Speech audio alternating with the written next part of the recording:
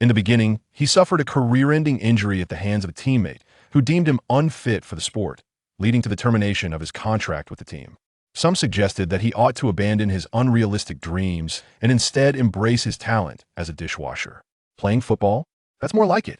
Yet Yi resolutely proclaimed, one must possess persistence, and aspirations. Miracles are born from the moments when everyone believes all is lost, yet you continue to persevere and ultimately achieve victory. Such is the essence of a miracle. The youthful audacity.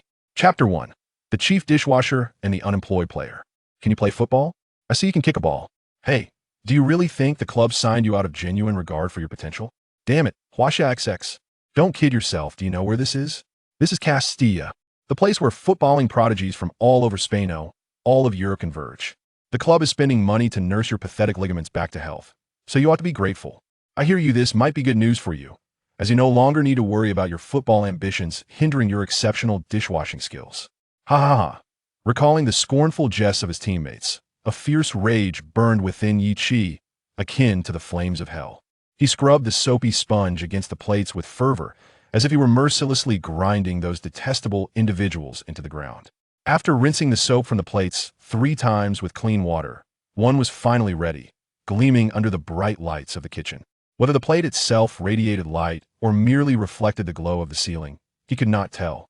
Clenching his teeth, he focused on scrubbing the second plate, muttering, "One day, I will make you kneel and sing my praises. And you, Teixeira, you will pay for your betrayal. I shall break your damn legs." In the kitchen of a modest restaurant in Madrid, Yi held 2 identities, the head dishwasher of the unknown establishment and a youth player for the prestigious Real Madrid Castilla Training Club. Alas, this training contract was set to expire the following day. The tale began a year prior, when Yi was a youth player at a football academy along the coastal region of Huaxia. This academy was affiliated with one of the top clubs in Europe, Real Madrid.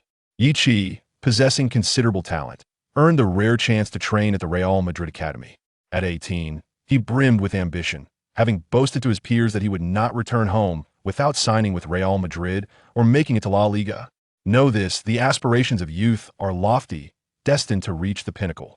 In his eyes, he envisioned himself being cultivated by the Real Madrid Academy, signing with the first team, and eventually debuting at the Bernabeu, standing alongside renowned stars like Cristiano Ronaldo and Iker Casillas, ultimately amassing countless championships. Though merely 18, he envisioned his life at 28. However, the bright future he envisioned was now overshadowed by the harsh realities of life. An orphan from a humble background, he had joined the academy through a charitable initiative granting him this opportunity. With little income, the monthly stipend from the Real Madrid Academy barely sufficed for survival. Without the academy covering his meals and accommodation, he would have been reduced to a vagrant on the streets of Madrid. Thus, while training with Castilla, he toiled as a dishwasher in the small restaurant to make ends meet. Unbeknownst to him, the annual recruitment of young players by Real Madrid was merely a commercial tactic. Not only did Real Madrid disregard this collaboration, but even Castilla paid little heed. Typically, young talents from Huaxia who joined Castilla would return home in less than 2 years or drift into lesser-known leagues across Europe, joining obscure clubs. Upon his arrival at Castilla, Yi found himself overlooked by the entire team. He rarely had the opportunity to participate in intra-squad matches, let alone compete in youth team games. The youth team coach only knew his name Yi, a forward from Huaxia. That was where the recognition ended. The immense psychological disparity proved difficult for him to accept, compounded by the challenges of being in a foreign land and the language barrier. Most of the time, Yi felt isolated to his teammates. He was simply an odd individual. During this period, he befriended a Brazilian named Paulo Teixeira. Both being forwards with scant opportunities in the youth team, their shared plight quickly fostered a bond of camaraderie. Soon, Yi found himself presented with an opportunity. The club's rising stars, Morata and Jeez, were promoted to the first team, leaving the B team's forward line somewhat vulnerable. As a result, the B team sought fresh talent from the academy, and with the departure of those 2 forwards, a vacancy opened up in the youth team's attacking line. This set off a chain reaction, catching the attention of the youth team coach, who began to consider Yi and Teixeira 2 players who had previously seen little action in the academy. Although they were merely transitional players, this was a once-in-a-lifetime opportunity. Moreover, even if they were to serve as substitutes, the chance of being included in the 18-man roster would significantly increase. Yi and Teixeira were acutely aware of this, transforming from sympathetic allies into rivals, creating a subtle tension between them. Teixeira, a Brazilian, spoke Portuguese, and the distinction between Portuguese and Spanish was akin to that between Sichuan dialect and Mandarin. He received word that the youth team coach would evaluate their performance in the upcoming training match. The two were divided into opposing teams for this crucial internal contest, with their futures hanging in the balance. Yichi performed admirably in the first half. Although he did not score, his positioning was impeccable on several occasions. Teixeira, recognizing this, brutally tackled Yichi early in the second half during a defensive play. It was absurd for a forward to defend against another forward at the edge of the penalty area, yet it transpired nonetheless. Yichi collapsed in agony, and he was rushed to the hospital before the decisive match could conclude. The final diagnosis revealed a torn cruciate ligament. For those familiar with sports, this was tantamount to a career-ending injury. It effectively marked the end of his professional aspirations. Even if he continued, his performance would only decline further. Ultimately, the outcome was that Real Madrid covered the medical and living expenses. However, upon Yichi's discharge from the hospital, he was informed that the club did not intend to renew his contract upon its expiration. As he engaged in rehabilitation training, Yichi continued to work at the restaurant. A year had passed, and his youth training contract was set to conclude after the final training session tomorrow afternoon. Barring any unforeseen circumstances, Yichi was on the brink of being expelled from the youth training camp, destined to become a full-time dishwasher. Dreaming of becoming a teammate of Cristiano Ronaldo and Iker Casillas, Yichi was compelled to confront an early retirement at the tender age of 19. Of course, it was not a true retirement. Rather, he found himself without the opportunity to play, rendering his situation scarcely different from retirement itself. Ding. Host detected. System binding in progress. Please wait. 10, 30, 70, 99. 9 of them. Yichi was taken aback, as if he were experiencing auditory hallucinations. In his mind's eye, a vision reminiscent of a game login interface with a loading progress bar materialized. Chapter 2. I want to play football. Ding. Binding completed. Congratulations, host, for successfully binding the Greenfield Journey system. While Yichi was momentarily lost in thought, the login interface in his mind displayed that the login had been completed. A system? What is this? Yichi instinctively placed the plate in his hand into the sink. In simple terms, this is a system designed to assist the host in dominating the football arena. The host can accumulate experience points through victories in matches and regular training. And once the experience points reach a certain threshold, attribute points can be obtained. These attribute points can enhance the host's various abilities, such as shooting, dribbling, long-range shots, and so forth. As the system's cold, artificial voice introduced itself. A sketch of a human figure materialized in Yichi's mind. Below the sketch was a progress bar for experience points, currently at level 1, 0, 100, with each level granting 5 attribute points. To the right of the sketch was his basic information: name, Yichi, age, 19, position, forward, height, 182 centimeters, weight, 65 kilograms.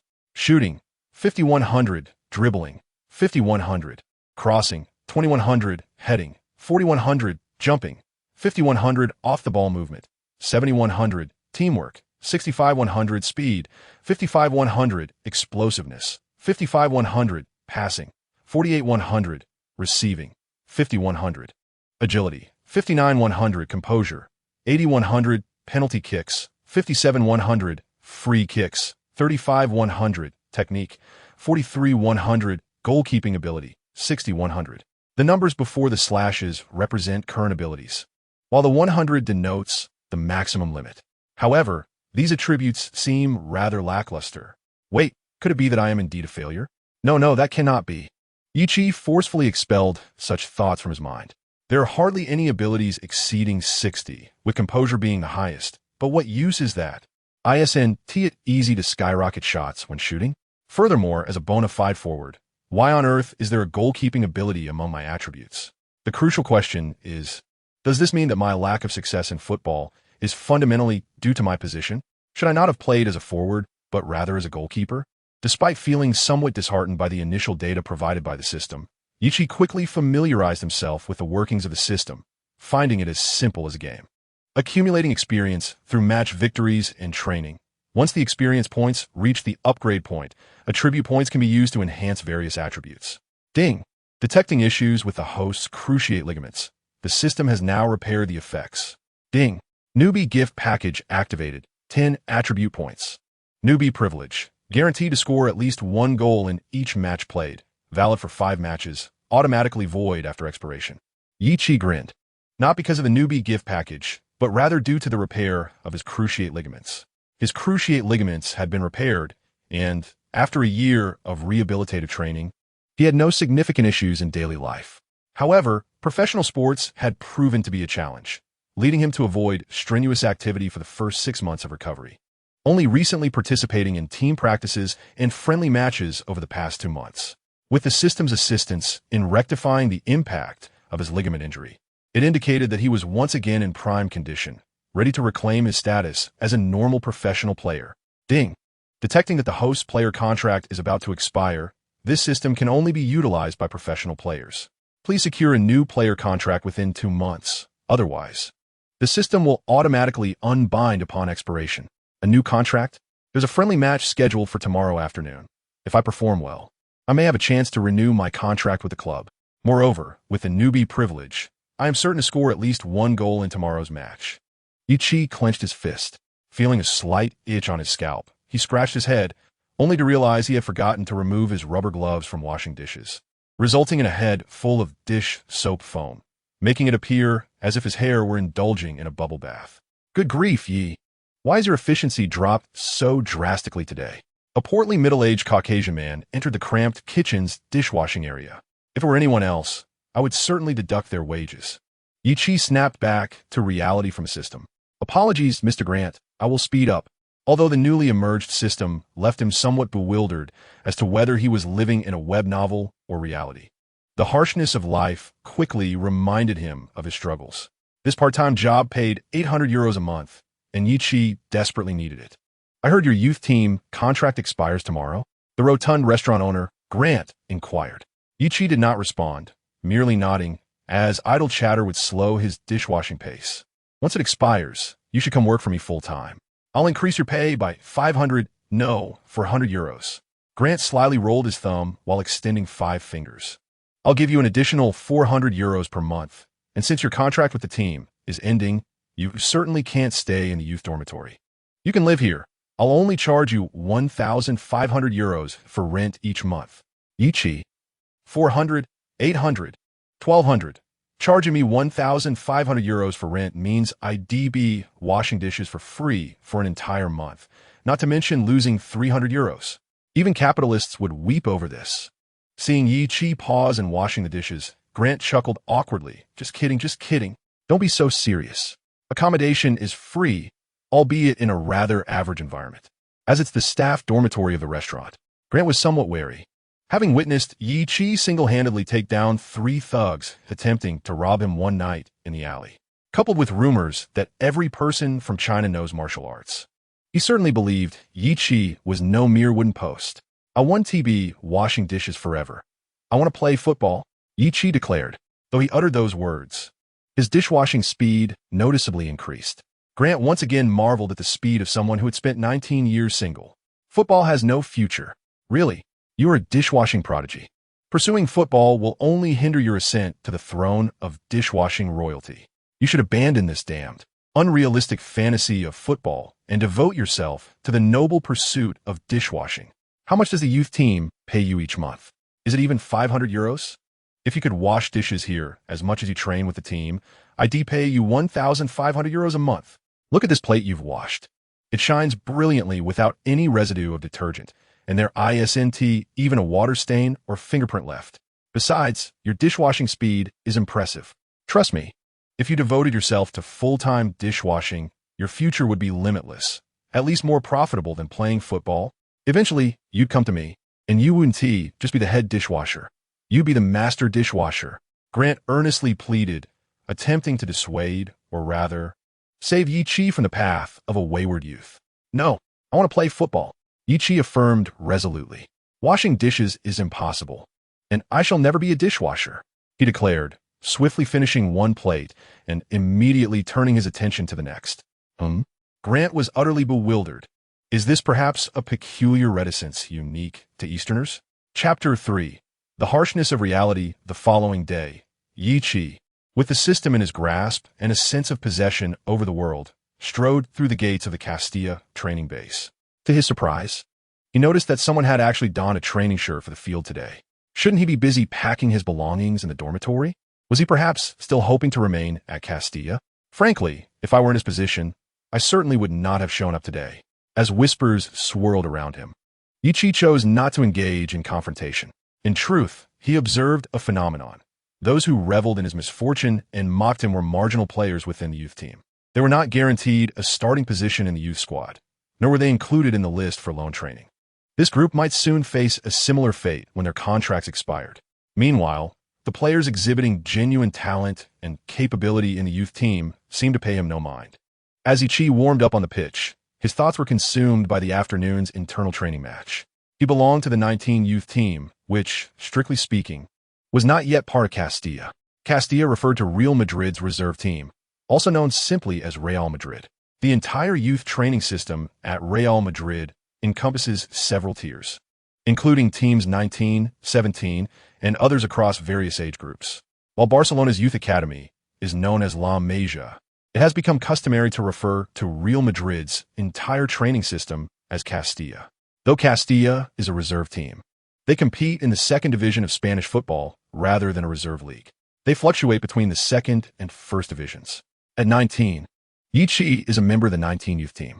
Players who excel in the 19 team may be promoted to the first team to play in the first division, while those who perform even better might join the reserve team or be loaned to other La Liga or Segunda División in clubs for further development. Naturally, the most outstanding young talents may be called up to the first team, gaining the opportunity to compete at the prestigious Bernabéu Stadium in La Liga. However, fans are well aware that Real Madrid does not rely solely on its youth system to sustain its first team. President Florentino Perez implements a policy of acquiring superstars, meaning that few players transition from Castilla to the Bernabéu. The club has often been teased for purchasing stars worldwide, while its Castilla team supports numerous smaller clubs in La Liga and Segunda División. The 19 team is extensive, yet few players make it to the final roster for the youth league. Yichi and his good friend Teixeira, for instance, belong to the category of players who are not even listed in the youth league registration. Yichi is acquainted with a promising 16-year-old player rumored to be promoted to the 19 team this summer. This young talent bears a remarkable name, Zinedine Zidane. The first team as superstar policy also influences the youth teams. Real Madrid's youth squad scour the globe for exceptionally talented players, and Yichi is aware that the 19 team is already planning the acquisition of Norwegian prodigy Martin Degaard. Once this Norwegian talent joins Real Madrid's youth academy, the 16-year-old will undoubtedly be elevated to the 19 team or even Castilla, resulting in yet another unfortunate soul relinquishing their registration. Soon, the morning training session concluded. During the midday break, Yichi approached his coach. "Mr. Rubin, may I participate in the internal training match this afternoon?" Yichi inquired, his eyes filled with hope. Had any other player posed such a question, they would surely have been rebuffed. After all, the lineup is determined by the head coach and coaching staff to evaluate players' recent training levels and competitive states. Some players who perform well in training may earn opportunities to play in official youth matches. However, for Yichi, the middle-aged coach named Rubin hesitated slightly. He was well aware that this young Chinese player had previously suffered a torn ligament, and his talent and ability were rather ordinary. Following the injury, his performance in training had further declined. Consequently, the team had decided that this young Chinese athlete would be one of the players released from the youth team this summer. Even if the initial decision stemmed from commercial collaboration, now that the showcase was complete, his value had diminished significantly. Though Rubin felt a twinge of sympathy for Yichi's plight, as a professional youth coach, he had witnessed such occurrences countless times throughout his career. Each season, young players are forced away from the pitch for various reasons. Even those with exceptional talent may fade into obscurity if their development falters or they are beset by injuries. Rubin knew that today marked the last day of Yichi's contract, given that the young Chinese player was under his charge. "I will consult with Luis shortly. I cannot guarantee you will play, but if you do get the chance, I hope you will give it your all. Even if you are leaving the club tomorrow, you must fight until the very last minute," Rubin said after a moment of contemplation. Luis, whom he mentioned, is the current head coach of the Real Madrid 19 youth team, Luis Ramos. "Thank you. I truly appreciate it, Mr. Rubin," Yichi exclaimed, clasping his hands together in gratitude. Throughout his time at Real Madrid's youth academy, Yichi had often felt a chill. Only with this coach did he sense a glimmer of warmth.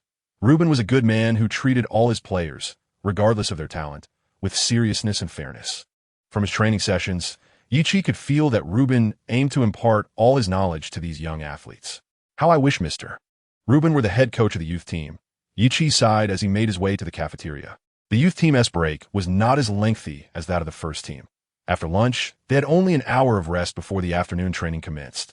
Moreover, Ruben had delivered some good news to Yichi, although he had not secured a starting position for the afternoon internal match. He had made it onto the substitute bench for the yellow team. Yichi was elated and expressed his gratitude to Coach Ruben once more. However, as he watched Yichi leave joyfully, Ruben shook his head in resignation. Cherish your final opportunity at Castilla, young man. He felt a twinge of regret for Yichi. Yet, as a mere coach, he had little power to change the circumstances. Having guided Yichi for nearly a year, he knew that this young Chinese player was undoubtedly among the top 3 in terms of effort within the 19 team, though his potential ranked among the lowest. Such as football. Sometimes, no amount of effort can alter one's fate. Ruben sighed. Chapter 4. Utilizing the novice benefits. The afternoon match was a contest between the red team and the yellow team. Typically, the players clad in red training vests, barring any unforeseen circumstances, would secure their positions as starters in the upcoming match. While not guaranteed a starting role, making it into the 18-man roster was certainly achievable.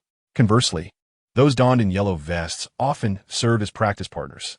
Currently, Yichi wore a yellow training vest, seated on the substitute bench for the yellow team, truly a secondary substitute among substitutes. Yet, such opportunities were fiercely contested within the team. Teixeira is absent, having been transferred to Real Madrid to participate in the upcoming season of La Liga 1.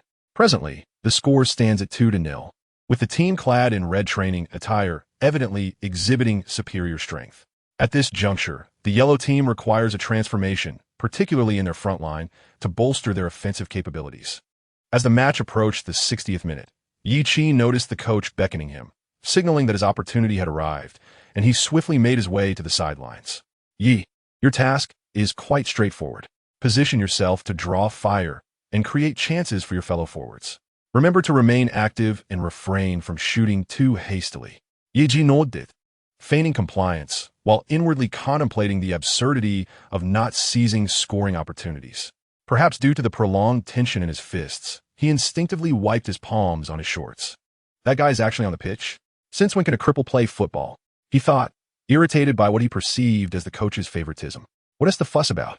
After this match, he'll be on his way out anyway. Consider it his farewell performance. Laughter erupted among the sidelines as Yichi overheard whispers. Typical in an intra-squad match where many players who had not made the roster sat on the grass, spectating. Initially, the jests were hushed, but soon one individual shouted, "Enjoy your last performance, kid from Huaxia." Coach Ruben frowned at the outburst, clearly displeased, yet he turned back without identifying the source. Yichi recognized the voice, having endured ample mockery over the past year, and he activated the system in his mind, eager to utilize his rookie benefits. A friendly reminder. The rookie benefits are a one-time consumable. Upon activation, they remain effective for 5 consecutive matches, including training games. Do you wish to proceed? The system's mechanical voice resonated coldly. Confirm. Yichi gritted his teeth, dismissing any hesitation. He needed to score in this match. Rookie benefits activated. The first match countdown begins. Shortly thereafter, the substituted midfielder completed the transition with Yichi, who jogged onto the field. During his years in the Real Madrid Youth Academy, opportunities to partake in internal matches had been scarce, often relegating him to the sidelines as a mere spectator. Remember to attract their attention and create opportunities for me. His forward partner, Jose, reminded him as he entered the pitch. I noticed that there's a gap on their right side. When a moment arises, run towards that direction, and I'll create space by moving in the opposite way. Yichi flashed a smile at Jose, who seemed taken aback by his astuteness. Good buddy. I'll have her back from now on. Jose clapped him on the shoulder before returning to his position, though internally he mused that after today, Yichi might not have a future. Yichi had little presence within the team, and his relationships were mediocre. Consequently, after 10 minutes on the pitch, his teammates rarely passed the ball to him. You see, I hardly have any chances. Even when I create space, They 1T pass to me. Why not mark my teammates instead? They seem to have more opportunities. One of them has already taken 2 shots in these 10 minutes. Yichi remarked to the defender, marking him. The defender, taken aback, had not anticipated Yichi striking up a conversation mid-match. Mind your own business. We have our tactical arrangements. Though the red team defender replied dismissively, he instinctively shifted slightly to another side. In the 74th minute, the yellow team's midfielder, upon seeing their main forward Jose closely guarded by 2 opponents with limited options for passing, felt compelled to focus on Yichi. Although reluctant, he recognized the lack of better alternatives. As the red team midfielder pressed to intercept, the yellow team midfielder reluctantly passed the ball to Yichi, not directly to him, but rather with the intention of making it difficult for the opposition, thus applying less force. Yichi intended to make a forward run, uncertain whether his teammate would deliver the ball. Yet, as a forward, his instinct compelled him to position himself actively. What the heck? Is he doing this on purpose? Just as he attempted to reposition, he found the ball was softer than anticipated, prompting him to halt and retreat to receive it. The red team defender, momentarily thrown off by Yichi's movements, hesitated, allowing Yichi the opportunity to seize the ball. Upon gaining possession, Yichi spotted his forward partner Jose making a subtle maneuver, signaling him to pass into the vacant space ahead. "Jose, get ready. I'm about to pass," Yichi shouted. Jose, taken aback, stumbled at the unexpected shout, almost losing his footing. "What are you shouting for? Just pass it discreetly." Although Yichi exclaimed this, he did not pass to Jose. Instead, he accelerated. Advancing with the ball, the red defender, initially confounded by Yichi's feints, found himself unprepared as Yichi broke through the defensive line. The familiarity among players in the youth team only exacerbated the situation. The red defender knew that Yichi, the Huaxiao lad, held little sway within the team.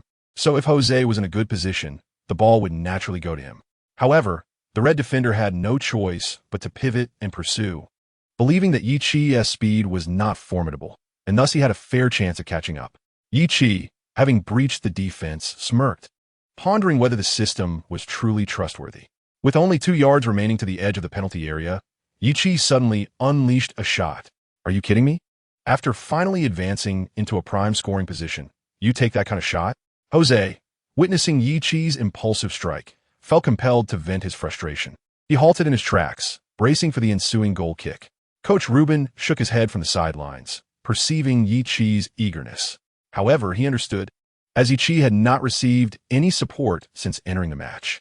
Meanwhile, Coach Luis Ramos, regretting his decision to heed Ruben's request to allow the Huaxiao lad onto the pitch, felt that this was a squandered opportunity. The red team goalkeeper, initially prepared to challenge Yichi as he advanced, was taken aback when Yichi, just at the edge of the penalty area, unleashed a shot right before his eyes. "What is this? At this distance and angle, a shot with the instep?" The red goalkeeper chuckled, convinced that the club's decision not to renew this lad's contract was indeed wise. The football sailed over the head of the goalkeeper from the red team. As the goalkeeper instinctively looked up, he believed that this hasty long-range shot would likely sail harmlessly over the crossbar. However, when he turned his head to glance back, a cold sweat broke out all over him. The ball was descending in a bizarre manner and heading straight for the goal. Goodness, it was as if he were witnessing a ghost in broad daylight. The red team's goalkeeper sprinted towards the goal. But how could human legs keep pace with a soaring football? Ultimately, amidst a chorus of exclamations, the ball found its way into the net. On the training pitch, a cacophony of astonished cries erupted from a group of young players who, lacking in eloquence, could only express their disbelief with exclamations. The Spaniards certainly would not utter such a term, yet if translated from Spanish to Chinese, it was indeed fitting. Did it truly go in? Yichi himself was momentarily stunned. How could that possibly have gone in? The red team defenders cast him glances filled with resentment, wondering if he was even speaking coherently. However, at the very least, it proved one thing. This young lad from Huaxiao had indeed stumbled upon a fortunate strike. One could only say he was extraordinarily lucky. Yichi, unconcerned with the opinions of others, rushed over to embrace his striking partner, Jose. "Jose, can you believe it? I actually scored. I was going to pass it to you, but I got so excited that I kicked it poorly," he exclaimed with a grin. Jose, bewildered, replied, "You were actually intending to pass to me?" He thought to himself, disregarding whether the ball had gone in or not. From a pure passing perspective, that certainly did not resemble a pass at all. "I thought you were making a run toward the goal, so I intended to deliver a long ball. I never anticipated you would stop running. Yi Chi patted his shoulder, but it doesn't matter. The goal counts. Next time, make sure to run more actively. Jose responded, all right. Perhaps he had misjudged the young man. The forward known as Jose from the yellow team began to question his understanding of the situation. Coach Ruben stood by the sidelines, smiling and clapping. To him, this goal truly seemed a stroke of luck. Yet, the head coach of the youth team, Lamies, held a different view. Luck was merely luck. Ding. The novice reward for this match has been exhausted. Please continue to strive, host. Yi Chi returned to the center circle, awaiting the opponent's kickoff, when he heard the system's prompt in his mind. This outrageous long-range shot had indeed been acknowledged by the system. It was nothing short of a cheat code. The only regret was that it could only be used in 5 consecutive matches. If he could guarantee a goal in every match throughout his career, what more could he possibly desire? Soon, the match resumed. Everyone unanimously agreed that Yi Chi had simply been fortunate. Consequently, the red team did not significantly elevate their defensive vigilance against him after the restart. As the match progressed, whenever Yi Chi had the opportunity, he frequently passed the ball to Jose. To the spectators, this appeared to be a cooperative effort between 2 striking partners. Although their synergy was somewhat chaotic at times, Yi Chi's passes were either too far or too short, and Jose's positioning was often misaligned, leading to interceptions by opposing players. This nonetheless indicated that Yi Chi and Jose were indeed trying to collaborate, albeit without much prior partnership experience, which raised concerns about their mutual understanding. However, the yellow team players noticed Yi Chi's frequent assists to Jose, resulting in an increase in passes directed towards him in subsequent plays. They believed Yi Chi was beginning to find his footing. Yet, Coach Lamies, observing from the sidelines, furrowed his brow, sensing something was amiss.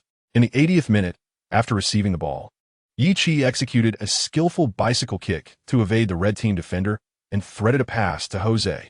However, Jose was slow to react and failed to keep up with the ball, although their collaboration fell short. It was evident that Yi Chi's positioning and game-reading abilities had notably improved recently. He had spotted several openings, but Jose had simply not followed through. Most crucially, Yi Chi's movements did not resemble those of a player who had undergone ligament surgery. Ruben approached Lamies, remarking, "That kid's movement is surprisingly impressive." Lamies' eyes brightened. Now he understood the source of his earlier unease.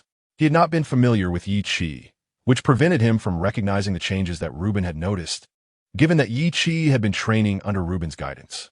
"Good movement, but that alone is insufficient," Lamies stated. Ruben turned to his colleague. "Are we not to give the opposition any opportunities? I believe this young lad has been performing quite well." Lamies did not respond immediately, merely shaking his head. "You know, Ruben, this matter is beyond our control.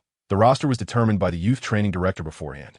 Additionally, this young man has undergone surgery on his ligaments. His potential was already limited, and the surgery has capped his ceiling. Frankly speaking, his future appears bleak." Ruben gazed at the field, observing the boy in the number 37 jersey sprinting diligently, feeling a sense of regret. Unbeknownst to Yi Chi on the pitch, he had already been sentenced to failure within the coaching staff and Real Madrid's youth training system. Nevertheless, he still sought to seize this final opportunity. In the 86th minute, Jose made a forward run, raising his hand for the ball. The yellow team's midfielder promptly passed the ball to Jose, despite 2 red team defenders closing in on him. Yi Chi, appearing almost like a phantom, intercepted the pass along its trajectory, mirroring the actions of the red team defenders. Jose was momentarily taken aback, instinctively glancing at the color of Yi Chi's training vest. Yellow, indeed. What was he doing, trying to assist the red team's defense? "Jose, move farther away," Yi Chi shouted, as if nothing had happened, directing his voice towards Jose. Recalling the earlier conversation, Jose instinctively began to distance himself, effectively drawing 2 defenders away from the center. Wait, why was he calling out again? As Jose ran, he raised his hand, not as if he were requesting the ball, but like a student eager to ask a question in class. Chapter 6. The reluctant youth the red team defender assigned to mark Yi Chi smiled smugly, thinking, "I want to fall for the same trick twice. This greedy lad is bound to take the shot himself." This sentiment was shared by nearly every player on the field. Although Yi Chi was not a standout in the youth team, they had all spent considerable time together in the training camp and understood that today marked the final day of his contract. As this match represented his last opportunity for renewal, It was crucial for him to make a strong impression. Thus, it was clear to everyone that Yi Chi would strive to showcase his talents and secure a contract extension. When Yi Chi shouted for Jose to move away, the red team defenders were skeptical. They believed this eager young man would undoubtedly attempt to take the shot himself, just as he had previously. Moreover, he had only just intercepted the ball from his own teammate. The red team's defensive midfielder, responsible for marking Yi Chi, advanced to apply pressure, while the center back cleverly shifted to obstruct the opponent's shooting line. However, this time, Yi Chi genuinely intended to pass, as he sensed the collective pressure from the opposing defenders. In such circumstances, attempting a shot would likely result in a wild miss or a deflection off an opponent. Timing the approach of the opposing midfielder perfectly, Yi Chi, with the peripheral vision of his eyes, noticed that Jose was already making his run, with only one center back nearby, positioned at a considerable distance. The system's attribute status did not account for vision, leaving Yi Chi unaware of the extent of his visual field, which, unbeknownst to him, was significantly broader than that of his teammates. With no time to ponder how he spotted Jose with his peripheral vision, his foot instinctively used the outside of his boot to flick the ball. The football spun in the air, evading the encroaching midfielder, and flew straight towards the far post of the goal. Jose, initially skeptical, gradually advanced toward the far post, thinking, "I'll trust this guy just this once." To his surprise, the seemingly inconspicuous player managed to deliver the ball even amidst the encirclement of two defenders, almost without time to think as the football approached. Jose's instincts as a center forward kicked in. He surged forward and, without stopping the ball, executed a deft shot with the outside of his left foot, utilizing its momentum. The football struck the inner side of the goalpost with an uncanny arc and ricocheted into the net. "Goodness, it actually went in," Yi Chi exclaimed, astonished, the words slipping out in his native tongue. What was meant to be a mere attempt had unexpectedly resulted in a goal score by his teammate. Jose was equally bewildered. He had not held much hope for Yi Chi's pass. Not to mention the delivery. Given the opposing player's technique, he doubted the ball would even reach him. Yet, it came right to the small gap just in front of the red team's center back. Crucially, upon seeing Yi Chi use the outside of his foot, he instinctively mirrored that action, thinking the ball might be misplayed, but to his astonishment, it found the back of the net. Impressive old Jose. Yeji jubilantly acclaimed, rushing over to clasp Jose's head under his arm. "Let go of me, Yi. And what do you mean by old Jose? My name is Jose, not old Jose. That is my father." With his neck caught in Yi Chi's grip, Jose instinctively resisted, but soon teammates joined in the celebration, making it even harder to escape Yi Chi's embrace. Ultimately, Jose relented, allowing Yi Chi to pull him toward the sidelines to celebrate. "Yi, you've made considerable progress this year. Even if the first one was a fluke, that last pass was quite remarkable. How did you spot Jose's position?" Coach Ruben remarked. Lammy's, however, disagreed, merely shaking his head. "I suspect that pass was more luck than skill," he shouted Jose before passing. Perhaps it was then he gambled on Jose reaching the far post. A more straightforward pass with the inside of the foot would have sufficed. Jose only needed to touch it lightly for it to score. "I have serious doubts about that outside of the foot curve being anything but a lucky mis-hit." Ruben scratched his head, acknowledging that Lammy's had a point. Just moments ago, he had celebrated Yi Chi's pass, but after Lammy's comment and his own understanding of Yi Chi's technical abilities, he too began to suspect the likelihood of a fortunate mis-hit. Yet Lammy's hesitated before saying, "Regardless, it seems the ligament surgery was quite successful. The kid's recovery appears to be going well, at least for now." Before Ruben could continue, Lammy's interrupted, "You know, Ruben, this matter is essentially settled." Ultimately, the internal match concluded with the red team triumphing over the yellow team 4-2, as the red team's strength was indeed superior. However, for Yi Chi, the outcome was of little consequence. He had contributed with a goal and an assist, performing admirably. After training, Yi Chi knocked on the door of the youth team's head coach, Lammy's. "Good afternoon, Mr. Lammy's," Yi Chi greeted as he entered. Lammy smiled. "Good afternoon, Yi. What brings you here?" "I came to inquire about my contract, which officially expires today," Yi Chi stated. Lammy sighed. "I know what you're about to say, Yi. The renewal discussion occurred 2 months ago during a meeting with the youth training director and coaching staff. It was determined that the club would not renew your contract upon its expiration. In fact, you are not alone. 15 young players across all youth teams are in the same situation this season. I acknowledge that you have shown improvement. But I must be frank. you are still quite a distance from representing the Real Madrid youth team. Thus, the club has decided not to renew your contract, which is ultimately in your best interest. There is no need to exhaust yourself on a solitary path. Lammy's poured Yichi a cup of coffee, adding that such instances are common in football. Many youngsters are released by their clubs each year. Some find their way in other teams, while others vanish from the realm of football altogether. Perhaps you should explore opportunities at other clubs, Lammy suggested. Yichi furrowed his brow, realizing he had naively thought his performance today might secure him a new contract, but the reality proved otherwise. It seemed that even if he had scored a hat trick and dominated the match, it might not guarantee a contract. In the past, he might have felt anger or sadness over this news, but now he had come to terms with it. Most importantly, he had the system to rely on. I understand, Mr. Lammy's, Yichi nodded.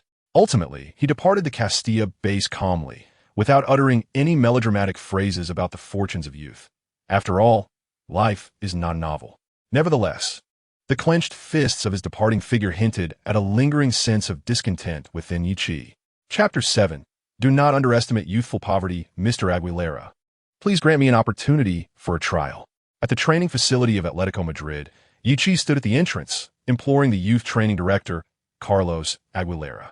After leaving the Real Madrid training base, his first destination was naturally the city's rival, another La Liga powerhouse, Atletico Madrid. A couple of days prior, he had explained his intentions to the gatekeeper, seeking a trial with the Atletico youth team. However, he was turned away, as entry to the training facility of the third La Liga giant is quite challenging for outsiders without an appointment. Unable to gain access, Yichi opted to wait outside. Yesterday, he had caught the attention of the Atletico U19 head coach, Roberto, but it was evident that Roberto had no intention of granting him a trial opportunity. Do not mention the trial. Roberto did not even grant him the opportunity to enter the training facility. Yet, will this deter Yichi? Clearly, it will not. Thus, he chose to remain vigilant. Fortunately, luck favored him today as he encountered Carlos, the youth training director. Carlos was somewhat irritable today. His car had broken down en route to the training base. He was compelled to call a tow truck and opted for a taxi to reach his workplace. Upon seeing someone guarding the entrance, Carlos initially assumed they were a fan, as there are often many supporters waiting at the gates to catch a glimpse of the stars, hoping for autographs or photos. To his surprise, he found himself intercepted. He instinctively accepted the resume handed to him, which contained some basic information. For a moderately well-known young player, a resume would be unnecessary, as the coaching staff of various youth teams are familiar with the profiles of these rising stars. However, Yichi was acutely aware of his situation. Even within the Real Madrid Youth Academy, he was not particularly distinguished, and thus, he prepared in advance, anticipating that they would know little about him. A person from Huaxia? Upon reading the first two lines of the information, Carlos Aguilera frowned. Can a Huaxia person play football? This is not table tennis. In recent years, many enterprises from Atletico Madrid and Huaxia have engaged in commercial interactions. Yet Carlos could not recall the name of a single active player from Huaxia in his limited memory. I can play football. I have spent 2 years in the Real Madrid Youth Academy. Yichi furrowed his brow. The impression he received from the other party was decidedly unfavorable. When Roberto had rejected him yesterday, it was done with a certain decisiveness, merely indicating that if he wished to join Atletico Madrid's youth team, he could attend the annual open trial day. However, the trial day had already concluded this year, and they were no longer seeking young players unless they were discovered by scouts. Yet, despite Carlos appearing to be a respectable figure, his words were somewhat harsh. Yichi brushed it off. While the remarks were unpleasant, they were rooted in truth. Currently, there were no prominent Huaxia players to be found in Europe. From the Real Madrid Youth Academy? Carlos's frown deepened. He did not examine the resume, but instead questioned Yichi.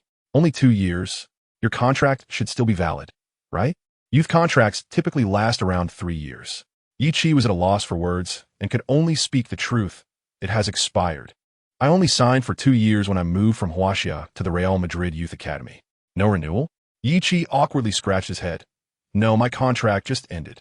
Carlos's expression turned sour at this revelation, and he shouted, why would we want the trash that Real Madrid doesn't want? Atletico is not a dumping ground. Yichi's chest heaved with frustration. He desperately wanted to punch the man in the face. However, he knew that if this incident became public, his football journey in Spain would become even more arduous, as no one appreciates a player who resorts to violence against a youth director or coach. As the saying goes, a gentleman avenges himself 10 years later. Carlos, let me share a secret about Real Madrid. Yichi took a deep breath and waved cheerfully at Carlos. Carlos was taken aback, instinctively leaning in. What? Bang! Yichi's fist connected with Carlos's face, and he snatched the resume from Carlos's hand. Indeed, a gentleman may wait for revenge, but he was no gentleman. Ouch! Carlos crouched on the ground, clutching his face. You're finished. You're going to regret this. I'm calling the police. Yichi grinned as he squatted down to pat Carlos on the shoulder. Let me ask you something. Do you know my name? Carlos instinctively shrank away, anticipating another punch. How the hell would I know your name? Huaxia names are so convoluted. As soon as he finished speaking, Carlos realized that he could easily track Yichi, as there would be no other recently released young Huaxia player from Real Madrid. Indeed, a person in a supervisory role is not foolish. Yichi felt no fear. Instead, he pulled out his phone. If you decide to call the police, I wouldn't mind sharing our conversation with Miguel. Your words certainly carry racial implications. Although he did not state it overtly, anyone with common sense could discern it. Do you think Miguel would dismiss someone who jeopardizes his business interests? Miguel was ATL Tico's commercial director, a significant position within the club. In recent years, he had collaborated with numerous Huaxia enterprises, and in the future, Huaxia Capital would be vital for Atlantic Tico's commercial sponsorship. If the youth director were to express unfriendly sentiments towards Huaxia players, it would undoubtedly complicate Atlantic Tico's future business prospects. If the situation escalated, UEFA or the Spanish Football Association might launch an investigation. Although racial issues abound in Europe, they enjoy maintaining a fade of righteousness. Did you record it? Carlos's voice trembled. Of course, otherwise, how would I dare use my righteous fist to punish you? Carlos replied, whether you report it or not is up to you. But clearly, I will not be coming to a dump like Atlantic Tico. Yichi stood up with a grin, ready to leave, as he noticed the guard approaching, evidently having realized that Carlos was in a predicament. As Yichi took a few steps away, he suddenly turned around, startling Carlos, who thought Yichi would unleash more violence. He intended to stand, but lost his balance and fell to the ground. By the way, 30 years of fortune. 30 years of misfortune. Do not underestimate the youth. One day, you will regret this. Carlos Aguilera, and ATL Tico behind you. Something feels amiss. Now it has that online novel flair. Carlos. With that, Yichi immediately turned and ran. He had no choice but to flee, as two guards brandishing batons were approaching their way. Chapter 8. Not much skill in football, but quite the braggart. On a non-match day, the Santiago Bernabéu Stadium at the entrance of Castilla Avenue seemed rather tranquil, with only a few tourists visiting. Perhaps due to the holiday, most attendees were international students. Carrying a black backpack adorned with 3 stripes and holding a matching gym bag, Yichi stood at the periphery of the Bernabéu Stadium, gazing at the venue with a complex expression. A week had passed since the incident at the ATL Tico training base, and Carlos ultimately chose not to report it. He dared not gamble his future on whether Yichi had indeed recorded their conversation. During this time, Yichi had visited the youth academies of Getafe and Rayo Vallecano. And unsurprisingly, he was rejected by both teams, which are among the most renowned in the Madrid region besides Real Madrid and ATL Tico. He did not even receive a trial opportunity. Afterward, he tried out for other lower-tier teams in the Madrid area, including Alcobendas, Leganés, Fuenlabrada, and Majadahonda, hoping to find a chance, yet reality once again disappointed him. The only solace was that this time, there was no melodramatic scenario like at ATL Tico. Leganés and Alcobendas did grant him a day of trial opportunity. However, for someone like Yichi, an outsider with no connection to the team, a mere day for a trial seems rather insufficient. He wonders if he might be the first unfortunate soul to possess a system yet squander the opportunity. Nevertheless, there remains a glimmer of hope. With roughly 40 days left until the deadline set by the system, he still has time to try his luck at other clubs in Spain. If all else fails, he can always venture to neighboring Portugal. Thus, he packed his belongings today and bid farewell to Grant, the stingy restaurant owner, indicating that he would no longer wash dishes in his establishment. Grant, exasperated, called out to Yichi's retreating figure, warning him not to regret it once he finds himself homeless and destitute. In response, Yichi strode away with an air of nonchalance, illuminated by the vibrant neon lights of Madrid at night. With his luggage in tow, he arrived at the Bernabeu, determined to savor one last look at the dreamlike stadium before leaving Madrid. In his youth, he had fantasized about running freely on that hallowed ground. Yet, the harsh reality was that he had lived in Madrid for nearly 2 years without ever stepping foot inside the stadium. Just wait. One day, I shall score here and celebrate with wild abandon. Yichi clenched his teeth, silently vowing. Did you go to Alcork a couple of days ago? A voice suddenly pierced through his thoughts from behind. Yichi turned to see Joss, his recent strike partner from the Real Madrid youth team. In a country of 40 to 50 million people, nearly half of them bear the name Joss. Of course, this was merely Yichi's exaggerated assessment. Yet he knew that in the Real Madrid academy alone, he could hardly count on both hands the number of players named Joss across various levels. This Joss, however, was distinct from the one likely to play at the Bernabeu for the first team. To Yichi, it seemed that this Joss must dream of being the other Joss. Both at 19, some represented Real Madrid's first team at the Bernabeu, while others struggled in the youth ranks, desperately vying for a chance to play in the Segunda División with Castilla. As for himself, perhaps he was merely a stray dog, cast aside. Yes, there's nothing to hide, he replied candidly. How did you know? Yichi noted that Joss's outfit was quite similar to his own, except that he carried a gym bag while Joss dragged his suitcase behind him. I happened to be in Alcork that day, Joss explained, gesturing to his suitcase. I'm leaving the Castilla youth team. Alcork has offered me a first-team contract. Next season, I'll be playing in the Segunda División. I can't afford to waste any more time in the youth ranks. I can't wait for a call-up from Castilla. I have to seize this opportunity, Joss said with a smile.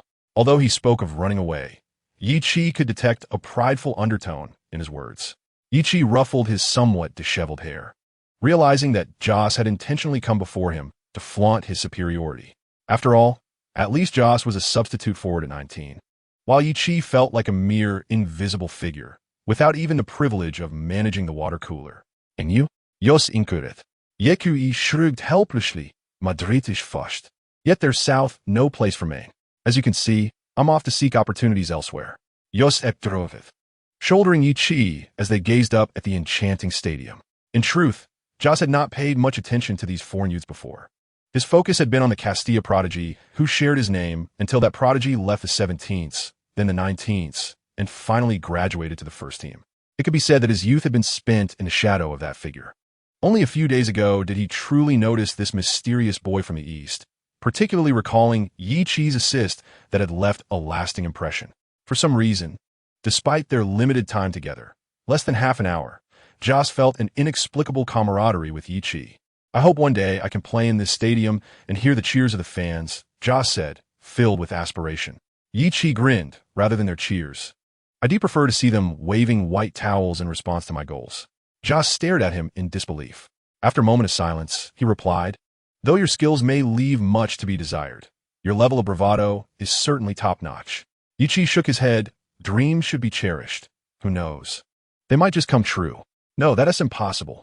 Joss found it hard to accept such a wild notion from someone who had no match to play. A foreign lad who had been expelled from the youth team, daring to think he could one day make the Bernabeu crowd yield to him?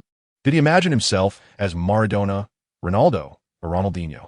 Yichi cast one last glance at the Bernabeu before turning towards the nearby Santiago Bernabeu metro station. His expression devoid of nostalgia, yet filled with resolve. For some reason, at that moment, Joss felt a wild belief that Yichi would indeed achieve something remarkable in the future.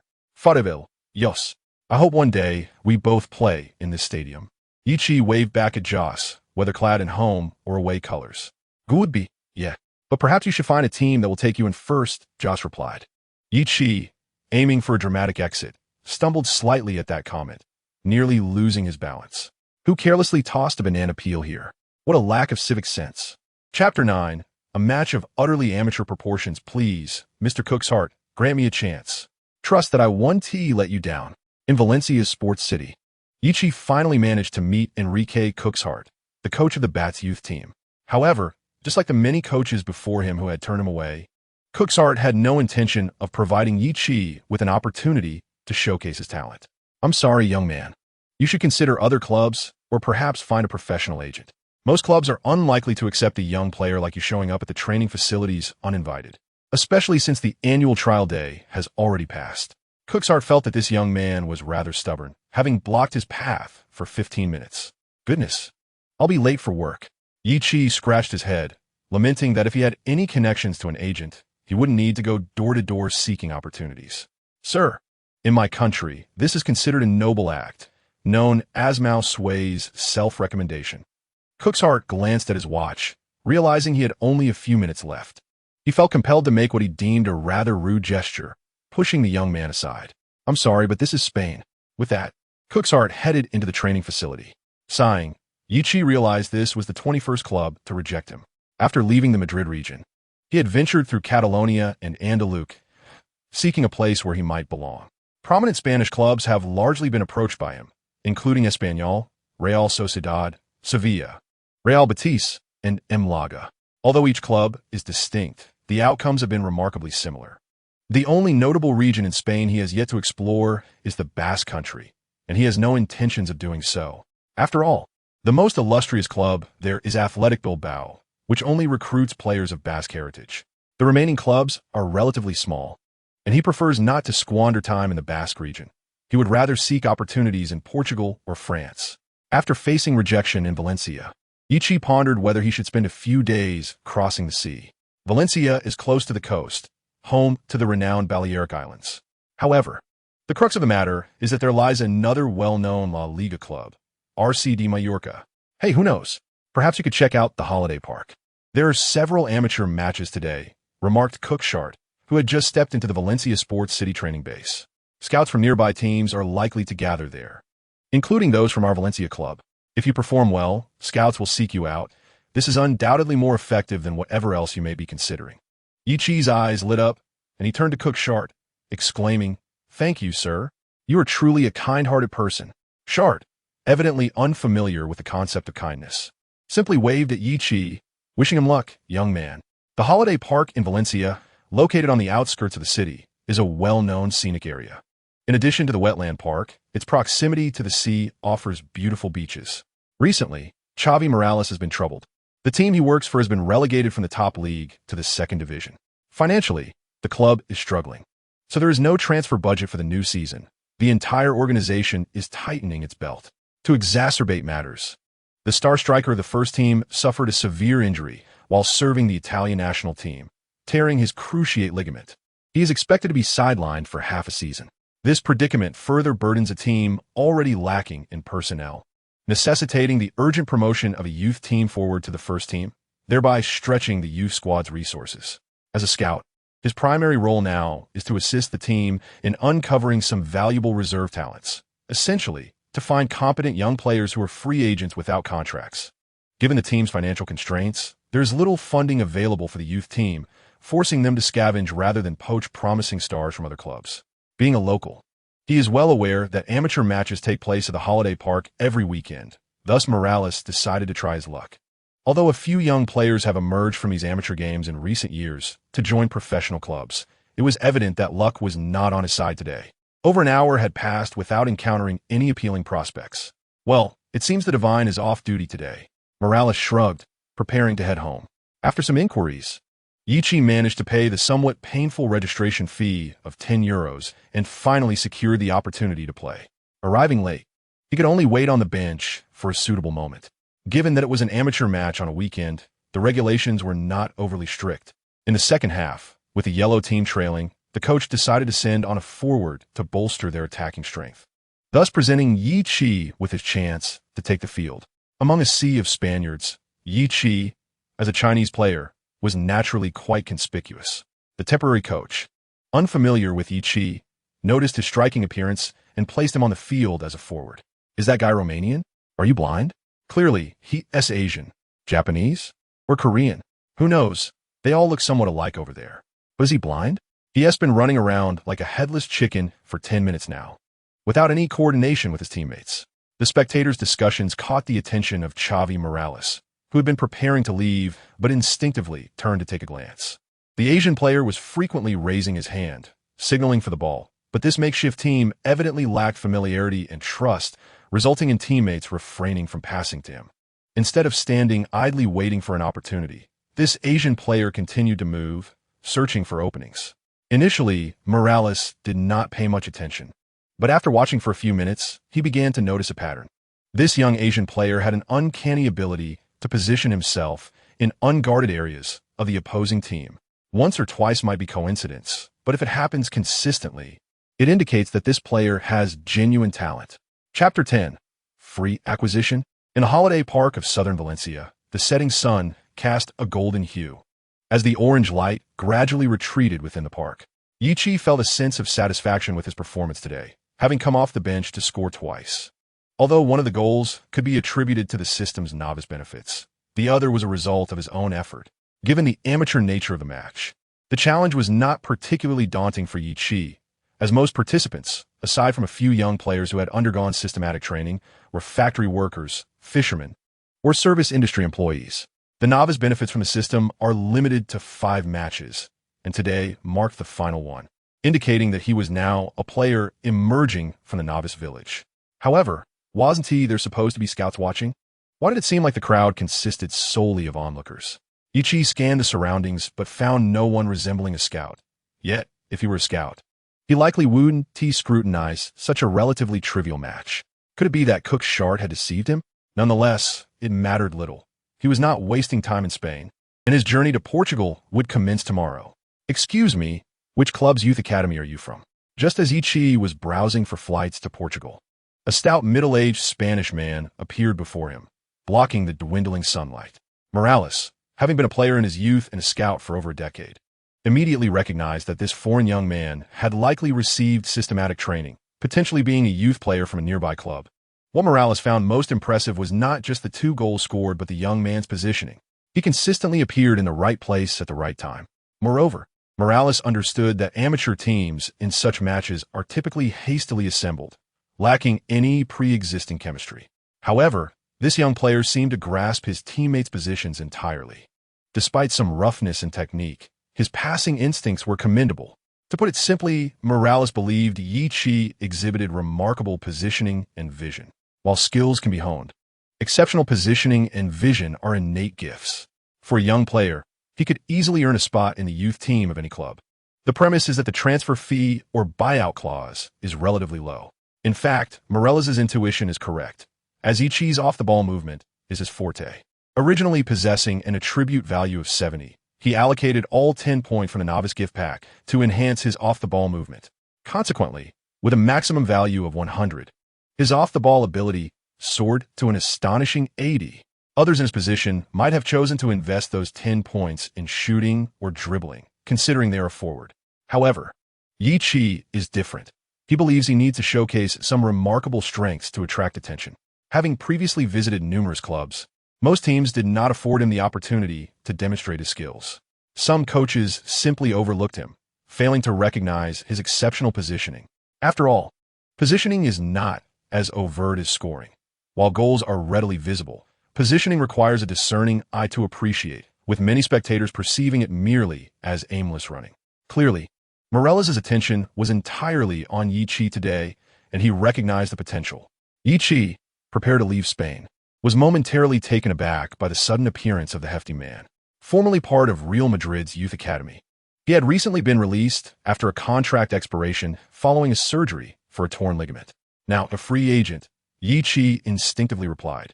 This explanation had become almost mechanical for him, akin to a rehearsed response during an interview regarding reasons for leaving. Upon hearing the name Real Madrid, Morales remained unfazed. But his interest peaked upon hearing free agent, a zero-cost acquisition. This was precisely the kind of valuable reserve talent the club had been seeking. Allow me to introduce myself. I am Harvey Morales, a professional scout representing Villarreal. Morales extended his hand with a smile. Yichi sprang to his feet from the grass and shook hands with him. The Villarreal, the yellow submarine in La Liga? Morales awkwardly scratched his head.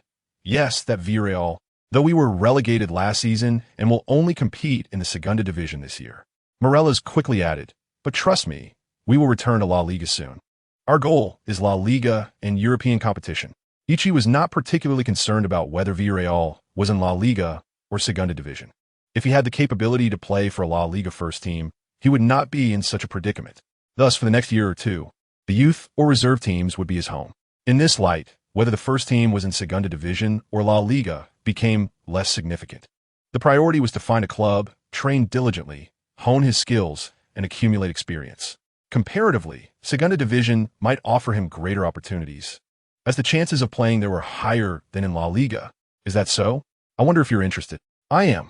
Yichi interrupted Morella's before he could finish.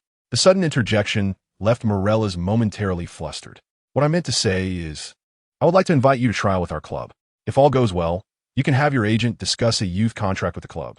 Of course, I am neither the youth team head coach nor the youth development director, but with my years of experience as a professional scout, I believe our youth coaches would be eager to see you join. Naturally, those coaches would welcome fresh talent, especially when it comes at no cost. Why not give it a try? Even if this young man does not perform well, they could simply part ways after 2 years when the contract expires. Morella's mused internally, realizing he was not the only one driven mad by the lack of transfer funds. Youth team coaches felt the same pressure. I can hardly wait to participate in the Villarreal trial. Hey Harvey, what are we waiting for? Let us get going before it gets dark. But I still don't know your name. My memory, how rude of me. I'm Yi Chi, a player from Huaxia, and I am 19 years old. Yi Chi turned back and waved. Hurry up, Harvey. Yi. Villarreal is to the north. You're heading the wrong way. Oh, why does this wretched Google Maps show it to the south? Yi Chi awkwardly turned around, throwing an arm around Morella's shoulder. The sunset cast long shadows of the two figures, and 20 years later, a retired Morella's would describe that day. The weather was splendid, and Yi was exceptionally warm and friendly. We discussed many topics, dreams, and football. People say I discovered Yi, but in truth, he simply never gave up on football. Chapter 11. The Emperor of Dishwashing finds new employment. Let us congratulate Villarreal on winning the Champions League. Their star forward, Yi, hailing from Huaxia, scored an astonishing 20 goals in a single Champions League season, becoming the top scorer and the primary contributor to Villarreal's triumph. The ribbons fluttered down at the Bernabeu, and the classic anthem "We Are the Champions" resonated through the night sky of Madrid. Yi Chi laughed heartily, hoisting the coveted trophy, while the once glorious Real Madrid stars stood in muted awe. Hey, Yi, wake up. What on earth is this guy dreaming about again? Everyone is cracking up. In Villarreal's dormitory, a young man with an explosive hairstyle was rousing Yi Chi, who was still wrapped in his blanket, asleep on the bed.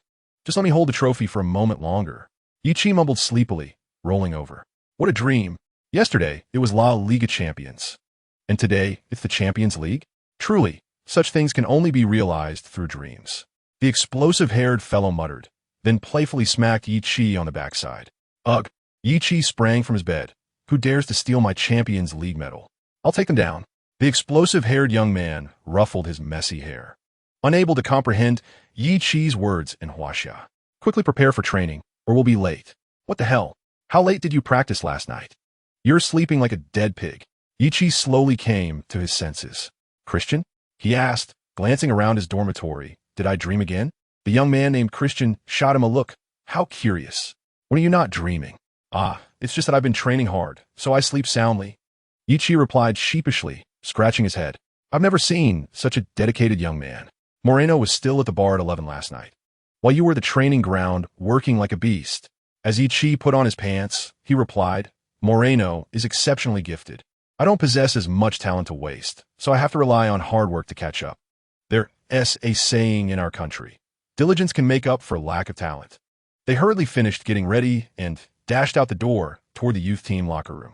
2 months prior, Yi Chi had been brought into the club by Villarreal's scout, and after a single day of trial training, he officially joined Villarreal's youth team with a 3-year contract. This explosive-haired youth, known as Christian Gallas, is 19 years old and a key center back for Villarreal's U19 team, as well as Yi Chi's roommate. Perhaps having been let down by Teixeira once, Yi Chi was particularly cautious in selecting a roommate this time, opting for a defender teammate whose position would not conflict with his own. The Moreno they had previously mentioned was Gerard Moreno, the main striker for Villarreal's youth team. At just 20 years of age, he had recently been promoted to the squad due to the elevation of the team's primary forward to the first team. This situation arose following a severe injury to the first team as primary center forward, the Italian Giuseppe Rossi.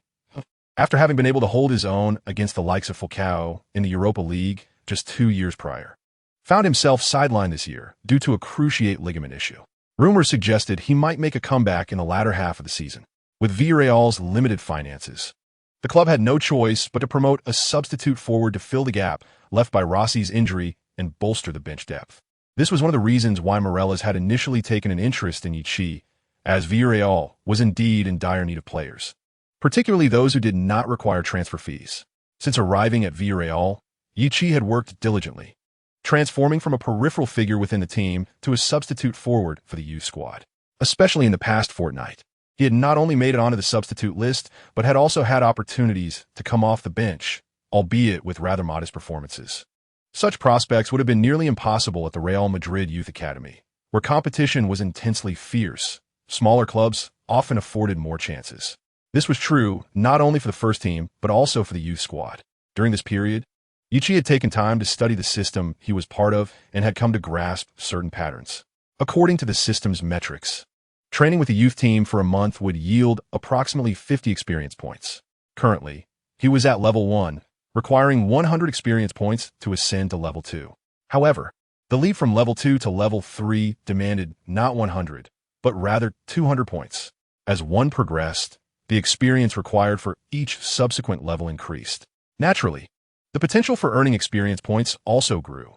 After all, training with the first team could yield 100 points per month along with various random rewards.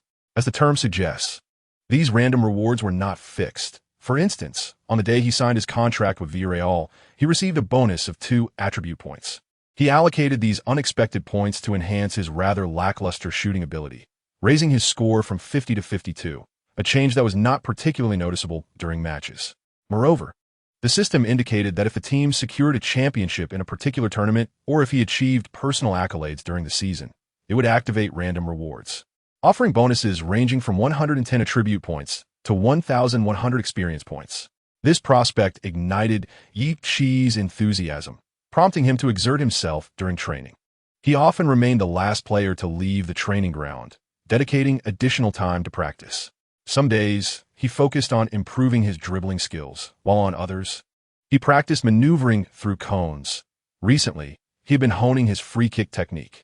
As Yichi observed himself and Galas emerging from the locker room, the youth team's coach, Alvaro, called out to them, "I am pleased to see your diligent training, but do be mindful of your physical condition. Overexertion is not beneficial for your body." Yichi smiled and nodded, reassuring him, "Don't worry, coach, I'm young and recover quickly." Alvaro shook his head. "Your assurances mean little. I only trust the data from our fitness coach. However, you have shown no significant issues recently. I merely wanted to remind you." "Understood. Thank you, coach." Villarreal, during its tenure in La Liga, had established itself as a formidable team and was a regular participant in European competitions. Nonetheless, it remained a relatively small club, with both its roster and stadium capacity not qualifying it as a major entity within La Liga. For Yichi, it was precisely this smaller club atmosphere that provided him with greater warmth. For instance, his teammates were exceptionally friendly. The former youth team forward, Moreno, had a rather eccentric personality, but was not unkind. The coaching staff was attentive to each player's situation, promptly addressing any issues that arose during training, something Yichi had never experienced at the Real Madrid Academy. Additionally, the fans here were incredibly supportive when he sought part-time work. The restaurant owner, upon learning he was a youth player from the club, hired him on the spot without hesitation. Thus, from Monday to Thursday, he would engage in extra training sessions at the training base, while on Fridays and weekends, he would work part-time at a nearby restaurant. Indeed, the washing dishes emperor of Madrid had successfully found employment again at Villarreal. Chapter 12. Attribute Allocation. Yichi stood nervously in the player tunnel. Today was November 11th. And after more than 3 months with Villarreal's youth team, he was finally granted his first starting opportunity. "Don't be nervous. Don't be nervous. It's just a starting match. I can do this." With clenched fists, he took a deep breath among his teammates. Suddenly, a hand clapped on his shoulder, turning to see his good friend Christian. He was greeted with a smile. "Don't stress, Yi. When I had my first start, my legs were shaking like leaves. Just get accustomed to the rhythm of the game." A teammate chimed in teasingly, "Oh please, Christian. When you started, you nearly sent the opposing striker flying. They were more concerned about your trembling legs than the game." "Come on, that was just nerves. I couldn't control myself. Besides, I apologized afterward." Christian quickly defended himself. I believe you apologized, but I don't buy the nerve's excuse. Strangely enough, watching his teammates bicker eased Yi Chi's tension. He smiled at them, signaling that he was ready. In truth, prior to this match, he had already come off the bench 2 or 3 times, so he should be able to adapt without much difficulty. As the crowd loudly cheered for the starting players, Yi Chi joined his teammates on the field. The youth team stadium was not nearly as extravagant as that of the first team. In fact, it had only one stand, resembling a simple university sports venue. Spectators at youth matches were typically scarce, mostly consisting of family and friends of the players, with the occasional scout from other clubs. However, Villarreal's youth team home games were somewhat different, often boasting attendance rates exceeding 80%. This was largely due to the first team's small capacity on match days. It was nearly impossible to accommodate the fervent Villarreal supporters. Thus, when they could not secure tickets for the first team, fans frequently opted to watch the youth team play. As Yi Chi surveyed the surroundings, he estimated that today's attendance exceeded 2,000. This was quite a substantial number for a youth match. Soon, with the referee's whistle, the match officially commenced. Yi Chi kicked off, passing the ball to himself before immediately pushing forward. As a center forward, he naturally aimed to stay close to the opposing center backs. Villarreal did not engage in reckless attacks. Instead, they opted to maintain possession and await the right moment to strike. Today, the Villarreal youth team faced off against the Huesca youth team, an opponent that lacked strength both in their first team and youth squad. After a brief period of acclimatization, Yi Chi raised his hand to call for the ball. His teammates were quite cooperative, sending a long pass behind Huesca's central defender. Here it comes. Yi Chi excitedly dashed between the 2 central defenders. However, the Huesca goalkeeper was already alert. Noticing Villarreal's persistent pressure near the midfield, he positioned himself forward, anticipating such a long pass. As the opposing goalkeeper intercepted the ball, Yi Chi instinctively pressed forward. Unfortunately, the Huesca goalkeeper, evidently experienced, promptly cleared the ball to the fullback. Yi Chi could only manage a wry smile before turning to give a thumbs up to the midfielder who had delivered the long pass. What a pity. The curly-haired Christian shook his head in disappointment and quickly returned to his position. Yi Chi scratched his head, contemplating how he could score.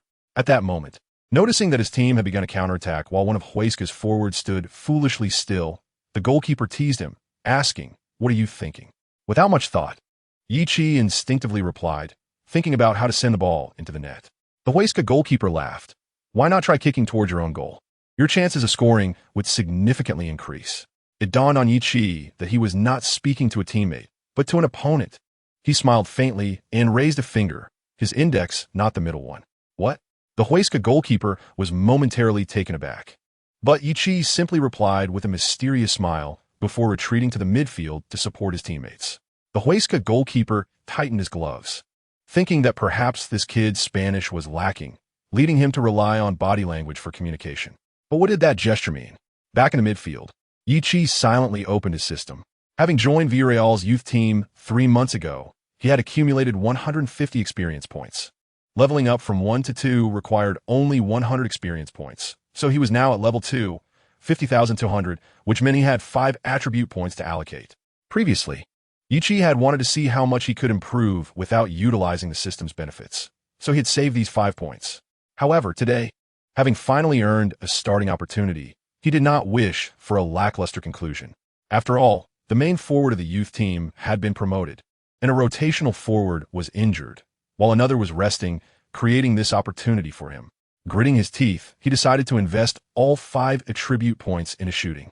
Instantly, his shooting ability, previously at 52, surged to 57. Not far from passing. Yi Chi felt a surge of pride. According to the system's classification, a shooting ability of 60 would typically qualify one for the role of a starting forward in the youth team.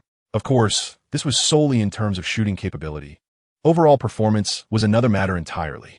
He was uncertain whether the boost was due to an actual enhancement or simply a psychological effect.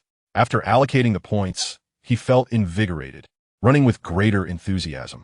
But I only increased my shooting, not my stamina, Yi Chi pondered, initially thinking he might have misclicked or mistakenly allocated points. Upon checking the system, he found no stamina category listed. His movement was indeed more spirited, yet it bore little fruit. He failed to capitalize on several passes from his teammates, either mishandling the ball or being outmaneuvered by the opponents, resulting in missed opportunities. Consequently, Yi Chi's performance in the first half was far from impressive, with some fans suggesting he had fared better as a substitute previously. Chapter 13. The unreliable youth. What is wrong with Olvero today? That kid from Huaxia is clearly underperforming. How could he possibly start? Murmured Villarreal fans in the stands during halftime. Although Yi Chi was rather average, he had performed admirably as a substitute in recent matches. Ultimately, it boiled down to finances. Not only was the first team lacking significant reinforcements, even the youth team was affected. Last year, when Moreno was still with the youth team, they dominated. Moreno has been promoted to the first team. Do you know what promotion means? Perhaps we'll see him in the first team next season. I might have a better chance of spotting him at a nightclub, quipped one fan. Come on, don't even mention the first team. Have you seen how they've been playing? They're trash, retorted another fan. Even if they're terrible, they're still our trash. We must support our team. Who else can we count on? Valencia's bunch of miscreants? Came an agreement. Villarreal and Valencia, both hailing from the Valencia region, are rivals, with their relations being far from amicable, as they are indeed arch-nemesis. Villarreal finished second to last in La Liga last season, and this season they found themselves relegated to the Segunda División. Nonetheless, both Villarreal and Valencia fans firmly believe that the Yellow Submarine would soon rise from the depths and return to La Liga. However, the season had begun poorly for Villarreal, possibly due to the injury of their main forward Rossi, resulting in struggles in attack during the new season. As November approached, the team had not only failed to contend for a La Liga spot, but they were also stumbling through the Segunda División. The underwhelming performance of the first team inevitably impacted the youth team. Villarreal's first team was currently positioned 8th in the Segunda División, while the youth team languished in 10th place, a true pair of underachievers. This precarious situation put the first team coach, Vázquez's position, in jeopardy. The youth are unreliable, lamented a fan as the second half was about to commence. This statement served a dual purpose, referring both to Yi Chi's lackluster performance and the complaints directed at the 30-year-old head coach, Vázquez. Yi Chi, tying his shoelaces in the players' tunnel, contemplated the tactics assigned by the coach during halftime. Suddenly, he felt the light around him dim, and upon looking up, he saw the Huesca goalkeeper standing before him. Your coach didn't he decide to substitute you at halftime? Seems like your coach has given up on this match. The Huesca goalkeeper smiled, extending his hand as if to pull Yi Chi, but speaking provocatively in a tone audible only to the two of them. Yi Chi disregarded the opponent's gesture and taunts, calmly rising to his feet. As he brushed past, he coolly remarked, "What does a minor character, unworthy of a name, have to jump about for?" This dialogue is in the language of Huaxia, and the goalkeeper of Huesca, being a native Spaniard, naturally did not comprehend it. However, this only reinforced his suspicion that the individual he was facing had a limited grasp of Spanish, rendering his earlier provocations meaningless as they went unheard. The match quickly resumed for the second half, with both teams eager to make their mark, resulting in a more rapid exchange of offense and defense. Olvero, the coach, noted that Yi's performance today was rather mediocre. "I believe it would be prudent to substitute in Rafa. He is fit enough to play a half," suggested a member of the youth team coaching staff. Rafa, the substitute forward, had been resting on the bench today. However, Olvero shook his head in response.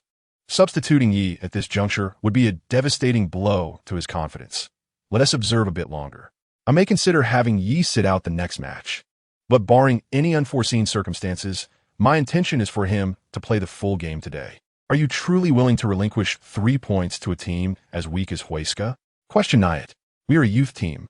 Our primary objective is to cultivate exceptional young talent. Olvero replied.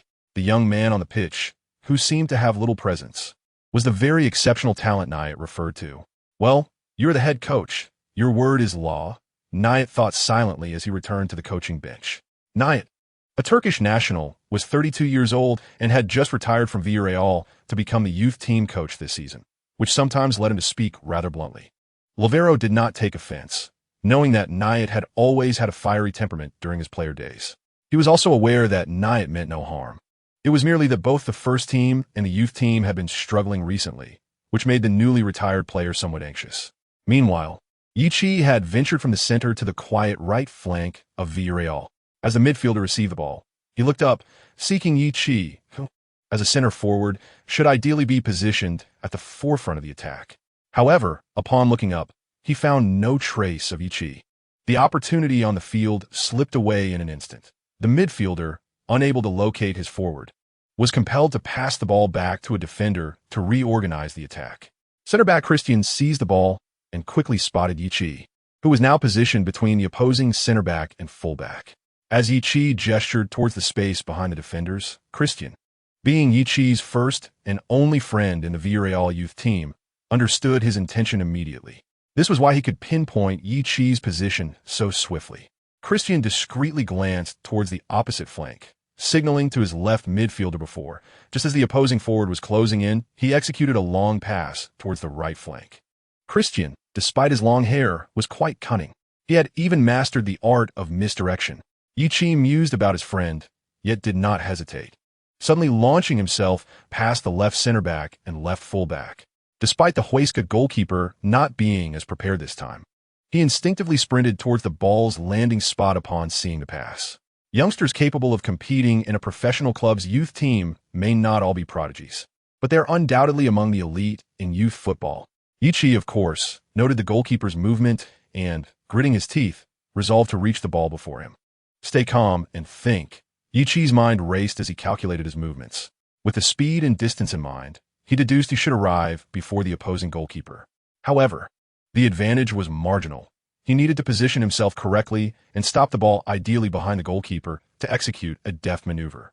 A spark of inspiration ignited in Yichi's eyes as he formulated his plan. He would approach the ball's landing point, pivot to block the goalkeeper, and then, with a swift touch, redirect the ball to the goalkeeper's side. Every action had been rehearsed countless times in his mind, so when the moment arrived, everything unfolded seamlessly. However, a minor mishap occurred during the stoppage. His foot failed to connect precisely, and the ball veered away, soaring past the goalkeeper instead of settling behind him. Blast! The script is all wrong. Yichi jursit inyardi. The spectators sighed in disappointment. They had anticipated witnessing Yichi outmaneuver the goalkeeper and score. Yet it seemed he would now likely be thwarted by the retreating defenders. Lavero, the youth team coach, shook his head, acknowledging the evident technical flaws. Assistant coach Nyatt, exasperated, remarked, even a 15-year-old wouldn't make such a poor stop. It's utterly disgraceful. The Huesca goalkeeper, observing the ball roll away, instinctively exhaled in relief, only to realize that the opposing forward had vanished from his sight. Just moments ago, he had been right in front of him, but now he was nowhere to be found. What in the world? As Villarreal's players began to retreat to defend, a flash of yellow raced forward. The Huesca defender, contemplating his options for a quick counterattack, was taken aback to see an opponent racing towards a rolling ball, seemingly appearing out of nowhere. When did he arrive there? The Huesca defender was bewildered. He had just seen the opponent competing with his goalkeeper. How had he suddenly positioned himself mere 5 meters away from the edge of the penalty area? Moreover, this player wasn't even known for his speed. Yichi, however, was not preoccupied with the defender's thoughts. His focus was sharp, akin to a wide-angle lens, allowing him to perceive the dynamics on the field. Yet now, he felt as if he had zoomed in, honing in on the ball that had just landed and bobbed twice. To the spectators, it seemed as though the lens had narrowed the focus, but in reality, Yichi was simply closing the distance to the ball. The Huesca defender, recognizing the urgency, reached out to grab Yichi's jersey, attempting to exert pressure and entangle him. Yet Yichi denied him the opportunity to entangle him.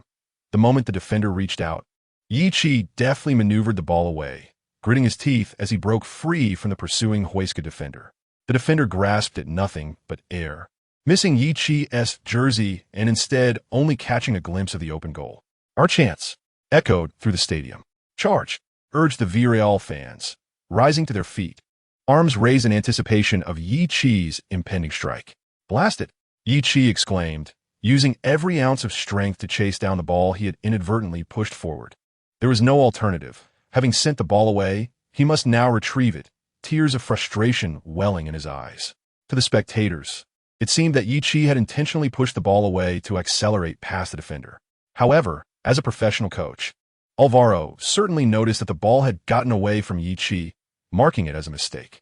Fortunately, the goalkeeper had prematurely charged out his goal, leaving Huesca's penalty area unguarded, thus providing Yichi with an opportunity to recover. Had the goalkeeper not rashly advanced, such a powerful touch would have merely been a pass to the opposing goalkeeper. Cursing under his breath, Yichi finally caught up with the ball just before the penalty spot and struck it with conviction. While the shot, rated at 57, was not exceptional, it was at least a straightforward opportunity against an open goal, sparing us from any melodrama. The football swiftly found its way into Huesca's net. We have scored. The crowd finally found an outlet for their emotions. What a splendid shot. The brilliance lay in the fact that this young man did not give up. Despite initially being at a disadvantage when he encountered the goalkeeper, he managed to chase the ball down. This demonstrated remarkable physical stamina and anticipation of the game. At the moment he realized his mistake, he had already begun to react in preparation for redemption. Although his speed was not remarkable, his cognitive ability and tenacity were very much in line with the spirit of our yellow submarine. Well, just a moment ago, you claimed he played worse than your 80-year-old grandmother, and now you've changed your tune. Following the goal, Yichi instinctively considered rushing to the corner flag to celebrate. Despite this being his first professional goal, lacking extensive experience in celebration, he nonetheless recognized, as seen on television, that stars and teammates alike typically celebrate at the corner flag. However, after just 2 steps, it seemed he remembered something, and instead of heading to the corner flag, he approached the Huesca goalkeeper and raised a finger. This gesture signified, "I can score against you," Yichi said in Spanish. The Huesca goalkeeper was taken aback. "You speak Spanish?"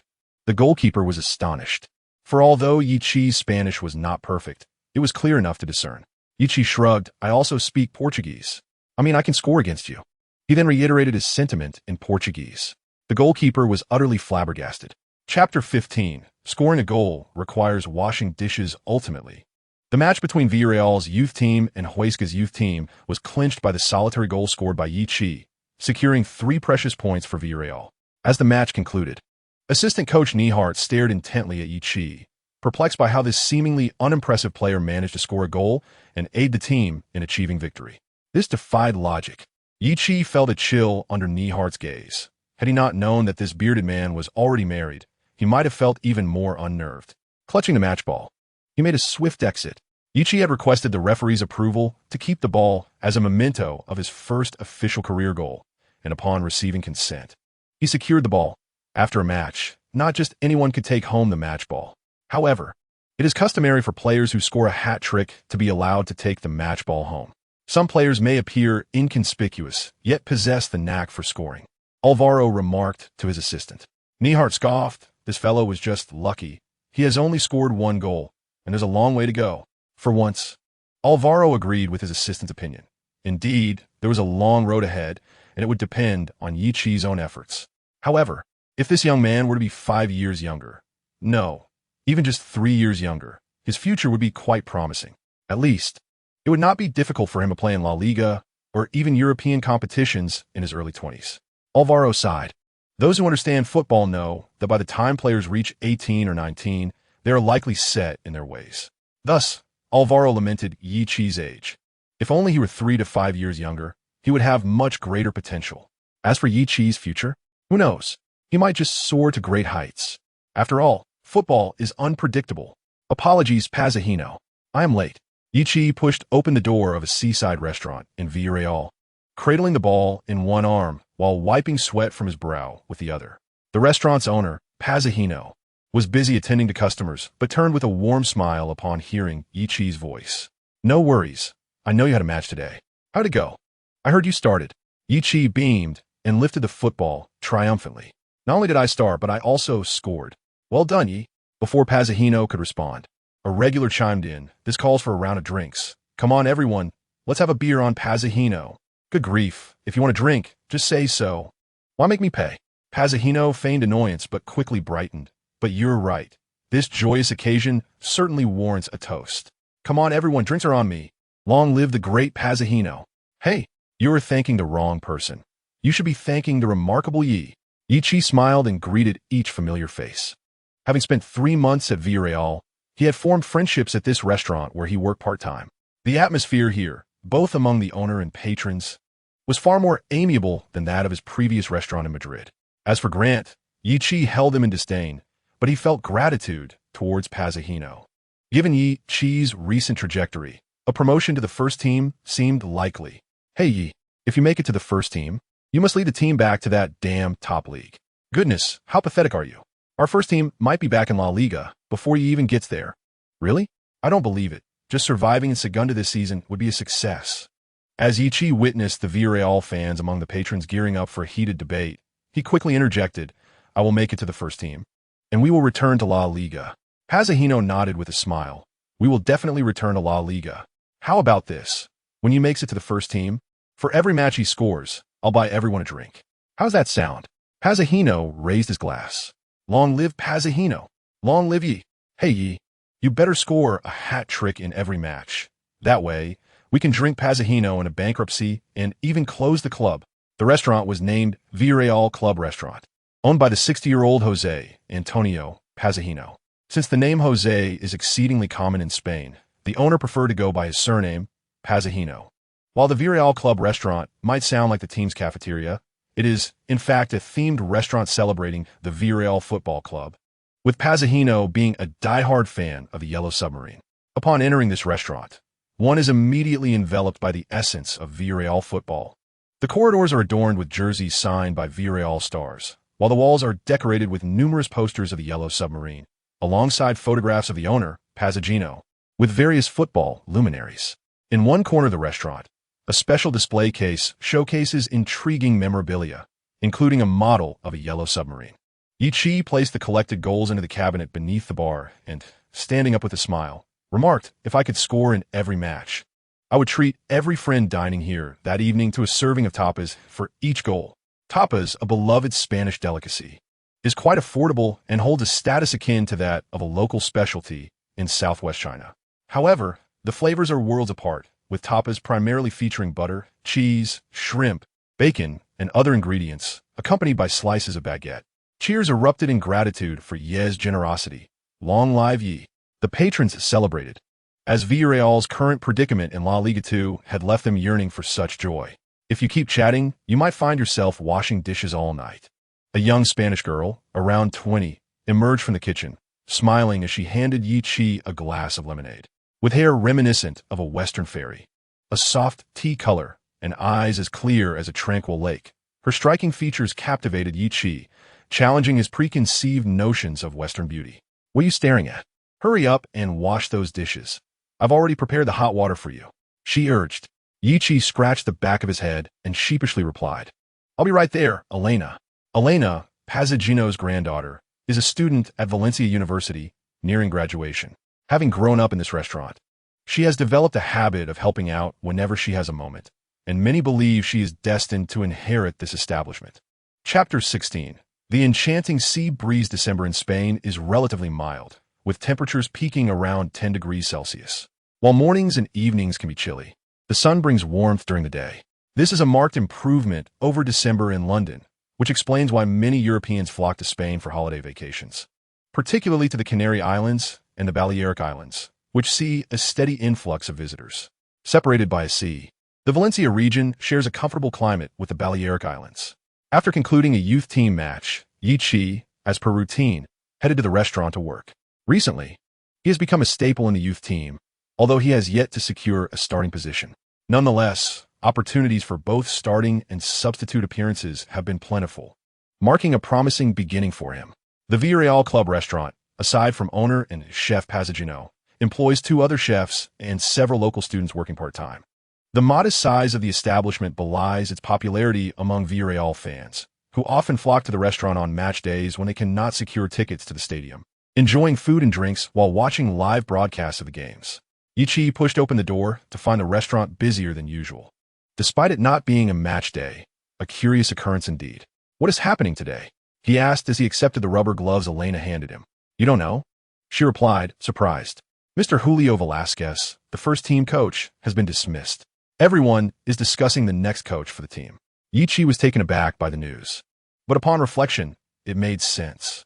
Velasquez's performance had been dismal, and despite Villarreal's relegation to the second division this season, the club owner had not injected any funds into the team.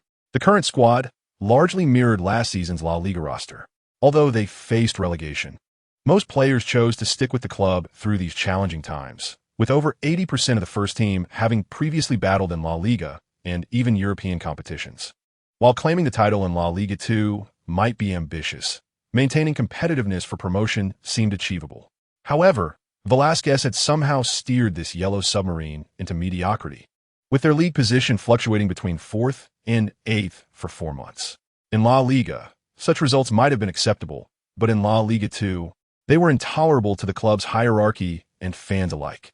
Interestingly, Villarreal's first choice for the head coach had not been Velasquez, but rather Preciado, who tragically passed away from a heart attack. Consequently, the club was left with no choice but to hastily promote Velasquez, who had previously enjoyed success coaching the Valladolid youth team and Villarreal squad. Unfortunately, this young coach failed to navigate the yellow submarine through the turbulent waters. Thus, before Christmas, Villarreal had no option but to dismiss the underperforming young manager. You didn't even know your coach was sacked? Elena remarked, astonished. How could the players be unaware of such news, especially when they were contemplating seafood paella? Firstly, I'm just a youth team player, Velasquez ISNT my coach. Secondly, I rarely follow the first team's affairs. Focusing on my own development is what truly matters to me, Yichi explained. Presently, his thoughts were consumed with establishing himself within the youth team, aspiring to become a key player and potentially transition to the first team next season. Additionally, he sought to earn more money, as the youth team's wages barely covered his living expenses. Fortunately, the club had resolved his accommodation issues. Otherwise, he would not have returned to washing dishes at the restaurant. Elena leaned closer and whispered in Yichi's ear, Connie and Marcos are here for dinner today. The faint, pleasant fragrance that wafted from her presence stirred something within Yichi. He instinctively shrank his neck, brushing his itching ears. I'll go wash some dishes now, he stammered, hastily retreating to the kitchen. Marco Senna and Connie are Villarreal's current captain and vice-captain, both esteemed veterans of the team. Pazzagino noticed Yichi's desire to greet them and establish rapport, but before he could voice his intention, Yichi had already darted into the kitchen as if fleeing from a pursuer. Breathless, Yichi leaned against the kitchen door, taking a deep breath. At 19, he was filled with youthful vigor, and the moment Elena had approached him had quickened his pulse. Now is not the time for such thoughts, he chided himself, gently slapping his cheeks in an attempt to regain focus. The intoxicating sea breeze of the Iberian Peninsula was not the true source of his distraction. Rather, it was the hazy emotions of youth towards the opposite sex. Yichi was unfamiliar with the concept of love. He merely found Elena to be extraordinarily beautiful, a beauty that diverged from the typical European allure. However, he was acutely aware that this was not the time for romance. As he had yet to firmly establish himself in Europe, his only skills revolved around washing dishes and playing football. Thus, when one is merely struggling to make ends meet, there is little room for pondering other matters. Observing Yichi's retreating figure, Elena smiled faintly, sensing that this young man from a distant land possessed a distinct essence. Unlike the fiery Spaniards, whose passion resembled a vigorous flamenco dance. In contrast, he was reserved yet steadfast in his beliefs, especially during training and matches, where he transformed entirely from his everyday demeanor. Elena had witnessed his training and matches, where his eyes sparkled with the brilliance of a full moon by the sea the moment he possessed the ball. He exuded not only confidence, but also a newfound composure. This piqued her curiosity about the youth from the enigmatic East. I intended to introduce you all to a promising young lad, skilled in football and adept at washing dishes. Pazzagino gestured to his companions, Connie and Marco Senna, seated by the window. Hey, Pazzagino, when you say he plays well, do you mean he can stop the ball 3 meters away? Quipped a regular patron at the adjacent table. Leave him be. He is only 19. He still has ample room for improvement. Perhaps with Connie and Marcos' guidance, he will progress rapidly. Chapter 17. The terrifying growth rate unlike the English Premier League. Spain offers a brief respite around Christmas, lasting nearly 2 weeks. Thus, as the festive season approached, Villarreal Club also commenced their holiday. However, a break for the team did not equate to a break for Yichi. Alone in a foreign land and indifferent to the Christmas festivities, he opted to utilize this time for additional training. During the day, he practiced alone on the deserted training grounds, while at night, he worked in a restaurant. Yichi led a life of monotony in the coastal town of Villarreal, oscillating between training and work. With the coach also on holiday, Yichi was uncertain about what to train. He decided to focus on enhancing his free kick technique and physical fitness. While his endurance was commendable, he recognized a significant gap in his explosiveness, speed, and overall physical attributes compared to his teammates. Aware of his shortcomings, He typically tied a large tire to his waist with a rope and dragged it while dribbling a ball, not merely running aimlessly but simultaneously refining his ball control. In the afternoons, he set up obstacles in front of the goal to simulate a wall, practicing free kicks from outside the penalty area. Having spent 5 months with the Villarreal youth team, Yichi was astonished to discover that his abilities were not solely confined to the system. For instance, while his free kick attribute had initially been a mere 35 points, dedicated training over the past 2 months had raised it to 38 points. Although a mere 3-point increase, it represented a glimmer of hope for Yichi, proving that diligent training could lead to improvement.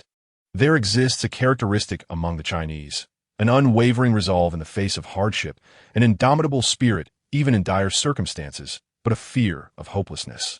Now, Yichi glimpsed his own hope. This 3-point enhancement in his free kick ability brought him more joy than receiving 5 attribute points from a level up. Isn't the team on holiday? Why is someone still training? A group was observing Villarreal's training base, one member inquiring about Yichi, who was dragging the tire while dribbling, sweat dripping onto the grass. The guide for the tour was Ruben Yulia, the assistant coach temporarily leading the team following Velasquez's dismissal. Yulia, somewhat perplexed, turned to the youth team's coach, Alvaro. His name is Yichi, a player from China. He has a habit of training extra, living alone in Spain. In his own words, he had nothing to do during the holidays, so he requested to use the training facility for some foundational maintenance training, Alvaro explained. The middle-aged visitor chuckled. Is this sweaty endeavor truly just foundational? What do you think of this lad? Alvaro comprehended the subtext of the inquiry. At 19, he plays as a striker, but can also operate as an inside forward, although his crossing and ball control leave much to be desired. Overall, his technical skills are somewhat lacking, yet he possesses significant potential for growth. He trains with great diligence. Extra practice is his norm. He is acutely aware of his weaknesses and subconsciously strives to remedy them. Moreover, in under 6 months with the youth team, his progress has been remarkable.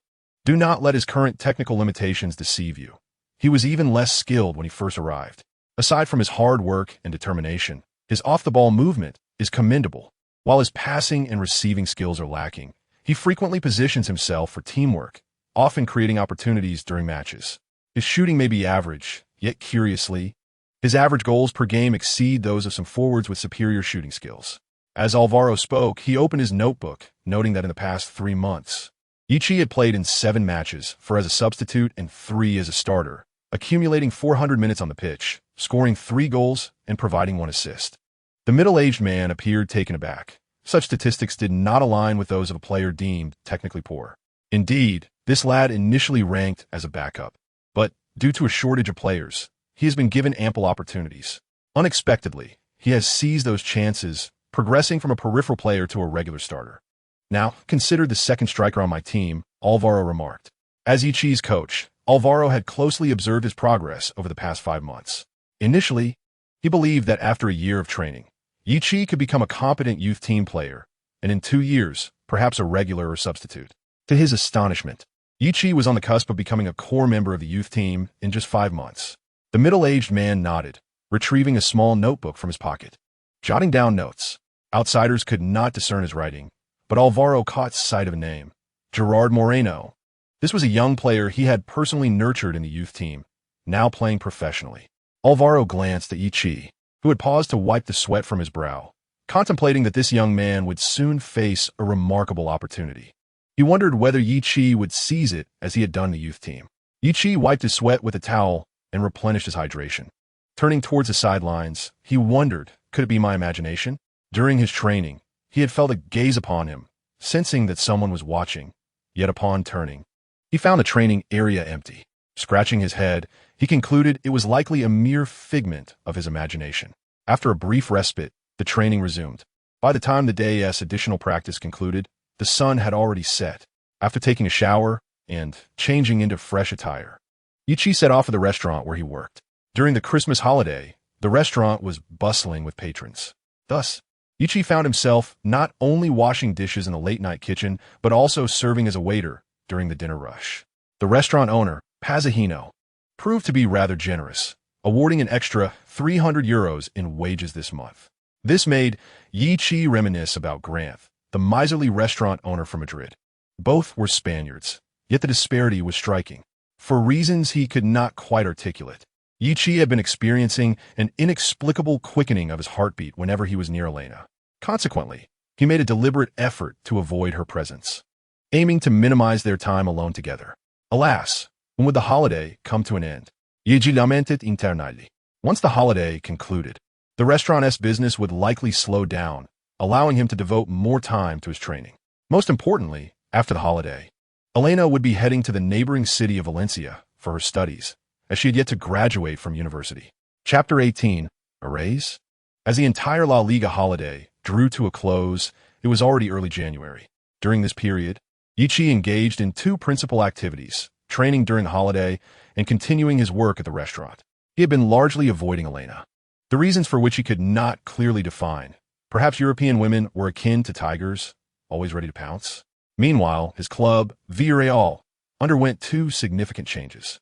The first was the appointment of a new head coach. Ultimately, the Yellow Submarine chose Marcelino Garcatoral, a seasoned manager with extensive experience in La Liga and a former coach of Sevilla. The second notable event was the departure of the team's star forward, Giuseppe Rossi, who returned to his homeland of Italy, signing with Fiorentina. Rossi, who came from one of the illustrious Seven Sisters of Serie A, Parma, in the youth ranks of Manchester United, had not thrived at Old Trafford. He was subsequently loaned back to his parent club, Parma, and to Newcastle United. In the 2007 to 2008 season, Villarreal invested nearly €10 million to bring this Italian forward from Old Trafford to El Madrigal.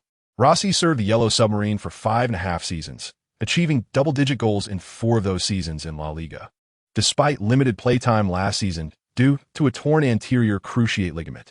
His peak came during the 2010 to 2011 season, where he not only competed with the formidable Falcao in the Europa League, but also netted 18 goals in La Liga, trailing only behind the illustrious Messi, Ronaldo, Agüero, and Negrito, matching the tally of fellow La Liga forwards like Soldado and Llorente. At just 25 years of age, Rossi had the potential to ascend to the ranks of world-class forwards such as Agüero and Villa, should fate have allowed it. However, destiny played a cruel trick, as players suffering from torn ligaments rarely return to their former glory. This season, Villarreal faced relegation to the Segunda División, a fate Rossi did not desire. The question of whether Rossi could regain his form after recovery remained an uncertainty for Villarreal. Consequently, both parties swiftly reached an agreement, allowing Rossi to depart, granting him the opportunity to play in a top league again, while Villarreal recouped €11 million in cash, along with an additional €5 million contingent on Rossi's performance in Florence. One was a coaching change, the other a transfer of the star player. For Yichi, who was striving to establish himself as a regular in the youth team, he perceived these monumental events as unrelated to himself. After all, to outsiders, they merely represented a shift in numbers.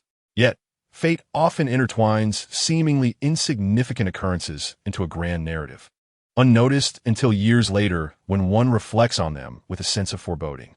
For instance, Yichi had often watched matches from the Premier League, La Liga, and Serie A during his time in China. He had taken note of Villarreal's attractive yellow kit and their methodical style of play. Thus, apart from the giants of the Spanish league, he had watched Villarreal's matches the most. Interestingly, in the previous season, a Chinese company had swiftly become Villarreal's kit sponsor, marking the Yellow Submarine's first connection to China, with Yichi's arrival serving as the second. Yet, neither Yichi nor Villarreal had yet realized the significance of this connection. When he initially watched Villarreal, he could hardly have anticipated that he would one day join this esteemed Spanish club, illustrating how capricious fate can be. On the first day of the team's training resumption, the coaching staff mandated a physical fitness reassessment. Though the holiday had only lasted about half a month, some players had indulged themselves. The purpose of this reassessment was to determine whether any players had neglected their physical condition during the holiday. Those who had would face a rigorous training regimen. Fortunately for Yichi, he was exempt from such extensive testing, merely requiring a simple measurement of his height and weight. His commitment to training during the holiday had remained unwavering, as noted by Alvaro, the youth team coach, who remarked to his colleagues. They were also keen to assess his muscle condition, hoping to avoid any injuries or fatigue resulting from his training.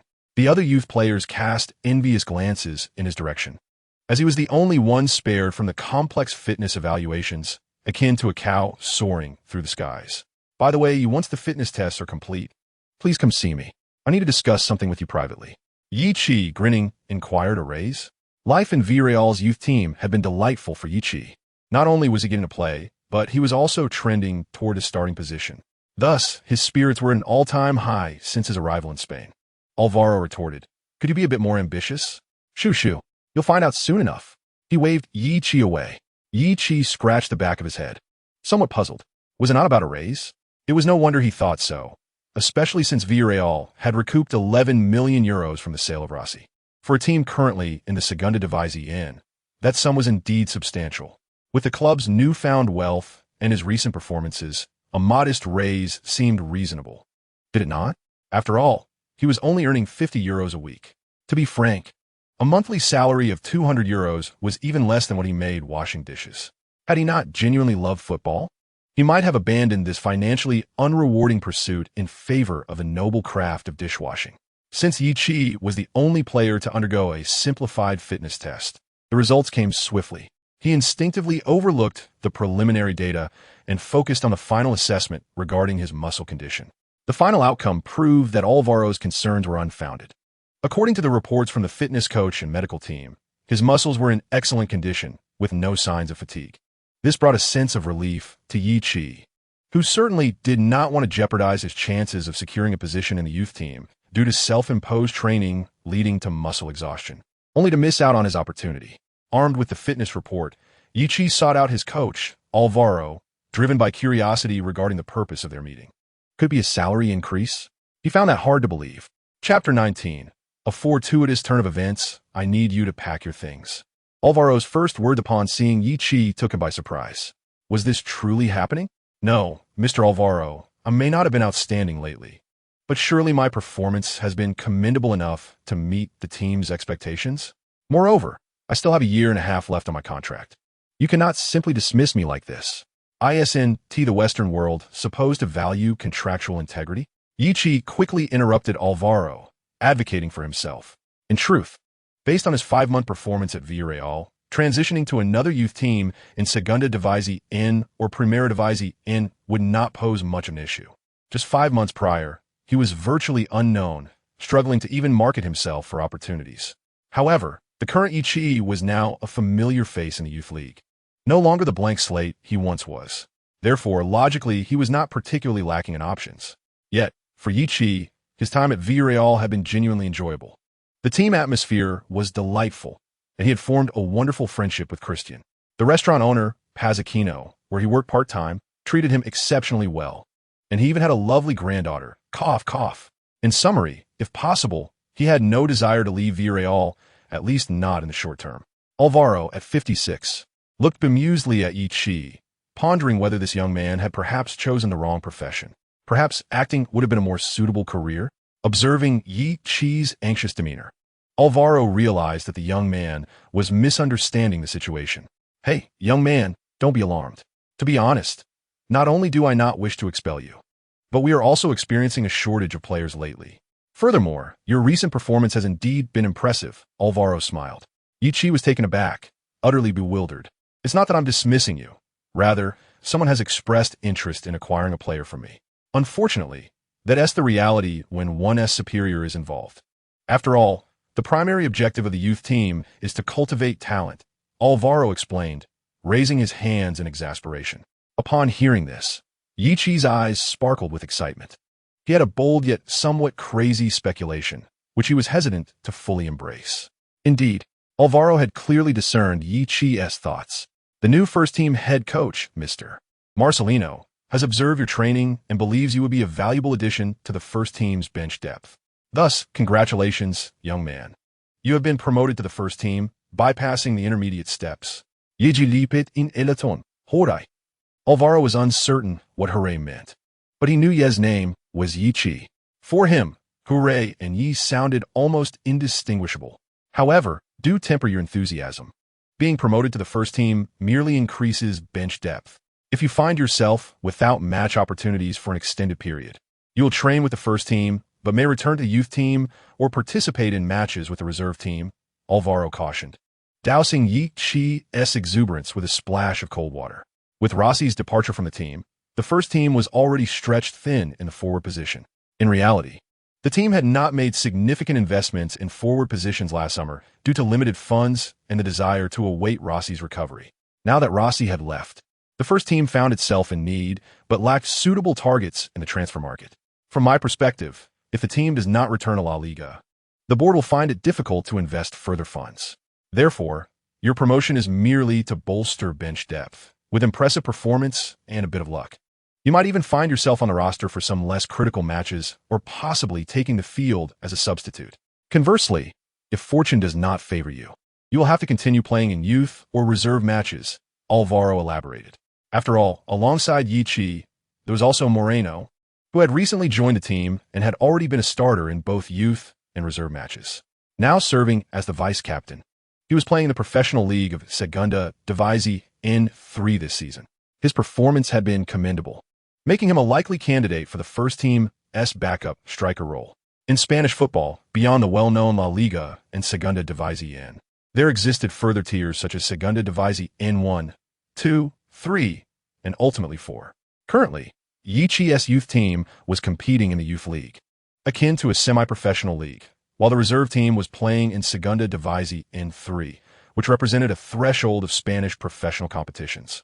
According to the Spanish Football Federation's regulations, two teams from the same club cannot compete at the same level. Thus, the youth team and the reserve team could only aspire to play in Segunda División N1 once the reserve team achieved promotion through their efforts. Of course, if the first team returned to La Liga and the reserve team managed to ascend consecutively, theoretically, they could move up to Segunda División. However, they could not reach La Liga, as the first team already occupied that space. Overall, one could argue that Villarreal's reserve team had not performed adequately, denying opportunities to both the reserve and youth teams. Gerard Moreno, currently the standout talent in Villarreal's youth academy, was heralded as the next most promising player likely to compete in first-team matches. While Moreno was not considered a prodigy in Spanish football, he was undoubtedly a beacon of hope for Villarreal. A year older than Yichi, Moreno possessed superior technical abilities and experience gained from professional league play, making him a formidable competitor. Alvaro believed that once Yichi reached the first team, he would find it challenging to rival Moreno, ultimately leading him back to the youth ranks. Therefore, Alvaro sought to temper Yichi's expectations, ensuring that lofty aspirations did not lead to disillusionment and potential psychological setbacks that might affect his performance and future career trajectory. As a youth coach, Alvaro was undoubtedly exceptional, considering not only the players' technical abilities and tactical fit, but also their future development. Yichi grinned, recognizing how fortunate he was. Just 5 months prior, he had been without a team. Now, even if he merely trained with the first team or played with the reserve or youth teams, it represented a significant advancement. One could even say a leap forward. Mr. Alvaro, rest assured, should I be sidelined, I will not be disheartened. I shall view it as an opportunity to accumulate experience for my next endeavor to secure a position in the first team. Alvaro felt a surge of satisfaction. It's wonderful to hear you think this way. Trust me, within 3 years, you will undoubtedly become a competent first-team player. We have a tradition of nurturing talent from our youth academy. Yichi outwardly maintained a cheerful demeanor, but internally he mused. Training with the first team will yield me 100 experience points a month. This is a direct doubling. By the end of the season, who knows how many levels I could ascend. Defeating someone like Moreno is entirely feasible. You may be Gerard Moreno, but you are certainly no Steven Gerrard. Chapter 20. Under the protection of great figures in truth, the new head coach Marcelino has called up quite a number of youth players from various levels to the first team. Besides Yichi and Moreno, there's also Moa Gomez, an attacking midfielder from the team. Similarly, there is Manutilos, a forward, specifically described as a half-9 or shadow striker. Lastly, there is Gianluca Caballala, a winger from the team. Thus, in the center-forward position, Yichi will face competition from both Moreno and Tilos. While the first team's attacking line may be sparse, the sudden influx of 3 young players capable of playing as center-forwards certainly places some pressure on the seasoned veterans. On the first day at the first team training ground, Yichi eagerly surveyed the entire training facility. Villarreal cannot be considered a major club, particularly in terms of finances. Therefore, the gap between the first team's training ground and that of the youth team is not substantial. In fact, the two facilities are located not far apart, just a short detour past a cluster of low factory buildings. Indeed, you read that correctly. Villarreal's training base is situated within a ceramics factory. Ceramics are renowned as Villarreal's specialty, well known across Europe, and the largest ceramics manufacturer in the region is the club's sponsor. Perhaps this is the fateful connection between Yiqi and Villarreal, as China is famed for its porcelain, while Villarreal is celebrated as Europe's capital of ceramics. Upon entering the first-team locker room, Yiqi noticed several senior players already changing into training gear. "Hello, everyone. I'm Yiqi, a new player just transferred from the youth team. I hail from China, and my position is forward." Taking a deep breath at the locker room door, Yiqi introduced himself. He had envisioned this moment numerous times, most often imagining an uncomfortable silence, leading to an awkward atmosphere.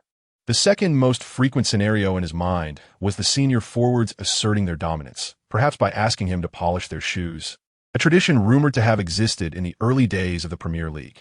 However, it soon became evident that he had overthought the situation. Villarreal is a club imbued with a strong sense of camaraderie from top to bottom. The team's vice-captain, Karnai, approached with a warm embrace. "Hello, Yi. I'm Rub Ngarka Kalamak, the team's vice-captain, but you can call me Karnai. Friend call me that." He had already heard of Yiqi from Uncle Pazahino, who mentioned his diligent training. "You must bring this tradition of hard work to the first team, to show some of the others how committed today's youth can be." A bald, muscular man then approached and playfully punched Yiqi in the chest. "I'm the team captain, Marcos Senna, defensive midfielder." For Yiqi, Pazahino felt like a grandfather figure. Yet for the 36-year-old Senna, referring to Pazahino as uncle seemed quite fitting. "Hello, Karnai Marcos." Yiqi was taken aback by the warmth of the team's leaders, leaving him momentarily speechless. "Goodness, Captain, could you perhaps afford me a little leniency as a newcomer? Is it truly necessary to be so sardonic?" remarked a player who had just donned the number 18 training jersey. Senna shot him a glare. "I didn't even mention your name. Why are you so eager to jump in?" Senna is known as a fierce defensive midfielder, characterized not only by his imposing physique, but also by his hard-nosed demeanor, often appearing as an intimidating figure.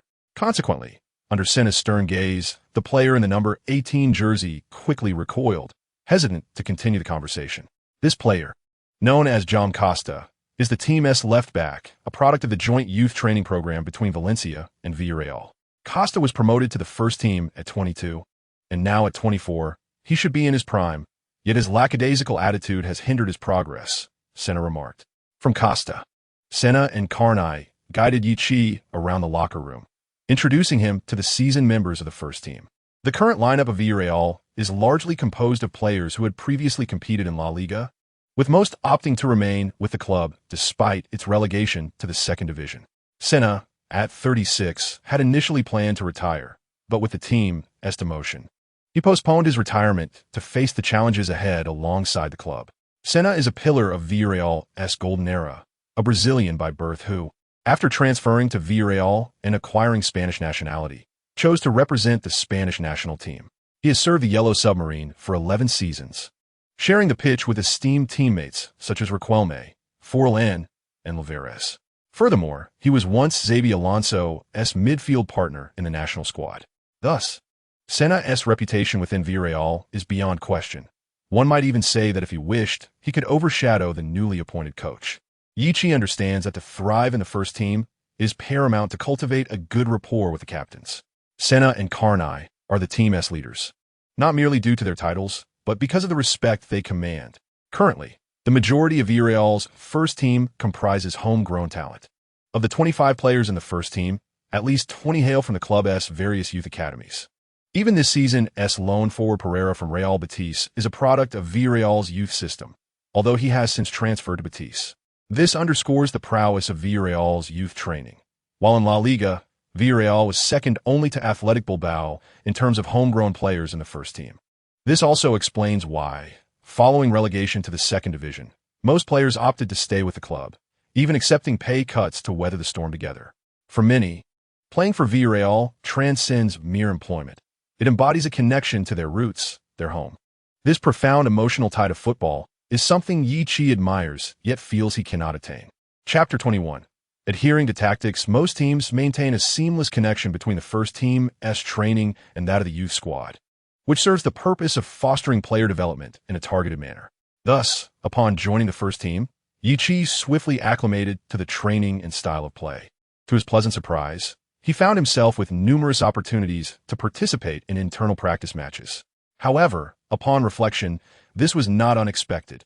After all, the first team comprises only 25 players, and during internal scrimmages, a minimum of 22 players is necessary, meaning everyone, barring the third-choice goalkeeper, would typically get a chance to play.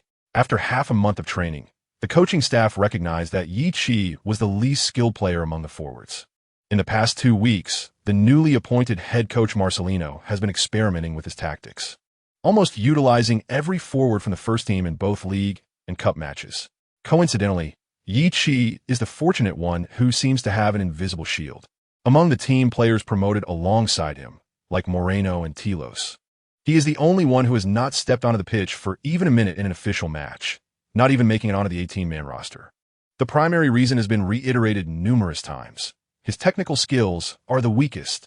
Yi himself is quite anxious, although Moreno has yet to start a game.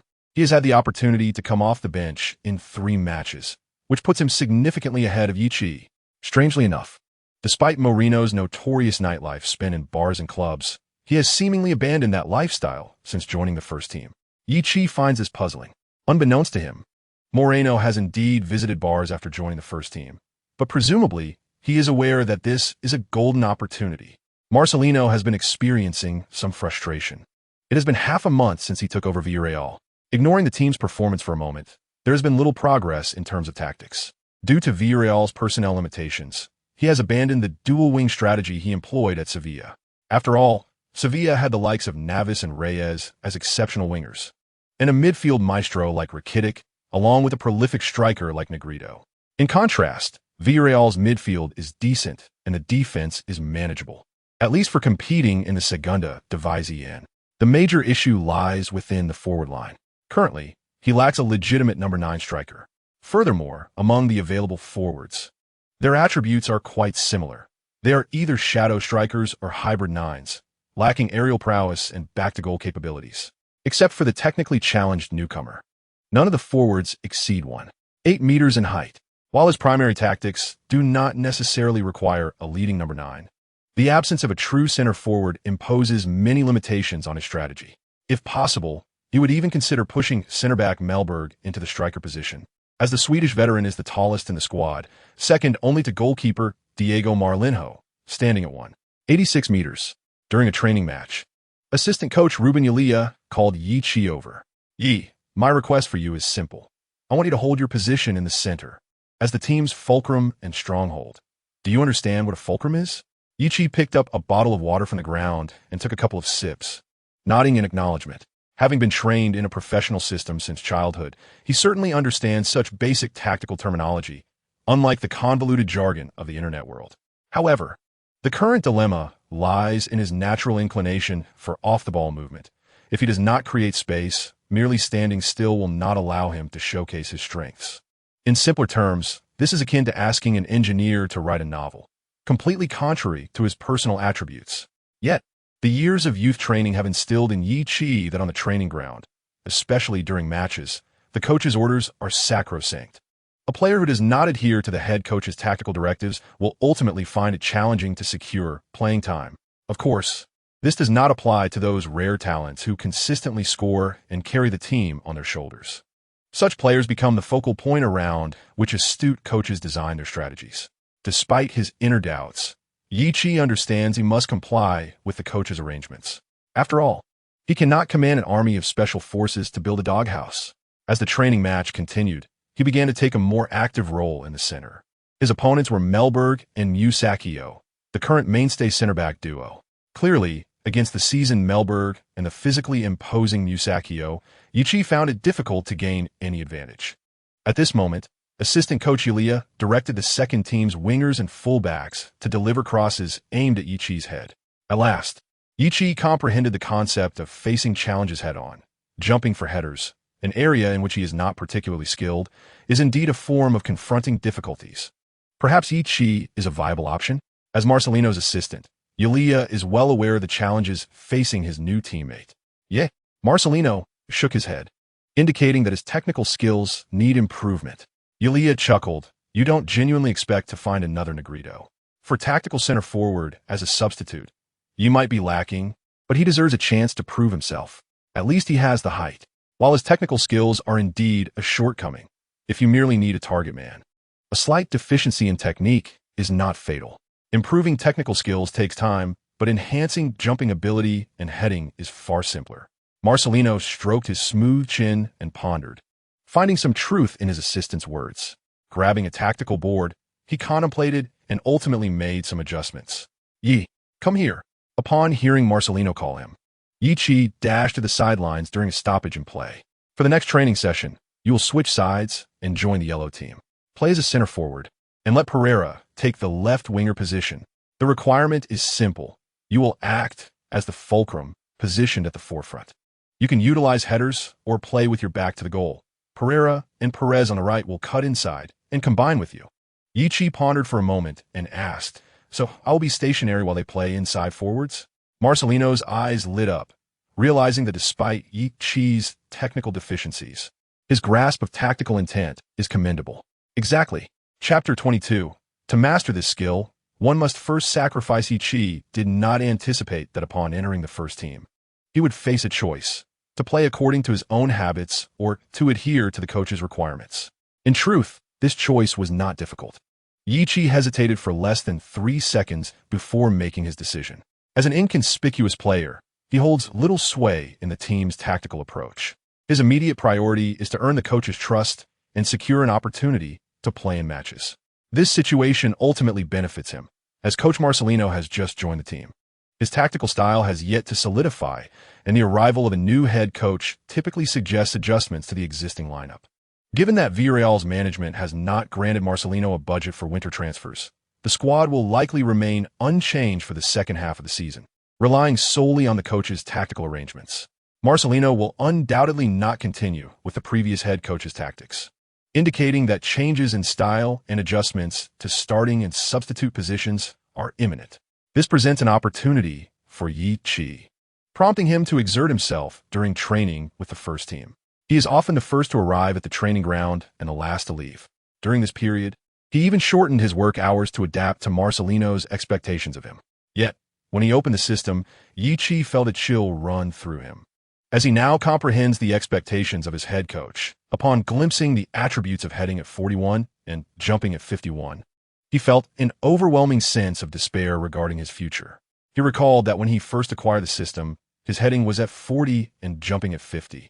After 5 months, an improvement of merely 1 point in both attributes seemed almost laughable. As a number 9 player, stationed as a central forward, such mediocre jumping and heading abilities could almost be deemed as indicative of a player without a promising future, at least in this position. With January having come to a close, he had spent nearly the entire month within the first team, and after accumulating 100 experience points, the system indicated he had reached level 3, 50,500. However, the latter figure of 500 suggested that to ascend to level 4, he required an additional 500 experience points. Excluding rewards, this implied it would take him 5 months to obtain the next 5 attribute points. Previously, he had reveled in training with the first team, but now he found little to laugh about. To aspire to be a central forward in the Segunda División, one would need a heading ability of at least 60 and jumping of at least 65, wouldn't one? To elevate these 2 attributes, he needed a total of 33 points, equivalent to advancing 6 levels. Is there no expedited method available? He mused. At this rate, I shall never secure a permanent position in the first team. With a sigh, he was then informed by the system of a rapid method to enhance his jumping and heading abilities. Initially, he had merely expressed this as a jest, not anticipating that the system would actually have a solution. Excitedly, he inquired, "Oh, what is this method?" The system replied, "There exists a prerequisite. To practice this skill, one must first undergo castration." He felt an involuntary chill at the thought. Are you seriously jesting, system? It was clear that the system was mocking him, as it became evident that even it possessed no quick fix for improving his capabilities. Gazing at his attribute panel, he contemplated the 5 attribute points recently earned from leveling up. After much deliberation, he concluded that this meager increase would hardly suffice for his current jumping and heading abilities. Resolutely, he allocated all 5 points to his shooting skill. Consequently, his shooting ability rose from 57 to 62, which, while not extraordinary, was at least passable for a forward in the Segunda División. On February 3rd, a match in the Segunda División awaited. Following Marcelino's customary practice at Villarreal, he would announce the 18-man roster 2 days prior to the game. After training on February 1st, the team gathered eagerly on the training pitch, forming a large circle around head coach Marcelino and assistant coach Yulia. The goalkeeper, Malinov Carlos. Defenders, Mario, Melberg, Musacchio. Yulia read the names, and Ichi was already familiar with most of them, having seen many of these names recurrently throughout the month. Forvarges, Pérez, Pereira, Moreno, Uchi, Joama.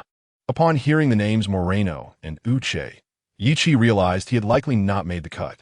Over the past month, he had discerned that Marcelino's primary formation was 4-2-3-1, with the lone Perez often playing as the sole striker, while Pereira, Uche, and Joanma rotated on the wings. Carney was the unwavering choice for the attacking midfielder position, with the Mexican Aquino serving as a substitute or as an alternate winger. Thus, within this configuration, it seemed unlikely that a spot on the bench remained for him, as his direct competitors were likely Moreno. Whenever Moreno appeared on the 18-man roster, the hopes for both himself and Tilos were considerably dimmed. With his head lowered, he resolved to diligently train his jumping and heading skills throughout the month. As Yulia reached the last name, Tilos, Caballala, and Moa Gomez gazed at the assistant coach with hopeful eyes. They believed there might still be a substitute position available in the midfield, especially for young players, as Marcelino typically included 1 or 2 young talents in every match, both to nurture their development and to add tactical variety. With Moreno in the lineup, an additional young midfielder could be added. Tilos could play as a second striker or an attacking midfielder, while Caballala, a left winger, had been practicing as a left forward. Gomez could play as an attacking midfielder or a versatile midfielder. Among the young players under 20, the most gifted prodigies at Villarreal were 2. The forward Moreno, just 20 years old and already well known, and the promising midfielder Moa Gomez, celebrated as Carney's successor at just 18. Chapter 23. The roster and the second tactical setup finally. Yulia announced the last name. Gomez appeared incredulous. Tilos found it hard to accept, while Caballala expressed regret. The most animated was Moreno, already on the 18-man roster, who widened his eyes in disbelief. "How is this possible?" Moreno exclaimed. In the silence of the training ground, when Yi Chi's name was called, everyone fell into a hush, making Moreno's outburst even more jarring. I meant to say congratulations, Yi." Noticing the unusual looks from his teammates, Moreno quickly corrected himself. "Me? Yi Chi too." Found hard to believe. When one harbors no hope, believing something to be impossible, the shock and delight when it occurs is indescribable. "Indeed, Yi." Yulia smiled, affirming that Yi Chi had not misheard. "Haha, it really is me." Yi Chi laughed heartily and embraced his teammates in celebration. Carney and Senna, 2 established players, led the applause in congratulation. After all, this was Yi Chi's first time making the 18-man roster, worthy of recognition. It was a tradition at Villarreal to celebrate the first-time inclusion, as had been done for Moreno and Gomez previously. Of course, being named to the 18-man roster did not guarantee playing time. However, it marked a significant first step towards participation, and even if he did not secure a starting position, there remained a possibility for a substitution. At that moment, Yi Chi envisioned the match on February 3rd progressing swiftly to garbage time, allowing the head coach Marcelino to field him with the intent of nurturing young talent. After all, he had never represented the first team before, so if an opportunity arose to train young players during the match against Guadalajara, the likelihood of his appearance was quite high. "Hey Carney, you and Jonathan must score more goals, ideally securing a 3-0 lead by halftime," Yi Chi remarked towards Connie. Jonathan refers to Jonathan Pereira, the team's formidable forward borrowed from Real Betis. "Damn it, do you think I wouldn't want that? I would love to net a quadruple before the break." Connie rolled his eyes. Yi Chi chuckled in response. Once the roster was announced, it signaled the official conclusion of the day's training. Yet Yi Chi, as per usual, opted to stay behind for additional practice. Beyond his regular free kick drills, he specifically attached weighted sandbags to his legs, then sprinted and leaped to enhance his vertical leap. Despite the presence of a system, Yichi believed it merely served as an auxiliary tool. He felt it essential to rely on his own training. Should the system vanish one day, he would be left with nothing. Thus, reinforcing his training seemed a more reliable approach. While practicing, Yichi also began to contemplate the allocation of his future attribute points. Marcelino had achieved commendable results this month, transforming Villarreal's position from 6th to 3rd in the Segunda División since his arrival. Although they were eliminated by Atletico Madrid in the round of 16 of the Copa del Rey in January, this allowed the team to focus on the Segunda División. Given the current trajectory, it seemed likely that Marcelino would guide Villarreal back to La Liga. Consequently, he would not be dismissed anytime soon, implying that his tactical approach would continue to evolve and strengthen. This suggested that the team's tactical demands would remain consistent, thus making additional training in heading and vertical jumps a daily necessity. For the distribution of attribute points, Yichi intended to pursue a balanced approach. He planned to divide his future points into 3 parts, one for shooting and the other 2 for jumping and heading. This way, as his shooting skill improved, so would his jumping and heading abilities. Yet, he lamented the lack of technical proficiency. Damn! Yichi slapped his forehead, realizing his attribute points were still insufficient. Fortunately for Yichi, there was good news during this period. He had grown taller. During his last physical examination, his height had been recorded, though he had overlooked it, primarily focusing on muscle fatigue. After 5 months at Villarreal, the 19-year-old Yichi had grown 3 centimeters, reaching a height of 185 centimeters due to the club's professional dietary regimen and regular training. Scientific studies indicate that boys typically cease growing around the ages of 18 to 20. Thus, if one is already tall at 18 or 19, it usually signifies that they will not grow any further. Yichi did not expect to have grown 3 centimeters at nearly 20, although seemingly minor. That extra centimeter could be pivotal when contesting aerial duels. Unbeknownst to him, the coaching staff was well aware of his growth, which partly motivated Yulia's proposal to position him as a center forward. After all, there was no other forward in the current Villarreal squad who matched Yichi's height. Ideally, to play as a stationary center forward, one should be over 190 centimeters tall, while 187 centimeters is acceptable with exceptional jumping ability. 185 centimeters barely meets the requirements for a center forward, and anything lower would render one unsuitable for the role, akin to selecting a general among the short. However, not being suitable for a center forward role does not imply one cannot play as a striker. The striker position encompasses various subpositions, such as shadow strikers, false nines, and poacher forwards, with a new defensive forward role emerging in recent years. During the next day's training, Marcelino primarily focused on familiarizing the players with 2 tactical setups. The first was a usual 4-2-3-1, featuring Pereira or Moreno as the sole striker. The second was also a 4-2-3-1, but with Yichi occupying the striker position. Although the second formation appeared as 4-2-3-1, it functioned more as a variant of 4-3-3. Throughout the training, Yichi led the line, with Pereira and Perez converging from the flanks to create a 3-forward formation. Meanwhile, Connie, originally positioned as the attacking midfielder, withdrew slightly to facilitate ball distribution and orchestrate the attack. The players were well-versed in the first tactical setup, while the second had only been devised over the past 2 weeks, triggered by Yichi's assignment as a stationary center forward. A mature team typically employs multiple tactical strategies, often 2 or more. Given that a match was scheduled for the following day, the training intensity was moderate. After the session concluded, Marcelino unveiled the starting lineup for tomorrow's match. Pereira, Perez, and Uche were included in the starting 11, indicating Marcelino's tactical choice, while Yichi and Moreno, his competitors, found themselves on the bench. Chapter 24. Coach Yichi? Yichi's ideal scenario before the match was for the team to secure a substantial lead by halftime, thereby increasing his chances of being substituted in the second half. Yet, while ideals are often grand, reality can be stark. Guadalajara was not considered a strong team, often lingering near the relegation zone in the Segunda División. Currently, they rank 17th among the league's 22 teams, sounding the alarm for relegation. Even playing at home, Guadalajara fiercely resisted Villarreal's advances, adopting a defensive strategy. Following Rossi's departure, Villarreal's offensive capabilities had notably diminished, which contributed to their relegation to the Segunda División.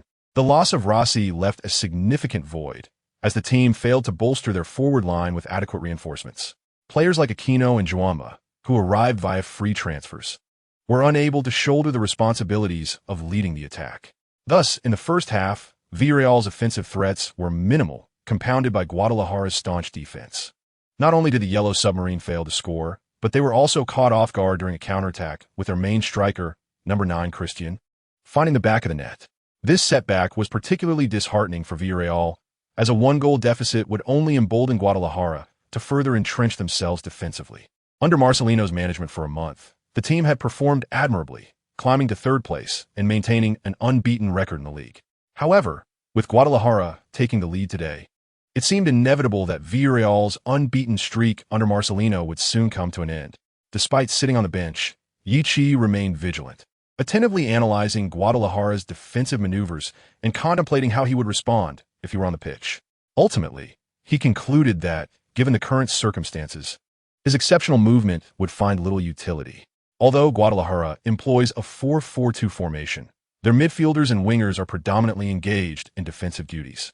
Up front, a lone-dropping center forward is tasked with linking play, while the other forward remains stationed at the forefront, poised to exploit counterattacking opportunities. The back line is densely populated, leaving little room for movement, prompting Yichi to exhale deeply. However, it is not entirely without observation. The opposing center backs do not possess the towering stature commonly associated with their position. They appear to be slightly shorter than Yichi, comparable to his teammate Uche, who stands at 180 meters. The two opposing defenders likely measure around 182 or 183 meters. On this day, Pereira is the striker, yet he stands at merely 166 meters, fitting the mold of a shadow striker or poacher. Thus, under the vigilant marking of the opposing center backs, even the agile Pereira struggles to make an impact, becoming ensnared in the muscular thicket presented by the two defenders. Indeed, for the 166-meter tall Pereira, the 182-meter adversaries necessitate a gaze directed upwards. Perhaps deploying a taller striker would be advantageous? Yichi pondered, feeling as though he resembled not merely a water cooler guardian, but rather the head coach. Wait a minute, am I not the tall striker? It dawned on Yichi that within Marcelino's tactical framework, he was designated as the towering forward. With this realization, his heart raced. Perhaps, even in a deficit, he might have the opportunity to take the field. Soon enough, the first half concluded with Guadalajara maintaining a slender 1-0 lead as they retreated for halftime. As the second half commenced, Yichi and fellow attackers Moreno were summoned by the assistant coach to warm up. Within 2 minutes of the resumption, the opposing forward, Christian, exploited his speed to outmaneuver Villarreal's aging Swedish center back, Mellberg. The latter, unable to match the pace, resorted to a foul, conceding a promising direct free kick in the process and earning a yellow card. The free kick was taken by the opposing midfielder, donned in the number 22 jersey, delivering a high-quality curling ball that arched over the wall and into the net defended by Villarreal's goalkeeper, Carlos. Damn, Yichi said, as his team now trailed by 2 goals. However, he held no ill will towards his teammates. They had exerted their utmost, and fortune simply had not favored them. Observing the unfolding situation from the sidelines while warming up, assistant coach Yulia approached him and slapped him on the shoulder. "What the hell are you doing? I've been calling you for ages." "What?" Yichi responded, bewildered, looking at Yulia. "The head coach is looking for you." Yichi's eyes widened, realizing that his earlier speculation was about to materialize. He brushed past Yulia, dashing towards head coach Marcelino. "When did this kid's speed become so impressive?" Yulia muttered, watching Yichi's retreating figure. In truth, it was not an increase in Yichi's speed, but rather the adrenaline coursing through him. "Coach, you called for me?" Yichi reached Marcelino, breathless. "In a moment, you'll be on the pitch. Just follow our usual training routine," Marcelino directed, holding a tactical board. "Position yourself centrally. Occupy their 2 center backs. Use your heading ability to create advantages if possible. If not, set up chances for Perez and Pereira." Yichi nodded at the tactical board, having practiced these strategies before, thus comprehending them easily. However, it appeared that the unfortunate player being substituted would be the Nigerian forward Uche. Brother of Nigeria national team striker Kalu Uche. Trailing by 2 goals, Villarreal needed to make offensive adjustments. As Marcelino elaborated on the tactical deployment to Yichi, assistant coach Yulia had already approached the fourth official for personnel changes. Soon, during a stoppage, the fourth official raised the board indicating Villarreal's number 8 off and number 22 on. The 22 jersey was Yichi's choice after joining the first team. Selected for 2 reasons, most desirable numbers have been claimed early in the season, and 22 coincided with his birthday. As his long-awaited first-team debut approached, excitement surged within Yichi, causing his calves to tremble. "Good luck, kid." Uche embraced Yichi as he departed, slapping him heartily on the shoulder. Yichi winced. The Nigerian's grip was painfully strong, yet the pain brought him back to reality. He jumped in place, lightly tapping his calves before sprinting onto the field. "Hey, Connie." Jonas. Upon entering the pitch, Yichi called to his teammates, signaling with his hands. Connie and Pereira instantly understood the implication. Based on recent training, Yichi's arrival meant Pereira would shift to the wing. Chapter 25. Trash Talk. Yichi remained unaware that, upon being assigned onto the field, his teammate Moreno cast him a somewhat envious glance. Naturally, jealousy is a human trait. After all, Yichi found himself envious when Moreno was out at the bar, surrounded by admirers. "Hey kid, where are you from? Neon lights? Or the land of the morning calm?" The 2 opposing center-backs ensnared Yichi upon his entry. Glancing at the 2 defenders, Yichi chose to disregard them. At this moment, he was focused on adjusting his mindset, leaving no room for distractions from 2 irrelevant individuals. Representing the first team for the first time, especially under a 2-goal deficit, posed both a challenge and an opportunity. Yichi understood that while a player must play with excitement, excessive exuberance must be avoided. Moreover, the Segunda División was several tiers above the youth league he had previously competed in. Even participating in Segunda was something he had yearned for just a year prior. Taking a deep breath, Yichi quelled his excitement, which had caused his calves to quiver. "Ha, this kid's legs are trembling. It must be his first match. No, I think he is scared. Hey kid, did you wear diapers today? Don't wet yourself out there. This match is being broadcast live." The 2 center-backs conversed back and forth. Yichi glanced at them, thinking they would make excellent comedians. However, they were correct about one thing. Today's Segunda match was indeed being broadcast nationwide, though nationwide referred to Spain, and it was unlikely any Chinese media held rights to Segunda. Even if they did, few would care. Reluctant to be a passive target for ridicule, Yichi covered his mouth to prevent his lip movements from being deciphered. "I should have shot you 2 against the wall. How did I end up with these 2 dim-witted twins?" he lamented, shaking his head. As soon as he finished this thought, Yichi promptly withdrew to receive a pass from his teammates. In Guadalajara, the 2 central defenders were taken aback by such harsh insults. They initially failed to react, and by the time they gathered their wits, Yichi had already distanced himself by 5 meters. "Damn, that kid is doomed." The 2 defenders gritted their teeth, resolute in their determination to make this Asian lad pay in the ensuing match. We observed a brief exchange between the young forward from Villarreal and the Guadalajara defenders, the nature of which seemed far from cordial, eliciting laughter from the commentators. As Yichi retreated to receive the ball, the defender clad in the number 19 jersey approached him. "By the way, how is your mother doing lately?" Yichi casually inquired, while his feet remained agile, passing the ball to his teammate, Connie, before swiftly turning to run. "Damn," the number 19 defender cursed, furious that Yichi had managed to escape his grasp with mere words. This time, he was determined not to let the opportunity slip away, pushing Yichi in anger.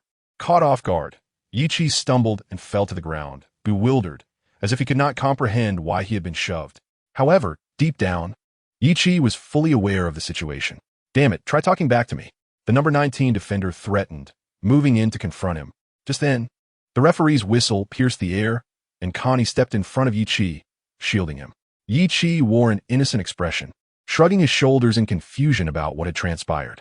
To the number 19 defender, Yichi seemed akin to an Oscar-winning actor, yet the referee, positioned too far to discern the conflict, could only see the Guadalajara defender intentionally pushing down the Villarreal forward.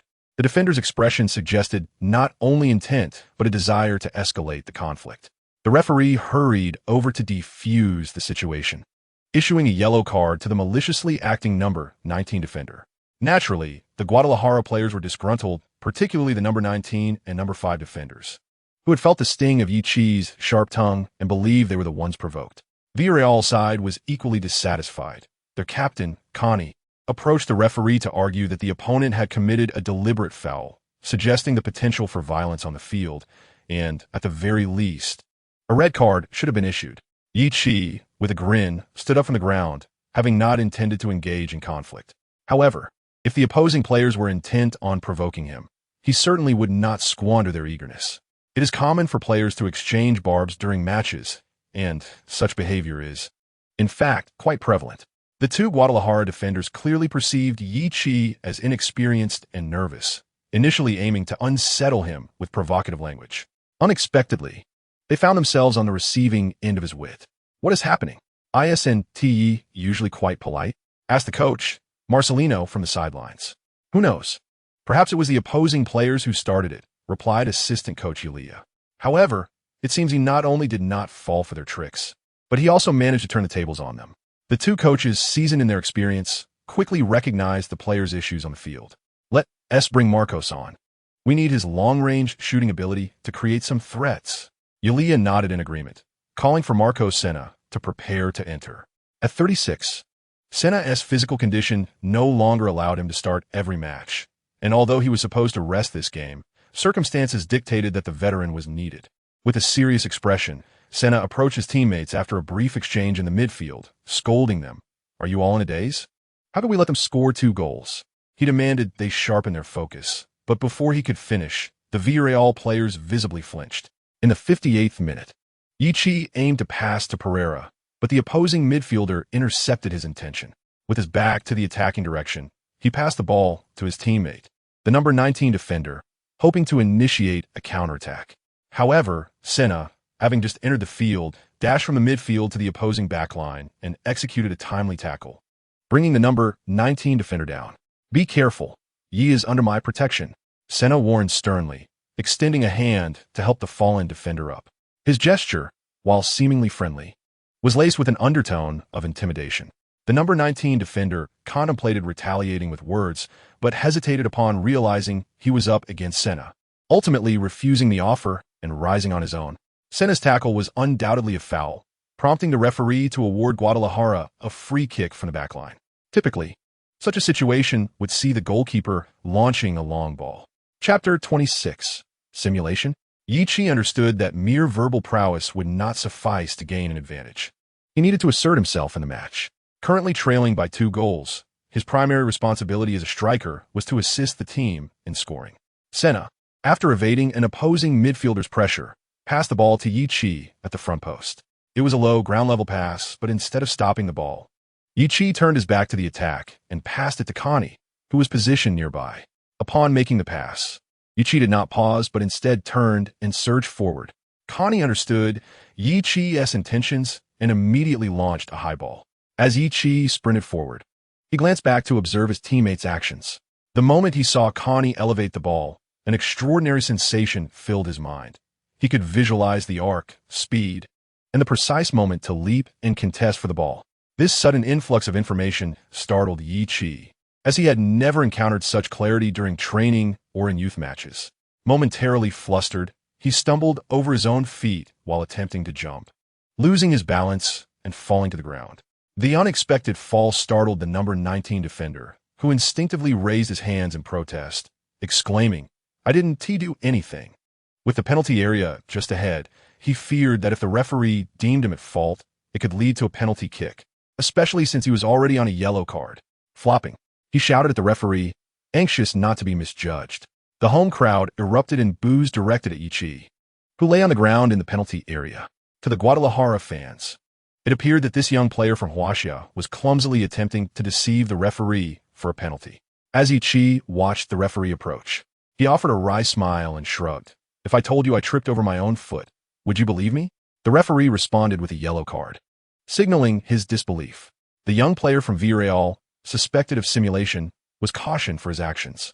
"Young man, we understand your eagerness to score. Yet your efforts must be directed appropriately.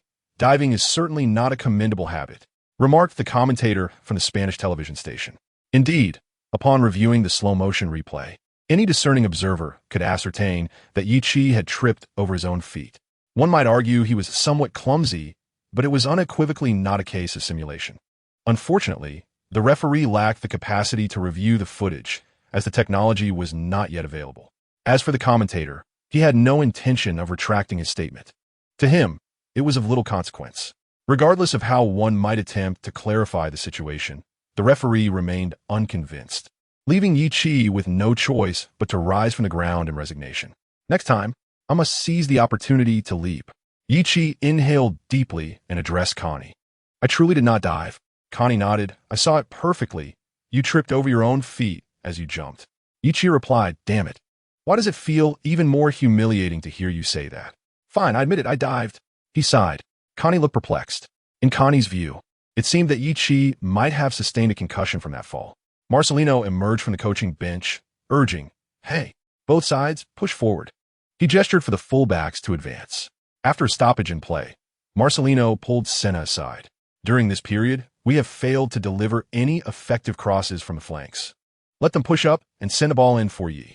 We do not have the luxury of time to waste in the midfield.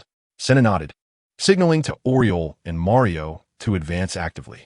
Today, the right and left fullbacks were key players from Villarreal. Oriol, donning the number 3 jersey as the left back, and Mario, the right back and number 2. In the 68th minute, Senna received the ball and executed a 1-2 with his longtime partner Connie.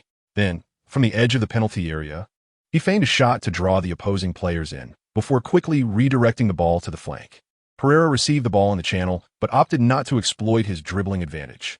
Instead, he continued to distribute the ball to the advancing right-back Mario, and, after passing, he made a diagonal run into the opponent's penalty area. Pereira's movement drew away the opposing left-back, leaving Mario with ample space to make his advance. With a decisive stride, he chose to deliver a low cross. Yi Chi, positioned centrally, observed his teammates' actions and immediately surged towards the near post, raising his hand to signal for the ball. Mario, please trust me once more. As he maneuvered, Yi Chi eagerly anticipated Mario's cross from the flank. Soon, Mario approached the byline. The Guadalajara defensive midfielder attempted to apply pressure, but arrived too late. Mario, nearly unmarked, sent a cross into the box just as the midfielder reached him. The opposing midfielder instinctively attempted to intervene, but his effort was futile. As Mario swung his leg, the envisioned passing trajectory that had appeared in Yi Chi's mind resurfaced. This time, he was not intimidated. Instead, he followed the guidance in his mind and leaped to contest the header from within the penalty area.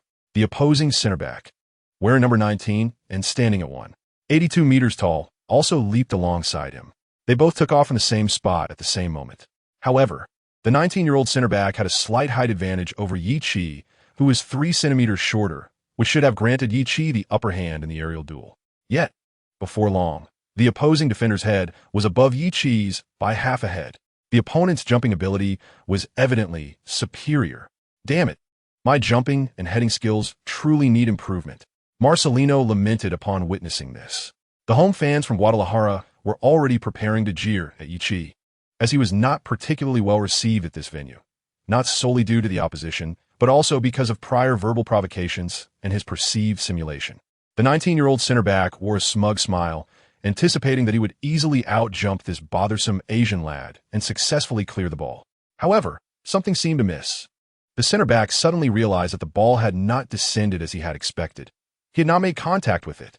His peripheral vision caught a glimpse of Yi Chi's head rising above his line of sight, followed closely by the ball plummeting towards the opposing goal. He understood immediately that it was not that the opponent was jumping higher. Rather, Yi Chi had reached his apex and was now descending. This could only mean one thing. Yi Chi possessed an astonishing ability to hang in the air. As the ball approached Yi Chi's head, just as it was about to make contact with his forehead, he caught sight of Pereira making a run. Choosing not to be greedy, he lightly headed the ball towards Pereira. Pereira took a step, faked out the number 5 center back, and then struck a goal. The ball rolled along the ground towards the lower right corner of the net, and the goalkeeper dove instinctively. However, due to Pereira's shot being directed towards the corner, the goalkeeper was unable to reach it in time. After landing from his jump, Yi Chi noticed the angle of Pereira's shot seemed off. But he could not pinpoint the issue, nor did he have the luxury of time to ponder it further. Acting on instinct, he darted into the small box. Marcelino was already preparing to cheer from the sidelines. This collaboration between Yi Chi and Pereira was precisely what he had hoped to see. It validated his decision to position Yi Chi as a stationary striker. Yet, just as quickly, Marcelino's enthusiasm waned. Pereira's pursuit of the perfect angle caused the ball to sail past the goalkeeper but ultimately strike the post. Thud! The dull sound echoed, and Marcelino felt a pang in his chest, as if the ball had struck his very heart. A collective gasp arose from the Guadalajara supporters, who felt as though they had narrowly escaped disaster. Just as everyone assumed the goalpost had saved them, Yi Chi, donning the number 22 jersey, suddenly appeared in the trajectory of the rebounding ball. When had he arrived there? This perplexity lingered briefly, as Yi Chi was already preparing to shoot. Aligning himself with the ball's path, he lifted his leg and struck without any interference. With the goalkeeper still on the ground, he opted for a deft chip. Get in there. The ball soared towards the Guadalajara goal, and this time the goalkeeper was utterly powerless. Despite his quick recovery from the ground, the ball soared over him and found the back of the net. The ball had crossed the line. Villarreal had equalized. With the goal scored by the 19-year-old rising star from Huaxia, Yi Chi, in jersey number 22. Did it really go in? At the moment the ball hit the net, Yi Chi was momentarily stunned, unsure of how to react. When he scored in youth matches, he would typically celebrate in the penalty area. However, after scoring for the first team in the Spanish second division, Yi Chi found himself engulfed in confusion, unsure of what to do next. The Villarreal fans in attendance erupted with exuberant cheers, as their team had previously struggled to perform well. And Yi Chi's goal provided them with a much-needed outlet for their frustrations. The bewildered Yi Chi was quickly embraced by Pereira and Connie. What a splendid follow-up shot, Yi, Connie remarked with a smile. Pereira ruffled his hair playfully, exclaiming, "Goodness, how did you end up in that position? But thank goodness you did, or I would have felt quite embarrassed for not assisting." Yi Chi chuckled awkwardly, thinking to himself that he sensed Connie would miss the shot the moment he took it. "I don't know, whatever, it went in," he thought as he embraced his two teammates. Marcelino felt as though his emotions were akin to a roller coaster. Yet when he witnessed Yi Chi's follow-up shot find the net, he joyfully embraced his assistant, Yulia. Regardless of how fortunate Ye's goal may have been, at least he possesses a striker's instinct in front of the goal, Yulia commented. Marcelino remained pragmatic, acknowledging the element of luck involved, yet confidently asserted, at the very least, "We are on the right path." Most believe that Yi Chi's goal was largely due to luck, as he had merely appeared in the trajectory of Pereira's missed shot. Meanwhile, on the stands, Villarreal scout Moreras excitedly patted his thigh, recalling that afternoon in Holiday Park. This lad certainly isn't lucky. He knows where the ball will go when it hits the post. Moreras was elated. As a young player he advocated for had scored in his first appearance for the first team, and he had only been with the club for 6 months. Jared Moreno, seated on the bench, furrowed his brow, feeling that he had made his first team debut quicker than his counterpart, with more opportunities. Yet he was surprised that this young player had managed to score before him. "Yi, you scored. I knew you could." Yet, someone retorted, "You certainly didn't say that when you saw our squad list yesterday. So, does that mean the plate I'm using today is courtesy of our goal scorer?" In the Villarreal club restaurant, patrons dining while watching the match leaped up in excitement. The atmosphere was even more vibrant than when the team had previously won. Yi Chi had been among them for nearly half a year, and everyone felt a deep familiarity with him. Thus, it was more than just their team scoring. It was akin to a distant relative achieving a momentous victory. "Hey, Pazahino, what was it you said earlier? If Yi scores for the first team, you owe everyone a drink. You wouldn't dare back out, would you?" "A patron chuted." Pazahino, balancing a tray in each hand, each laden with 3 glasses of beer, replied, "I'm not as unscrupulous as you. I'm just here to pour drinks." Wearing small metallic round glasses, his eyes crinkled with laughter. As Pazahino poured drinks, Elena served everyone Spanish tapas. He had previously promised that if he scored for the first team, he would treat everyone to a serving of tapas. Elena cheerfully called out to everyone. Pazahino grinned mischievously. Regardless of whether he acknowledges it or not, the cost of today's tapas will be deducted from his dishwashing wages. "Huh, a toast to Yi." Everyone raised their glasses in celebration of Yi Chi's goal. If only Yi could score a hat trick today, not only would we regain the lead, but we could enjoy 3 free drinks and 3 servings of tapas. A fan remarked after finishing his drink, "While I would love to see a hat trick, I doubt you would be keen on it. If he scores a hat trick today, he would have to wash dishes for at least 2 weeks. Pazahino laughed heartily. That's a fair point, considering Ye's salary at the club, and with Pazahino isn't very high. A patron suggested, "How about this? If he scores a hat trick today, We call on Pazahino and the club to give him a raise. What do you say? Absolutely. I'm in. Hey, why am I the one getting injured if he scores a hat trick? I'll be sure to submit the bill to the club for reimbursement. Pazahino feigned anger. Chapter 28. Plans are made to adapt to circumstances. Ichi had no idea that while he was desperately striving on the field, the old-timers in the restaurant were already plotting his dishwashing fund. The goal had rekindled hope for Villarreal and bolstered coach Marcelino's confidence. This is how we play. If they choose to defend, we should deliver high balls from the flanks. This was the signal Marcelino sent to the team, and it also revealed an opportunity for Ichi. Unbeknownst to him, he had inadvertently become the key to breaking the deadlock. In the 75th minute, although Ichi had yet to raise his hand, the ball from right-back Oriol had already reached him. This time, Xiaosa and the opposing center-back, number 19, both leaped simultaneously, but Guadalajara's center-back was one step ahead. He was aware of the opponent's strong aerial capabilities, strong enough to make him question Newton's laws. So, during the simultaneous jump for the ball, he wasn't genuinely aiming for the football. Instead, he nudged his opponent mid-air, despite Ichi being slightly taller. Such an advantage was minimal. However, his weight was less than that of his opponent, meaning Ichi's physique was too slender. Maintaining balance in the air proved difficult, and he was pushed away, losing control of the ball. The football descended and was cleared by another center-back, numbered 5. After landing, Ichi stumbled a few steps before regaining his footing and raised his hand to complain to the referee about the foul. The referee dismissed his appeal, deeming it a normal physical confrontation. Marcelino shook his head. He needs to improve not just his jumping and heading ability, but also his muscle mass. Coach Yulia remarked, "If it were me, I would have just fallen to the ground instead of trying to maintain my balance. If one attempt fails, then two. And after falling a few times, perhaps we'd be able to draw a red card." Marcelino noted, though Ichi can certainly talk back, he only does so after the opponent initiates. Therefore, on the field, Ichi is not as unsportsmanlike as Yulia. During this period, Villarreal's strategy of delivering high balls had become glaringly apparent, and Guadalajara's coach Luis Fernandez had certainly taken notice. As the match approached the 80th minute, he began to make substitutions. Having kept his starting 11 intact until now, Fernandez swiftly made 2 changes. Young 19-year-old midfielder Ravis entered the fray, replacing a central midfielder. The goalscorer, center forward Christian, was substituted for the 18-year-old striker Asclera. These substitutions were intriguing, as Ravi stood at 193 centimeters, making him the tallest player on the Guadalajara roster, while Asclera, at 192 centimeters, was the second tallest. Clearly, Fernandez understood that the opposing team was planning to play a high ball. Hence, he strategically arranged for the giant to take the field. Ichi scratched his head, aware that the opposing coach might be targeting his team's tactics.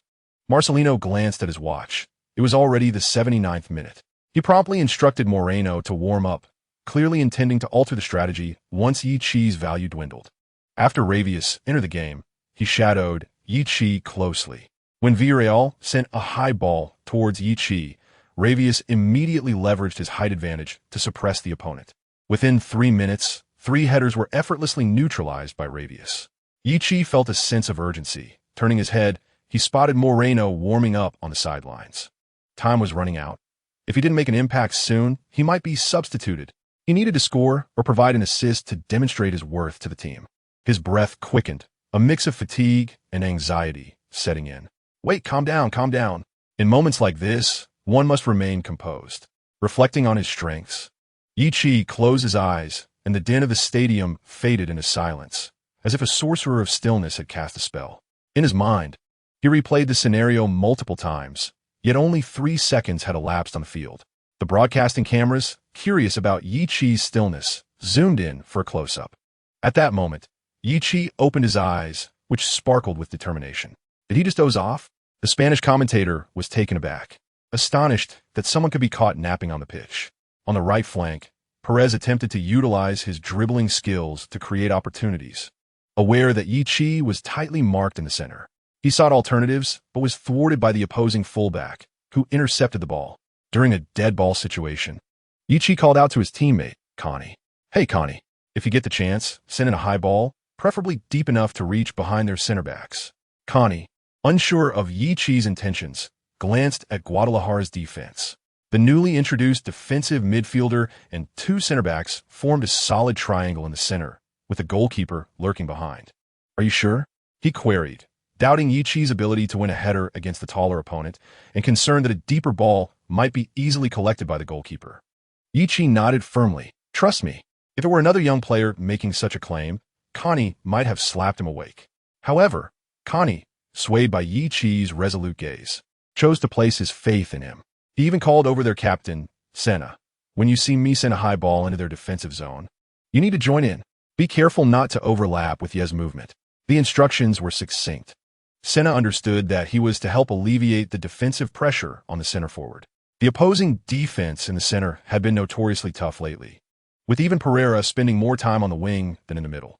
Thus, it was imperative for him to step up and create space. And perhaps he could even seize an opportunity for a long-range shot. "Do you have a detail plan?"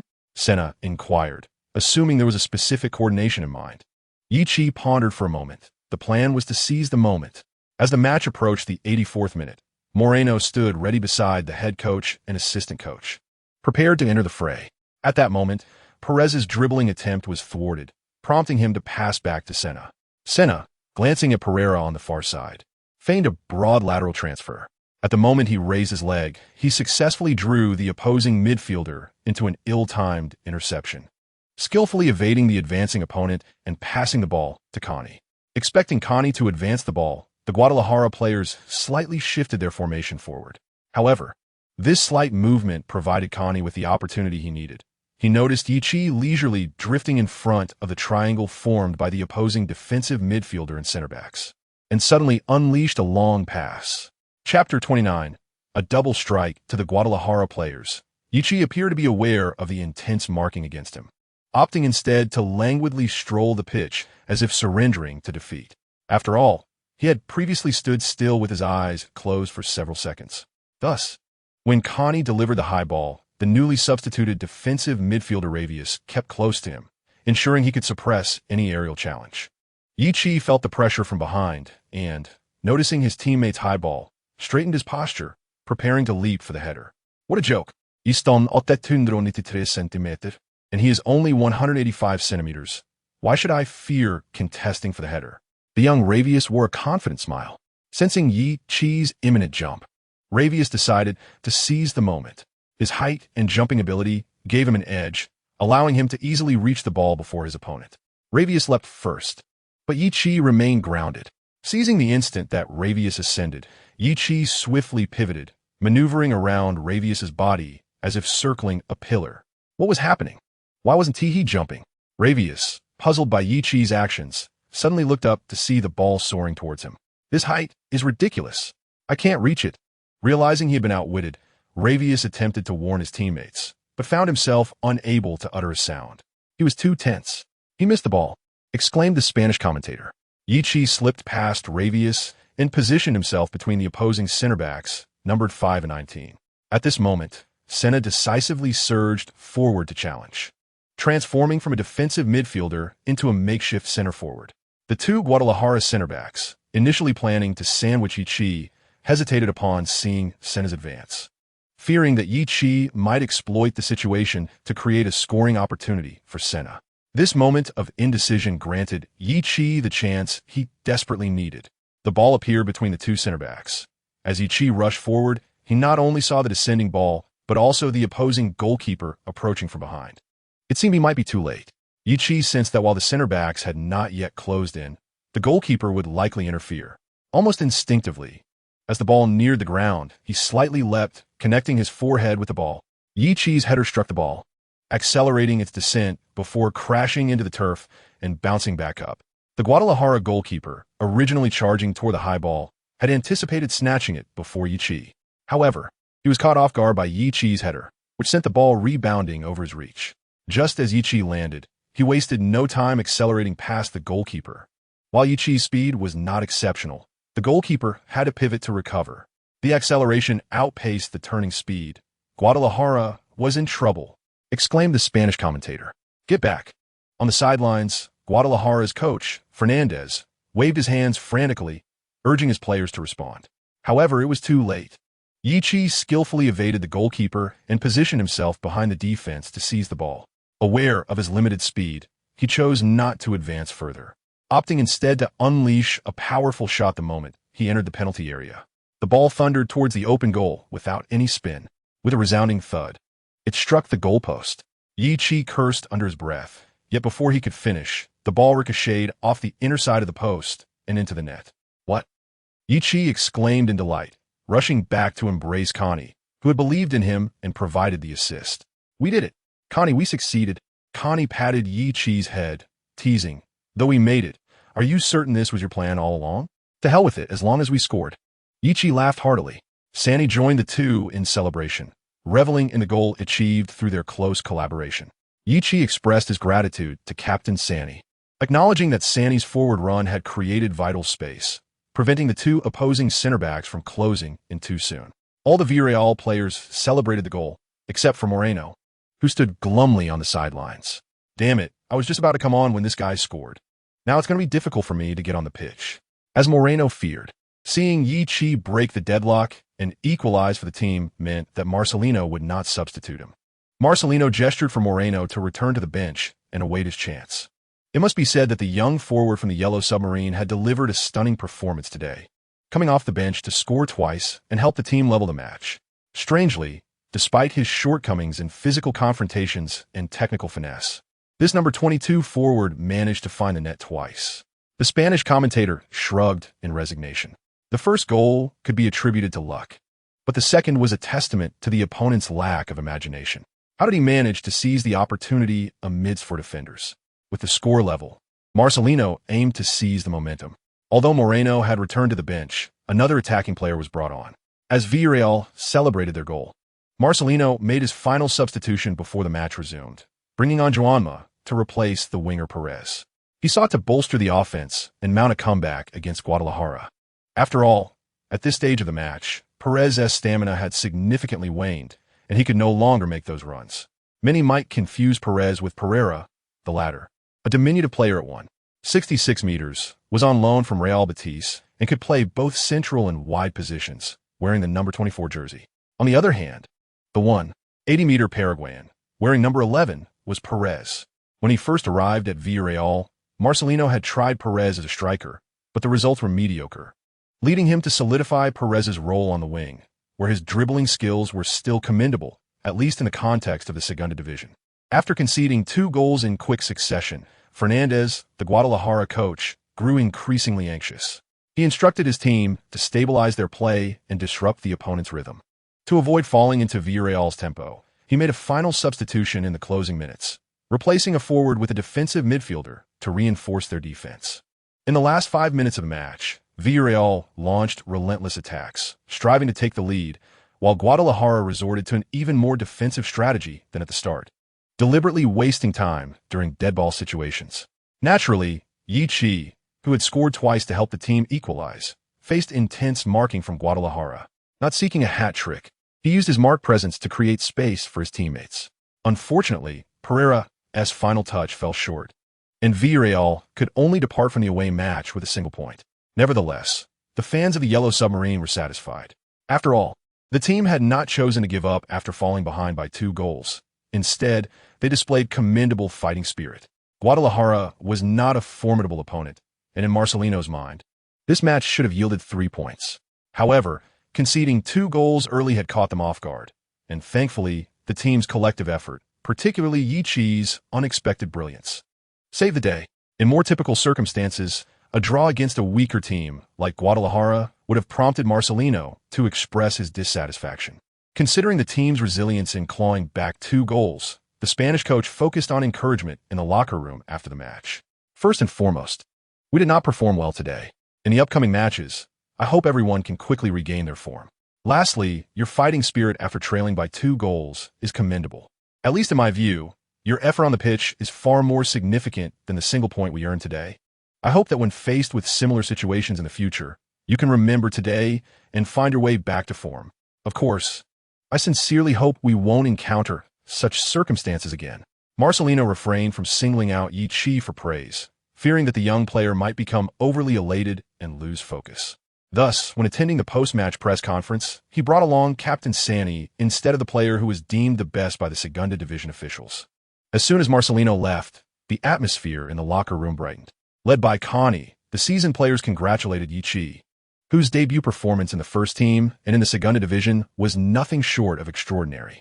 Yichi smiled graciously, accepting the accolades, but his expression stiffened upon seeing the system notification.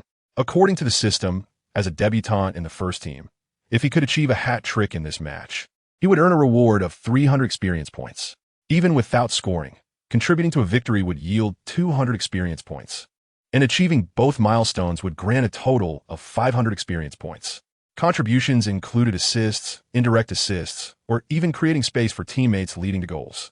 As it stood, with the match ending in a draw, he naturally missed out on this reward. The only thing accomplished was scoring 2 goals, resulting in a reward of 100 experience points. This equates to 50 points per goal. Why didn't you mention this earlier? If I had known, I would have exerted myself to score another. Yichi lamented the system's belated revelations.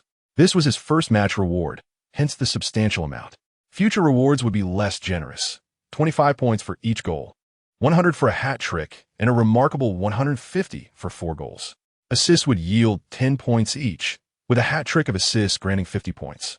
If a player participates for over 20 minutes in a match and the team emerges victorious, their S10 experience points awarded. No points are given for draws or losses. This system seems even more stringent than the game of football itself.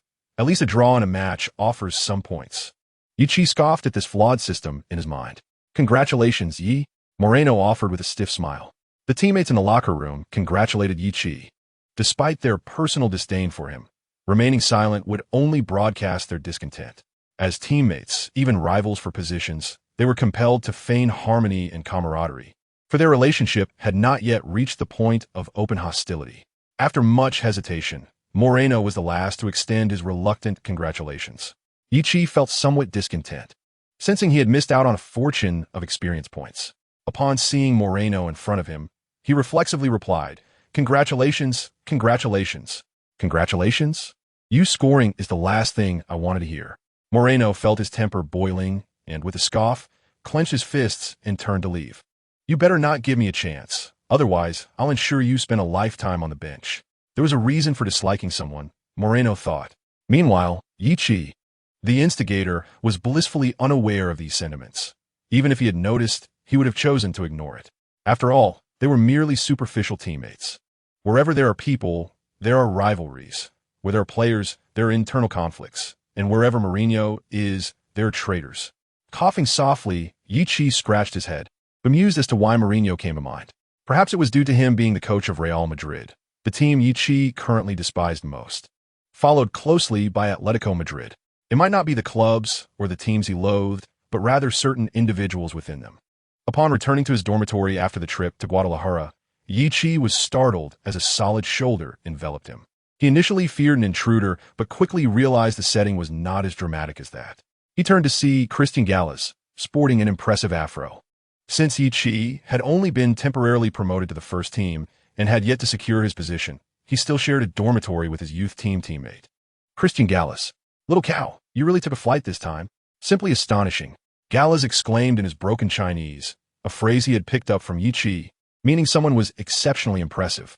"You scored twice in your first match for the first team and turned the tide. You've truly made it." Yichi grinned in response, echoing Gallas' earlier sentiment. No, this time the little cow has decided against flying. The little cow has opted to light a firecracker and toss it in his pants. Chapter 31.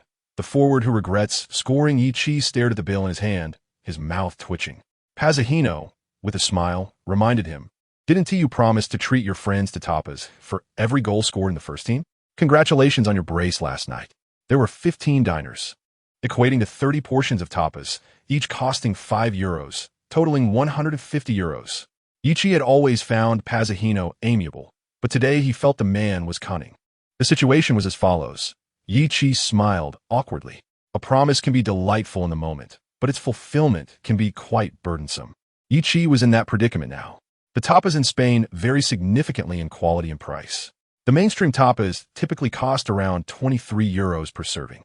Pazahino's establishment charged a premium not from exploitation, but due to the use of high-quality Iberian ham instead of ordinary bacon. Additionally, the beef was Australian Wagyu, and if one ordered shrimp-based tapas, they would be served fresh catches from that very day, given Villarreal's proximity to the sea. The quality ingredients meant that Pazahino's tapas were not inexpensive, hence the €5 price tag. As a youth team player at Villarreal, Yichi's contract granted him a weekly wage of €50, with a €10 bonus for each goal and a €30 appearance fee.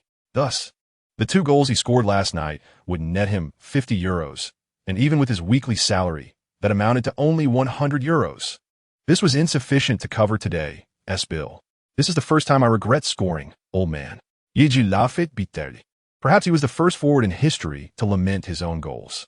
As his familiarity with Pazahino grew, the way he addressed him became increasingly casual, shifting from Mr. Pazahino to simply Pazahino, then to old man, and finally to old guy. It's a fortunate dilemma, ye. Many players yearn for the chance to score for the first team, but lack the opportunity or ability. Pazahino smiled. You could always defer payment until you renew your contract with the team in the future, when both your salary and goal bonuses will be considerably higher. Yichi donned rubber gloves, remarking, relying on a single match performance to negotiate a contract renewal and raise is less reliable than washing dishes here for an extra hour every day. He headed towards the kitchen. That is precisely why I appreciate you. You are always so grounded, Yi. Pazahino had witnessed too many players become complacent after a few good matches, particularly among teenagers. Thus, in a situation where Yichi had shone brightly, scoring twice to save the team, he admired that Yichi had maintained his humility. This trait led Pazahino to believe that Yichi would undoubtedly become a remarkable player. If not a star, am I grounded? I'm merely a seed born from the depths of the earth, Yichi replied, turning back. By the way, where's Elena? ISNT today the weekend? Pazahino shrugged. This morning he returned to school, mentioning that he would be going to the Valencia Grand Theater with friends to watch a flamenco dance performance. It was said that a remarkable gypsy dance troupe was on tour, arriving in Valencia today. A fleeting disappointment crossed Yichi's face as he buried himself in the kitchen. He could not quite articulate why, but sometimes not seeing Elena left him feeling a bit despondent, while encountering her ignited an impulse to flee. Observing Yichi's retreating figure, Pazahino pondered whether this young man harbored feelings for his granddaughter. He dare not. He would not hesitate to intervene. The more he thought about it, the angrier he became, prompting him to exclaim unexpectedly. Pazahino admired Yichi, appreciating him solely as a young player with commendable character and a diligent work ethic. However, the notion of him as a potential grandson-in-law was unacceptable. Pazahino did not wish for his granddaughter to engage romantically, let alone marry, a professional athlete, as in his view, few of them exhibited commendable personal lives or relationships. After a match, the team typically enjoyed a half day to a full day of rest, depending on the intensity of the schedule. Perhaps buoyed by their previous success against Guadalajara, Marcelino grew increasingly confident in utilizing Yichi as a stationary center forward in subsequent training sessions. Beyond improving his heading and jumping abilities, he needed to bolster his physique. His frame was too slender, lacking muscle mass. Overall, he was too lean. Such a physique would struggle against stronger center backs or defensive midfielders. Therefore, he needed to incorporate more strength training into his regimen, at the very least building muscle. I have also informed the nutritionist to devise a muscle-gaining meal plan for you. You must strictly monitor your diet during this period and enhance your physical exercises, Marcelino advised during training. Yichi nodded, acknowledging his understanding. No problem, sir. He recognized that while his height was barely acceptable, his weight was still insufficient. For a center forward, standing 185 centimeters tall, he should ideally weigh over 80 kilograms. Currently, he was under 70 kilograms, which hindered his ability to withstand physical confrontations. Moreover, this was La Liga, should he transition to the more physically demanding Premier League. His current stature would be a significant disadvantage against the center backs there. Now, Yichi felt pressed for time. In addition to daily training, he had to practice free kicks, heading, and jumping strength, and sometimes even work part-time at a restaurant to earn living expenses. Now, he faced the added challenge of incorporating strength training. The sole piece of good news was that the training facility boasted a specialized gym for the team, available for free use by players and club staff. At least he wouldn't need a membership. February 9th marked the 25th round of the Segunda División, where Villarreal would host Ponferradina. Yichi believed that based on his previous performance, he would likely make the squad. When Marcelino announced the lineup, as expected, his name appeared among the 18. However, he noticed that Moreno was also included, indicating that Marcelino was preparing for contingencies. The team's training had predominantly revolved around two formations. The standard 4-3-3 tactic, now featuring Uche, Perez, and Moreno rotating at the center forward position instead of Pereira. In a 4-2-3-1 formation, with Yichi positioned as a stationary center forward, flanked by the creative core and attacking midfielder, Carney, with Pereira and Aquino on the wings. Mexican winger Javi Aquino, known for his exceptional dribbling and crossing abilities, was a traditional winger, which led Marcelino to opt for Aquino over Joanma and Perez.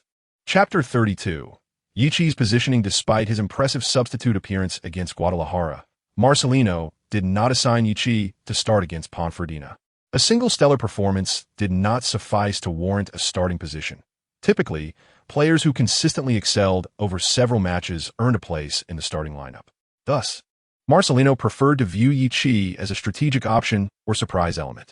Until Yichi's physique improved and his heading and jumping abilities showed marked enhancement, Marcelino was not inclined to designate him as a regular starter. Yichi was well aware of this reality. He had endured many dark moments.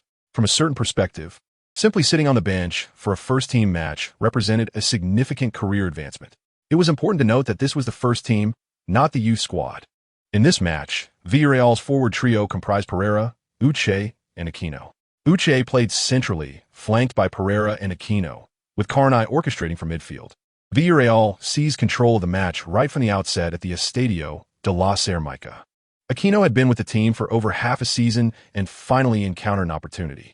Previously, the head coach's tactics had been rather rigid, restricting Uche, Joanma, and Perez on the forward line, thus limiting Aquino's playing time in the first half of the season. In the 30th minute, the dynamic Aquino executed a series of successful dribbles down the flank, reaching the byline before delivering a cutback pass to the center. Uche's movement drew the opposing center-back away, allowing the advancing attacking midfielder Carney to receive the ball and feint a shot. The experienced 31-year-old Carney, composed and astute, recognized the opportunity to pass to the better-positioned Perez instead of attempting a shot himself. Yichi observed the entire sequence from the bench. At the moment Carney received the ball, he had a fair chance to score directly, but the veteran's exceptional vision and unselfishness allowed him to recognize Perez's advantageous position, leading to the decisive pass. It was at this moment that Yichi understood why Carney's statistics had not been particularly impressive in previous La Liga matches. Yet he remained the team's indispensable playmaker and holder of the number 10 jersey. The importance of vision. Friends, this is what it means to have a broader perspective. Outsiders may marvel at the spectacle, and amateurs may scrutinize statistics, but true connoisseurs appreciate the performances on the pitch. Are statistics important? Indeed, they hold significance, yet at times, they may not convey the whole story. Some players, despite lacking goals or assists, remain irreplaceable to their teams. In Yichi's eyes, Carney embodied such a player for the Yellow Submarine. He turned to Juan Gomez seated beside him. The 18-year-old Gomez was a direct disciple of Carney in the first team. Despite the prevailing belief over the years that Moreno is a remarkable product of the team's youth academy, Yichi perceives that Gomez, occupying the midfield position, is indeed the most exceptional young talent. He secured his place as a definitive starter at the tender age of 16 and, by 17, was promoted to the first team, where he learned under the guidance of Vice-Captain Carney. Through regular training sessions and interactions, Yichi discerned that Gomez possesses superior technical abilities compared to his youthful counterparts at Villarreal. In this regard, he believes Moreno falls short. If one were to point out Gomez's weaknesses, it would be his lack of composure and a certain restlessness. However, at merely 18 years of age, such impetuosity is quite natural. After all, not everyone could be as outstanding as he is. Yichi smiled with self-satisfaction. Gomez found Yichi's intense gaze peculiar. Why was he staring at him? Even more baffling was the fact that Yichi was smiling. What did that signify? Damn it, I'm a steadfast man. Yichi, oblivious to his own wandering thoughts, was caught when Gomez noticed his gaze. To alleviate the awkwardness, he remarked, "Moy is looking quite dapper today." Upon hearing this, Gomez felt an increased sense of apprehension. Today, Villarreal had the home advantage and had taken the lead 30 minutes into the match, allowing head coach Marcelino to relax somewhat.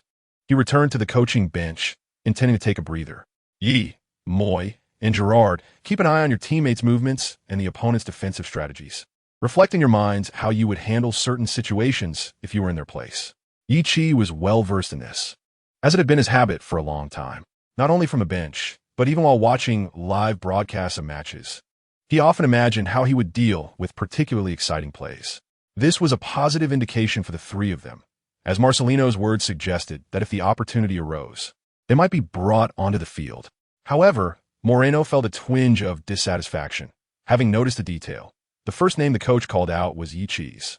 This indicated that in the coach's subconscious, Yi Chi was his primary choice for substitutions, while Moreno's name was mentioned last in a somewhat forced manner. This was not a promising sign. Ponferradina was not a particularly strong team, having underperformed in recent seasons. This season had shown slight improvement, placing them in the mid-table. However, compared to Villarreal, there remained a significant gap, especially after Villarreal's managerial change, which had resulted in a remarkable upswing in performance. The first half of the match was largely dominated by the Yellow Submarine, leaving Ponferradina with few opportunities to make an impact. If the score hadn't read 1-0, one might have assumed Villarreal was leading by 3 goals based on their performance. As the teams entered the second half, Villarreal, refreshed from their break, launched a fierce offensive against their opponents. Eventually, Pereira's dribbling breakthrough forced the opponents to resort to fouling tactics, granting Villarreal a well-positioned free kick. Team captain Senna took charge of the situation. Given the advantageous position, he opted not to collaborate with his teammates, but instead took a direct shot. The ball sailed over the wall and into Ponferradina's net. Before the 50-minute mark, Villarreal surged ahead with a 2-0 lead. In the previous match against Guadalajara, Yichi had mused that if the team established an early lead, he might have the opportunity for a 10-minute stint as a substitute. To his surprise, he found himself substituted in a match where the team was trailing by 2 goals. Now, in the match against Ponferradina, with a 2-goal advantage, he was set to participate in his second first-team match. As Yichi stood at the sidelines, awaiting the interchange from his teammate, he felt a mixture of trepidation and eagerness to score, hoping to solidify his standing in the coach's estimation. Yet he also feared that a misstep could jeopardize his week's wages. Uche, take a good rest. The next phase is in Ye's capable hands. The crowd at El Madrigal erupted in shouts of Yichi's name, a privilege brought by playing at home. Every time player names were announced, the home players' names were met with resounding cheers. Yichi embraced Uche before dashing onto the field, raising his hands in a gesture of appreciation for the fervent supporters. He was no longer an unnoticed figure on the team. His recent brace had turned the tide of the match, and now most fans recognized him. In their eyes, Villarreal's youth academy had proven successful in recent years. Not only did the first team boast a plethora of homegrown talents, but young players like Moreno, Gomez, Tilos, and Yichi had also begun to shine. In truth, Yichi could not yet strictly be classified as a product of Villarreal's academy, but the ardent supporters cared little for such nuances. To them, any young man promoted from the youth ranks was a new gem, regardless of how short a time he had spent in the academy. The fans were elated, yet seated on the substitutes bench. Moreno's joy was somewhat diminished. Watching Yichi take the field, he clenched his fists in frustration. Upon entering the pitch, Yichi exchanged a fist bump with Vice-Captain Carney as a greeting, signaling the coach's latest strategies to his teammates. Ponferradina, trailing by 2 goals, found themselves anxious. Their season had been decent thus far, allowing them to avoid relegation concerns. Yet their current standing left room for aspirations towards playoff contention. Therefore, every point was crucial for them, with hopes of finishing in the top 6 by the end of the league. In the Spanish Segunda Division, there are 22 teams. The champions and runners-up are directly promoted to La Liga, while the teams ranked 3rd through 6 compete in a playoff to secure the final promotion spot. Ponferradina recognized that direct promotion was unlikely this season, but aiming for 6th place was still feasible, with the score and the match situation already unfavorable. Ponferradina's urgency to equalize led to a hasty approach. The team's organizational linchpin, Carney, noticed the shift in the opponent's demeanor and signaled for his team to stabilize their tempo, waiting for opportunities as the opponents pressed forward. As a result, the ball remained largely under the control of midfield stalwarts like Carney and Senna, leaving forward Yi Chi with few touches. He remained unperturbed, leisurely roaming the field. "Hey, mate, you're trailing. Aren't you going to push up and join the attack?" The left back of Ponferradina contemplated whether to advance and contribute to the offense. Although the opponents currently held possession, applying high-pressure tactics could also be a viable option. Yet, amidst his hesitation, a voice broke through his thoughts. The defender clad in jersey number 3 turned his head and spotted the newly substituted center forward wearing number 22. "Whether to engage in the attack was my concern. But is it truly appropriate for you to approach an opposing player for a chat like that? Moreover, aren't you a center forward? What is the meaning of you venturing out to the flanks?" The defender from Ponferradina was bewildered, unable to grasp the situation with this individual. "Mind your own business." The defender shot a glare at Yi Chi. Yet, rather than feeling angered, Yi Chi merely smiled and shrugged, unfazed. "Trust me, charge down the flank. Dribble to the end line and deliver a cross. This tactic works wonders. One of you two center forwards is bound to connect with the ball, and who knows, it might even lead to a goal." Initially, Ponferradina employed a 4-1-4-1 formation, featuring a defensive midfielder, 2 central midfielders, and 2 wingers, with a lone center forward leading the charge. However, trailing by 2 goals, the opposing coach opted to alter their tactics through substitutions. They shifted to a 4-4-2 formation, introducing 2 center forwards. The Ponferradina defender glanced at Yi Chi. "Do you ever stop talking? All right, a dog-biting El Dongbin." Yi Chi took a couple steps aside, reminding himself that there was still half an hour left in the match, and that giving up so easily was not an option. The Ponferradina defender, astonished at Yi Chi's encouragement for the opponents to persevere, was left dumbfounded. Yi Chi's 2-step sidestep had nothing to do with the unfolding match. He was simply concerned that the opposing player might lash out in frustration. The opposing defender found Yi Chi rather bothersome and nudged forward slightly. "What the hell? Yi is actually chatting with an opposing player? Are they possibly exchanging codes or some form of secret language?" It seemed unlikely, as Yi Chi's hands were not obscuring his lips, clearly unconcerned about lip readers. The players on the Villarreal bench were astonished. This typically reserved Chinese youth, who hardly exchanged words with his teammates, was now conversing with the rival players. However, it was understandable that they might think Yi Chi was engaging in some trash talk. Given the previous match against Guadalajara, this scene caught the attention of Villarreal's coach, Marcelino, who turned to his assistant and inquired, "Do Yi and the opposing left-back know each other?" Yulia hesitated. "Not that I'm aware of." If the opposing number 3 left-back had overheard, he might have thought, "What a coincidence. I too have no idea how I'm acquainted with this kid." The confusion was not limited to the opposing left-back, but also extended to the coaching staff and players on Villarreal's bench. What were Yi Chi and the opposing player discussing? In the Villarreal restaurant, Pazahino watched the broadcast with a puzzled expression. This Segunda División match was being aired in Spain, as Villarreal was considered a prominent team in the league. Likewise, many unfortunate souls unable to secure tickets had gathered at Pazahino's restaurant to watch the game. Perhaps they were asking each other if they had eaten yet? Elena chuckled, tucking a strand of hair behind her ear. Typically, on weekends, she would return home from neighboring Valencia to lend a hand. "Is that it?" a diner questioned, sensing that the matter was far from simple. Chapter 34. Complimenting others on their looks? In truth, Villarreal's strategy was rather straightforward. Now that the opposing team seemed anxious, why not exacerbate their urgency by leisurely passing the ball to waste time? After all, they were the ones in a hurry, while Villarreal remained composed. This approach was not a directive from Coach Marcelino, but rather a tactical adjustment made by several senior players on the field in response to the unfolding circumstances. In essence, this was a form of reading and contemplating the game.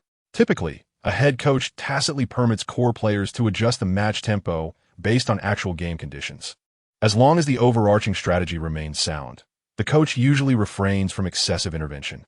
After all, sometimes when in the field, the orders of the coach may not be heeded, unless Villarreal were trailing, in which case Marcelino would likely be on the sidelines expressing his frustration. Marcelino recognized the players' intentions and chose not to intervene. Instead, he collaborated with them, utilizing substitutions during stoppages to consume some of the precious time. As the match approached the 68th minute, the young Imo Gimez was introduced, replacing the veteran captain, Senna. At 36 years old, Senna could still endure the entire match. But to ensure he maintained optimal physical condition for future encounters against formidable teams, Marcelino consistently afforded some protection to the season leader. Observing Senna pass the captain's armband to Carney while slowly making his way off the pitch, applauding the fans in appreciation, Yi turned to the opposing number 3 left back and said, "See, time is running out." The opposing left back, slightly irked, retorted, "Get lost." Yi, unfazed, chuckled and sprinted towards the center. Noticing Yi frequently swapping positions with Pereira, Coach Marcelino, though uncertain of Ye's intentions, allowed the team to continue their time-wasting strategy. Carney and the defensive midfielder Bruno exchanged passes, drawing Ponferdina's press. Noting the brief respite in the opposing defense, Carney promptly sent the ball into the forward direction towards Yi. Before Yi could seize the ball, both Aquino and Pereira initiated their runs. Aquino, feeling a surge of excitement, rushed forward only to realize he was offside and retraced his steps, positioning himself against the opposing center back. Yi adeptly controlled the ball with his chest, but his subsequent touch left much to be desired. The ball did not adhere to his foot, but instead bounced away slightly. "Damn it," Yi thought, as he reached out to flick the ball, which had rolled a good 10 centimeters away from him. Yet, the Ponferdina defensive midfielder had already arrived to provide assistance, swiftly claiming the ball from beneath Yi's foot. Marcelino shook his head in dismay. According to the game plan, Yi should have received the ball with his back to goal and set it up for Gimez's run. Following the pass, Gimez would have had 3 options to distribute the ball: Yi, Pereira, or Aquino. However, it seemed Yi's fundamental skills were lacking, as his ball control and passing were notably inferior to his counterparts in similar positions. The Ponferdina defensive midfielder, facing away from the offensive direction, intercepted the ball. To avoid delaying the counterattack, he immediately relayed it to a fellow center back, initiating a long ball counterattack. However, before the ball reached the opposing center back, Gimez surged forward to intercept. The Ponferdina center back was caught off guard, and Gimez took him down along with the ball. The referee immediately blew the whistle, signaling a foul by Gimez and awarding Villarreal a free kick in their defensive half. Yi let out a sigh of relief. Had the opposing team launched a swift counterattack, regardless of whether they scored, he would have borne significant responsibility. "Thank you, Mo." Yi extended his hand to help the fallen Gimez back to his feet.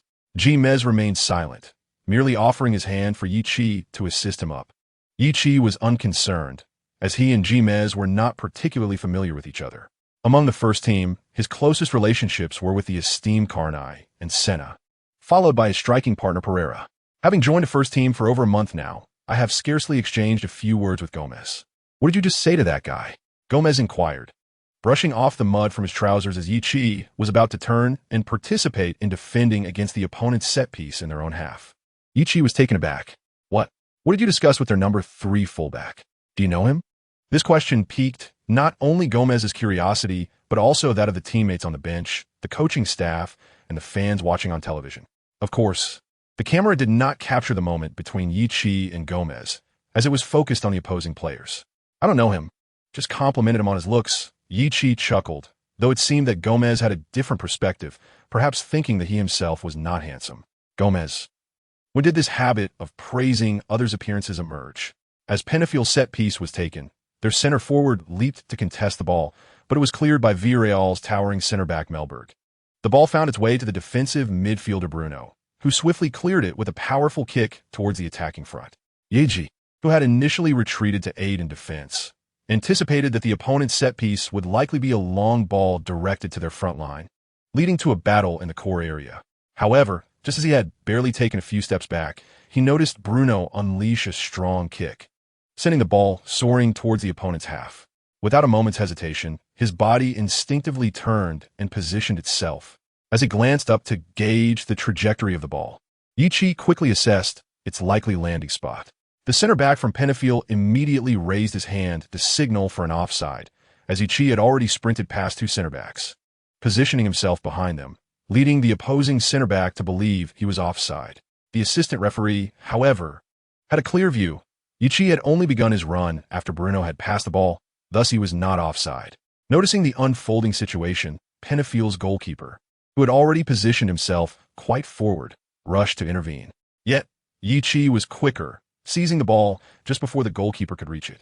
By the time he gained possession, the ball had already landed and was rolling on the grass. seeing the opponent's goalkeeper directly in front of him. Yi had no intention of dribbling past him with feints. Such maneuvers were not his forte, and he doubted his skills would suffice to bypass the goalkeeper. Instead, he opted to deftly nudge the ball, allowing it to skirt around the goalkeeper and into the open space behind him. Yi wasted no time, immediately following up. "What a magnificent play!" the Spanish television commentator exclaimed. Chapter 35. I told you to cross from the byline, but you wouldn't listen. The Penafiel goalkeeper was taken aback and turned to chase back. However, Yi had already maneuvered past him, reclaiming possession. With a decisive stride, he entered the penalty area and calmly executed a powerful shot, striking the third goal of the match. The home crowd erupted in a crescendo of cheers, paying homage to the brilliance of the goal. Laughing, Yi dashed to the corner flag, engaging with the jubilant fans in the stands. Bruno, in a fit of excitement, rushed over to embrace him, astonished that his earlier clearance had transformed into an assist. "Well done, Yi. That was spectacular. How did you know where the ball was going?" His teammates gathered around to celebrate, showering him with congratulations. The Villarreal supporters expressed their joy through cheers and chants, witnessing the emergence of a promising young talent.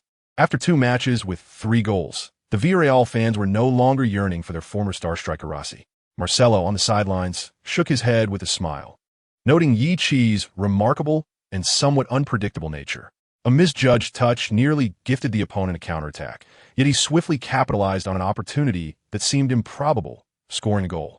If one were to claim that Yi lacked technical skill, he found the net. Conversely, if he were deemed exceptional, he could mishandle a pass from a teammate. Is this merely the inconsistency of youth? Regardless, Yi had certainly left a profound impression on Marcelo. No matter the current state, this young talent was undoubtedly worth nurturing. On the bench, Moreno hung his head, feeling that his own prospects were dwindling.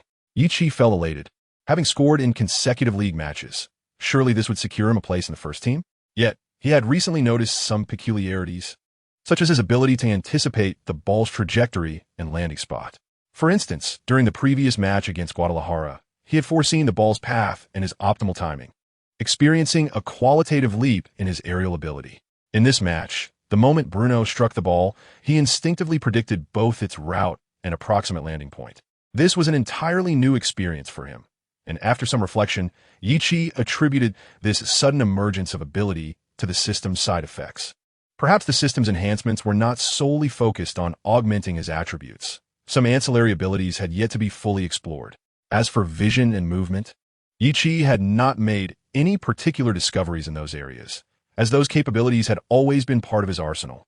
As the match resumed, Penafiel appeared to have resigned to their fate, knowing it was unlikely they could score 3 goals in less than 20 minutes.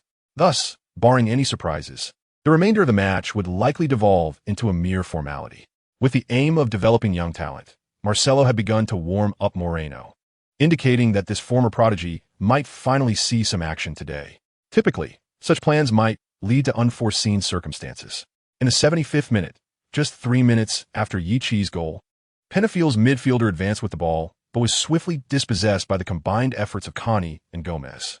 Cani promptly transitioned the ball to the front line, where Yi retreated to receive it. He then passed to Pereira and immediately made a forward run, bypassing the opposing defensive midfielder. Observing Yi's movement, Pereira instinctively returned the ball to him. A splendid 1-2 combination.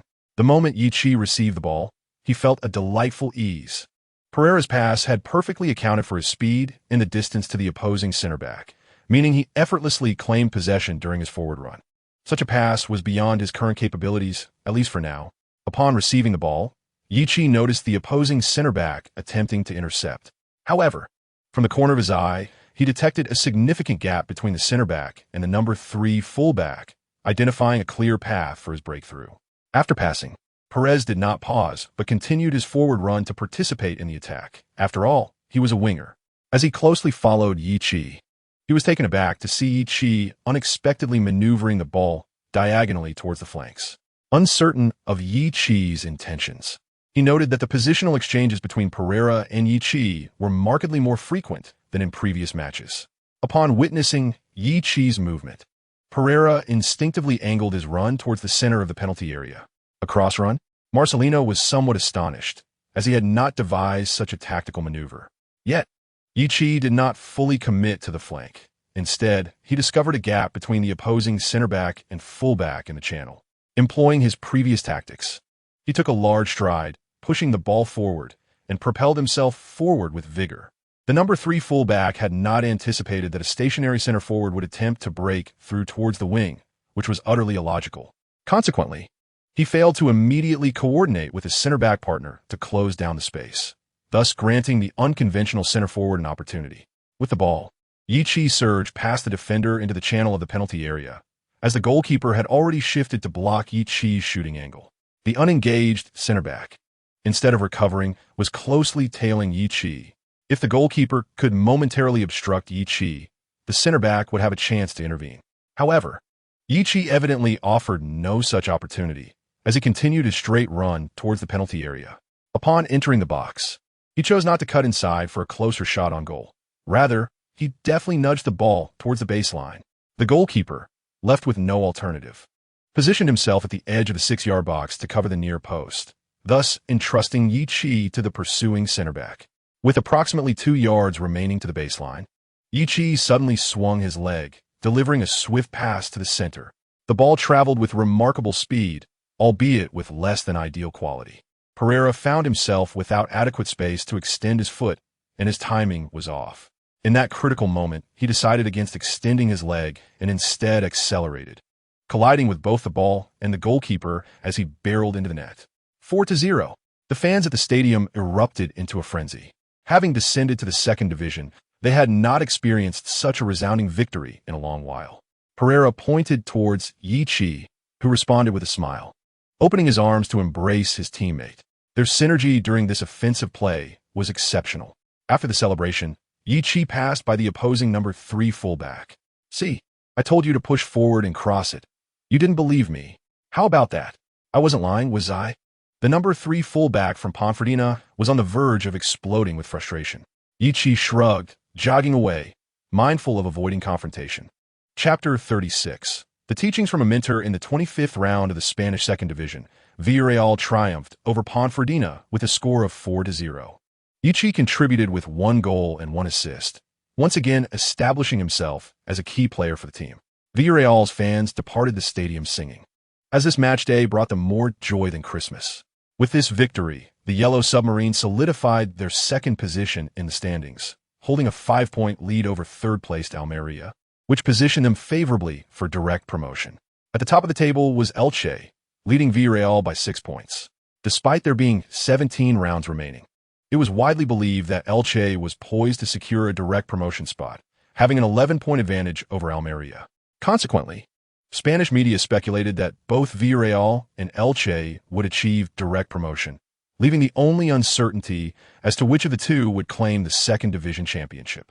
The focus of Villarreal's media coverage shifted towards Yi Chi, the young player who had scored 3 goals and provided an assist over 2 matches, becoming a favorite among Villarreal supporters. Just a fortnight ago, fans believed Moreno would spearhead the team's future attack. However, now there was a consensus that Yi Chi had assumed that mantle. As for Yi Chi, he refrained from engaging with the local media, opting instead to remain out of the spotlight, diligently training under the illumination of the training facility. While other young players might have been basking in media attention or celebrating at a bar, Yi Chi, having just completed a set of weighted jump training, prepared to take a breather when he heard a voice behind him. Turning around, he found himself face to face with team captain Marco Senna. "I certainly lack the talent and opportunities that they possess, so I must continuously practice to catch up with their paths." Yi Chi shrugged, adding, "Moreover, my finances do not allow for indulgent nights out at the bar." Senna chuckled, finding the young man quite intriguing. "While self-training is commendable, be cautious not to overexert yourself. Just yesterday, the dormitory manager mentioned that you often return late for rest. Train hard, but ensure it does not impact your regular training and performance." Yi Chi recognized Senna's concern and smiled reassuringly. "Don't worry, Captain. I am a frequent visitor to the fitness coach. If I encounter any physical issues, I will certainly take a break." Senna nodded, merely offering a gentle reminder. Should Yi Chi's additional training adversely affect his regular training and performance, the coaching staff might intervene. While personal training is an individual endeavor, it is advisable to inform the coaching staff to monitor physical conditions and provide guidance. I just saw you practicing headers. It must be inconvenient to do it alone. How about I assist you by tossing the ball, and you can focus on headers? Ichi was taken aback by Senna's eagerness. Isn't that a bother? Not at all. I have nothing pressing to do. Plus, your improvement would be beneficial for the team. Senna replied as he removed his jacket and stepped onto the training pitch to retrieve the ball. You should strike the ball with your forehead. Pay attention to the angle. Yes, just like that. Tuck your chin in. If you don't, you might send it flying. Correct, just like that. Engage your core and use your waist and abdomen to generate power. Your aerial ability is impressive. Make the most of it. Under the bright lights of Villarreal's training ground, Senna tossed the ball high, and Yichi leapt to connect with it in midair. With Senna's experience guidance throughout the session, Yichi gained a deeper understanding of the nuances involved in heading the ball. Previously, during his time in youth training, coaches had taught him the fundamentals. But Senna's approach involved simulating match scenarios. On February 19th, in the 26th round of the Spanish Second Division, Villarreal faced Hercules away. This season, Hercules had struggled, finding themselves in dire straits alongside Guadalajara, both battling to avoid relegation. Based on recent training sessions, Marcelino believed his team would fare well against Hercules, leading him to make certain adjustments to the lineup in preparation for the match. Several veteran players, such as Connie, Senna, and Melberg, were granted the opportunity for a well-deserved rest. Meanwhile, the young talents Moy Gomez and Moreno seized their chance to take on starting positions. Initially, Yichi believed that with the frontline veterans taking a break, he might earn a starting opportunity through his performance during this period. However, it ultimately proved to be an overestimation on his part. Nonetheless, making it back onto the substitutes list was still a positive outcome, as it indicated a possibility of playing time. In truth, Marcelino initially wavered between Yichi and Moreno, ultimately deciding to favor the more technically mature Moreno for the starting role. After all, Moreno, being 2 years older, had developed within the Villarreal Youth Academy and demonstrated commendable skills. Therefore, Marcelino entrusted the starting position to Moreno, especially since Pereira was on loan, and it remained uncertain whether he would be signed permanently next season. Marcelino hoped for Moreno's swift development. If Moreno and Yichi could together bear the attacking banner of the Yellow Submarine, it would be a splendid sight. However, it seemed Marcelino's hopes were overly optimistic. Though Hercules may not be considered a formidable team, their current rank of 17th placed them in a precarious position. According to the rules of the Segunda División, the bottom 4 teams face relegation, meaning that those placed 19th to 22nd would drop down a division. Thus, being 17th was exceedingly dangerous. Previously, Guadalajara held the 17th position, but thanks to Yichi's double strike, their 3 points turned into just 1. Hercules seized the opportunity, taking advantage of Guadalajara's misfortunes. In light of this situation, Hercules naturally fought back tenaciously. Every point was precious to them. Moreno's performance as a striker, however, was lackluster. He appeared overly anxious, failing to capitalize on several promising passes from teammates. Instead of relaying the ball to Joama or Pires, he opted to go for it himself. Consequently, while Villarreal seemed to dominate the first half on the surface, they struggled to break the deadlock. Had it not been for the stellar performances of Gomez and Musacchio, the Yellow Submarine might have faced a disheartening defeat. Yichi observed Moreno's struggles with a furrowed brow, feeling no joy in his rival's misfortune. Despite Moreno being his competitor, Yichi hoped for his success on the pitch, aware that a forward's poor performance adversely affects the entire attacking line. After all, the team's overall display suffered significantly due to their underwhelming showing. Since joining Villarreal, Yichi had felt the warmth and support from the club's hierarchy, be it the faith of his scout Moreras, the opportunities provided by coaches Marcelino and Yulia, the assistance from Alvaro and the youth team, or the unwavering support from devoted fans like Pazajino and his friends. In the past, Yichi played solely for his own future and financial gain, but after more than half a year at Villarreal, he recognized that he was also playing for every fan who supported the club. For Yichi, Moreno's lackluster display was a disservice not just to the team, but also to the loyal fans.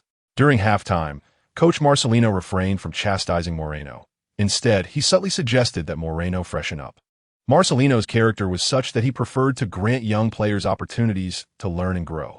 Despite Yichi's previous errors, Marcelino had only gently reminded him to be more vigilant in future matches and to focus on rectifying his mistakes during training.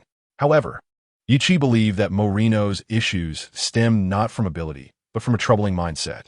With veteran Captain Senna absent due to rest, Vice Captain Connie took charge. After Marcelino laid out the tactics for the second half, Connie pulled Moreno aside for a private conversation. Although the specifics of their exchange remained unknown, both wore stern expressions. This discussion seemed to yield little effect. Yichi shook his head, puzzled by Moreno's mindset. As the second half commenced, Marcelino did not immediately substitute Moreno, still believing in his potential. Yet, it appeared Moreno struggled to find his rhythm. Although he exhibited a slight improvement by refraining from ill-advised shots and attempting to collaborate with teammates, his performance still fell short of his usual training standards. Ultimately, in the 58th minute, Marcelino had no choice but to replace Moreno. Unsurprisingly, Yichi was the one to take his place. Moreno's expression as he left the field was grim. Yichi and Moreno were not particularly close. Each viewed the other as a rival, resulting in a rather indifferent relationship. As Yichi awaited his turn on the sidelines, intending to offer Moreno some words of comfort, he was taken aback when Moreno opted not to acknowledge him with a handshake, instead retreating to the substitutes bench in silence. Yichi cast a glance at Moreno's departing figure but quickly shifted his focus, dashing onto the pitch. This scene did not escape Marcelino's notice. While he was generally lenient with young players, he certainly would not indulge them. Let Gerard cool off, Marcelino instructed Yulia, who understood the implication. Moreno would be omitted from the squad until he regained his form. Both coaches recognized that Moreno's predicament was not a matter of skill, but rather attitude. Perhaps the pressure had become overwhelming. Moreno has always been a star in the youth ranks, Yulia remarked, observing the newly entered Yichi. Now, at 21, he likely expected to step into the first team and become a key player, much like the predecessors who had ascended from youth to senior squads. He anticipated becoming a pillar of the team. But unexpectedly, Yichi arrived on the scene, having joined the first team in less than a year and eclipsing Moreno's spotlight. It's infuriating for him. How could someone younger and seemingly less skilled than himself earn the coach's favor and score goals while he cannot? Why should he lose the opportunities that rightfully belong to him?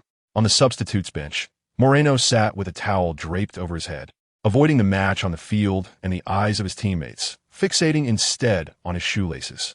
Meanwhile, Yichi, newly on the pitch, was oblivious to Moreno's inner turmoil, focusing solely on how he could score against the opposing team. As a competitor, Hercules coach Antonio Fernandez had undoubtedly analyzed Villarreal's recent matches. Particularly notable was the recorded match against Guadalajara, which Fernandez scrutinized repeatedly. Ultimately, he concluded that the timely tactical adjustments made by the Yellow Submarine were pivotal in their comeback against Guadalajara, coupled with Villarreal's recent resounding 4-0 victory over their opponents. And the young prodigy Yichi's remarkable performance, which included a goal and an assist. Fernandez believed that Yichi could pose a significant threat upon his entry into the match. Hence, he devised a series of targeted strategies prior to the game. However, it was unexpected that Yichi did not start. Nevertheless, this was inconsequential, for Fernandez's strategy was inherently one of counteraction, designed to seize the initiative. Upon witnessing Yichi's substitution appearance, Fernandez made a decisive gesture to enact a change. The towering Spanish center-back Sergio entered the fray, and it was manifestly clear that this substitution was intentionally aimed at countering Yichi's influence. Aren't you a stationary striker? Aren't you adept at crossing from the flanks? Then allow me to plant a formidable tree in the defense, and let us see how you maneuver. Of course, this substitution was not merely the introduction of a towering center-back. The tactical layout of Hercules was also adjusted accordingly.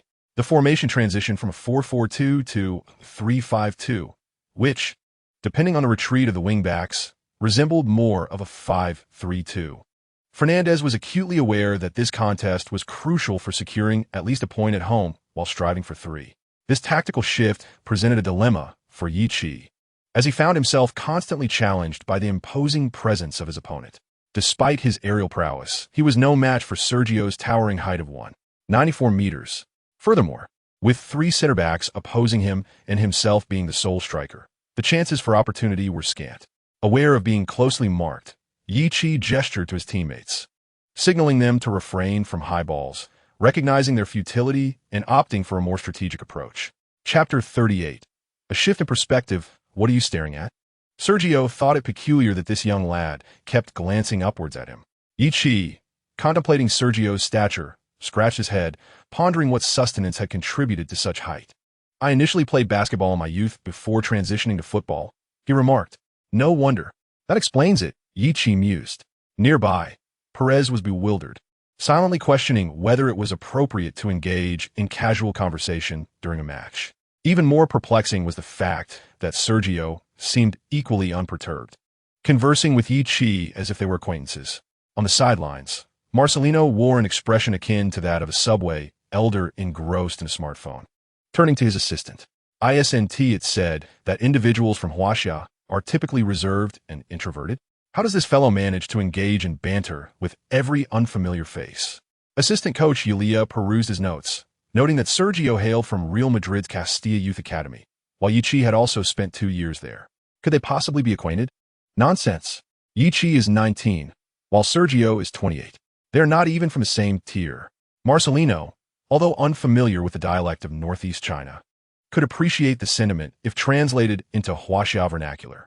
Meanwhile, the Hercules team steadfastly held their ground, leaving Villarreal with limited options. Their usual strategy of high crosses was rendered ineffective.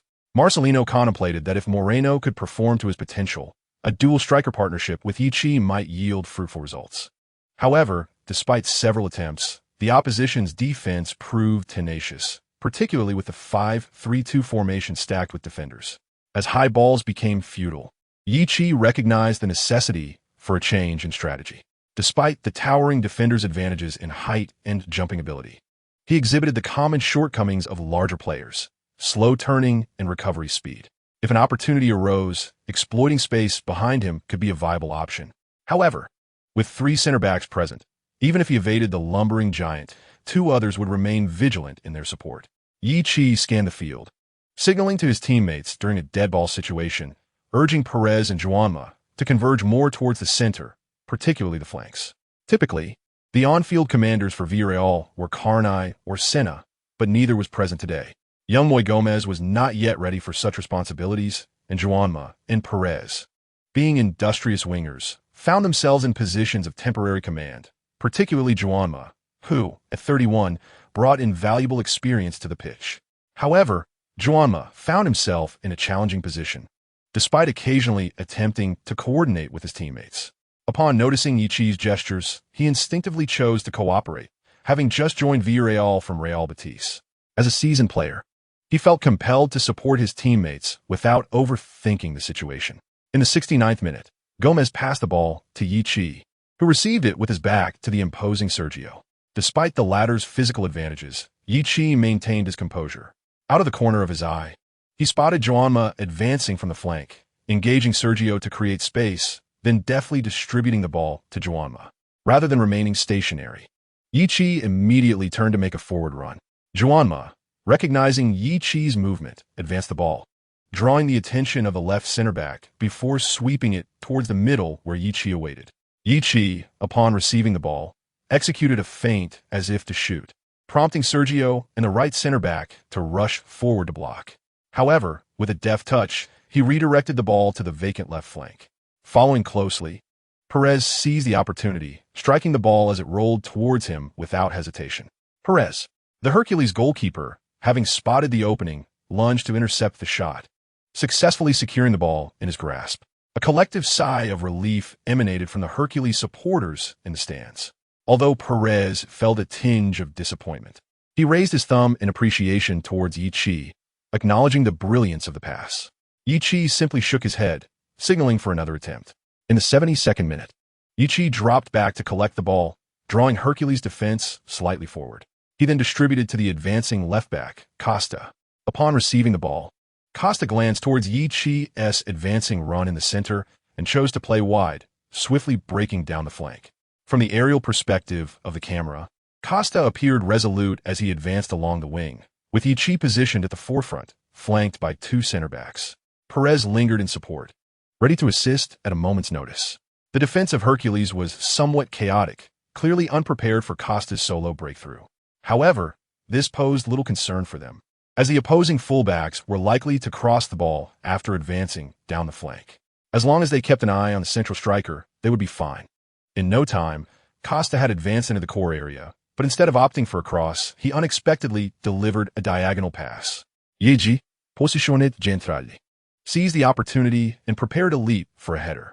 The towering Sergio was glued to his side, intent on utilizing his height advantage to clear the ball. Although Jeer was at a height disadvantage, he displayed remarkable tenacity. Without hesitation, he leapt, forcing Sergio to follow suit. However, upon both players rising, they realized the ball was not aimed at the center, but rather a lofted pass. A sweeping transfer. Costa's pass sailed over both Jeer and Sergio's heads, landing at the side where Joanma was already positioned.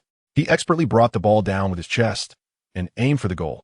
Upon landing, Jeer witnessed his teammate unleashing a strike, but instinctively, as a central forward, he did not wait. He resolutely leapt into action. Joanma's high-quality shot was on a direct path to the net when Hercules' goalkeeper performed a spectacular dive to parry the ball away. Ismael Falco, our guardian angel, has once again made a crucial save. The home crowd erupted with cheers. However, it was evident that his joy was premature. For goalkeeper, Falco had failed to secure the ball, merely deflecting it into the 6-yard box. Chapter 39. The good intentions of the big brother, Jeer has always maintained the habit of never stopping as long as the referee has not blown the whistle. Since childhood, he understood that opportunities were scarce, and thus he had to seize them with his own legs. When Joanma took the shot, Jeer was uncertain whether his teammate would score.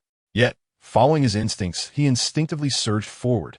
Consequently, he encountered the moment when the goalkeeper deflected the ball. And as he arrived in the 6-yard box, he found the ball rebounding from the goalkeeper's save. Without overthinking, he extended his foot to send the ball back. However, due to a lack of control, he struck it a bit too high. Damn it! Jeer instinctively cursed, fearing he had skewed the shot. Yet, the ball struck the underside of the crossbar and ricocheted into the net. Yes, exclaimed the commentator from the Spanish television network. Jeer, having come off the bench in 3 consecutive matches and scored in each, is on the brink of becoming a new star for Villarreal with 4 goals in 3 games. After witnessing the ball find the net, Jeer dashed to the corner flag to celebrate, still startled by the close call, thinking he might have squandered such a golden opportunity. If that follow-up had missed, he would not be a new star, but rather a laughingstock. Marcelino applauded from the sidelines, thoroughly pleased with the team's offensive maneuver. It was not just the goal that delighted him, but rather the team's ability to discover new pathways in the face of the opponent's dense defense, which he found most gratifying. He had not anticipated the outstanding performance of the substitute left-back, Costa, on this day. In Marcelino's view, Costa played a significant role in this goal. The Villarreal bench erupted in high-fives, knowing that scoring the first goal rendered the opponent's tight defense ineffective, making the game easier to navigate. Only Moreno sat silently on the bench, devoid of expression. In truth, you are far superior to Jeer in terms of personal skills and synergy with teammates, Carney remarked to the young player next to him. However, Jeer possesses a greater capacity for thought and works harder. I'm not just referring to his well-known extra training. I mean during matches.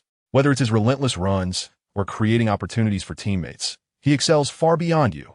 Moreno clearly did not absorb this, merely slumping his head. Lost in thought. Sighing, Carney realized there was little more he could do. If Moreno did not come to his own realizations, no amount of advice would suffice. At the very least, he had fulfilled his duties as vice-captain. After the team scored, Marcelino promptly made a second substitution, bringing on Uche for veteran defensive midfielder Farillas. At 35 years old, Farillas was a seasoned player known for his defensive prowess. Villarreal had 4 elder statesmen: Captain Seney, central defender Melberg, fullback Veneta, and defensive midfielder Farillas. Among them, Farillas was the youngest, while Veneta was the oldest. However, Veneta was in a semi-retired state, having seen limited play this season, often aiding the coaching staff in mentoring younger players. Substituting a defensive midfielder for a forward was a clear signal of Villarreal's intent to bolster their offense.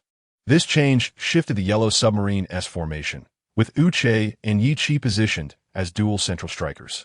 Gomez dropped back to a central midfield role, while Perez and Joanma moved to the flanks as wingers. This established a classic 4-4-2 formation. After the tactical adjustment, it was not Jeer and Uche who felt most comfortable, but rather right winger Joanma. As a player with a background in the wing position, He had found the current football landscape somewhat diminishing in the importance of wingers, necessitating his adaptation to a wider role. Now, back in the right winger position, Juanma was exceptionally proactive, whether it was helping defensively or advancing down the flank for crosses. In the 82nd minute, Hercules attempted to launch a counterattack down the wing, but Juanma, in conjunction with Mario's defense, promptly dispossessed them. Securing the ball, Juanma immediately passed it to Gomez, who did not choose to advance through the center, but instead delivered a swift pass to Juanma's path. As Juanma turned to receive the ball, Hercules' fullback pressed forward, eager to reclaim possession. However, Juanma was not about to yield easily, sending a low ball into the center. Knowing his teammates lacked height in the middle and faced two strikers against three center backs, he deliberately chose a ground pass rather than a high ball. The ball was aimed at Yi Chi, who, observing the lumbering Sergio, extended his foot to control it. Yet, Sergio interfered from behind, causing Yi Chi to miscontrol the ball, which deflected off his foot. At first glance, it appeared to be a misstep in Yi Chi's control. Well, the young Yi indeed requires some technical refinement, the commentator noted. However, the ball did not stray far. It was instead seized by Uche. Yi Chi had intended to pursue the ball immediately, but seeing Uche claim it first, he opted not to retreat and instead turned to advance.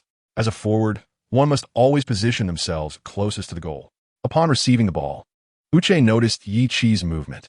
Despite their limited prior collaboration, Uche, driven by his instinct as a forward, anticipated Yi Chi's intentions. Without delay, he sent a low ball through the gap between the opposing center back and right center back, aiming for the space behind them. Jean-Wei Sergio turned around in an attempt to intercept Yi Chi, only to find that Yi Chi had already slipped behind him to receive the ball. Almost instinctively, he raised his hand to signal for an offside, but the assistant referee did not flag it, nor did the main referee indicate anything. This was due to the opposing left center back lingering at the back, rendering Yi Chi not offside.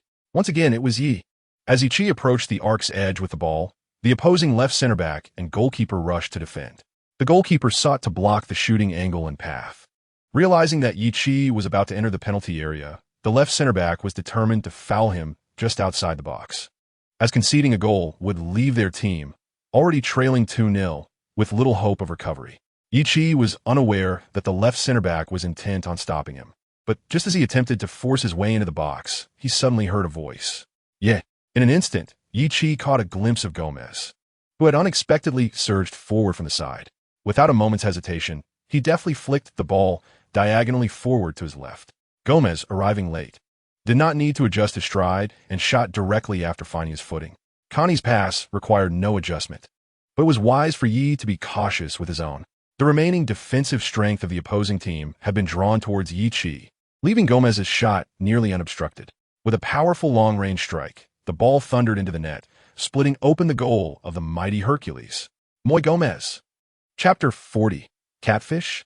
This is a shark. Thanks to Yi Chi's assist and goal, Villarreal triumphed over Hercules with a score of 2-0 away from home. Previously, Marcelino had never anticipated that promoting the seemingly hard-working player to the first team would inject vigor into the squad. Have you heard of the catfish effect? Initially, in Marcelino's mind, Yi Chi represented that very catfish, as Villarreal was languishing in lethargy when he took over.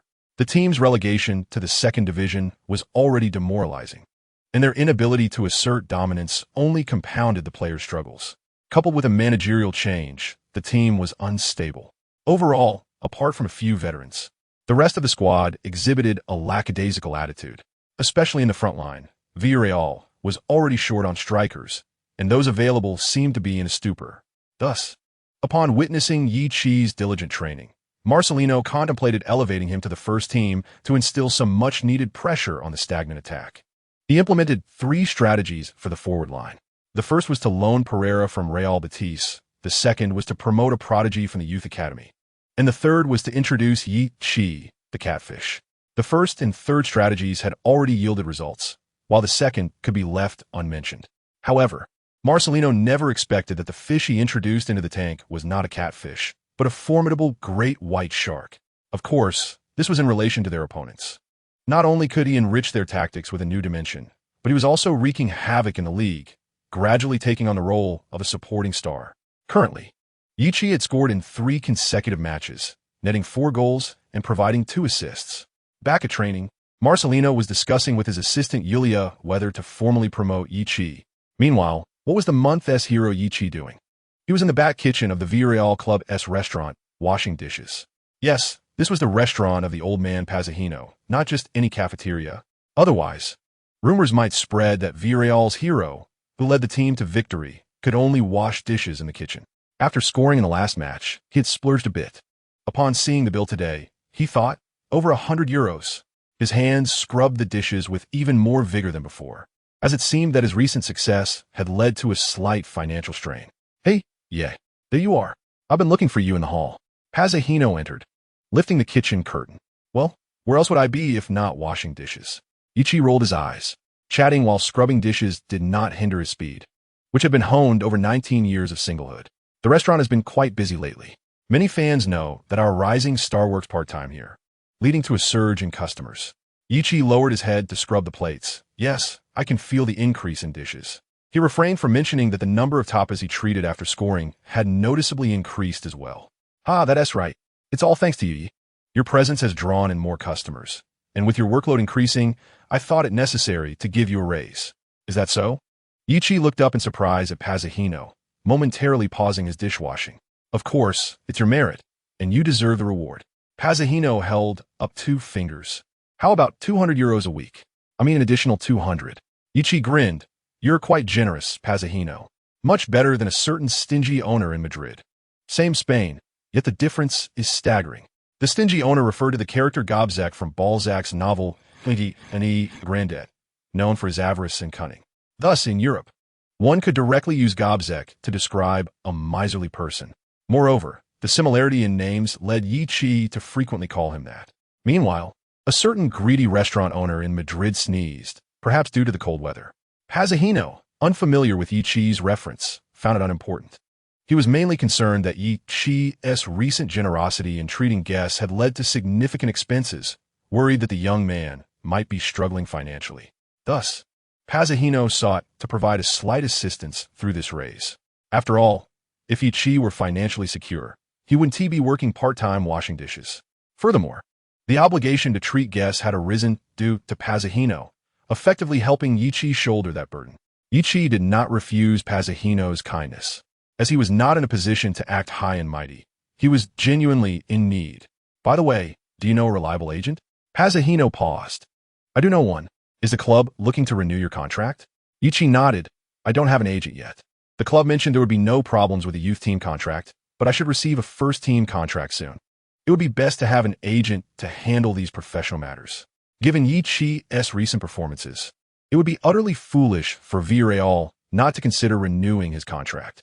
Moreover, he is currently bound by a youth contract, which is misaligned with his performance, and Villarreal is wary of other teams poaching him. Typically, the initial professional contract is not particularly lucrative. Pazahino hesitated before stating, I know the agents of Senna and Connie, but their somewhat reputable agents demand significant commissions. Since this is your first senior contract, I personally suggest you consider hiring a temporary agent or even a lawyer, as they will be more affordable. When the time comes for you to negotiate a primary or core contract with the club, you can then seek a more experienced agent. Pazahino pondered the importance of carefully selecting an agent, particularly one for a long-term contract.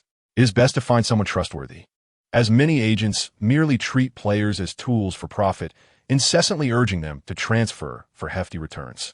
Choosing a good agent is as crucial as a transfer itself. Chapter 41. The seasoned rookie agent. Hey, for such trivial matters, you can consult me, Eilina said, lifting the curtain and stepping inside, evidently having eavesdropped outside. You? Yeji Furonit.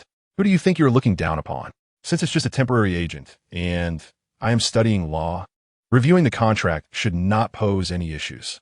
After finishing the last dish, Yichi stood up to stretch his back and neck. The main issue is your lack of experience. No, you have absolutely no experience. Eilina retorted, though I may lack experience, your salary won't be exorbitantly high, right? Besides, I'm aware of the salaries of some players at the club, so I can easily gauge the market rate. You won't be at a disadvantage. Ultimately, it was Pazahino who spoke up. If you trust Eilina, she is indeed a commendable choice. The club currently has no desire for you to leave, so everyone's intentions are aligned. However, There may be some negotiations regarding compensation, and Ailina has been immersed in professional football from a young age, so she can assist you in scrutinizing the finer points of the contract. Yi Chi considered it, since he did not know any familiar or reliable agents. And given that this was merely a temporary agency contract, he nodded in agreement with Ailina's self-recommendation. The following day, Yi Chi awaited Ailina at the entrance of the club's training facility. The two entered the office of club manager Romero together. "Ailina, I did not expect that the agent you found would be you," Romero remarked with a smile. They were old acquaintances. Although Romero could not claim to have watched Ailina grow up, he frequently visited Pazahino's club restaurant, and he and Pazahino had been friends for many years. In Villarreal, a small town, most fans know one another, and many residents are well acquainted with the club's management. "I'm merely here for a temporary agency role. Yes, Spanish is quite proficient, but for reviewing contract terms, a professional lawyer is essential," Ailina stated. "You have already obtained your lawyer's license?" Romero asked, somewhat surprised. "Of course. I am graduating this year, my dear Uncle Romero." Romero gestured for them to sit down and poured them both a cup of coffee.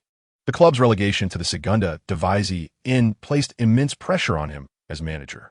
Villarreal had already faced financial difficulties, and dropping to the Segunda División Inn would significantly reduce their income. Although club owner Alfonso had not pressured him, he had sold nearly 3% of his chain's supermarket shares to support the club's operations. In reality, the owner had invested considerably in Villarreal previously, but the risks of substantial investments had become apparent after last season. Thus, this season, the club adjusted its operational strategy, with the primary aim being financial balance and stability. This explains why Villarreal had not made many signings this season. The new players were either free agents or on loan. Alfonso promised that if they returned to La Liga next season, he would strengthen the squad. Consequently, Romero's focus shifted to increasing commercial revenue and acquiring cost-effective players to bolster the team's strength for the following season. The draft contract had been prepared by the club in advance, as they generally have several templates for such contracts. They merely needed to fill in the player's name and make minor modifications, which was quite convenient. Only €4,000? Ailina frowned upon seeing the weekly wage on the contract. "Honestly, Mr. Romero, I believe your club lacks sincerity." After some initial pleasantries, once the discussion turned serious, Ailina became distinctly professional. She was a fan of Villarreal, and her entire family supported the Yellow Submarine. However, today was different. As Yi Chi's agent, she had to advocate for every euro on his behalf. Yi Chi initially thought that a weekly salary of €4,000 was quite good, considering his youth contract was only €50, marking an 80-fold increase. However, upon seeing Ailina's expression, he wisely chose to remain silent. Since he had selected Ailina as his agent, he decided to place his trust in her. "Where's the lack of sincerity?" Romero countered. "This is nearly 100 times higher than Yez's previous contract. Come on, the club's prior offer was far too low. €50 a week? Frankly, that is the minimum standard for youth players in the club. Is it even appropriate to present that?" Romero sighed, reminiscing how no one had recognized Yez's potential when he first arrived. Moreover, this was not a personal affront to Yi. All young players in his category received contracts with a weekly wage of €50. While the pay was indeed meager, it was not exclusive to Yi. Everyone was in the same boat. The club's financial situation was challenging. "That is a matter for you as the club manager," Ailina retorted without hesitation. "If the club goes bankrupt, we could consider crowdfunding or even government intervention. However, Yez's salary must not be compromised by a single cent." Romero felt a headache coming on, realizing he had not perceived this young lady's assertiveness before. "All right, we are all acquaintances, so let us not beat around the bush. I need to dine at your restaurant tonight. €5,000 is my bottom line." As he spoke, Romero amended the contract's €4,000 to €5,000. Knowing it was merely a draft, the official contract would be printed only after both parties reached an agreement. Ailina smiled. "8,000. You're asking for a 100% increase," Romero exclaimed, noting that Yez's recent exceptional performance had garnered admiration from head coach Marcelino. "If an ordinary young player dared to request such a figure, I would have shown them the door. It is essential to clarify, Mr. Romero, that he is no longer just a young player. He deserves a contract and position with the first team." Romero paid no attention, offering a standard contract of $5,500 spanning 4 years, a signing bonus of €10,000, a loyalty bonus of €15,000, and a buyout clause of €20 million, along with an agent's commission of 50,000 euros. At this point, Romero raised an eyebrow deliberately. However, Elena never seemed to glance at the agent's commission, which was 7,005 for a standard contract of 3 years. Prior to this meeting, Yichi had conversed with Elena. Although he was indeed in need of money, given his current income, he could only manage a modest living in Villarreal. Yet, he was not particularly concerned about salary. What mattered more to him was the duration of the contract and the buyout clause. He did not wish for a prolonged contract, especially with his impending 20th birthday, coupled with his current system and his decent performance in the Segunda División. He yearned for a grander stage and did not want to find himself trapped in Villarreal. Thus, he conveyed to Elena that the maximum contract duration should be 4 years, with a buyout clause not exceeding 3 million euros. This way, should he excel and truly wish to leave Villarreal, any club larger than the Yellow Submarine would hardly mind the 30 million euro buyout. Of course, if a team were to bid 30 million euros for him now, Villarreal would likely jump at the chance to sell. Goodness, this was significantly higher than Gomez's salary and unlikely to fit within our wage cap. Not to mention, Moy Gomez's contract was signed last year. If he were to renew this season or at the start of the next, a renewal below 5,000 euros would be impossible. The two engaged in a back-and-forth negotiation, and Yichi was surprised by how seasoned Elena appeared. Despite this being her first time acting as an agent in contract discussions, it seemed that choosing her as his agent was indeed a wise decision. In the end, both parties reached an agreement: a weekly salary of 7,000 euros, a 4-year contract, a signing bonus of 10,000 euros, and a loyalty bonus of 15,000 euros. If the team were to be promoted to La Liga, the salary would automatically increase to 9,000 euros. The appearance fee was set at 500 euros, with a goal bonus of 2,000 euros. The buyout clause was 30 million euros, and the agent would receive a commission of 20,000 euros. Typically, appearance fees are higher than goal bonuses, but Yichi deliberately opted for a lower appearance fee while increasing the goal bonus. Originally, the appearance fee was 2,000 euros, with a goal bonus at 400 euros. Romero gladly accepted this proposal, as it was financially advantageous for the club. After all, the more goals Yichi scored, the greater the club's revenue, and a higher goal tally signifies improved team performance. Elena's negotiation of this contract demonstrated considerable sincerity from both sides, as the terms were nearly equivalent to those afforded to ordinary first-team players, akin to the salary of a first-team substitute. Currently, the highest salary in the team belonged to Colombian defender Christian Zapata, earning approximately 50,000 euros weekly. However, following Villarreal's relegation to the Segunda División, the club found it challenging to sustain such salaries, and players themselves were reluctant to compete in a lower division. This sentiment was understandable, as everyone has their aspirations. Thus, after negotiations, he was ultimately loaned to Milan.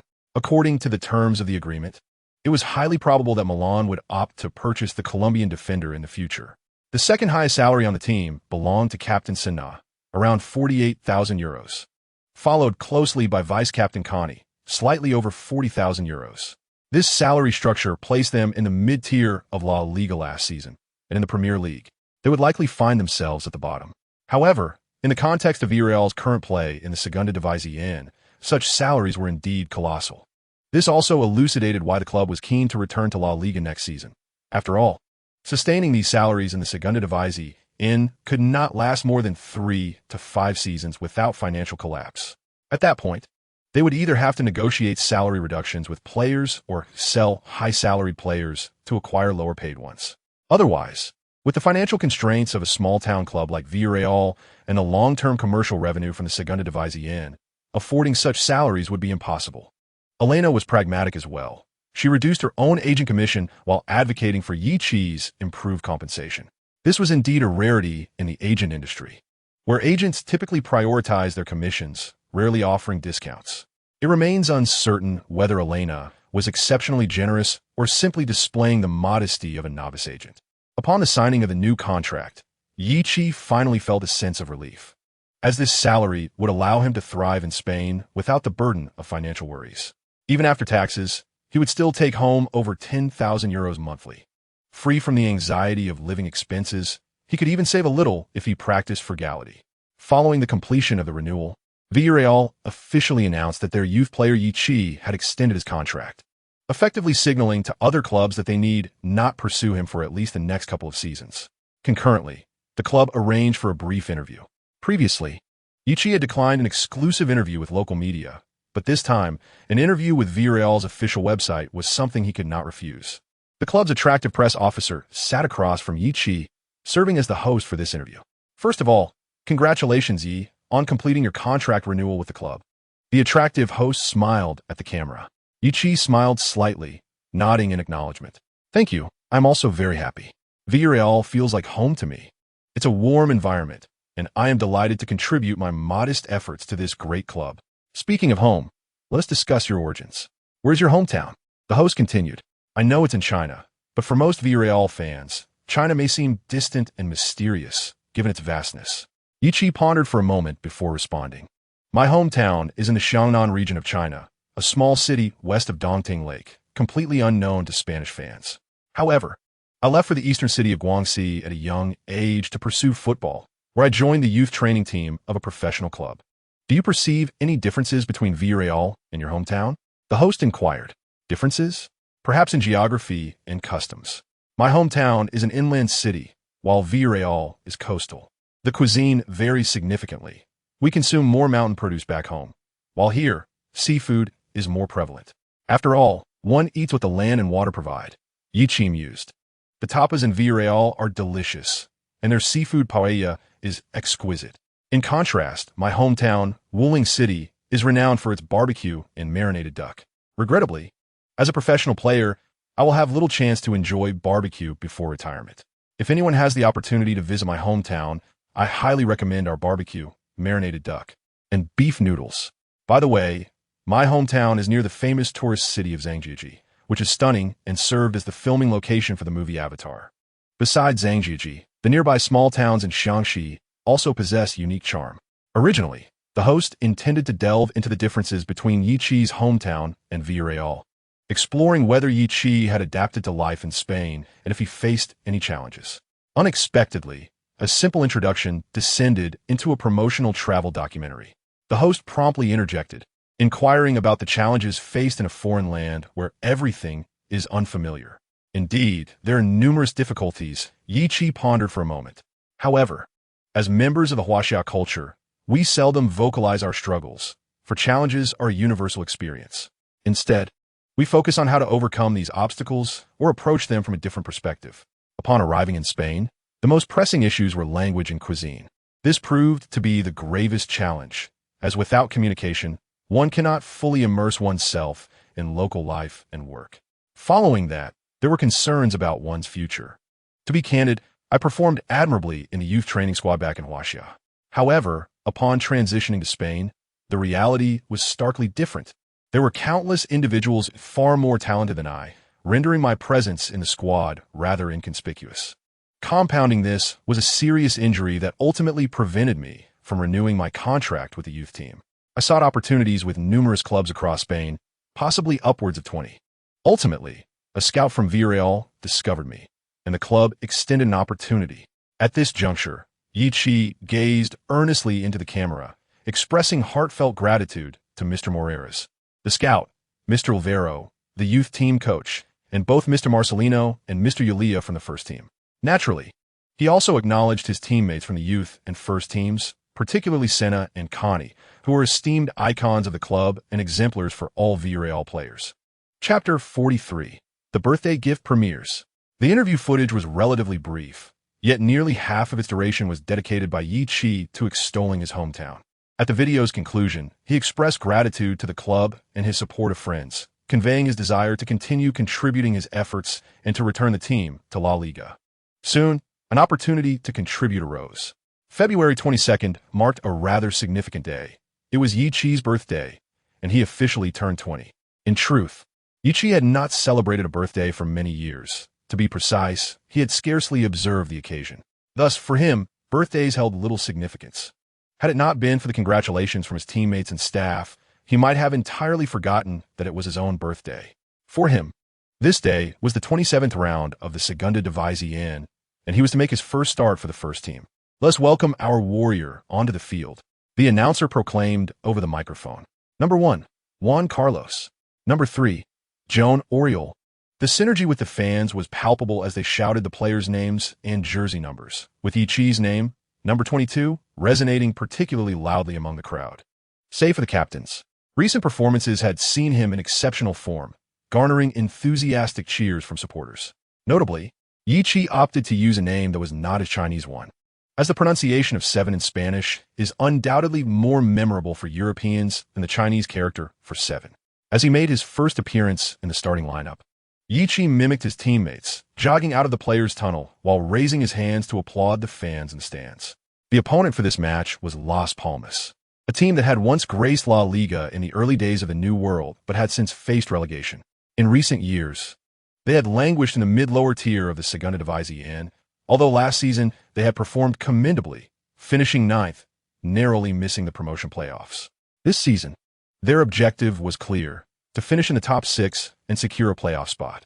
Las Palmas approached this goal with great determination, currently sitting 5th among the 22 teams in the Segunda División. Despite this position being precarious, with competition from Sporting Gijón and Ponferradina, as well as Real Madrid and Barcelona, the good news was that neither of the latter two could be promoted to La Liga. Thus, even if Las Palmas secured a playoff berth, the team with the best performance from the 3rd to 6th ranks would benefit the most. As the referee's whistle signaled the start of the match, Yiqi positioned himself at the center circle, passing the ball to Connie before immediately advancing to the center forward position. Competing away from home against Villarreal, currently ranked 2nd in the league, Las Palmas adopted a straightforward defensive counterattack strategy, which had proven effective for several weaker teams against the Yellow Submarine this season. After a brief organization, Connie delivered a long pass aimed at Yiqi's near post, but it was intercepted by a defender. In the 8th minute, a combination play between Pereira and Oriol penetrated Las Palmas' right flank, leading to a cross from Oriol after reaching the byline. Yiqi leaped to contest a header at the front post, but the opposing center-back, Vicente, gained the upper hand, nudging Yiqi slightly with his body before clearing the ball with a header.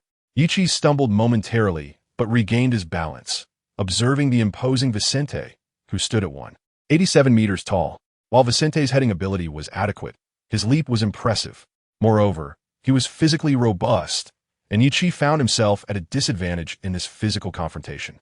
Yiqi is still too slender, Marcelino remarked, believing that if Yiqi could improve his heading and jumping ability and build muscle, he would undoubtedly thrive in the Segunda División. However, it was curious that despite his perceived deficiencies in both technical skills and physicality, Yiqi still managed to score goals. Patience, Yulia interjected. This is just the beginning of Ye's journey. Trust me, by next season, he will undoubtedly make significant strides. In truth, Yiqi had been improving at an astonishing rate. His heading skills had notably progressed during training, especially considering he had only begun to practice heading less than a month ago. Rumors circulated that Captain Senna often took time to coach Yiqi in heading techniques, which might have contributed to his rapid progress. On the field, Yiqi shook his head, acknowledging that his heading ability had indeed improved during this period. Previously rated at 40, his heading skill had now surged to 45 after just over 2 weeks of training. This increase was partly due to Senna's guidance, but primarily because his initial heading ability had been so low that any improvement would be pronounced. He had previously inquired about the system, learning that although he had upgraded 5 points in less than a month, this did not imply that he would consistently achieve such gains through heading practice. The rate of improvement depended on the effectiveness of his training, and as time progressed, advancements would inevitably slow. This phenomenon was akin to leveling up in experience. For example, progressing 2 levels might require 200 experience points, but advancing to the next level would demand not 300 or 400, but 500. The higher one climbs, the more challenging it becomes. During this period of rigorous training, although progress and gains were evident, facing the main center back of a mid to upper tier team in the Segunda División proved somewhat arduous. Damn it, once I get back, I need to consume more protein and carbohydrates and intensify my aerobic exercises, Yiqi thought, gritting his teeth. In the 12th minute, Pereira's breakthrough on the flank created a gap in the opponent's defense, allowing Yiqi to make a successful run into the central area. He swung his leg and struck the ball, but his effort was too forceful, sending the football soaring over the crossbar. In the 15th minute, Yiqi, with his back to the goal, received the ball, but was interfered with by the opposing center-back Vicente, forcing him to pass to a teammate. Unfortunately, his intentions were entirely anticipated by the opponent, as Las Palmas defensive midfielder intercepted the ball before it reached Aquino. With no other option, Yichi had to sprint back immediately. Chapter 44. A formidable opponent, it seems Ye's performance today is rather lacking, Ulrich remarked with concern from the coaching bench. Marcelino nodded, recognizing that the opposition had invested considerable effort in countering him. After all, Ye's recent form had been exceptional, having scored 4 goals and provided 2 assists in 3 substitute appearances. If he were Sergio, he too would devise specific strategies against Ye. Sergio Lobera, the current head coach of Las Palmas, had studied Ye's style and recognized that the primary reason for Ye's subpar performance thus far was the opponent's focus on him. In the eyes of the Las Palmas coach, Yi Chi was indeed a player of significant threat. He was taken aback by the extent to which the opposition seemed to be centering their strategy around him, almost flattering him. Besides Vicente, there was also a dedicated defensive midfielder shadowing him. Vicente was tightly marking him, while the other midfielder aimed to disrupt his passing lanes and ensure that Vicente had support should Yi manage to draw him away. Yi Chi shook his head, realizing that to become a leading striker in the Segunda División, he must endure such trials. In the 21st minute, after dropping back to receive the ball, he passed it to Aquino on the flank. The Mexican's breakthrough was sharp, utilizing a series of swift directional changes to create space before delivering a low ball into the central area. Yi Chi, having drawn Vicente away, did not rush forward immediately. As he was positioned to support, the attacking midfielder, Connie, surged forward, meeting Aquino's pass and attempting a sliding shot as he entered the box.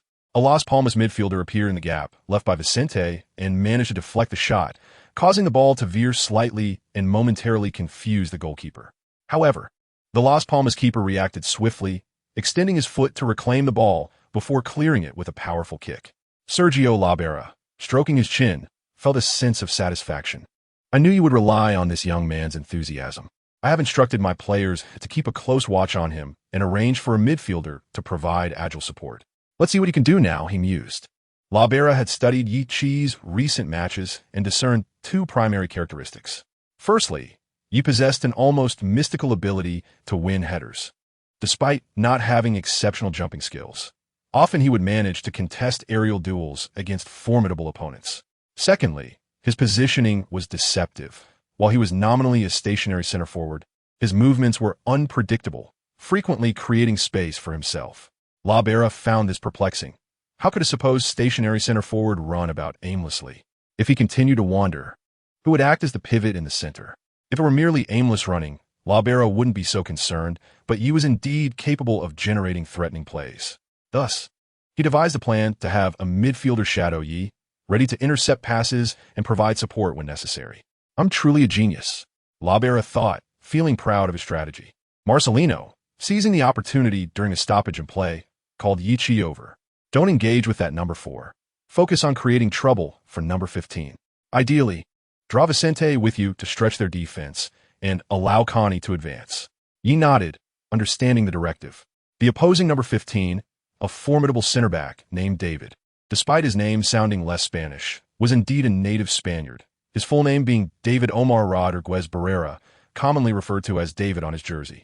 Interestingly, this David had emerged from Villarreal's youth academy and had previously played for the La Liga powerhouse Sevilla, where the coach at the time was none other than Marcelino. Now at Villarreal, however, David's abilities had not yet matured enough for him to secure a place in Sevilla's lineup, resulting in only 5 appearances throughout the season. Thus, he transferred to Las Palmas in search of more playing time. Yi Chi, unaware of this background, was primarily focused on how to involve Vicente and that irritating defensive midfielder in troubling David, ideally causing all 3 to collide in defense. Naturally, this thought remained merely a whimsical notion. After all, reality is far removed from the antics of anime and comedic films. Such blunders were unlikely to occur. Once the match resumed, Yi Chi shifted his positioning, deliberately moving closer to the right center back David. You think I'm easy to bully? Just because you can't find success with my teammates, you think you can exploit me? David taunted as Yi approached, initially planning to signal for a pass. Yi hesitated upon hearing David's remark. You're mistaken. That guy has body odor. He was so close to me, I almost couldn't breathe.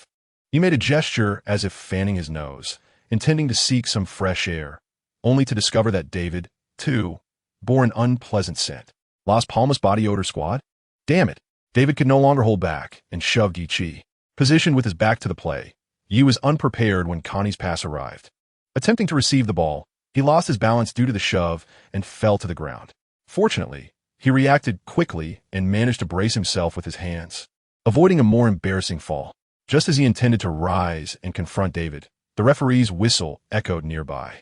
Though the referee was not privy to their exchange, the game continued. However, it was quite evident when Villarreal's forward was brought down by Las Palmas. In an effort to avert a confrontation between the players, the referee promptly halted the match, approached the scene, and adjudicated a foul against the Las Palmas defender, issuing a yellow card as a warning. Damn it, he insulted me. David protested to the referee, claiming he cursed at me and my teammates. Although the referee did not overhear their exchange, his gaze caught David's back, rendering it difficult for him to believe David's words. What did he say to you? The referee inquired. He called me a fox, David faltered, realizing that such a label could be damaging, especially since he indeed had that odor. Opting not to elaborate further, he cast a glance at Yi's silhouette, thinking, just wait and see. In Chapter 45, the tension escalated. It remains uncertain whether David's actions were a calculated act of revenge or a response to being called out. Throughout the remainder of the match, he seemed fixated on closely marking Yi, even following him to the sidelines on several occasions.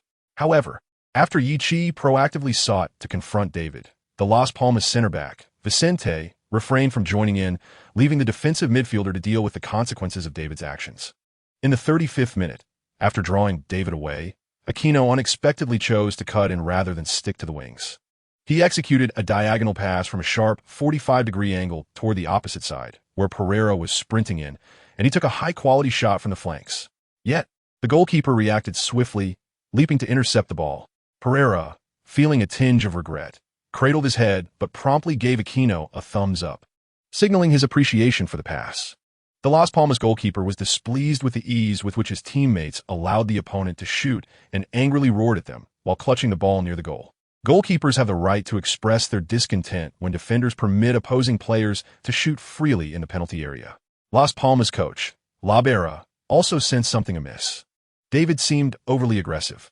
Standing on the sidelines, he gestured to David, advising him not to blindly follow the opposing center forward's erratic movements. David noticed but feigned ignorance, determined to make the young player pay. Forget about scoring or assisting. I'll make it difficult for you to even receive the ball. While David was indeed consumed by his emotions, Marcelino remained remarkably composed. Hey, he called out during a dead ball situation, signaling to Connie to push forward. Connie immediately understood the coach's intention, which was to encourage him to advance more. As an organizing midfielder, Connie had been primarily engaged in orchestrating plays and facilitating transitions since Marcelino's arrival, even though he was still fundamentally an attacking player. Given he donned the number 10 jersey, Yi observed the ever-persistent David, pondering how a man of such height could possess such a small mind. I merely pointed out your odor. Is it necessary to cast murderous glares at me? I didn't climb into your wife's bed. I simply stated a fact. To be honest, if glares could defend, I believe you could surpass Ramos or Piku. Yi spread his hands, saying, don't provoke me. I want to fall for your tricks. As long as I'm on the field, you'll find it challenging to receive the ball. David, aware that he already bore a yellow card, recognized the need to temper his temper. He suspected that Yi was deliberately provoking him to lose his composure and receive a second yellow card. I'm not foolish enough to fall for such a blatant trap. Yi scratched his head, realizing that acquiring the ball had become increasingly difficult for him. This was partly due to David's relentless marking and partly because his positioning had not been optimal, resulting in fewer passes from his teammates. As the match approached the 41st minute, Yi began to drift toward the center. David remained glued to him, prepared for both high and low balls. This brought a sigh of relief from the Las Palmas defensive midfielder, who thought that with David back, he would no longer need to work so hard to cover for the defense. Yet, within a minute, the situation shifted dramatically.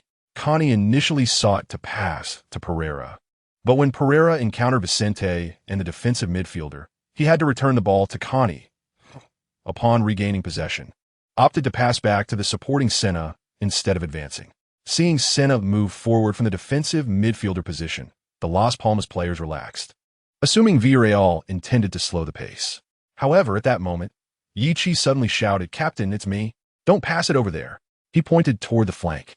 In his excitement, he nearly shouted a different phrase, but quickly corrected himself. "Don't pass it over there? What does that mean?" David was momentarily perplexed, but quickly deduced it was a ruse. After yelling, Yi immediately darted laterally toward the flank. "Oomph, you want to shake me off." Without a second thought, David followed suit. When Senna received the ball, he did not pass to the shouting Yi or the waving Aquino on the wing. Instead, he advanced with the ball himself. The defensive midfielder, who had been helping Vicente and covering for David, found himself overwhelmed, realizing he was the busiest player on the field. Seeing Senna drive forward, he instinctively rushed to intercept. Senna advanced along the center, his eyes focused on the action ahead. Noticing that David was drawn away by Yi and Vicente was still recovering from his previous engagement with Pereira, the defensive midfielder pressed forward. Crucially, Senna spotted his old partner Connie. Without hesitation, he delivered a precise pass that sliced through the Las Palmas defense, reaching the area just outside the penalty box. Connie had already turned and stealthily moved forward after passing to Senna. As Senna pushed the ball, Connie surged ahead, unhesitatingly darting into the fray. Before the ball even touched the ground, Connie had outpaced the center back and infiltrated the heart of Las Palmas. "Damn!" The Las Palmas goalkeeper cursed loudly, fully aware of the situation. His team's central defense was virtually unguarded.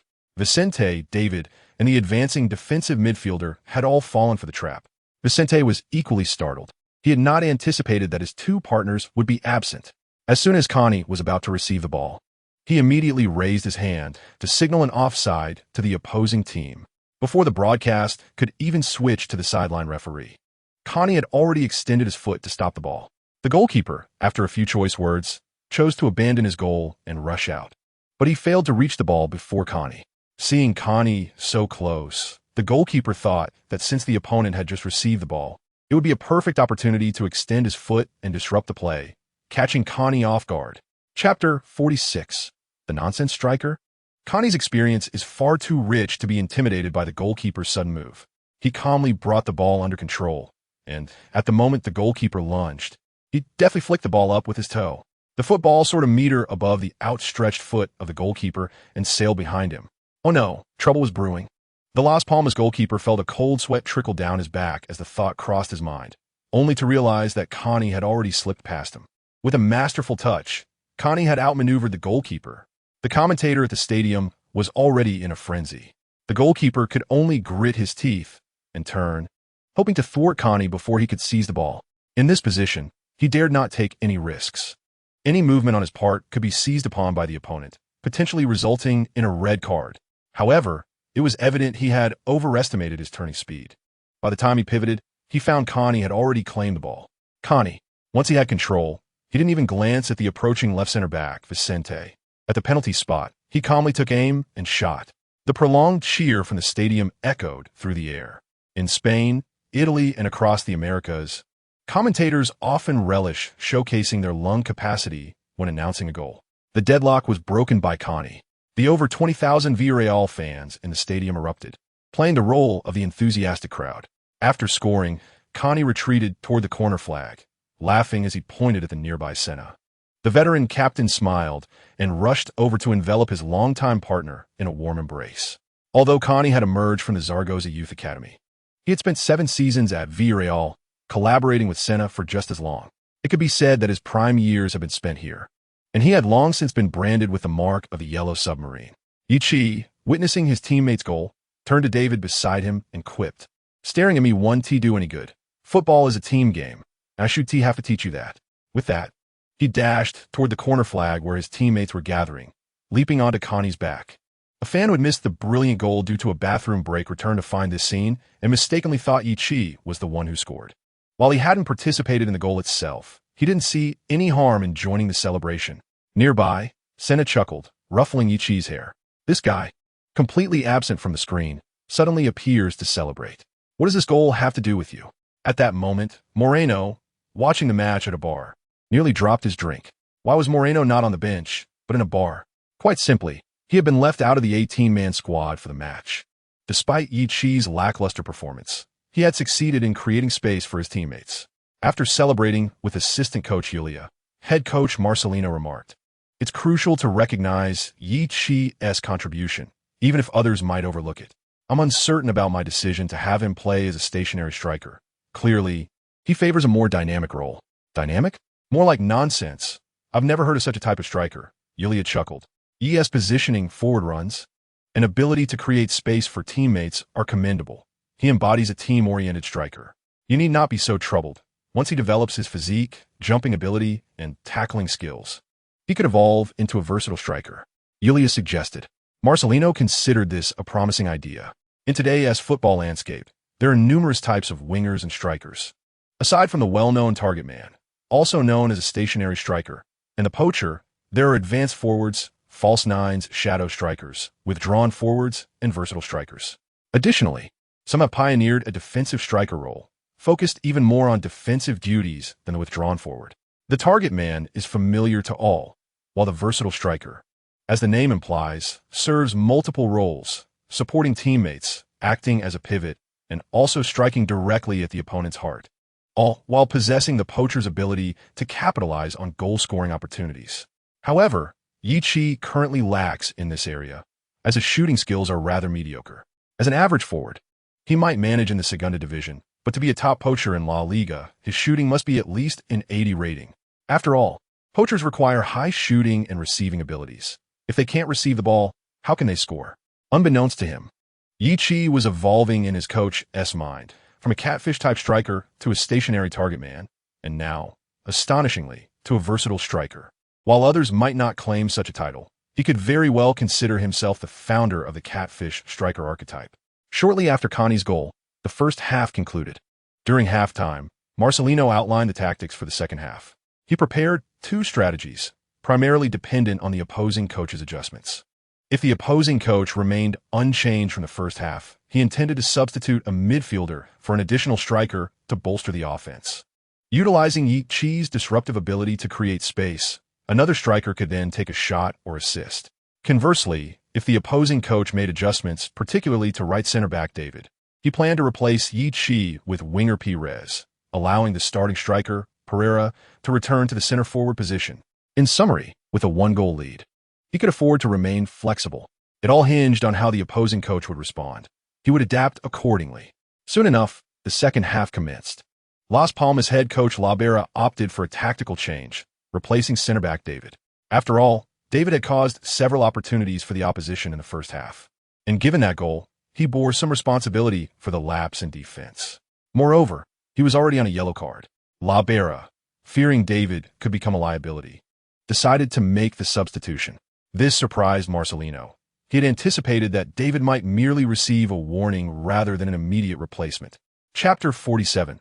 Happy birthday. Despite Yi Chi being substituted early, Villarreal triumphed in the match, decisively defeating Las Palmas 2-0 at home.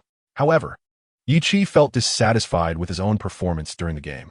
Primarily, he failed to secure any goals or assists, and he did not pose a significant threat on the front line. To be frank, he believed that aside from creating some space for his teammates, his overall display on the pitch was far from ideal. On match days, players typically travel to the stadium via team bus from the training base. For away games, they generally depart earlier, depending on the distance. This evening, Yi Chi disembarked from the bus at the training base and made his way back to the dormitory on foot. Having already showered in the locker room of the stadium, he didn't need to change clothes again at the training base. The players' dormitory was conveniently located nearby. A simple left turn and a short walk would suffice, so Yi Chi didn't even need to ride his bicycle. As he walked back, head bowed. The temperature in Villarreal in February was no longer cold, yet the evening sea breeze still carried a chill. Yi Chi zipped his training jacket all the way up, trudging along under the dim glow of the streetlights, with the Villarreal emblem proudly displayed on the right side of his jacket, which was entirely in the club's signature yellow. The dormitory was not far, normally a mere 10-minute stroll, but today, Yi Chi ambled slowly, lost in thought. What was he pondering? A gentle, curious voice broke the silence, reminiscent of a soft spring breeze in February. Startled, Yi Chi jumped, momentarily fearing he was about to be robbed. The safety of foreign streets could indeed be precarious. Upon closer inspection, aided by the faint glow of the street lamp, he discerned the figure was Elena. "You startled me," Yi Chi exclaimed, placing a hand over his heart. What are you doing here at this late hour, in such darkness? It's unsafe for a girl like you. Elena chuckled. I grew up in this neighborhood. I know every person and even the name of every dog that passes by. There's no danger for me. Yichi conceded that she was indeed a local. If Elena were a serpent, she would surely be a charming Medusa. Shaking off the strange thought, he asked, "So what brings you here?" Checking the time on his phone, he noted that the old man's restaurant should have closed by now. "I was waiting for you," Elena replied, tilting her head with a sweet smile. Despite the dim lighting, Yichi felt an overwhelming brightness, as though his heart had been struck by an arrow. "Wait for me to do what?" Yichi stammered. Elena then revealed a small cake, approximately 4 inches in diameter, from behind her back. She quickly produced a lighter and lit a candle. The flickering flame cast a warm yellow glow, harmonizing beautifully with the nearby streetlight. Though the night sky lacked stars, Yichi found no sight more beautiful than the dancing flame. "Happy birthday, Yi." The light of the flame mirrored Elena's beaming smile, infusing the moment with a playful charm. "I can't eat cake. I'm a player," Yichi replied, instantly regretting his words. "I mean, athletes must control their diets." He corrected himself, feeling flustered. Ultimately, he could only manage a simple, "Thank you." Elena giggled. "Of course athletes can eat cake, just in moderation. It helps keep the monotonous diet a bit more exciting. I made this cake myself. It's mostly grains and fruits with just a touch of cream. Trust me, a small amount of cream won't adversely affect your body." Even Cristiano, who is notoriously strict with his diet, indulges in chocolate and cake occasionally. Clearly, Elena had done her research. Growing up around a restaurant frequented by athletes, she understood what professional players could eat, what they could have in moderation, and what they should avoid altogether. Yichi scratched his head. Such a scene had never unfolded in his limited 20 years, leaving him unsure of how to respond. If this were a pass from a teammate, he might have known how to play it. "Thank you," he said again, a habit of his when uncertain. Elena smiled. "If you don't blow out the candles soon, they'll extinguish themselves." Taking a couple of steps forward, Yichi blew out all the candles in one breath, showcasing the impressive lung capacity typical of a professional athlete. "Aren't you going to make a wish? Who blows out candles without wishing?" Elena playfully stamped her foot. "Is it too late to wish now?" Yichi asked. "Oh, please." Elena rolled her eyes at him. He lacked experience in such matters. "You've never celebrated a birthday?" Elena asked, surprised. Yichi nodded. He had grown up in an orphanage, and birthdays had never been a part of his life. In his childhood, simply having enough to eat was more than enough. Who needed a birthday cake? Even now, with a weekly salary of 7,000 euros after renewing his contract, he continued to work part-time at the restaurant, knowing every penny was hard-earned. The two sat together on the steps at the street corner, sharing the cake under the dim light. "I noticed you seemed a bit down when you returned. What were you thinking about?" Elena asked, taking a bite of her homemade cake. It tasted quite good. Her efforts had not gone to waste. "I was reflecting on my performance in today's match. I didn't play very well," Yichi admitted frankly. For some reason, while he usually felt his heart race around Elena, tonight he felt unusually relaxed. Having few friends since childhood and being an orphan, he had always been somewhat solitary. Though he masked it well, it was a necessary facade in the social world. "What's the big deal? Your recent performances have left many players, especially those of your age, in awe," Elena said, waving her small spoon. "You know what they say in our culture. Those who serve in the military will certainly face defeat." Yichi was taken aback. "Is that really a saying?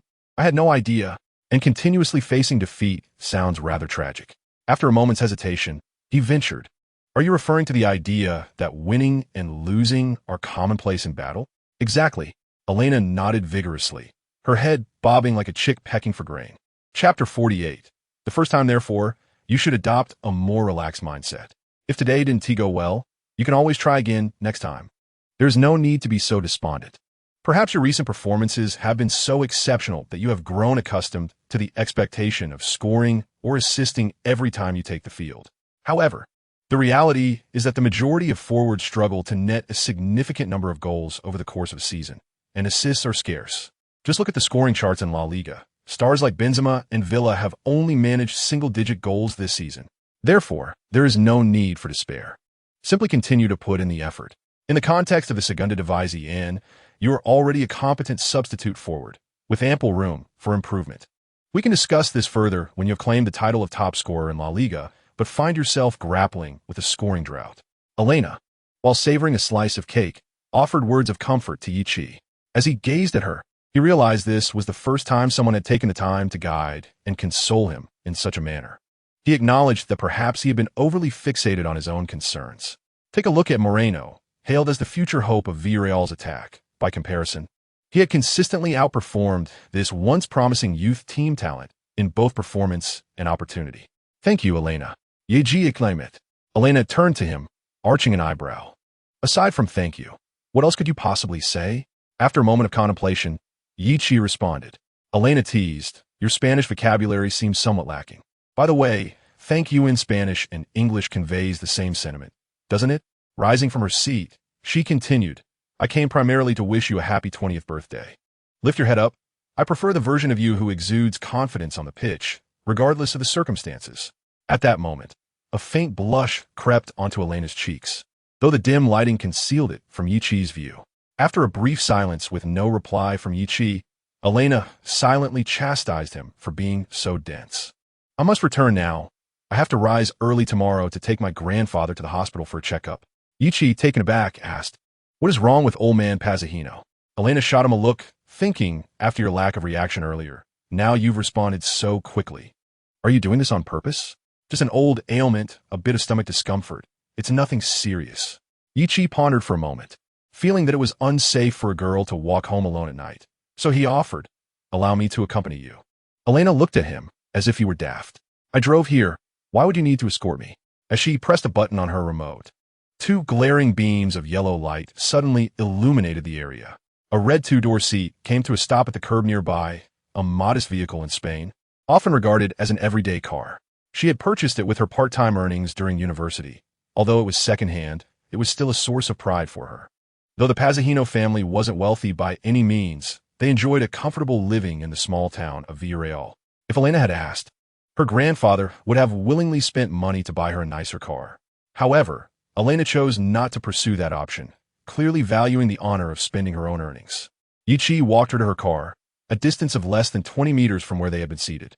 As she got in, she rolled down the window and retrieved a Villarreal jersey from the passenger seat, handing it to Yichi. Please sign this for me. I am your very first fan. After a moment, she added, At least in Villarreal, I am your first fan. Yichi chuckled. Before coming to Villarreal, I played so poorly that it's unlikely I had any fans. Thus, you must indeed be my first. He carefully held the jersey to avoid soiling it on the engine hood, squatting slightly to sign it on his thigh. To my first fan, may you find joy every day. Yichi. He signed his name in Chinese, even though he had an English signature for official documents, preferring to use his Chinese name while in Spain, unless legally required otherwise. This is my first signature. Yichi handed the signed jersey back to Elena. She beamed. Then I wish you a swift rise to stardom. One day, this signature will be worth a fortune, as it belongs to the illustrious Yichi. Yichi waved goodbye. May your words prove prophetic. When that day comes, you can sell it back to me at a premium. How much? Elena inquired with curiosity. Yichi glanced at the red seat and replied, How about a Porsche? Elena started the car's engine. I shall await that day with eagerness. After pressing the accelerator, she waved goodbye from the window. Yichi laughed and shook his head as he turned away, making his way back to the dormitory. The room was enveloped in darkness as Yichi checked the time on his phone, realizing his roommate Christian had likely already fallen asleep. He opened the door quietly, careful not to disturb his roommate, and refrained from turning on the light. Suddenly, a loud bang startled him, causing him to instinctively glance around for any makeshift weapon for self-defense. As the room's light flickered on, Yichi saw Christian Gallas brandishing a toy cannon and making faces at him. Good grief, you nearly gave me a heart attack, Christian, Yichi exclaimed, having almost instinctively reacted in self-defense. Having been accustomed to solitude for so long, his guard was instinctively high. When he had first arrived in Spain, trouble had found him, and he had managed to fend off two burly thugs in a dark alley with his slight frame. Thus he held little faith in European safety, preferring to trust in his own skills. Happy birthday, Yi, Christian declared, evidently pleased with the surprise he had orchestrated, before enveloping Yichi in a tight embrace. Good grief. Do you have any idea how quickly you could have sent me to the Villarreal hospital? Yichi retorted. What? Christian replied, clearly not understanding the reference, though he soon began sniffing the air like a dog. So, why did you return so late? Were you on a date with a girl? Don't be ridiculous. Yichi pushed Christian away. Stop lying. You smell like a girl's perfume. Christian insisted, taking another whiff and declaring, "It's Chanel number 5. Yichi was taken aback. "You can actually identify that?" Christian grinned mysteriously, but quickly dropped the facade. "I only know the name of that perfume. By the way," Christian exclaimed as he pulled a small gift box from his pocket. "Here, that's your birthday present." As Yichi tore through the wrapping, he inquired, "What is it?" Christian gestured eagerly for him to hurry. "Wow, is this really what I think it is?" Chapter 49. A consecutive start. Once all the packaging was removed, a box slightly larger than a ring box was revealed. Upon opening it, Yichi was greeted by a golden sphere adorned with a pair of wings. "Wow, I can't believe this," Yichi exclaimed, clearly surprised by his roommate's thoughtfulness. It was somewhat embarrassing that Christian, who had rarely appeared in the spotlight, remembered his birthday so well. The golden orb with wings was a delightful gift. Friends who have watched Harry Potter should be able to recognize it at first glance. This is indeed the golden snitch from the Quidditch matches. However, this particular golden snitch has been deliberately designed, with the spherical part fashioned to resemble a soccer ball. Yichi opened the spherical soccer ball to reveal an inscription, "To the future winner of the golden ball, from your good friend, Christian." What surprised Yichi even more was that this inscription was in Chinese. "How about that? Did you not expect this gift?" 2 months ago, during our conversation, you mentioned your fondness for the Harry Potter series, which inspired me to choose this gift. Harry Potter is an exceptional seeker, and I hope that my friend will become a remarkable striker in the future. Yichi has always had few friends and tends to be somewhat solitary by nature. When he was in Madrid, he finally managed to make a friend. However, this friend, Teixeira, imparted the first lesson of his arrival in Europe. One cannot trust anyone. Anyone could become your rival, even your closest friend. After arriving in Villarreal, Christian was very warm towards him, often engaging in conversations or taking him to explore local attractions. Initially, Yichi remained cautious, for once the heart's door is closed, reopening it proves quite challenging. However, as he considered that he played as a forward while Christian played as a center back, he thought there should be no malicious rivalry between them. Coupled with Christian's enthusiasm, he received considerable support from the youth team coach, fellow teammates, and even the restaurant owner, Pazzagino, after his arrival in Villarreal. Eventually, he genuinely accepted Christian as a friend. "Thank you, Christian." Yichi embraced him, hoping that he would soon become a mainstay in the first team, creating a beautiful scene where he scored goals while Christian defended behind him. "Are you implying that I am already 20 and still not promoted to the first team?" Christian shot him a glance, clearly unimpressed. "If you hadn't said that, we could have remained friends." Yichi grinned, unfazed. "By the way, as a token of gratitude, I have a gift for you." He produced a rectangular object from his ankle and handed it to Christian, who weighed it in his hands, finding it quite heavy. "What is this?" Christian inquired, clearly not anticipating a gift from Yichi. "It's a weighted sandbag. It can enhance your jumping ability, speed, and explosiveness." Christian exclaimed, "Our friendship ends today." Thus, under the care of Elena and Christian, Yichi celebrated his 20th birthday, marking the first truly significant birthday of his life. After all, he had never had a birthday cake or received gifts from friends before, as he had no friends. Following his birthday, a monotonous week of training commenced for most players. However, for Yichi, it was an opportunity to address his shortcomings. During training, the experienced center back Melber was assigned by the coach to mark Yichi. After the match against Las Palmas, Coach Marcelino identified some issues, thus utilizing this time for Melber to engage in one-on-one defensive drills with Yichi. The aim was to strengthen Yichi's ability to extricate himself from tight marking situations through his own skills. Yichi did not slack off in his additional training, consistently working on heading and jumping. His frequency of visits to the gym also increased significantly. However, muscle development, as is well known, does not yield immediate results. As March arrived, Yichi accumulated 100 experience points in the system, bringing his total to 360. To advance to level 3, he still required an additional 140 experience points, indicating a long journey ahead. Nonetheless, this period was not devoid of gains. Upon opening the system, he noted that both speed and explosiveness had increased by 2 points, rising from 55 to 57. Clearly, his attribute growth through daily training was gradual. However, given that he had been focusing on enhancing his jumping, heading, and muscular strength, the increase in speed and explosiveness was a pleasant surprise. March 3rd marked the 28th round of the Segunda División, and in line with Marcelino's custom. The matchday squad and starting lineup were announced in advance. Despite a less-than-stellar performance in the previous match against Las Palmas, Yichi still secured his starting position. He clenched his fists and gritted his teeth, determined to make an impact in the upcoming match. In fact, Marcelino had considered Moreno for a starting role as well. But Moreno's lackluster training performance during this period resulted in him not only missing the starting lineup, but also failing to make the substitutes list for the second consecutive match. On March 3rd, Villarreal's away match against C. Cordoba commenced punctually. In the Segunda División, C. Cordoba is regarded as a mid-tier team, having finished 6th in the previous season and qualified for the playoffs, though they ultimately failed to secure promotion to La Liga. This season, however, their performance had sharply declined, placing them in the lower mid-table, with little hope for promotion but also no immediate threat of relegation. Perhaps due to the absence of pressure regarding promotion or relegation, C. Cordoba played with remarkable ease at home, displaying no tension whatsoever. From the outset, they launched a vigorous assault on Villarreal's defense, leaving the Yellow Submarine feeling as if they were a mere small fishing boat. Consolidate the defense. We must seize the opportunity to counterattack. Marcelino made tactical adjustments from the sidelines. Originally, his strategy was to leverage their offensive prowess to suppress the opponent.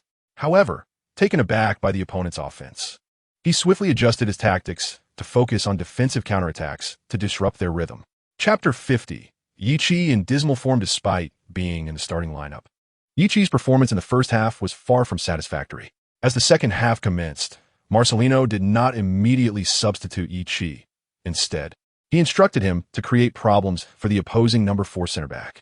C. Cordoba's starting central defenders were the 22-year-old Olivius and the veteran number 4, Gasper.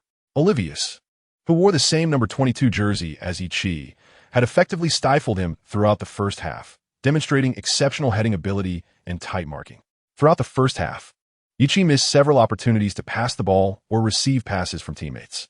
Although you are forward, don't fixate solely on scoring goals. The vice-captain, Connie, called him over as they awaited the start of the second half in the player tunnel. Not thinking about scoring, Yichi was momentarily perplexed, wondering what a forward should focus on if not scoring. The role of a forward isn't just about scoring. It's not solely up to you to break through. Connie pointed to his temple, suggesting, think more, observe more, and consider your primary responsibilities. Connie patted Yichi's shoulder, adding, you've actually done quite well since joining the first team. Perhaps the consecutive goals scored in recent matches have obscured your vision. Yichi gazed at Carney's silhouette, somewhat perplexed. Pondering, Vice-Captain, you are Spanish, not a riddle maker. Is there anything we cannot articulate directly? Furthermore, is not the primary duty of a forward to score and break through? Yichi had yet to comprehend this, but the second half of the match had already commenced. During the halftime break, Marcelino made some tactical adjustments, and thus, as the second half began, Villarreal took a more proactive approach. Senna seized the ball from the opposing winger and swiftly executed a wide transfer to Perez on the other flank. Upon receiving the ball, Perez found himself closely marked by the opposing fullback, leaving him with no immediate opportunity to break through. He promptly passed the ball to the approaching Carney. Carney received the ball and positioned it comfortably before, as the opposing central midfielder pressed. He quickly relayed it to the forward Yichi. Yichi instinctively halted the ball, almost reflexively attempting to pivot and breach the defense of the number 4 center back, Gasper. At that very moment, the other center back, Olivius, unexpectedly lunged forward, dislodging the ball from Yichi's feet before clearing it with a powerful kick. Yichi was momentarily stunned. Olivius had indeed marked him tightly in the first half, yet he rarely attempted a tackle, instead opting to close down spaces to thwart opportunities. He did not anticipate that in the second half, Olivius would suddenly become so decisive. Carney, who had already made a forward run, saw the ball taken from Yichi and could only helplessly gesture towards the opposing player, indicating his position ahead. It was at this moment that Yichi realized Carney's intention in passing the ball to him was to have him shield it for Carney's impending run. Yichi offered an apologetic gesture to Carney, acknowledging that this attack had indeed been a misinterpretation of Carney's intent. But how could he evade the tenacious Olivius? In the 57th minute, the fullback and defensive midfielder Bruno combined to reclaim possession from the opposing forward, subsequently passing it to Senna. The captain Senna and vice-captain Carney Old partners executed a series of 1-2s in midfield, successfully advancing the ball into the core area. At this juncture, Carney held the ball while Senna provided cover from behind. The opposing defensive midfielder pressed forward, prompting Carney to deliver a ground pass to Yi, who then quickly began to reposition himself. "Yeah," Carney called out, gesturing to indicate his intention. Yi, who initially intended to pivot and break through again, was taken aback when he noticed Olivia's closing in once more as he turned his head just 45 degrees. Before receiving the ball, he had observed a gap between the two opposing center backs.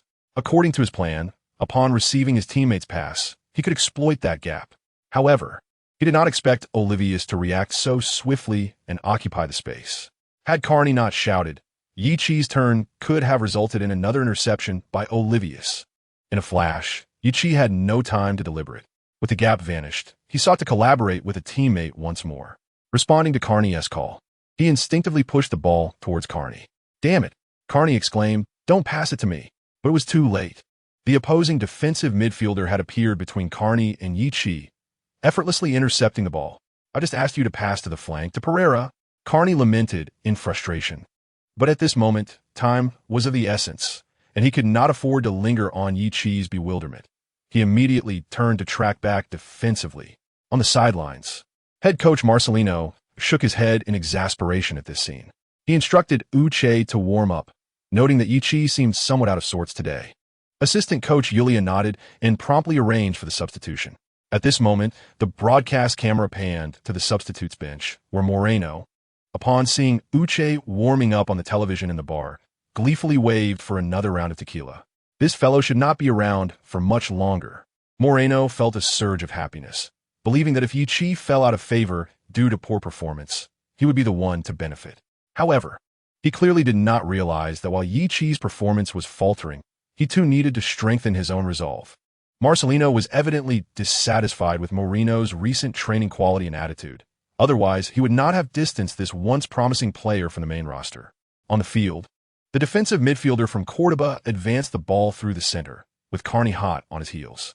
Senna, positioned ahead, seemed poised to create a 2-on-1 situation, effectively sandwiching the opponent. Suddenly, the Cordoba defensive midfielder made a long pass to the flank. The winger, after making his run, skillfully controlled the ball and, seeing the left back Oriol, feinted before accelerating past him with impressive speed. This burst of pace was astonishing.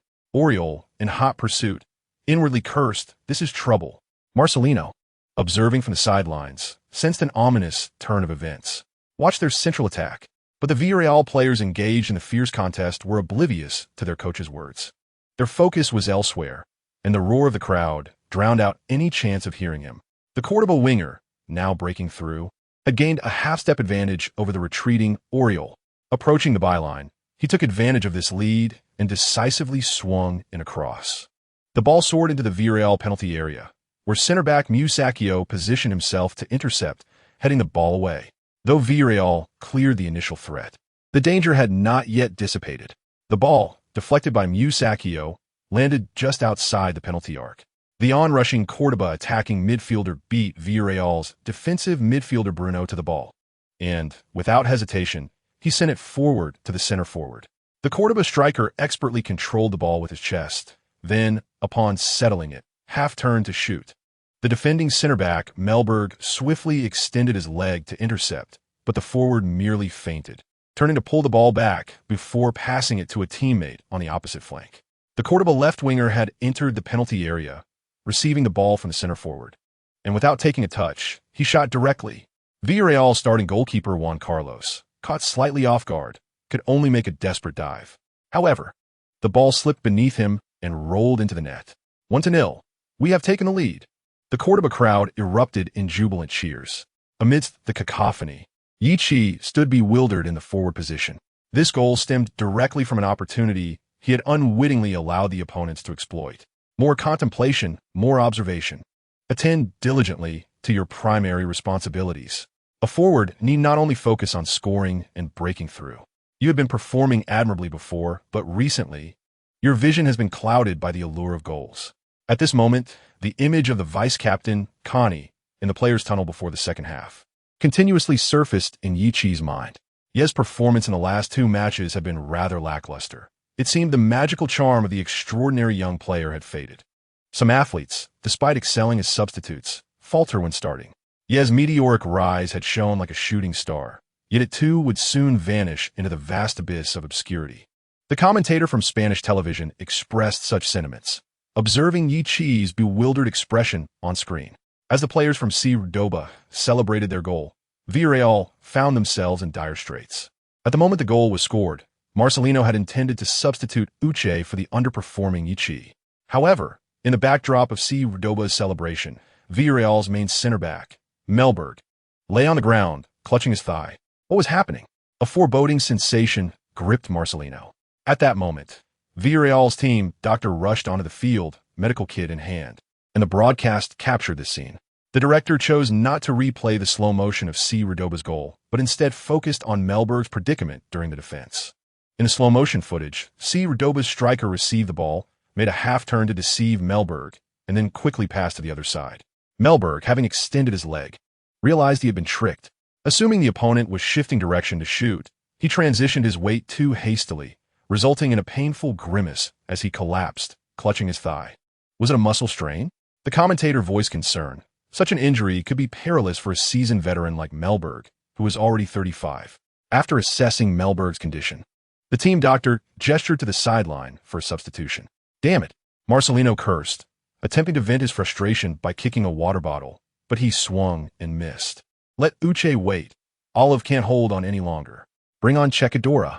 The assistant coach, Yulia, nodded and promptly made the adjustments. Yiqi ran from the front to Mellberg's side. I'm so sorry, Olive. After receiving ice treatment and some basic care, Mellberg's pain had somewhat subsided, and his expression was less contorted.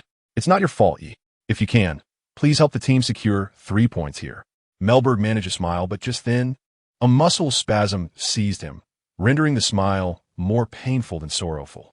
Ultimately, with the assistance of the team doctor, the veteran center-back Mellberg was substituted due to injury. Captain Senna approached Yiqi, giving his shoulder a reassuring pat without casting blame. Connie gestured to his temple, signaling Yi to think more critically. Reflection is a vital instinct for a football player. It appeared Olive Mellberg had reached his limit, and he was substituted. This was a forced change, with the experienced 30-year-old Chekadora stepping in. Trailing by 1 goal and losing a key defender was not promising news for the Yellow Submarine. Nevertheless, with 30 minutes remaining, there was still time to equalize. The coach wants me to tell you not to get lost in their defense. The newly entered Chekadora advised Yiqi. Yiqi glanced to the sidelines. At that moment, Uche was following the assistant coach's tactical instructions. If all went according to plan, he would likely be substituted for Yi soon. Taking a deep breath, Yi reminded himself that in such situations, panic was unwarranted. Connie had already offered numerous hints, so he believed he could succeed. No breakthroughs, no goals. Wasn't he scoring the primary duty of forward? Yet, wasn't he shooting to score or breaking through the line the essence of striker's role? Soon, the match resumed. The Cordoba players, buoyed by their goal, displayed newfound confidence, even though their season seemed to be a mere formality. However, creating trouble for a team vying for promotion was a worthy pursuit. Thus, their determination to secure 3 points at home intensified. In the 62nd minute, Chekadora, undeterred by any flaws, seized the ball from an opponent's offensive foray and passed it to the defensive midfielder. Bruno, the team's defensive midfielder, usually focused on defensive duties, ball distribution, and organization, tasks typically managed by the captain, Senna. In Senna's absence, it fell to one of the substitutes, Cantrellos, Farillos, or Gomez. At this juncture, upon receiving Chekadora's pass, Bruno found himself unpressured by opponents. He recalled a prior moment in the match when a long clearance had set Yiqi up for a goal, thereby earning him an assist. Observing Yiqi in the front, he pondered whether to deliberately set him up this time. Chapter 52. Progress in the match. Bruno merely glanced at Yiqi's position before launching a long pass. As his team was defending, Yiqi had not positioned himself too far forward. He had slightly retreated to be available for short passes from teammates. However, at that moment, he noticed Bruno seemingly glance in his direction, followed by the sight of Bruno preparing to pass the ball. With no time for hesitation, Yiqi quickly anticipated the pass. Realizing his positioning was just right, he acknowledged that receiving the ball would still subject him to the defensive pressure of two center backs.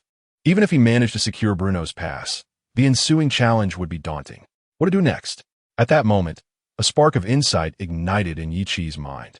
He recalled Connie's earlier advice. Beyond simply thinking, it was pivotal to remember that a forward need not solely focus on scoring or breaking through. Creating space for teammates and facilitating opportunities were equally vital. The reason the head coach, Marcelino, had initially valued Yi was to utilize him as a stationary center forward. Therefore, the primary duty of a stationary center forward was to serve as a pivot. How could he have forgotten this crucial aspect, despite having emphasized it consistently? Yichi's mind raced as swiftly as the ball soaring through the air. Comprehending this, he subtly shifted his gaze and, indeed, noticed Pereira making a sneaky run into space. As he gazed up at the descending ball, calculating its height and descent speed, Yichi took 2 steps back and leaped. Cordoba's center back, Olivius, who had approached intending to intercept, was taken aback by Yichi's sudden ascent. He assumed that Yichi intended to pivot and charge with the ball, just as the opponent had done previously. However, to his surprise, this fellow opted to execute a header pass instead. At that moment, retreating was futile. He could only meet the ball head-on. Even though Olivius leaped from behind Yichi, he was unable to reach the ball before Yichi, as the timing had been seized by the latter. Thus, he resorted to subtly pushing Yichi with his arm in a manner concealed from the referee. In midair, Yichi made contact with the football. Typically, when facing the goal directly in the penalty area, one would use their forehead to strike the ball. Yet, thanks to the guidance of the veteran captain, Senna, Yichi had learned that to penetrate the opponent's defense with a header, one should utilize the back of the head. As his occiput grazed the ball, he immediately felt a force at his waist. Maintaining balance in the air is a challenge, and influenced by Olivius' shove, Yichi tumbled to the ground after heading the ball. As he lay there, Yichi turned his head to observe the field. He saw the ball he had headed away reach the lurking center back, Gasper, and then Pereira darting diagonally from the flank to receive the ball behind the opponent's defense. A sigh of relief washed over Yichi. His task was complete, and it was now up to Pereira to shine. The referee, having witnessed Yichi's fall and Olivius' subsequent contact with the opponent, inferred from experience that Olivius was likely engaging in underhanded tactics. Nevertheless, to preserve the flow of the match, he chose not to halt the game. With arms raised, the referee swiftly ran towards the Cordoba penalty area. Indicating that the attack was advantageous, he observed Villarreal's offensive play, and Pereira found himself one-on-one with the advancing goalkeeper. Despite a lackluster performance in La Liga, Pereira was nonetheless an experienced player with over 30 matches under his belt from the previous season. Now, in the second division, he felt as if he had returned to the ocean. In a one-on-one encounter with the goalkeeper, Pereira skillfully bewildered him with a series of stepovers. As they drew closer, Pereira lowered his left shoulder, feigning an inside charge. Seeing the goalkeeper fall for the ruse, he deftly nudged the ball to the right, then maneuvered past the opponent's outer line with his right foot. The Cordoba goalkeeper was momentarily stunned, allowing Pereira to glide past him and towards the open goal. Faced with an unguarded net, Pereira refrained from hastily shooting, as he was acutely aware that the opposing defenders were nowhere to be seen.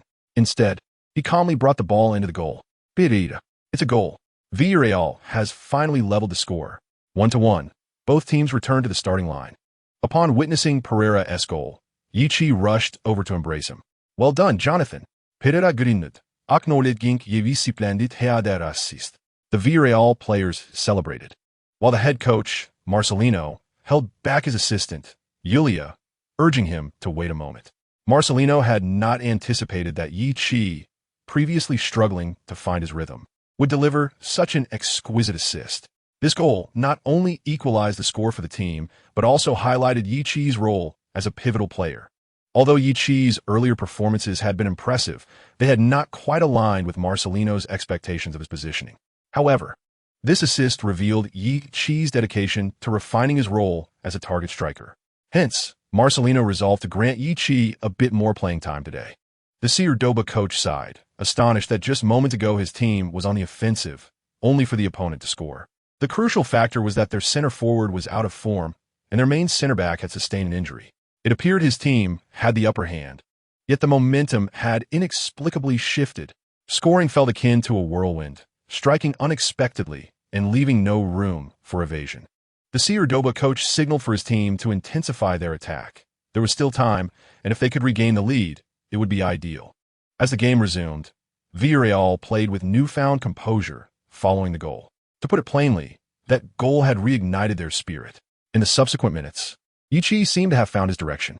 When he found himself unable to breach the opponent's defense, he wisely opted to collaborate with his teammates. He finally recognized the mistakes he had made previously. His ability to work in tandem with his teammates had always been his strength. Yet he had inexplicably forgotten this of late. Chapter 53. Heightened pressure despite the increased collaboration between Yi Chi and his teammates in the latter stages of the match. His personal technical limitations hindered his passing and receiving skills.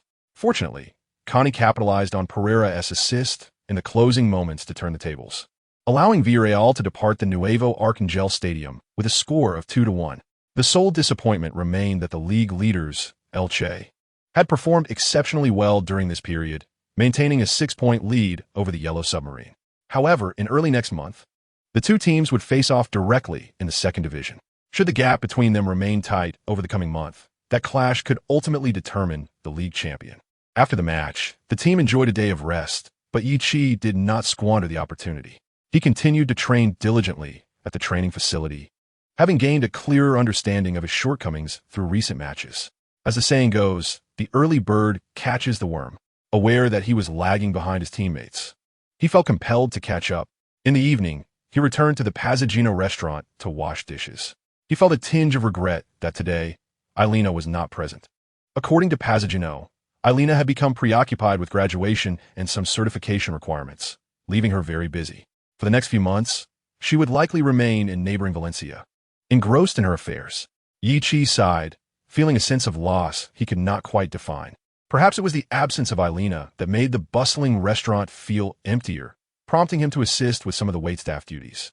Influenced by Yi Chi's dedication to extra practice, his roommate, Christian Gallas, also succumbed to the urge to join him at the training facility.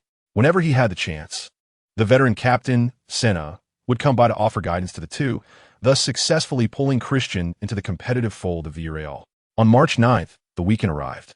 Under the Villarreal sky, a light drizzle began to fall, yet such gentle rain could not deter the impending match day. The assistant coach had ensured that the kit manager prepared long-studded boots suitable for wet conditions. This round of matches saw the Yellow Submarine playing at home against Sporting Gijón N. This team frequently oscillated between La Liga and the second division. Fans in China might find the name familiar, as they had spent several years in La Liga. Last season, both Villarreal and Sporting Gijón N faced the misfortune of relegation, thus establishing a kinship of sorts between the two clubs. Incidentally, the Spanish forward David Villa, affectionately known as Hulawawa by fans, hails from Sporting Gijón N's youth academy. As a relegated team, one would expect Sporting Gijón N to pose a significant threat in the Segunda División. However, they currently find themselves languishing in mid-table, making a push for promotion this season appear increasingly difficult. This predicament bears resemblance to Villarreal's struggles in the first half of the season. Though the Yellow Submarine decisively opted for a managerial change, which ultimately yielded positive results. Despite Sporting Gijón N's mid-table standing this season, Coach Marcelino remained vigilant. For this match, he fielded key players such as Pereira, Connie, Aquino, and Senna, while Yi Chi was granted another opportunity to start. Unbeknownst to many, Yi Chi had swiftly ascended from being a mere afterthought to becoming a prioritized forward in Marcelino's plans, having only joined the first team a little over 3 months ago. Following the injury of veteran center-back Melberg, who is expected to be sidelined for about a month based on assessments from professional sports medical institutions, Dorado, a defender who transferred from Real Betis in the early season, partnered with Musacchio in central defense. At 30 years of age, he is capable of playing both as a left-back and a center-back, and while he may not be flashy, he is a remarkably stable and reliable option. As the match commenced, Yi Chi lifted his shirt to wipe the rain from his face, noticing that the downpour was intensifying. This moment was captured by the broadcast cameras, prompting the Spanish commentator to quip that, although Yi Chi may appear lean, he indeed possesses muscle, as evidenced by his well-defined abdominal muscles. While Yi Chi is somewhat slender, comparisons to other professional players in the top leagues reveal a disparity in physique. Nevertheless, this does not imply a lack of muscle. Due to the inclement weather, Villarreal's tactical approach underwent modification. Previously, Marcelino favored a possession-based strategy characterized by intricate passing and ball control. While not on par with Barcelona, their possession play was commendable within the Segunda División and bolstered by talented midfielders like Connie, Senna, Bruno, and Ferran. However, the wet conditions and slippery pitch rendered frequent passing exchanges prone to errors. Moreover, Yichi's ball-handling skills were well known, and while he had made notable improvements in his first touch, he still faced challenges. From the outset, Villarreal adopted a strategy of launching high balls from the flanks. It was evident that Sporting Gijón had prepared for this. Their starting center-back duo included the tall young defender Boyan, who stands at an impressive height of 1.92 meters, quite tall by Spanish standards. Interestingly, Yichi was born on February 22, 1993, while Boyan's birthday is February 2nd, 1992, marking a year's difference between them, with both dates being rather unique. Observing the towering figure beside him, Yichi shook his head, pondering why someone just a year older had developed so impressively. Villarreal's high-ball strategy played right into Sporting Gijón's hands. In the 5th minute, Mexican winger Aquino utilized his exceptional dribbling skills to create an opening before sending in a high cross. However, Yichi was outmatched in the aerial duel against the towering Boyan, who cleared the ball with ease. In the 7th minute, left-back Oriol executed a deceptive play on the left flank, delivering a diagonal cross that was once again thwarted by Boyan. Had Yichi possessed a height of around 1.88 meters combined with excellent jumping ability, he might have been able to mitigate the inherent height disadvantage. However, standing at only 1.85 meters with average leaping prowess, he contemplated an alternative approach. In Chapter 54, From Shooting Star to Best Newcomer, Yichi gestured to his teammates, indicating that they should aim for half-height crosses rather than high balls. In the 10th minute, right-back Mario feigned a move on the flank before passing to Aquino in the channel. The Mexican winger skillfully controlled the ball, drawing the opponent forward before decisively passing to Yichi in the center. Following Yichi's signal, Aquino delivered a half-height ball. Yichi positioned himself effectively, with Boyan looming behind him. Initially, Boyan anticipated a high ball, but upon realizing the nature of the delivery, he found himself in a position to impede Yichi's turn. As the ball approached, Yichi skillfully used his chest to cushion the ball before deftly hooking it with his foot, allowing it to flow smoothly over his head and, simultaneously, over Boyan's. Boyan, expecting a tactical shift to ground play, remained alert for a potential combination with the advancing Connie. Unexpectedly, the high ball was indeed initiated by Yichi himself. The ball soared above him, splashing droplets of water onto his face. Boyan instinctively looked up, realizing the height was unattainable. Seizing the moment, Yichi executed a swift 180-degree turn, evading Boyan, who stood frozen in surprise. "Watch out," Boyan's center-back partner called out, snapping Boyan back to reality just as he attempted to grab Yichi's shirt, only to grasp at thin air. With the ball now in Yichi's possession, he was determined not to allow Boyan a chance to recover. With a swift touch, the ball rolled away like a fleeting shadow across the wet grass. Yichi surged forward, threading his way between the two central defenders. Although the ball had rolled slightly ahead due to the slick conditions, he was quick to catch up. At that moment, Sporting Gijón's goalkeeper faced a dilemma. Should he rush out to confront the advancing Yichi or retreat to the goal line? This hesitation allowed Yichi the opportunity he needed. Although he noticed Pereira making a run and signaling for the ball, Yichi refrained from passing, aware of Pereira's precarious offside position. Soon, Yichi found himself entering the penalty area. Realizing the urgency of the situation, the goalkeeper committed to rushing out. Yichi, observing the goalkeeper's advance, allowed a smile to grace his lips as he subtly nudged the ball to the right before unleashing a powerful shot with his right foot. This is a powerful low shot that resembles a stone thrown by children skipping stones on water, bouncing and rolling across the grass towards the goal.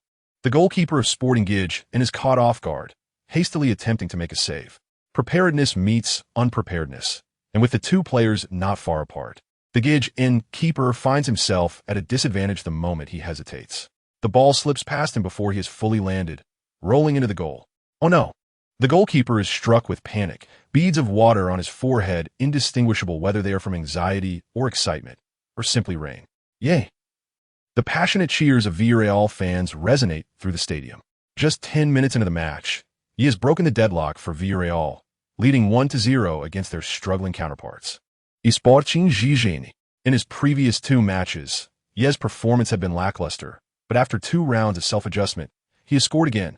This marks Ye's 5th goal in 6 matches in the Segunda División. It is hard to fathom the terrifying number of goals he would have achieved if he had started the season in the first team. With an almost 1 goal per game efficiency, along with 3 assists, if this performance continues, he could very well capture this season's Rookie of the Year award in just 2 months. The commentator from Spanish television, who initially mocked Ye, has now become an ardent admirer. In the earlier matches, he remarked that Ye was encountering the first challenge of his career, even suggesting he might become a shooting star. Yet, within less than half a month across 2 rounds of league matches, he now hails Ye as the strongest rookie of the season in the Segunda División. On the pitch, Ye wipes the rain from his face, laughing as he runs to the corner flag to celebrate with the fans. Aquino joins him, and Ye expresses his gratitude to his Mexican teammate. Fortunately, the rain washes away the overwhelming scent of chili from Aquino. Marcelino, sheltered from the rain on the sidelines, claps in approval upon witnessing Ye's goal. He acknowledges that while Ye may have several flaws, he possesses one significant advantage. He plays with intelligence. In the previous 2 matches, Ye indeed faced some difficulties, but look, he has quickly figured it out. This is also why Marcelino likes to give Ye opportunities. He is not only diligent, but exceptionally clever. One can clearly see his progress, and that is sufficient. Although Ye and Giuseppe Rossi are entirely different types of forwards, Marcelino believes Villarreal has found a successor to Rossi after his departure. Of course, Ye is not yet comparable to the uninjured Rossi, but given a little time, Marcelino does not believe Ye will fall short of Rossi's caliber. Scoring a goal within the first 10 minutes has significantly boosted Ye's confidence. In the subsequent matches, he replicates this method, avoiding direct confrontations with Boyan in the air and minimizing face-to-face battles. In the 15th minute, Pereira breaks through and passes to Ye, who feigns a shot and immediately lays the ball off to Aquino on the other side. Aquino, without controlling the ball, strikes but slips due to the slick grass, sending the ball soaring into the upper tier of the stands. In the 20th minute, Aquino utilizes his strength on the flanks to create an opportunity, delivering a low cross into the area. He makes a run at the near post, drawing the attention of Gijón's 2 center backs, allowing Connie to receive the ball and shoot. However, this time, Gijón's goalkeeper is unwilling to merely play the role of spectator, executing a splendid flying save to deny the shot. Chapter 55, Center Forward's Defensive Duties. Thanks to Ye's goal in the 10th minute, the Yellow Submarine completes the first half with a lead, and the second half begins. Gijón, trailing by a goal, raises their intensity, seeking to apply more pressure on Villarreal. Clearly, the opposing coach made adjustments during the halftime break, recognizing that his team had been overly passive. In the 51st minute, a 1-2 between the opposing winger and center forward forces Villarreal's center back, Musacchio, into committing a foul. Villarreal concedes a well-placed free kick in the attacking third, with Musacchio receiving a yellow card from the referee. The talented winger Juan Mu steps up to take the free kick. He delivers a cross into the box, where Boyan, utilizing his height and jumping ability, heads the ball. However, instead of directly attempting a goal, he lays it off to a teammate. Gijón's number 9, Madia Billy from Croatia, leans forward and directs a header into the net. Just as the second half begins, Gijón equalizes, while Billy scores. Boyan is ecstatic about his assist. He vigorously waves his arms, somewhat provocatively, towards the home fans. This is his way of expressing his dissatisfaction with the intense cheers from Villarreal supporters following Ye's goal. The Yellow Submarine's fans naturally respond with jeers. Ye, standing in the center circle with his hands on his hips, watches the Croatian forward celebrate on the sidelines, thinking to himself that Billy has a bit of that seasoned veteran flavor. The 32-year-old Madia Billy was once a mainstay for the Croatian national team and has spent several seasons at Gijón. His best record was scoring 12 goals in 37 La Liga matches, which, while not excessive, was sufficient for a place in the league. Since Gijón's relegation to the Segunda División this season, Billy has seemingly unleashed himself, now boasting 25 goals in 29 league matches. He currently leads the Segunda División's scoring chart. Although some of those are penalties, the total stands as a testament to his prowess. He feels a twinge of envy, wondering when he might score 20 goals in the Segunda División. However, He quickly shakes off such self-defeating thoughts. Villarreal is aiming for promotion to La Liga next season, and as a player destined for the top tier, he cannot afford to linger in Segunda with a defeatist attitude. After Gige concludes their celebration, Boyan runs back toward the defense, deliberately raising an eyebrow at Yi. Naturally, Yi does not tolerate such blatant provocation. He lifts his chin slightly, casting a look of disdain reminiscent of royalty towards Boyan. The match resumes. After scoring, Billy becomes even more lively, frequently threatening Villarreal's goal with his combinations with teammates. Marcelino, disregarding the rain, approaches the sidelines to signal the team to stabilize, disrupt the opponent's rhythm, and then seek opportunities. Villarreal's rival, Elche, completed their match yesterday, narrowly defeating Barcelona 1-0, maintaining their lead in the standings. Thus, Villarreal must sustain their pursuit, needing to secure all 3 points in this match. A draw could widen the gap between them and their opponents to 8 points. As March has already arrived, an 8-point deficit is challenging to overcome. This not only demands their own effort, but also relies on the opponent's faltering. Marcelino is reluctant to place his hopes on others. Thus, he is determined to secure victory in this match. Captain Senna fully comprehended the coach's intentions, and thus, alongside Bruno, resorted to minor fouls to disrupt the opponent's rhythm. This tactic proved somewhat irksome for Sporting Gijón, as their offensive flow had just begun to gain momentum when Senna's fouls interrupted their advance. Notably, the severity of the fouls was minimal, insufficient to warrant a yellow card, yet the locations of the infractions were rather unfavorable, hindering their set-piece specialist, Juan Muniz, from finding any space to operate. In the 62nd minute, Senna intercepted the ball from the opposing player and promptly passed it to center-back Musacchio. Just as Musacchio intended to locate goalkeeper Carlos, he was pressured by the opposing attacking midfielder, Nola, who seized the ball. The fans in the stands of the Cantabrian Stadium felt a surge of anxiety. Such a steal in that position could prove fatal. Nola, a versatile midfielder capable of playing as a right-back, wing-back, and winger, excelled in high pressing due to his commendable tackling ability. Musacchio attempted to tug on Nola's jersey, but suddenly recalled that he had recently received a yellow card, rendering him hesitant to take action. Following his interception, Nola delivered a precise through ball, and the lurking Bilic, having appeared seemingly out of nowhere, struck the ball without taking a touch. Dorado raised his hand to signal offside, yet the linesman refrained from raising his flag. The ball, propelled by the Croatian's kick, hurtled towards the Villarreal goal. In a moment of desperation, a flash of yellow emerged between the ball and the goalkeeper, and before the ball could test the keeper, an opponent launched himself into a tackle, throwing his entire body into the fray. His foot made contact with the ball, sending it soaring away and alleviating the pressure on the goalkeeper. Yachi fell to the ground, cursing as he realized that even falling on the grass was quite painful. The Spanish commentator, witnessing the yellow number 22 jersey on the ground, exclaimed in excitement, "It's yeah." The forward had actively participated in the defensive effort, nullifying what could have been a highly threatening shot. The cries of yeah reverberated throughout the Cantabrian Stadium, with fans suddenly rising in jubilation, mirroring the elation they had felt when yeah had previously scored.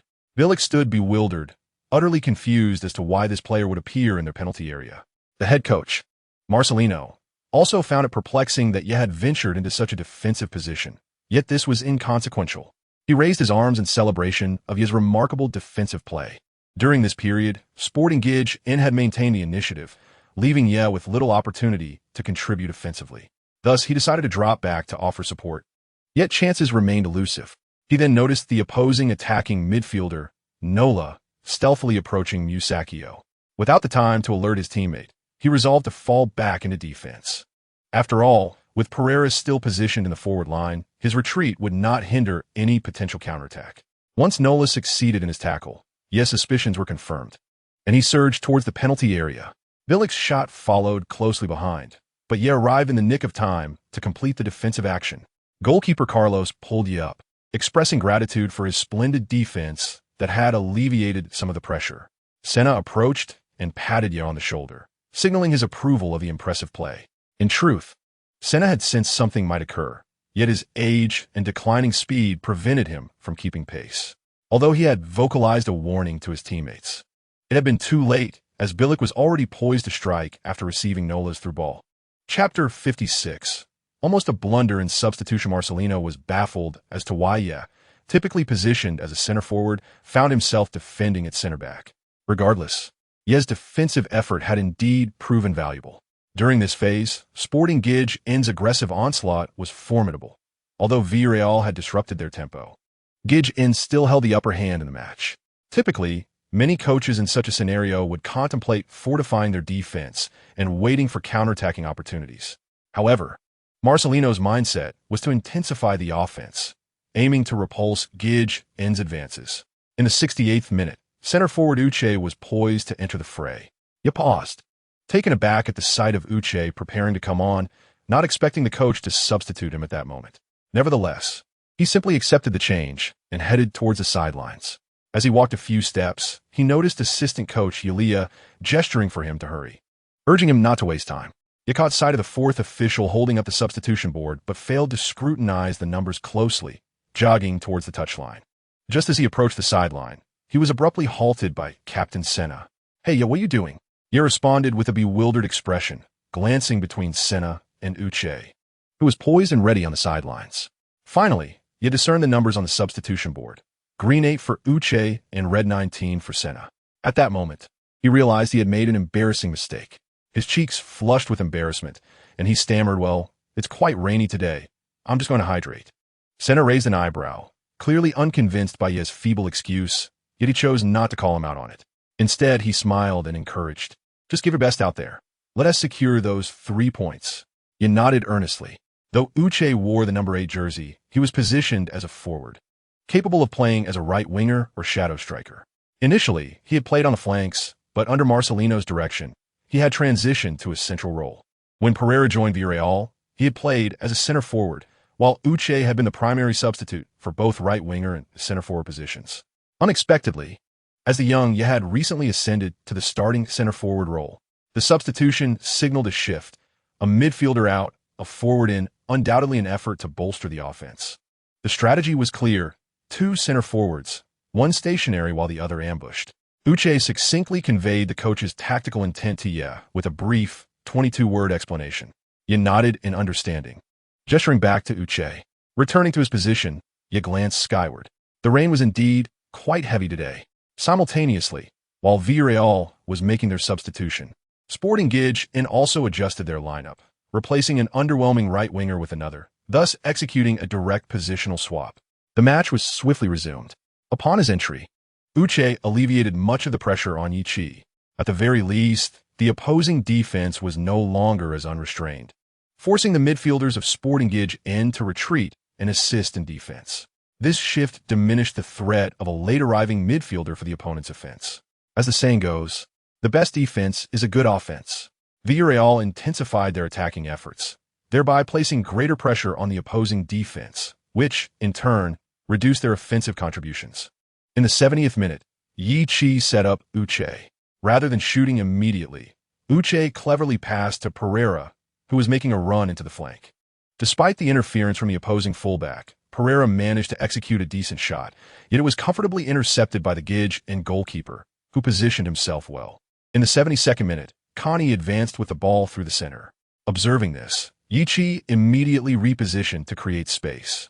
After a 1-2 with Uche, Connie struck the ball directly, but this time the goalkeeper failed to reach it, only for the shot to ricochet off the post, denying Connie's effort. Frustrated, Connie stood with his hands on his hips, gazing at the post, pondering whether he should request the stadium manager to replace it after the match. Despite his disappointment, Connie offered Yichi an approving glance, acknowledging his effective movement that created space. Meanwhile, the head coach of Sporting Gijs sensed a change in dynamics. The initiative had nearly entirely slipped from their grasp, leaving him anxiously gesturing and shouting instructions from the sideline, urging his players to intensify their offensive efforts. His adjustments did yield some results. In the 75th minute, the newly substituted right winger received the ball and utilized his speed to challenge Villarreal's left back, Oriol. Although Oriol was not slow, if Yichi were to describe it, his own speed and explosiveness rated at 57, while Oriol's would be at least 70 and his explosiveness above 65. This right winger's pace was evidently exceptional. Comparing him to Oriol, Yichi estimated the right winger's speed to be at least 80. Such speed would rank him among the swiftest even in La Liga. The opposing right winger sped past both Oriol and Dorado, arriving at the edge of the penalty area. Villarreal was in peril. The commentator from Spanish television exclaimed. At that moment, Bilic raised his hand in the center, calling for the ball, accompanied by Villarreal's central defender, Musacchio. The right winger glanced at Bilic, but, seeing the Croatian closely marked by the opposing defense, opted to take matters into his own hands. Entering the penalty area, he shot without hesitation. However, the ball sailed high and wide of the goal. Yichi was astonished, realizing for the first time that there existed strikers in the Segunda División in whose shooting skills were even worse than Christian's. Christian, his roommate and friend, played as a central defender for Villarreal B, a typical dribbler like Messi, yet a shooter akin to Hesketh. The Villarreal fans in the stands were startled, initially perceiving the shot as a significant threat, given the prior display of attacking prowess. But was that it? Meanwhile, the Gij and supporters in attendance wore rueful expressions, clearly aware of the right winger's unreliable shooting capabilities. It was akin to aiming a cannon from Wuling City in Haishi province at a frog across the bay, only to accidentally strike a well-off neighbor. Such was the absurdity of that shot. Nevertheless, whether targeting the frog or the neighbor, the result was fundamentally the same. As time ticked away, the score remained 1-1. Both Villarreal, playing at home, and Sporting Gij in visiting, felt dissatisfaction with this outcome. Villarreal, of course, was keenly aware that their opponent was a fellow struggler. Coupled with Gij in's lack of ambition this season and Villarreal's home advantage, the Yellow Submarine felt entitled to a victory. Moreover, with their rivals Elche securing a win, they needed to catch up. As for Gij in, they believed their capabilities to be on par with Villarreal's. The awkward league standings were attributed to misfortune, bolstered by the presence of the league's top scorer in their ranks. They should not settle for merely a point. With both sides harboring aspirations, the match saw a back-and-forth exchange of attacks. As the clock approached the 80th minute, the towering Boyan posed a challenge for Yichi. During a dead-ball situation, he approached his forward partner Uche. Let us switch positions for a moment. You take on that big guy, and I'll look for opportunities here. Uche, bewildered, replied, Are you asking me a 175-meter player to contend with a 192-meter behemoth? Have you lost your mind? Uche believed Yichi was being unreasonable. Thankfully, he wasn't the head coach. Otherwise, relegation would be a pressing concern. You don't understand. This is a tactical maneuver. Yeji insisted earnestly. Uche, perplexed, wondered who this Tianji was and why he was racing horses. However, there was no offense taken, as Uche was, indeed, of African descent. Just trust me, Yichi implored. If it were someone like Moreno or Telos speaking to Uche, the seasoned veteran might have set them straight. But Yichi had earned Uche's trust through his commendable performances since joining the first team. And even the likes of Kani and Senna, team veterans, sometimes considered Yichi's opinions. Thus, Uche hesitated only briefly before agreeing. In the ensuing play, Uche and Yichi switched positions. Uche immediately engaged Boyan, using his smaller stature to challenge the larger defender. During one confrontation, Uche even embraced Boyan to shield Yichi's movement. The sight was undeniably adorable, albeit somewhat painful to behold. Boyan, confused, addressed Uche, Firstly, I am significantly taller than you. And secondly, I am the defender. You are the forward. What do you mean by hugging me during our attack? Uche was at a loss, thinking, why are you asking me? I should be asking Yi Chi. Unbeknownst to them, Yi Chi's intention was to use his body to shield the ball. Unfortunately, due to a linguistic miscommunication, Uche misunderstood the directive for physical confrontation as marking. This mix-up was understandable given the cultural and linguistic differences, one being Chinese, the other Nigerian. Uche was not fully aware of the situation, but he could not back down. You're a central defender? I doubt you're as capable as Yi. He retorted. Did you see that previous defensive play he executed? It was splendid. Boyan was infuriated. If only he had a gun in hand, he would surely have taken a shot to the head. However, he quickly realized that this was merely a psychological tactic from his opponent. Did they think they could provoke me with trash talk? I won't fall for it. Meanwhile, Yi Chi was oblivious to the confrontation between Uche and the opposing center-back Boyan. His focus was on another center-back from Sporting Gij in Hernandez as a plan began to form in his mind. Prior to the match, head coach Marcelino had briefed the players on the basic information of the starting players from the opposing team, including their age, height, habits, and dominant foot. Thus, Yi was aware that Hernandez was 33 years old, a seasoned veteran standing at 188 centimeters tall, just slightly taller than him. The primary concern with older players often lies in their physical condition, and by the 80th minute of the match, it was evident that Hernandez's stamina had significantly waned compared to the first half. The rain-soaked pitch further drained energy. The longer cleats worn for better grip, and the soaked football added to the fatigue. Perhaps this was the moment to exploit his weaknesses. In the 85th minute, Aquino made a breakthrough down the flank, causing chaos in the Gidge and defense. Instead of attempting a strong run himself, he passed the ball to the overlapping fullback Mario. Mario, seeing Yi-Chi's signal in the center, opted not to go to the byline. He stopped the ball with his foot, glanced at the situation in the middle, and then sent in a precise diagonal cross from a 45-degree angle. Yi-Chi was not positioned at the forefront. That spot was occupied by Uche. As Mario delivered the ball, Uche leaped to challenge for it, while Yi-Chi made a swift run from behind. Did Boyan really think that a diminutive player like Uche could outjump him? Standing at 192 centimeters, Boyan chuckled inwardly, believing he had an opportunity to showcase his dominance. A striker at 175 centimeters attempting to outjump a defender of his stature? Absolutely absurd. However, the pass was not directed towards Uche. His leap was merely a ruse. Yi-Chi, having timed his jump perfectly, rose just a fraction later than Uche. The ball sailed over both Uche and Boyan's heads, heading towards the space behind them. In a moment of danger, Boyan had fallen for the trick.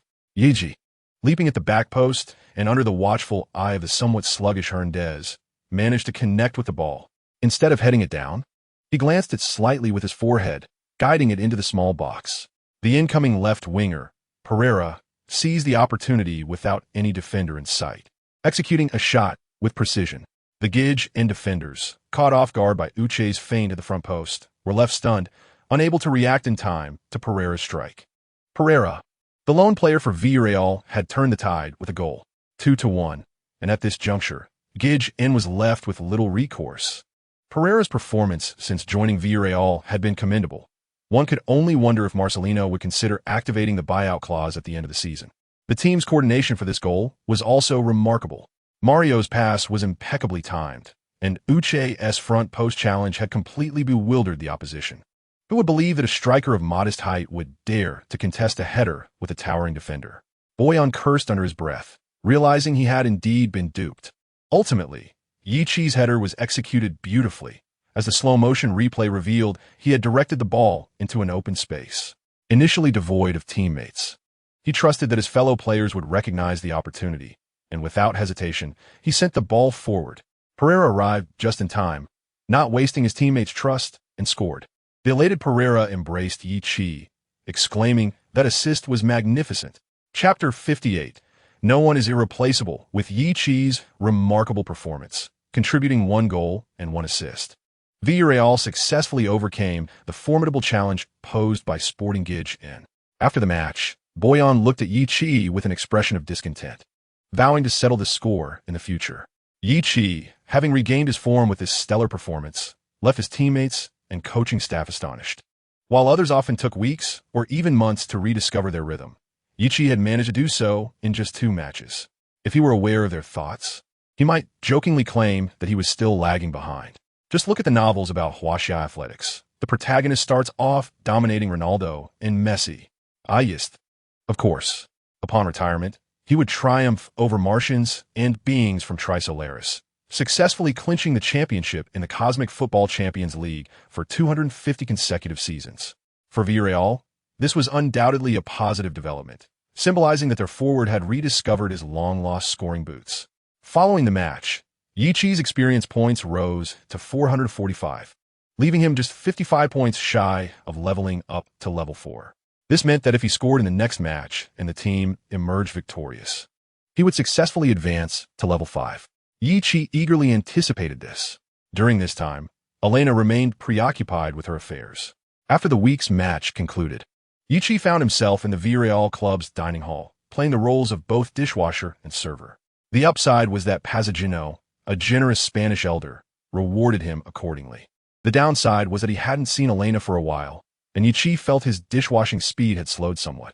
To be honest, when Yi-Chi was underperforming, I thought it might be because we had been indulging in tapas, leaving him too intimidated to play freely, unless he scored a hat trick in every match.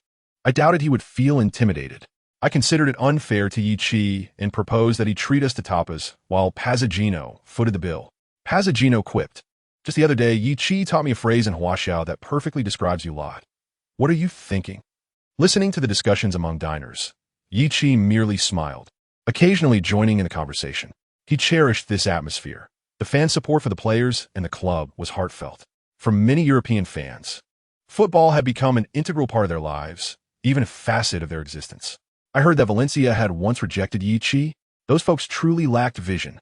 Some fans even took the opportunity to disparage their rivals. Reflecting on it, Yi Chi remarked, "But we shouldn't be so harsh. Mr. Cookshout is a good person. If it weren't for his guidance to play amateur matches at Holiday Park, I might never have arrived at Villarreal." Upon hearing Yi Chi's words, the plump fan raised his wine glass and exclaimed, "I must express my gratitude to the generous Cookshout. I acknowledge that this fellow is the finest player in the entire Valencia team." Yi Chi smiled and casually placed the seafood paella ordered by the fan on the table. To his surprise, the Spaniard shared a similar custom of enjoying a drink alongside their meals. For Yi Chi, life passed like a mundane ledger. Training, extra practice, and part-time work consumed the vast majority of his time. Soon, the 30 rounds of the Segunda División commenced, and Yi Chi, unsurprisingly, secured a starting position given his recent stellar form. His opponent was a familiar foe, Huesca. This team had only recently been promoted to the Segunda División, marking their 5th consecutive season in the league. It was highly probable that their streak would be interrupted this season, as Huesca ranked 21st out of the 22 teams, merely 5 points ahead of the last-place Jerez. Despite the league still having 12 rounds remaining, both Huesca and Jerez have been labeled as relegation favorites. Against such a weak opponent, Marcelino opted to field Yi Chi and Pires as starters, while the remaining 9 players were either substitutes or rotated in.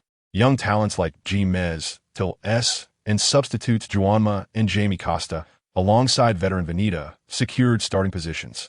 The reason Yi Chi was somewhat familiar with Huesca was that the youth team he faced in his first starting match was none other than Huesca's youth squad. This time, however, he was up against Huesca's first team. Yi Chi demonstrated through his actions that the youth team could not confine him, nor could the first team. Although the Yellow Submarine deployed mostly reserve players while Huesca continued their desperate fight for survival, the disparity in strength remained significant. Ultimately, the match concluded with a score of 3-0, and as the starting center forward, Yi Chi netted a brace.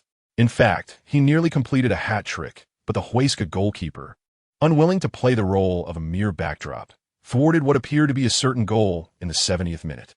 Yi Chi shook his head in resignation. It seemed that his first hat trick would require more time. Following that shot, he was substituted by coach Marcelino. After all, Yi Chi had already started a considerable number of matches recently, and with the game entering garbage time, he needed a respite. Notably, it was not Moreno who replaced Yi Chi, but Uche. Moreno had been excluded from the squad list by the coach due to his poor form and questionable training attitude. Yi Chi heard that Marcelino intended to speak with Moreno soon, uncertain whether he could coax the young talent away from the nightlife. Modern football is no longer as it was 2 or 3 decades ago. Coaches rarely interfere in players' private lives unless their activities bring trouble to the team. Generally, coaches turn a blind eye, given that first-team players are mostly adults responsible for their own actions. Thus, Marcelino did not concern himself much with Moreno's bar outings, as long as he did not arrive late or intoxicated to training. Marcelino's perspective was rather straightforward. If you do not cherish your body, indulge as you please. In a world with countless players, if you falter, I shall replace you. Indeed, Yi Chi's recent outstanding performances and Uche's consistent form had led Marcelino to entirely forget about Moreno, once a promising youth academy talent. In Marcelino's eyes, the current starting center forward was Yi Chi, with Uche as the substitute. Additionally, there was the young second striker, Til S, and, if necessary, Pereira and Pires could be shifted into the central role. Therefore, in Villarreal, no one is irreplaceable. Chapter 59, Opponent Castilla. Leaving Huesca's Alcaraz Stadium, Yi Chi felt a surge of joy. It was not solely due to his 2 goals, though that was certainly a significant factor. More importantly, he had leveled up. On the return bus, Yi Chi accessed the system. At that moment, the system indicated that he had reached level 4, with an experience value of 15,800. This signified that following his upgrade, he had accumulated an additional 15 points of experience. Furthermore, it meant that to ascend to level 5, he required 800 experience points. However, this was not his primary focus. His attention was drawn to the 5 attribute points available for allocation. Undoubtedly, he still found himself somewhat lacking when faced with towering central defenders. Moreover, Coach Marcelino preferred to position him as a traditional center forward. Consequently, the attributes he urgently wished to enhance were jumping ability and heading. Thus, he planned to allocate these 5 points accordingly. After all, with a shooting ability of 62, he was sufficiently equipped for the Segunda División. Although his crossing skills were abysmal, initially rated at 20, they had only improved to 21. There was no pressing need for him to cross the ball, considering his role as a center forward. Admittedly, he occasionally drifted to the flanks, but that was merely to create space, not to deliver crosses. At this moment, Yichi recalled his time in the Real Madrid Youth Academy, where he was surprisingly assigned to play as a winger despite his poor crossing ability. Dribbling, technique, passing, these skills were also vital for a forward along with explosiveness and speed. As the saying goes, speed is the essence of martial arts. Yet, Yichi decided to prioritize enhancing his heading and jumping abilities.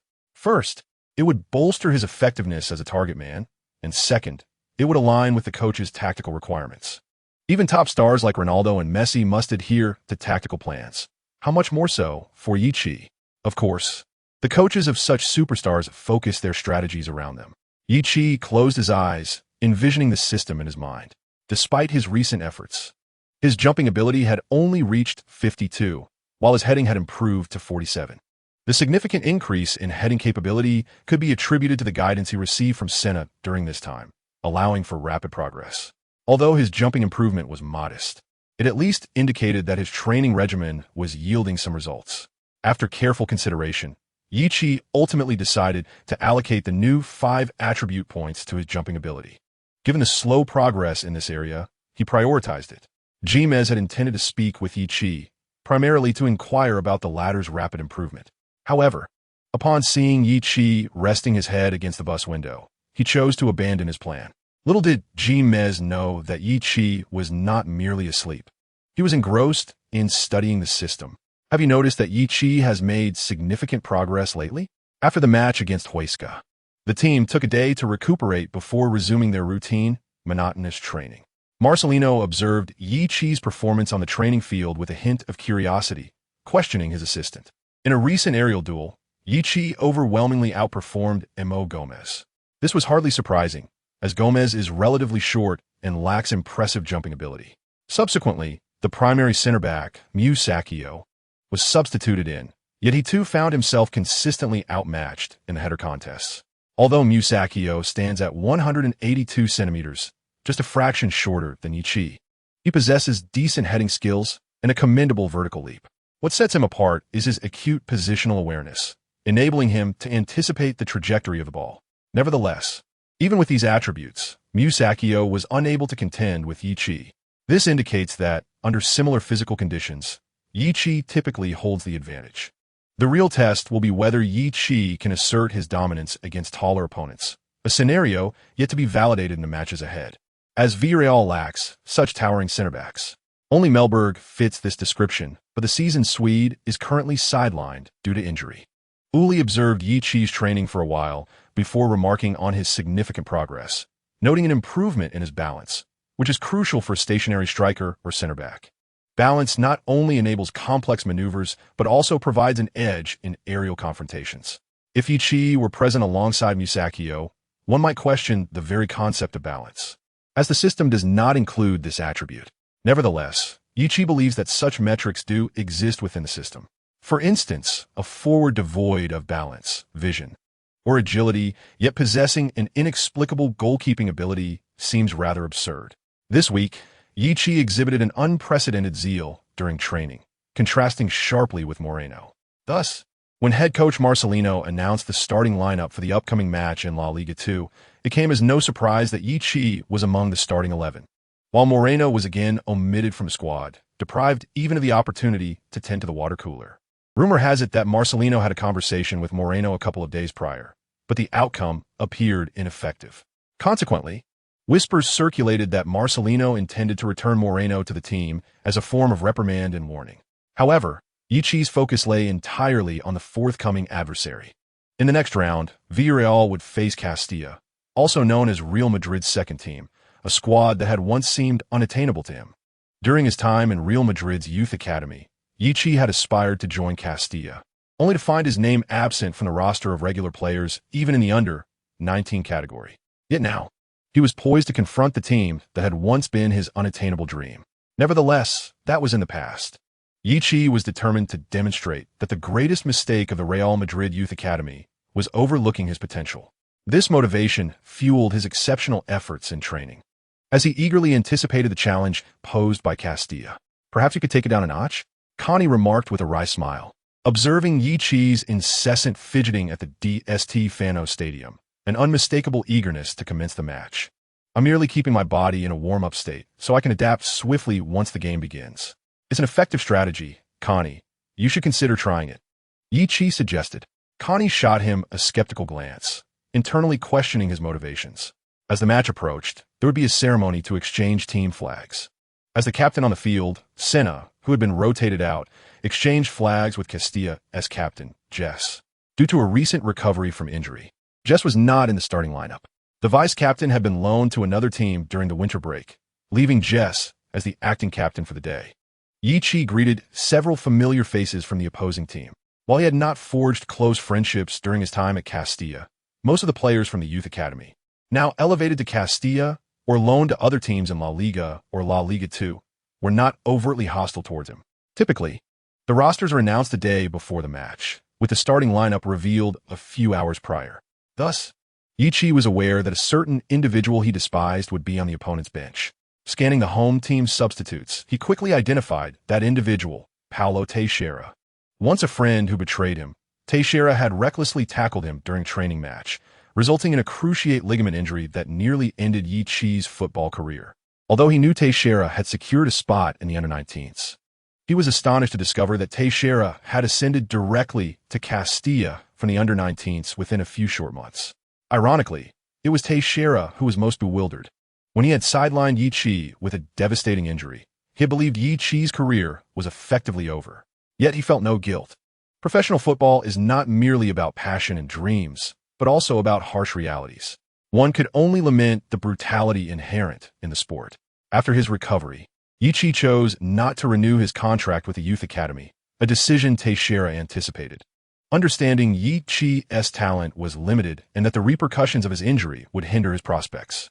Thus, Yichi seemed destined to bid farewell to professional football, at least for the foreseeable future. However, what Teixeira had not expected was that Yichi would find a new opportunity with Villarreal, not only resuming his professional career, but also becoming a key forward for the well-established club. Given the current trajectory, it was conceivable that Yichi might even compete in La Liga next season. Why? This is unjust. Teixeira's expression darkened as he glared at Yichi, a mix of envy and malice evident in his eyes. To an uninformed observer, Yichi's demeanor would hardly resemble that of a professional athlete. Their gazes locked across the field, each fully aware of the underlying tension. Teixeira smirked, gesturing to his thigh, a taunt that Yichi comprehended all too well. Despite his desire to retaliate, he recognized that the moment for confrontation had yet to arrive. He gazed at Teixeira with a look akin to that one would cast upon a corpse, then extended his thumb towards the direction of his counterpart, making a slicing motion across his throat. "What are you doing?" His teammate, Carney, approached to remind Yichi that the match was about to commence. Yichi smiled and replied, "Nothing much, just greeting an old friend." Carney, well aware of Yichi's past at Real Madrid's youth academy, found it unsurprising that he recognized players from Castilla. However, he was intrigued by the fact that Yichi actually had a friend at Castilla. "A friend? You never mentioned this before." Yichi chuckled and shook his head, moving towards the center circle. It had been a while since he had been in touch with this old friend. He felt a peculiar longing for the other. His intention was to imply a desire for the other's demise, not a yearning for their presence. Carney, however, could not decipher such profound nuances of the Chinese language, and through the lens of Spanish translation, he straightforwardly assumed that Yichi was merely missing this friend. It seemed inappropriate to engage now. Perhaps after the match, they could exchange greetings and chat. Yichi's lips curled into a smile. He might not have much time. He recently passed away. Carney. Carney was left utterly perplexed, wondering why Yichi appeared so cheerful upon hearing of his friend's mother's death. Nevertheless, it was evident that Carney's focus lay elsewhere, particularly on the impending match. Before this game, league leaders Elche had drawn with Atletico Madrid. Should Villarreal secure a victory in this match, the point gap would narrow to 4, presenting a significant opportunity for the Yellow Submarine. However, they first needed to overcome the challenge posed by Castilla. As the referee's whistle signaled the commencement of play, the home side of Castilla exhibited remarkable confidence, testing Villarreal through the coordinated efforts of their attacking players. Conversely, Villarreal's offense seemed somewhat lackluster. Yichi received a pass from his teammate, but found little opportunity against Casemiro's defense, opting instead to return the ball to Carney behind him. Carney assessed the defensive situation of Castilla before choosing to deliver the ball to the flanks. Pereira successfully outmaneuvered the opposing fullback on the edge and sent a high ball into the center. Yichi and the opposing center back, Mateus, leapt simultaneously to contest the aerial ball. However, the latter's height provided him with an advantage, and he cleared it with a header. Outside the box, Senna intercepted the clearance and threaded a pass into the penalty area. Carney, following up, turned to receive the ball and prepare to shoot. Just then, Case Moreau emerged in front of Carney, thwarting his attempt with a deft touch. The Castilla center back, wearing number 22, cleared the ball with a powerful kick. The opposing attacking midfielder, positioned just beyond the center circle, controlled the ball with his chest and sought out José's run ahead, intending to deliver a high ball behind Villarreal's defense. Fortunately, Villarreal's defensive midfielder, Bruno, acted decisively, positioning himself to prevent the opponent from turning while desperately contesting the ball. He failed to regain possession, but inadvertently fouled the opposing midfielder, leading to a whistle from the referee. However, this was deemed a tactical foul to disrupt the opponent's quick counterattack, so no yellow card was issued. The rhythm of both teams was disrupted, and Yichi stood at the edge of the opponent as penalty area, pondering the perplexing fact that every recent opponent had boasted a center back exceeding 1.9 meters in height, while Villarreal lacked a single center back of such stature. He then shifted his gaze to the other side, questioning why it was common for center backs to wear the number 22 jersey. How many times had he witnessed duels between players donning that number? In the opening 10 minutes, Yichi posed a threat to the opponent's goal and, under Mateus's watchful eye, delivered a splendid pass. However, Pereira, making a diagonal run, failed to capitalize on the opportunity, leaving the score still at 0. The assistant coach of Castilla, Radar, approached the sidelines, presenting a dossier to head coach Tori. The opposing number 22 center forward had been performing commendably in recent league matches, warranting careful consideration regarding defensive strategies. Tori glanced at the information, pondering the youth academy's alumni. Radar nodded, affirming that while the player had shown some promise lately, he had been deemed lacking in talent at the age of 19. Each year, numerous youth players were released, some fading into obscurity while others clung to their dreams in lesser-known locales, possibly to cross paths again years later. Tori did not dwell on this, as he considered Yichi's recent performance commendable. However, as opponents became familiar with Yichi's characteristics, his opportunities to shine would likely diminish. Moreover, with the presence of the excellent center forward, Jeez, in the Castilla lineup, Tori had little regard for Yichi. To him, Yichi was significantly inferior to Jeez, and had Yichi been part of his team, he might have been placed as the second-to-last option for center forward behind Teixeira. Seated on the bench, Teixeira kept a watchful eye on Yichi, unaware that in the mind of his head coach, he was ranked last among options. A stationary center forward? What was Marcelino thinking? Tori reviewed the dossier, surprised. Clearly, he believed that Yichi, lacking in height, leaping ability, and heading skills, could never fulfill the role of a stationary center forward. He could consider positions like a withdrawn striker or a second striker, but stationary center forward demanded higher physical attributes. Thus, he wondered how this Chinese lad could possibly compete in that role. Not to worry, Mateus would certainly teach him a lesson. Tori felt reassured after perusing the information. Meanwhile, on the field, Mateus believed today would be an easy day, as the opposing center forward posed little challenge under his aerial dominance. At 1.85 meters, could he truly play as a stationary center forward? Was he under the impression he was 1.95 meters tall? What a joke. Mateus sneered at Yichi. Yichi. Damn it. I haven't provoked any of you today. Just to be clear, you started this. By the way, I have a question. Mateus paused, surprised by Yichi's politeness despite the insults hurled at him. What's your question? Why are you still in the team at 26? Why not join the first team and play at the Bernabeu? Yichi blinked his eyes curiously. Mateus felt as though he had been struck in the knee with an arrow. Is it because you don't want to join the first team? Yichi feigned innocence. Posing second question, Mateus felt another arrow pierce his knee. Is it a matter of desire? Why don't you just roll aside? Mateus found Yichi increasingly annoying. If you can't make it to Real Madrid as first team, you could try your luck with other La Liga or Segunda teams. Yichi appeared to offer sincere advice, only to turn around and retort, is it because no one wants you on other teams? Mateus once again felt as if an arrow had struck his knee. Mateus, mind your own business. Mateus struggled to contain his fury. Yichi shrugged helplessly, thinking to himself, is this what breaks him? On the sidelines, Coach Marcelino observed this scene and inquired of his assistant. Why is this kid chatting with the opponent again? Yulia chuckled. Well, Yichi did come from Real Madrid's youth academy. He must know the other player. Indeed, Mateus was the oldest player in Castilla, and, typically, by the age of 24, few players linger in the reserve team. Without a call-up to the first team, most would seek alternative paths.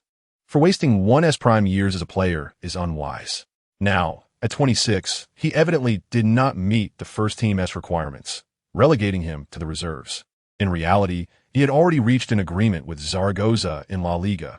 At the end of this season, upon the conclusion of his contract with Castilla, he would transfer freely to Zaragoza. However, he lacked the inclination to explain this to Yichi, for doing so would mean falling into his psychological trap. Mateus glared at Yichi, thinking, what are you doing playing football? You should be coaching instead. In Mateus's eyes, engaging in psychological warfare is a fundamental quality of a coach, much like the current Portuguese coach of Real Madrid. With his back to Mateus, Yichi gestured to his teammates. The Villarreal players were already accustomed to Yichi's signals, understanding that this indicated either a lofted pass or a low ball. Given the opponent's height and jumping ability, a high ball would lead to failure. The only silver lining was that the weather was favorable today, with no rain, allowing for more passing to advance the attack. Connie received the ball and passed it to the wing where Aquino was positioned. Unlike usual, Aquino did not attempt a solo breakthrough, but instead passed it to the supporting Senna. Senna glanced at Yichi's position, with Mateus closely shadowing him. There were no good opportunities, so he opted for a wide switch to the other side. Pereira received Senna's pass and executed two feints to evade the opposing fullback. However, this time the fullback was not deceived. As he noticed the central midfielder Rodriguez approaching, he passed the ball back to his teammate Oriol. Instead of veering towards the wing, Oriol unexpectedly drove diagonally forward. Observing this, Yichi quickly adjusted his run. Mateus assumed Yichi was positioning himself for a pass from a teammate and rushed to intercept. Yet, Oriol had no intention of passing to Yichi. He was close to advancing into the penalty arc. Case Moreau had been monitoring Connie and Yichi's positions, focusing his defensive efforts in that area. However, seeing the opposing fullback carrying the ball into such a position, he could not afford to neglect his duty and immediately pressed forward. Oriol suddenly halted, feigning a long-range shot to draw Casemiro's attention, then swiftly passed to Connie in the open central space. Connie received the ball, and thanks to Yichi's movement, Mateus was drawn away, leaving Connie with a clear path to the goal, save for the goalkeeper. Chapter 62. A wild celebration. Connie prepared for a long-range shot. Just then Yichi, who had been running laterally, darted towards the small box. Mateus, in pursuit, was oblivious to the significance of Yichi's movement, thinking your teammate is about to shoot. Why are you still running? The likelihood of scoring from such a distance was slim, especially with the goalkeeper clearly in sight. Connie had intended to unleash a powerful shot, but upon noticing Yichi's run, he altered his decision, opting instead to delicately curl the ball towards the far post with the outside of his foot. Did he miss? Mateus's immediate thought was negative, but the goalkeeper was already racing towards the far post. Earlier that afternoon, had the boiled chicken breast in the Castilla cafeteria remained as unpalatable? Upon hearing Yichi's question, Mateus instinctively replied, absolutely. It's not just the cafeteria. Boiled chicken breast is unappetizing no matter who prepares it. However, before he finished, he turned to find Yichi had vanished from his side. If Mateus were not a firm believer in science, he might have thought Yi Chi had teleported. Upon turning, he saw Yi Chi sprinting towards the goalkeeper. Although Mateus was 26 and had not yet made it to the first team, he was astute enough to understand the situation and immediately raised his hand to signal Yi Chi was offside. The assistant referee did not raise his flag. After all, this was Connie's shot, and it was uncertain whether Yi Chi was preparing for a follow-up. Furthermore, even if he were to attempt a rebound, there was no guarantee he would connect with the goalkeeper's fumble. Moreover, when Connie shot, Yi Chi was not in an offside position. The first-choice goalkeeper for Castilla was Thomas, who stood at an impressive height of 195 meters and possessed remarkable jumping ability, making him unafraid of high balls. Initially, Thomas's focus was solely on the airborne football. Based on his experience, he anticipated Connie's shot would veer off course and go out of bounds. Thus, he prepared to leap merely as a precaution, should his judgment prove erroneous, as the ball suddenly descended towards the corner of the net. However, as he began to jump, he noticed a figure rapidly approaching. What on earth? Yi Chi was uncertain whether Connie could see his run, nor could he guarantee that Connie would choose to cooperate, especially since Connie, positioned to shoot, had every right to take a shot. As an organizing midfielder and the team's vice-captain, with a commendable long-range shooting ability, Connie held absolute authority in this situation. Yet, Yi Chi did not dwell on that. As a forward, he could not overlook any opportunity within his reach. This was his duty. As he entered the small box, he glanced up at the trajectory of the soaring ball, realizing that Connie had indeed seen him. Having sprinted nearly 5 meters, he was now close to the goal line, and with a powerful leap, he soared into the air. The reactions of all parties may seem lengthy to recount, but they transpired in an instant. From the perspective of the television camera, Yi Chi actually reached the position faster than goalkeeper Thomas and leapt even quicker. Then, viewers witnessed Yi Chi connecting with Connie's shot, a cross between a pass and a shot, directing a powerful header towards the goal. The football spun like a top, propelled by the force of his header, altering its course towards the net. The goalkeeper Thomas was slightly delayed, primarily because he presumed the opponent's shot would go out of bounds, so he did not take it seriously. However, what transpired was far from a mere shot. It was akin to a pass. Although he was a step late, with his height, long arms, and exceptional jumping ability, he managed to reach out and make contact with the ball. Unfortunately, the ball was spinning, making it difficult to control. Thomas only grazed the lower edge of the ball with his fingertips, which hindered his ability to push it away effectively. The football slightly altered its height in a delicate manner. In the blink of an eye, the fans present were not merely calculating the trajectory of the ball or its aerodynamic properties. They were almost gasping for air, having forgotten to breathe in the heat of the moment. Soon, the outcome was revealed, averting a potential mass fainting incident at the DST Fano Stadium. The ball grazed Thomas's fingertips, soared upward, struck the crossbar, and subsequently fell into the net behind him. Hidden from view, Yi Chi had been closely observing the ball's movement, and he landed before the ball did. This was not a case of Galileo's famed experiment at the Leaning Tower of Pisa. Rather, the football brushed against Thomas's fingertips and then the crossbar before descending. Thus, Yi Chi's body was not falling from the same height or at the same time as the ball, and since he landed first, he naturally touched the ground before the football. Witnessing the ball cross the goal line, Yi Chi dashed toward the sidelines, oblivious to the referee's whistle. To hell with Real Madrid. To hell with Castilla. Yi Chi have returned. Yi Chi ran along the sidelines with his arms wide open, leaving his teammate Pereira struggling to keep up in order to celebrate. Goodness, when did Yi Chi become so fast? Pereira, resembling a central defender, attempted to tug at Yi Chi's shirt but only grasped at thin air. Yi Chi's exuberant celebration provoked discontent among the Castilla fans, who now directed not just boos, but curses his way. Mateos approached the referee to lodge a complaint, convinced that Yi Chi's goal must have been offside. However, the referee disregarded him, blowing the whistle and signaling that the goal was valid. Seeing Yi Chi celebrating wildly by the sidelines, the starting Castilla striker, Jess, rushed over to confront him. "You are disrespecting the Real Madrid fans, the illustrious DST Fano Stadium, and most importantly, the Real Madrid club." Jess and Yi Chi were not well acquainted, despite their similar ages. Jess was a prodigy who had always been promoted ahead of his peers. When Yi Chi was just entering the age of 17, Jess was already a starter at 19. By the time Yi Chi reached 19, Jess had become the absolute core of Castilla and had even made an appearance with the first team. Now Yichi was at Villarreal, while Jess was training with Real Madrid's first team, but playing in the Segunda División with Castilla, where he was the second top scorer, only behind the seasoned Bilic of Sporting Gijón in Chapter 63. What a ridiculous pass. Jess and Yichi were not familiar with each other, and their experiences in Real Madrid's youth training program were strikingly different. However, he knew Yichi had emerged from the same academy, so he felt that such exuberant celebrations at DST Fano were somewhat disrespectful.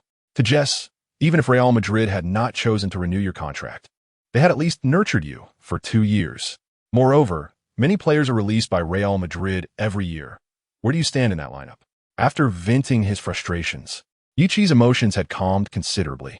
Facing the obstructive Jess, Yichi chose not to engage in conflict, but instead smiled and patted Jess on the shoulder.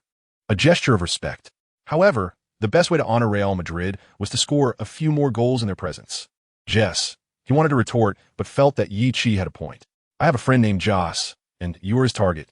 So you better keep up the pace and not let my friend surpass you. Jess. In reality, Yichi and Joss were not friends. So this was a fabrication. Meanwhile, far away in Alcorcón, Joss sneezed, feeling as though someone was cursing him. After speaking, Yichi smiled and went to embrace Carney, thanking him for that unselfish assist. In fact, such a pass could only be delivered by a skilled veteran like Carney, had the roles been reversed. Yichi would have either had the goalkeeper catch it easily or sent it soaring into the upper stands. Soon, the match resumed. After falling behind by a goal, Castilla regained possession and launched a counterattack, causing some trouble for Villarreal's defense. After all, the attacking trio led by Joss was formidable, with the wingers being Balama and Pleno, both regarded as key players in the Segunda División. Jess, on the other hand, had already reached La Liga standards. It was not out of the question for him to play for a mid-upper tier team in La Liga, if not Real Madrid's first team. Fortunately, seasoned veteran Senna anchored the midfield, directing play from the back, while Bruno, a dedicated defensive midfielder, was also crucial. Otherwise, Villarreal would struggle against the onslaught from Castilla during this period. However, the current issue was that the intensity of the match was testing Senna's fitness.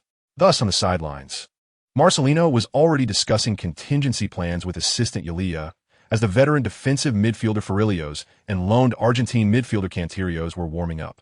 With less than 30 minutes gone in the first half, Marcelino certainly would not opt to substitute players just yet. He merely wanted to be prepared to call upon them at a moment's notice. "You despicable scoundrel," Mateos exclaimed at Yichi as Villarreal defended while Castilla attacked. Hence, both Mateos and Yichi were momentarily out of the action. Yichi scoffed, claiming that the underhanded tactics were a lesson learned from Real Madrid's youth academy. Besides, what was so despicable about it? He pointed at the Real Madrid substitutes, declaring that the true scoundrels were over there. Teixeira, sitting on the bench and sipping water, was startled to see Yichi pointing at him, causing him to spit out his drink. "Are you all right, Paulo?" his teammates inquired with concern. No, I'm fine," Teixeira replied somewhat nervously. "Nonsense, when did Castilla ever teach underhanded tactics?" Mateos fumed, wanting to confront Yichi. However, Yichi paid him no mind and, seeing the lack of opportunities, retreated to midfield to seek a chance to receive the ball. Mateos, clearly unwilling to let it go, pursued him. On the other side, Mateos' central defender partner, wearing the number 22 jersey, frowned at Mateos, trying to remind him to maintain formation. However, it was evident that Mateos could not hear him, leaving his partner with no choice but to step forward and forcefully uphold the formation.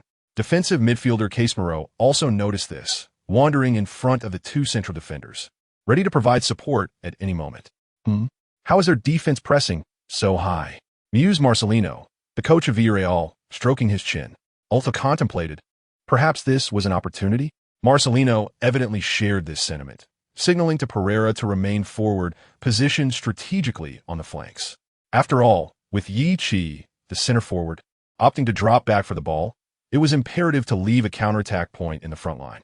In the 35th minute, Jess's shot was thwarted by goalkeeper Carlos, and center back Musacchio swiftly cleared the ball. However, Villarreal's crisis was far from resolved, as the advancing Castilla winger, Balima, received the ball in a dangerous position within the penalty area and unleashed a follow-up shot. Senna leaped to intercept, using his body to deflect the effort. The ball found its way to the retreating Connie, whose instinct as a playmaking linchpin was to initiate an attack. This way, Connie heard Yi-Chi's voice without needing to think. Trust from his teammate prompted him to pass the ball directly, disregarding any opposition nearby. The low pass slipped past Castilla's defensive midfielder, Rodriguez, arriving at Yi-Chi's feet. Yi-Chi managed to turn before Case Moreau could challenge him, and upon pivoting, he discerned two crucial pieces of information. Case Moreau was charging in, and Pereira was signaling for the ball on flank. With a powerful kick, Yi-Chi directed the ball towards Pereira, then swiftly turned to advance. Case Moreau hurriedly spun around, but could only trail Yi-Chi. Nevertheless, the Brazilian midfielder felt reassured as Mateus closely shadowed Yi-Chi's forward run. Observing the pass, Castilla's number 22 left center back darted towards Pereira, aiming to intercept before the ball could reach him. Damn, what a terrible passing technique, Pereira grumbled, lamenting Yi-Chi's skills. Under normal circumstances, he could have easily awaited the ball's arrival and controlled it. Alternatively, Yi-Chi could have opted for a long pass, allowing Pereira to use his speed to chase it down. Both choices were viable, yet Yi-Chi's pass lacked the necessary power, forcing him to close in on the ball's trajectory. The 22 center back from the opposing team was already closing in, and even if Pereira managed to secure the ball amid the interference, he would require time to shake off the defender. This was hardly a fast counterattack. At that moment, Pereira fervently wished that the ball had come from Connie or Senna, or at the very least, Aquino. Chapter 64. A daring rescue with no choice. If the ball wouldn't come quickly to him, he resolved to pursue it instead. On the broadcast, viewers witnessed Pereira and the opposing number 22 center back simultaneously racing towards the descending football. Although Yi-Chi's pass was subpar, it was still directed towards Pereira. Consequently, Pereira found himself closer to the ball's landing spot, managing to control it before the center back could intervene. The 22 center back from Castilla intended to poke the ball away as Pereira received it, under the assumption that he might not have secured it firmly. However, the ball was under Pereira's steady control, and as he saw the defender's foot approaching, he deftly lifted the ball with his right foot, transferring it to his left. In that fleeting moment, avoiding the opponent's challenge, Pereira struck the ball with the back of his left foot towards the center. That position lay just behind the center back Mateus and near the goalkeeper, about 5 yards out. The goalkeeper, positioned just behind the penalty arc, chose to rush out. Yi-Chi, positioned to receive the ball, noticed Pereira had returned it to the middle and accelerated towards the ball's destination. Mateus, though tall, lacked speed. Even though he needn't turn for this ball, he couldn't match Yi-Chi's explosive pace. Yi-Chi's speed, while not exceptional, surpassed Mateus's sluggishness. In just 2 strides, Yi-Chi had already overtaken half of Mateus's body. Realizing the impending danger, Mateus resorted to tugging at Yi-Chi's jersey. Initially intending to sprint, Yi-Chi felt the obstruction, and as he swung his arms, he inadvertently struck Mateus's hand. In response to the pain, Mateus loosened his grip on the jersey. In a flash, Yi-Chi surged forward like an arrow released from its bow, seizing the ball before reaching the goal. Defend. Castilla's coach, Tori, appeared anxious on the sidelines. A clear chance. Yi-Chi faced the goalkeeper directly. The Spanish broadcaster exclaimed with excitement. Yi-Chi took 2 steps to the side, seeking to maneuver around the opposing goalkeeper. However, goalkeeper Thomas advanced, aiming to halt Yi-Chi outside the penalty area, hoping for Mateus to cover his position. As Yi-Chi dribbled, he did not follow a straight path. Instead, he angled his run to evade the goalkeeper. Upon seeing Thomas approach, Yi-Chi swiftly veered towards the flank. Ultimately, near the intersection of the penalty arc and the penalty area, Yi-Chi abruptly halted, trapping the ball. Thomas, momentarily deceived, failed to stop in time, but reacted quickly, preparing to pivot. Noticing that the opponent had overcommitted, Yi-Chi seized the opportunity and struck the ball with the back of his dominant right foot. Thomas shifted his weight, extending his right foot to intercept Yi-Chi's shot. Yet his outstretched foot failed to block the ball, which slipped between his legs. A nutmeg shot. Thomas made an error in judgment, failing to anticipate that Yi-Chi intended a low strike. The ball, skimming the grass, rolled diagonally towards the lower right corner of the goal, forming a line with the right goalpost at approximately a 30-degree angle, aligning with the penalty spot. The helpless Thomas leaped back, having just stretched out his leg, but at that moment, he was more concerned with the ball than any muscle strain. He turned to watch the ball's trajectory, hoping either that Mateus would intercept it or that it would roll out of bounds. Mateus sprinted back in a straight line, relying on the understanding he shared with his goalkeeper, expecting to position himself in front of the goal or on the goal line. However, he had not anticipated that Yi would not linger in the penalty area, but would launch his shot just outside the box.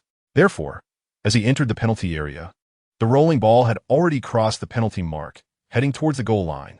Mateus maximized his speed, but realized he could not catch up. Yet, as he reached the small box, the ball was perilously close to crossing the goal line. Desperate, Mateus gritted his teeth and flung himself forward, attempting to use his length to block the ball before it crossed the line or to kick it away altogether. Such actions are inherently perilous, for should one inadvertently make contact with the ball, they would be unable to steer its trajectory, potentially sending it directly into the net and resulting in an own goal. However, for Matthäus, there was no alternative. If he refrained from diving in, a goal was a certainty. Observing the direction of the ball, it seemed improbable that it would collide with the right post. Thus, it was even less likely to veer away from the goal. A desperate lunge offered a slim chance, but an action would yield none at all. Matthäus, the spectators at the DST Fano Stadium rose in excitement, eager to witness Matthäus's heroic goal line intervention. Yet, the ball was quicker, rolling across the goal line and crashing into the inner side netting. Matthäus, a mere half step too late, could only watch helplessly as the ball slipped past his toes and, unable to halt his momentum, collided painfully with the right post. Bang! The home crowd of Castilla had yet to express their dismay when Matthäus's anguished cry pierced the air first. Matthäus's desperate dive startled Yi, who had believed the towering figure could salvage the ball before it crossed the line, given his impressive height and long legs. However, upon witnessing the ball's entry into the goal, a smile appeared on his face, only to be replaced by shock as he saw Matthäus crash into the post. Yi's facial muscles twitched. Though it was not he who had collided with the post, the sight alone sent a chill down his spine. Damn, that fool. Despite the curse escaping his lips, Yi refrained from celebrating his goal, hastening instead towards Matthäus. Being one of the closest players on the field, he would have been joined by the goalkeeper, Thomas, if not for the latter being frozen in place, rendered speechless by Matthäus's pained expression. What on earth happened to you? Yi quickly knelt beside Matthäus, seeking to offer comfort. Yet, Matthäus's face was contorted in agony, groaning in distress, utterly incapable of speech. Medic! Quickly, medic! Yi shouted anxiously, waving towards the sidelines. Chapter 65. Reminiscing, Yi harbored some resentment towards Real Madrid and bore a particular disdain for certain former Castilla teammates. His animosity for the substitute, Teixeira, was particularly intense. On the field, he and Matthäus often exchanged barbs. Yet, faced with Matthäus' severe injury, Yi instinctively rushed to express concern and offer solace. In such moments, whether adversary or ally, all share a common foe, injury. Of course, this excludes scoundrels like Teixeira. Thus, while Yi and Matthäus might hurl insults at each other, it was merely a tactic to disrupt the opponent's performance. Soon, the team physician arrived to assess Matthäus, ultimately deeming him unfit to continue. Not only was he unable to play, but Matthäus struggled even to stand, needing to be carried off on a stretcher. This was a bitter pill for Castilla to swallow, as they were already 2 goals down in the first half, and now their key center back was injured, seemingly quite severely. As the commentator noted, it appears Matthäus has sustained a back injury. Let us hope it is not grave and wish him a swift recovery. As a football commentator, one is acutely aware of the implications of such an injury. If it is not serious, one can breathe a sigh of relief. However, if it is, the repercussions could extend far beyond the pitch, potentially leading to paralysis. This reality is precisely why Yi found no joy in celebrating his goal. Matthäus's predicament transcended the realm of sport, threatening to alter the course of his life. When Yi faced a torn ligament, it merely meant a farewell to football, whereas Matthäus could face a future bound to a wheelchair if his back injury proved severe. Thus, Yi comprehended the depth of Matthäus's suffering. For Castilla, the troubles did not end with Matthäus's injury. Goalkeeper Thomas had also sustained a slight strain after being outmaneuvered by Yi, and as Matthäus was being carried off, the team doctor checked on Thomas, who sat on the ground.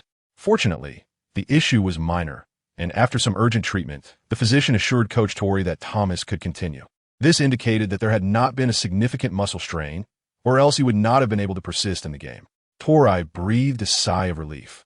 Trailing by 2 goals and forced to substitute 2 players due to injury would have rendered the match utterly unmanageable. After the match resumed, both teams felt a weighty atmosphere, especially since Matthews had been sent directly to the hospital. With a 2-goal lead, Coach Marcelino signaled for the team to consolidate their defense. This strategy aimed to bolster their defensive efforts while conserving energy, as the first half had seen a brisk pace that could become taxing in the second half. Moreover, many players on Villarreal were seasoned veterans, necessitating a pause. Additionally, Matthews's injury had shaken Marcelino at this critical juncture in their pursuit of La Liga and the championship. He could not afford any injuries among his players. During the first half's stoppage time, Jeer found himself in a fierce struggle within the penalty area, ultimately opting to pass the ball to the perimeter. The attacking midfielder, Musquera, under pressure from Senna, was unable to distribute the ball to the wingers on either flank and instead passed it to the advancing Brazilian midfielder, Casemiro. Without hesitation, Casemiro unleashed a powerful shot from the edge of the penalty area. The Villarreal goalkeeper leaped to make a save, although he did not touch the ball. It sailed just over the crossbar. Following this attempt, the referee blew the whistle, signaling the end of the first half, concluding the 5 minutes of stoppage time as both teams retreated for halftime. Has your ligament completely healed? As Yichi entered the player's tunnel, Teixeira approached with a grin. Though a desire to strike him in the face surged within Yichi, reason prevailed, indicating that the timing was not yet right. Thanks to you, I'm nearly back to normal, Yichi replied, then added with a smirk, if you're so curious, why not give it a try next time? Just as Teixeira was about to retort, their captain, Alex, arrived and shot Yichi a warning glance before walking away. Alex, a 20-year-old central midfielder, had been a mainstay in the youth team, while Yichi and Teixeira were relegated to the sidelines. Although Alex had limited interaction with them during their youth days, he was aware that they had once been roommates and friends. As for the incident in which Teixeira injured Yichi during training, leading to Yichi's ligament damage, Alex remained oblivious. After all, in the same cohort, the top student would hardly notice the straggler from the bottom of the class. Yichi smirked, dismissing the notion. It's not true. Paul is simply a bit envious. Seeing me score twice, he just wants to provoke me. After all, we're each loyal to our own teams now. Alex misinterpreted Yichi's words, thinking he meant he and Teixeira were the kind of friends who often acted like paternal figures. However, having spent half a season at Castilla, Alex knew that this Brazilian forward did indeed harbor a strong sense of jealousy, a trait that contrasted sharply with his compatriot Casemiro. Just wanted to express my gratitude, Alex remarked, referring to Mateus. Yichi shrugged. A mere gesture. I wish him a swift recovery. I still hope to witness him score a hat-trick. Alex chuckled. I'll relay your message to him. It might just motivate him to recover sooner. Despite some discontent with Yichi's exuberant celebrations at the DST Fano Stadium, Alex appreciated Yichi's willingness to lend a helping hand to Mateus. Their conversation was brief, stemming from their relatively shallow relationship, merely acquaintances who recognized one another. Additionally, the halftime break was short, and the coach needed to outline strategies for the second half. Thus, they returned to their respective locker rooms without further discussion.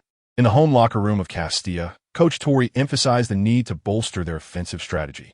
Although trailing by 2 goals, there was still hope for leveling the score or even taking the lead. As Tori outlined his tactics, Teixeira revealed a sinister smile in an unnoticed corner. Yi, my old friend, get ready for the second half. I hope your ligaments can withstand another injury. As the second half commenced, the teams switched sides. With a 2-goal deficit at home, Coach Tori was compelled to make adjustments. Right from the start of the second half, Teixeira seized the opportunity to come on as a substitute, replacing the underwhelming midfielder Musquera. Yichi glanced at the entering Teixeira, who returned the gaze without a word, merely exchanging a significant look. With Teixeira's entry, Castilla shifted to a dual striker formation, pairing Jeer and Teixeira at the forefront. The tactical approaches of both coaches for the second half were starkly different. Marcelino sought stability, opting for a defensive posture, while Tori aimed to equalize, prioritizing an early goal. Consequently, the match dynamics saw Castilla pressing forward while Villarreal withdrew into defense. Observing the scene, one might mistakenly assume that Castilla was the one leading by 2 goals. In the 48th minute, Real Madrid executed a series of 3 passes along the flank before delivering the ball centrally to Jeer. confronted by Musakio's defense. Jeer chose not to take on his opponent, but instead passed to the supporting Teixeira. Following the pass, he darted between Villarreal's two center backs, aiming to execute a 1-2 with Teixeira. However, once inside the penalty area, Teixeira, disregarding all caution, unleashed a shot directly at the goal. The quality of the shot was subpar, easily caught by the goalkeeper. Jeer gestured in frustration at Teixeira. "How could you not pass to me in such a prime position?" Teixeira pointed at the two center backs. "You were offside." Jeer shrugged in resignation. While the two forwards squabbled in the penalty area, the goalkeeper Carlos quickly initiated a throw, releasing the ball outside the box. Senna promptly launched a long pass aimed at Connie, attempting to initiate a rapid counterattack. Yet, Connie was brought down from behind by Case Moreau, who executed a tactical foul to thwart Villarreal's counter opportunity. However, his actions earned him a yellow card from the referee. In the 50th minute, amid a tussle for possession in the midfield, Bruno managed to regain the ball and passed it to Senna. This time, Senna did not seek out Connie, but instead lofted a high ball towards Yichi at the front post, with Mateus sidelined due to injury. Castilla's defense lacked a towering presence. The newly substituted center back, Ruben Moreno, stood at a modest height of 182 meters, even shorter than Yichi. This allowed Villarreal to confidently deliver high balls without fear of being outmatched in aerial duels. Yichi leaped, outmaneuvering the opposing center back to connect with the ball. He flicked it to the side, not to Pereira, but to the other flank where Aquino awaited. Upon receiving the ball, Aquino charged diagonally towards the opponent's penalty area, pursued closely by a defender. Meanwhile, after his header, Yichi did not linger but rapidly advanced forward. Pereira also joined in from the far post, creating a two-pronged attack alongside Aquino. Moreno, realizing the folly of allowing Aquino such freedom, attempted to intercept him. Aquino, feeling the pressure, sensed he was being cornered. Before Moreno could fully close in to create a blockade, he released the ball. Yichi seized it in the middle, narrowly beating the opposing center back to the punch. However, upon gaining possession, he found himself entangled with the defender and, in a moment of greed, hastily attempted a shot. Goalkeeper Thomas had already positioned himself, easily gathering the ball into his arms. Yichi sighed upon witnessing this, gesturing an apology towards Pereira, who had been waiting on the flank.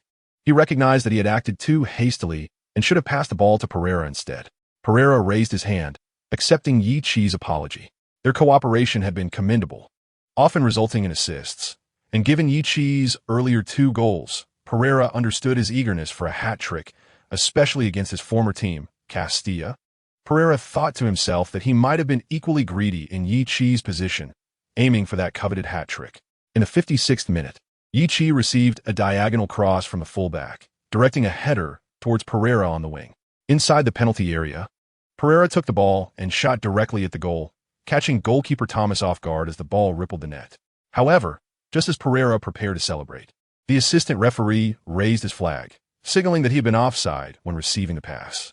The referee had no hesitation in disallowing the goal due to Pereira's offside position. Confused, Pereira approached the referee, uncertain of his status. "Sir, my teammate was not offside. I saw it clearly."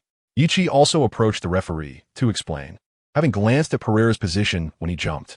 When he directed the header, he had intentionally aimed for Pereira, believing he had a legitimate chance to score. The referee dismissed Villarreal's appeal, steadfastly maintaining that the play was offside. The slow-motion replay revealed that Pereira had made his run too early. He was caught offside as Yichi headed the ball. The offside was marginal, just half a shoulder, which even a less-than-sharp assistant referee might not discern. This decision left the visiting Villarreal fans disgruntled, as they believed the referee was favoring the home team of Castilla. After all, the fans in the stadium could not perceive such a minute offside. To them, Pereira was clearly onside. Only in slow motion could one observe the slight offside position of Pereira. Thus, one cannot fault the visiting fans for jeering at the referee or blame Villarreal players for pursuing the official with complaints. The offside was indeed difficult to detect with the naked eye, only clear for the assistant referee, who would need to have keen eyesight. After all, technology has yet to be implemented.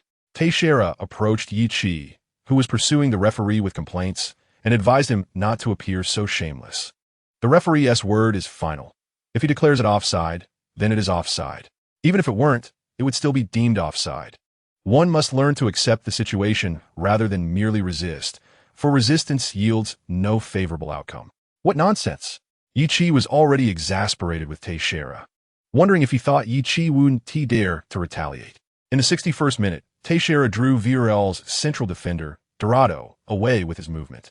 The winger, positioned on the flank, delivered the ball into the center, where Jeez, despite being in a less-than-ideal position, took a shot.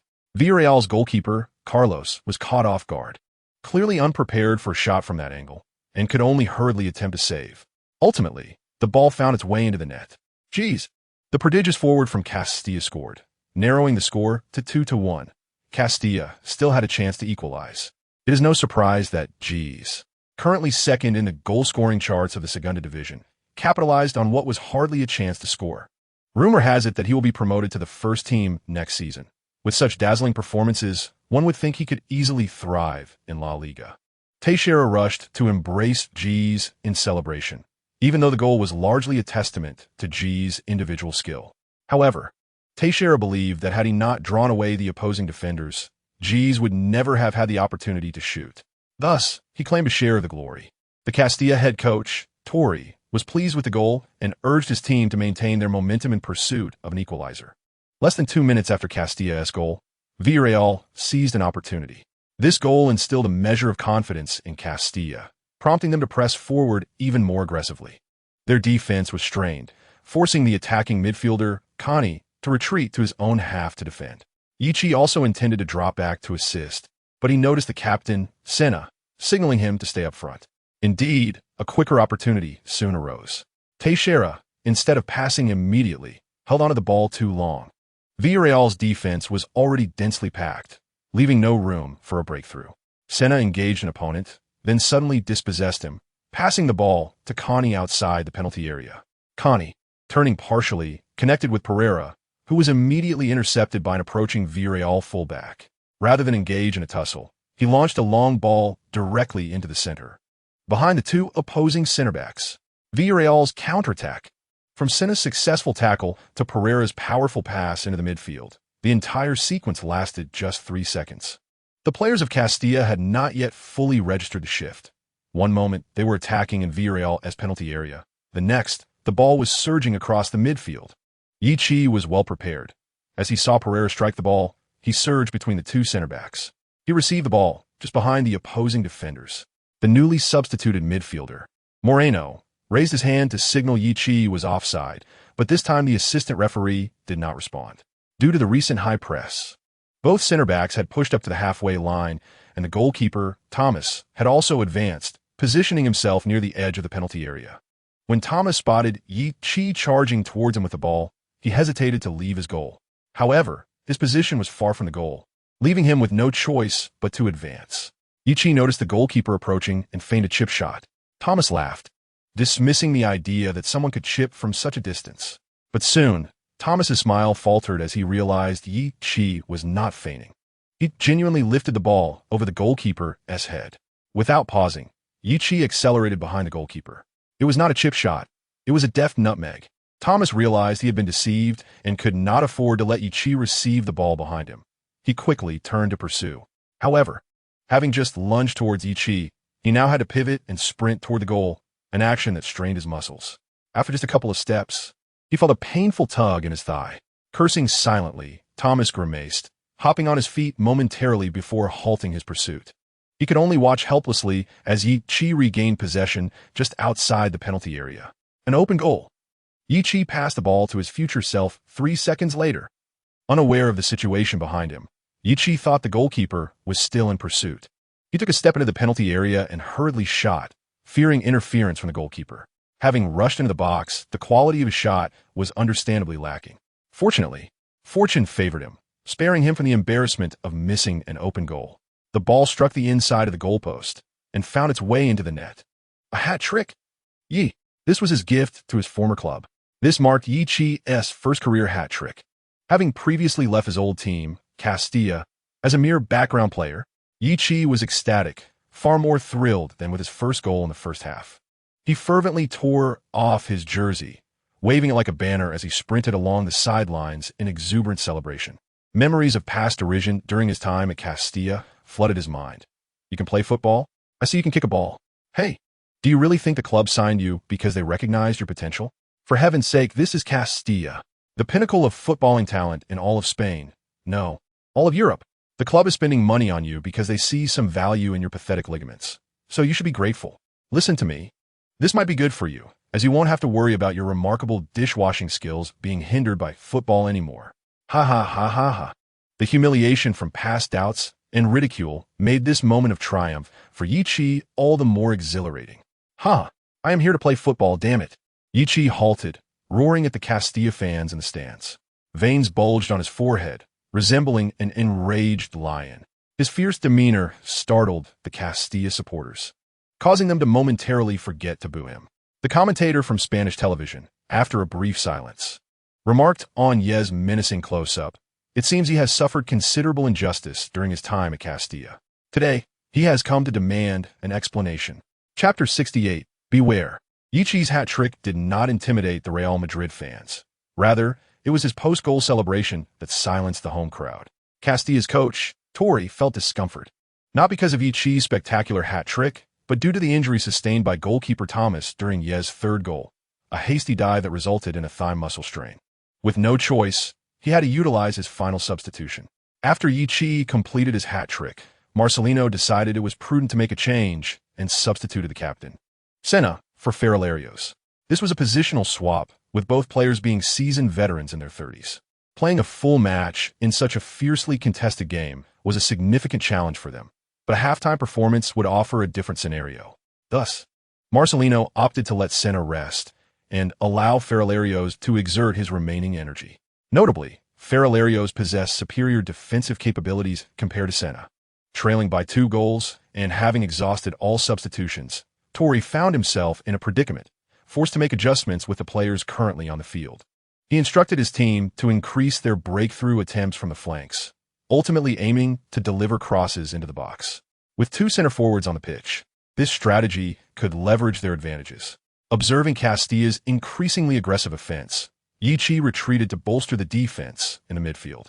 In the 72nd minute, Castilla struggled to penetrate the penalty area, as Villarreal had nearly all players behind the ball. Unable to advance, the ball was passed back to the advancing defensive midfielder, Case Moreau, in an attempt to reorganize the attack.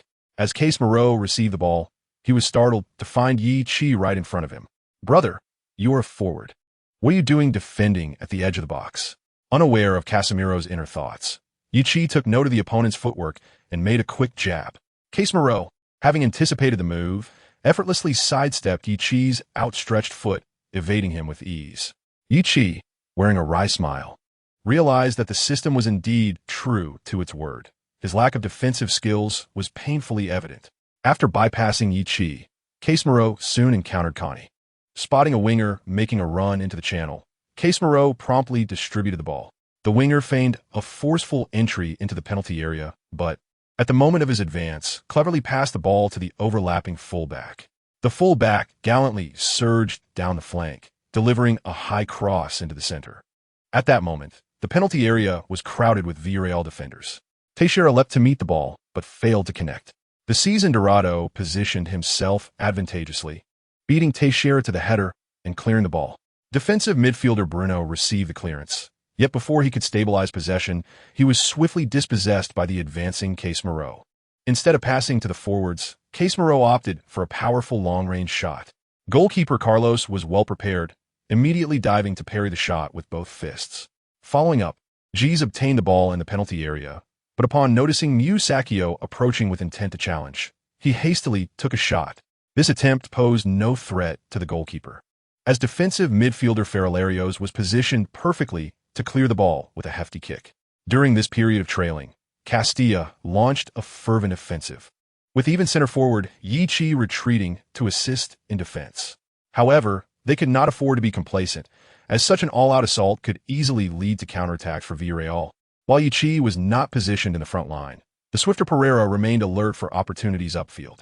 No sooner had the commentator finished this observation than Villarreal seized a rapid counterattack opportunity. After Ferrolarios won the ball, he found Yichi, who, disregarding everything, launched a long pass forward. Pereira managed to evade Villarreal's pressing center back, but failed to secure the ball. as the advancing goalkeeper intercepted it first and redirected it to Castilla's full back to initiate a new attack. Yichi gestured an apology towards Pereira. His pass had too much force. With a slightly softer touch, Pereira might have reached the ball before the goalkeeper. Although this play did not result in a shot, it served as a wake-up call for Castilla, prompting their two center-backs to slightly withdraw their positions for the remainder of the match. In the 81st minute, G's shot was collected by goalkeeper Carlos, who quickly threw the ball to Ferrolarios. As an orchestrating midfielder, Ferrolarios excelled at passing. Spotting Yichi just outside the penalty arc, he successfully delivered the ball while fending off Casemiro's pressure. At the moment Yichi received the ball, he was surprisingly unmarked, allowing him to calmly take possession and pivot. However, as he turned, he noticed Teixeira rushing back to defend. The penalty area was congested, leading Teixeira to occasionally pull back to the periphery in search of opportunities, especially with G's and two wingers positioned as inside forwards. Seeing Yichi poised to initiate a counterattack, Teixeira's lips curled into a sinister smile as he lunged toward Yichi. As Yichi completed his turn, facing the direction of the attack, he did not immediately advance the ball. Instead, he took a couple of tentative steps while scanning for Pereira's position. Yet at that moment, Pereira was clearly in an offside position. Realizing this, Pereira quickly retreated, signaling to Yichi not to pass to him, as even if he backtracked, he remained in an offside position to receive the ball. As Pereira sprinted back, he quickly discerned that Teixeira was charging towards Yichi, and without hesitation, he executed a sliding tackle. "Be careful," Pereira shouted, warning Yichi of the impending danger, as Teixeira's fierce approach bore an ominous intent. The brutal slide tackle, coupled with the glint of his studs, unmistakably signaled that he was targeting Yichi. To the surprise of many, Yichi appeared oblivious to his teammates' warning. Instead, he focused on Aquilino, turning his head as Pereira lacked an opportunity to intervene. It seemed that Yichi intended to pass the ball to Aquilino, adjusting his footing in preparation for the kick. "Get out of the way," exclaimed the commentator, who had noticed Teixeira's impending attack. Yet, Yichi remained seemingly unaware, and with a powerful kick, he sent the ball soaring towards Aquilino. The question arose, did Yichi genuinely not realize the danger? In truth, he had seen Teixeira's aggressive advance before turning. Yichi was no longer the naive youth he once was. Years of experience had shaped him. Crucially, he understood Teixeira well, recognizing the type of player he was. Thus, as he observed Teixeira charging at him, he anticipated such a confrontation. As the sun dipped below the horizon, casting a golden hue over the DST Fano Stadium, everything mirrored that fateful afternoon, a training match that would determine the futures of both himself and Teixeira. Teixeira, oh Teixeira. Since that afternoon, I have awaited this day. At the moment Yichi passed the ball, he glanced back at Teixeira, who appeared to slide in like he had slipped on a banana peel. The orange twilight illuminated half of Yichi's face, revealing an enigmatic smile. Teixeira sensed something amiss. Had he just seen Yichi smile? What the hell? How can he still be smiling at a time like this? Teixeira had no time to ponder Yichi's strange expression, as he suddenly felt an excruciating pain radiating from his ankle to the depths of his soul. Though Yichi had yet to react, Teixeira emitted a scream akin to that of a slaughtered pig. As Yichi fell, he used the momentum to lean heavily against Teixeira. "This is bad," the commentator said with concern. Initially, he feared that Yichi would suffer a severe injury, as standout players often received undue attention from rivals. However, the footage revealed Teixeira shoving Yichi off and writhing in pain while clutching his ankle, while Yichi appeared unfazed, wearing a bewildered expression.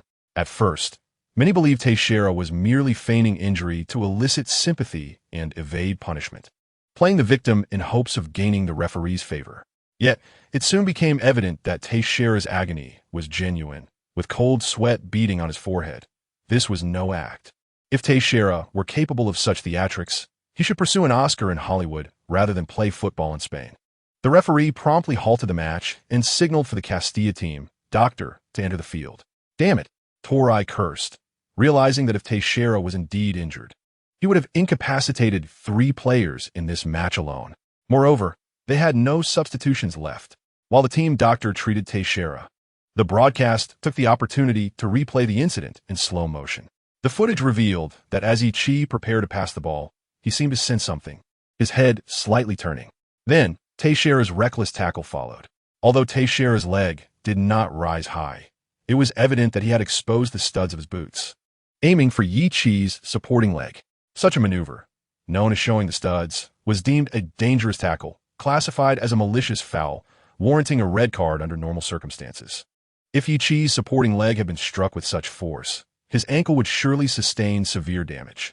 Whether Yi Chi could continue playing was uncertain, but he would undoubtedly require several stitches. Just as the moment of impact approached, Yi Chi's right foot landed precisely where Teixeira's studs were aimed, resulting in an unexpected collision. The unfolding drama revealed the truth to the fans watching at home. The initial chaos made it difficult to discern, but slow-motion replays clarified the incident. Villarreal fans sighed in relief, as it appeared Yi Chi had escaped with only a minor injury. Meanwhile, neutral fans relished the irony, witnessing Teixeira's misfortune. "Hey, Paul," Yi Chi called out, approaching his old friend. "How are you?" He patted Teixeira's ankle, prompting another round of agony from Teixeira as he writhed on the ground. "You did that on purpose. You absolutely did." Teixeira's voice dripped with resentment. Yi Chi, hands raised in surrender, replied, "It was an accident, an unfortunate incident we all wish to avoid." His words echoed the sentiments Teixeira had once expressed to him that fateful afternoon. The Castilla team, doctor intervened, wary of Yi Chi's intentions to pat Teixeira's ankle again. He had not anticipated the earlier gesture, but recognized that Yi Chi seemed genuinely concerned. After all, when Mateus was injured, Yi Chi had been the first to check on him and call for medical assistance. "How is my friend?" Yi Chi asked the doctor, taking a step back. "It's a bit troublesome. We can't say for certain yet. He needs to be taken to the hospital for a thorough examination. But the outlook is grim." The Castilla team doctor mistakenly assumed that Yi Chi and Teixeira shared a close friendship, having overheard their camaraderie during halftime, where they once were teammates and roommates at Real Madrid's youth academy. "That's terrible." Yi Chi expressed regret, although inwardly he was elated. "Teixeira, you scoundrel. I vowed that one day I would bring you down." An ancient adage declared an eye for an eye.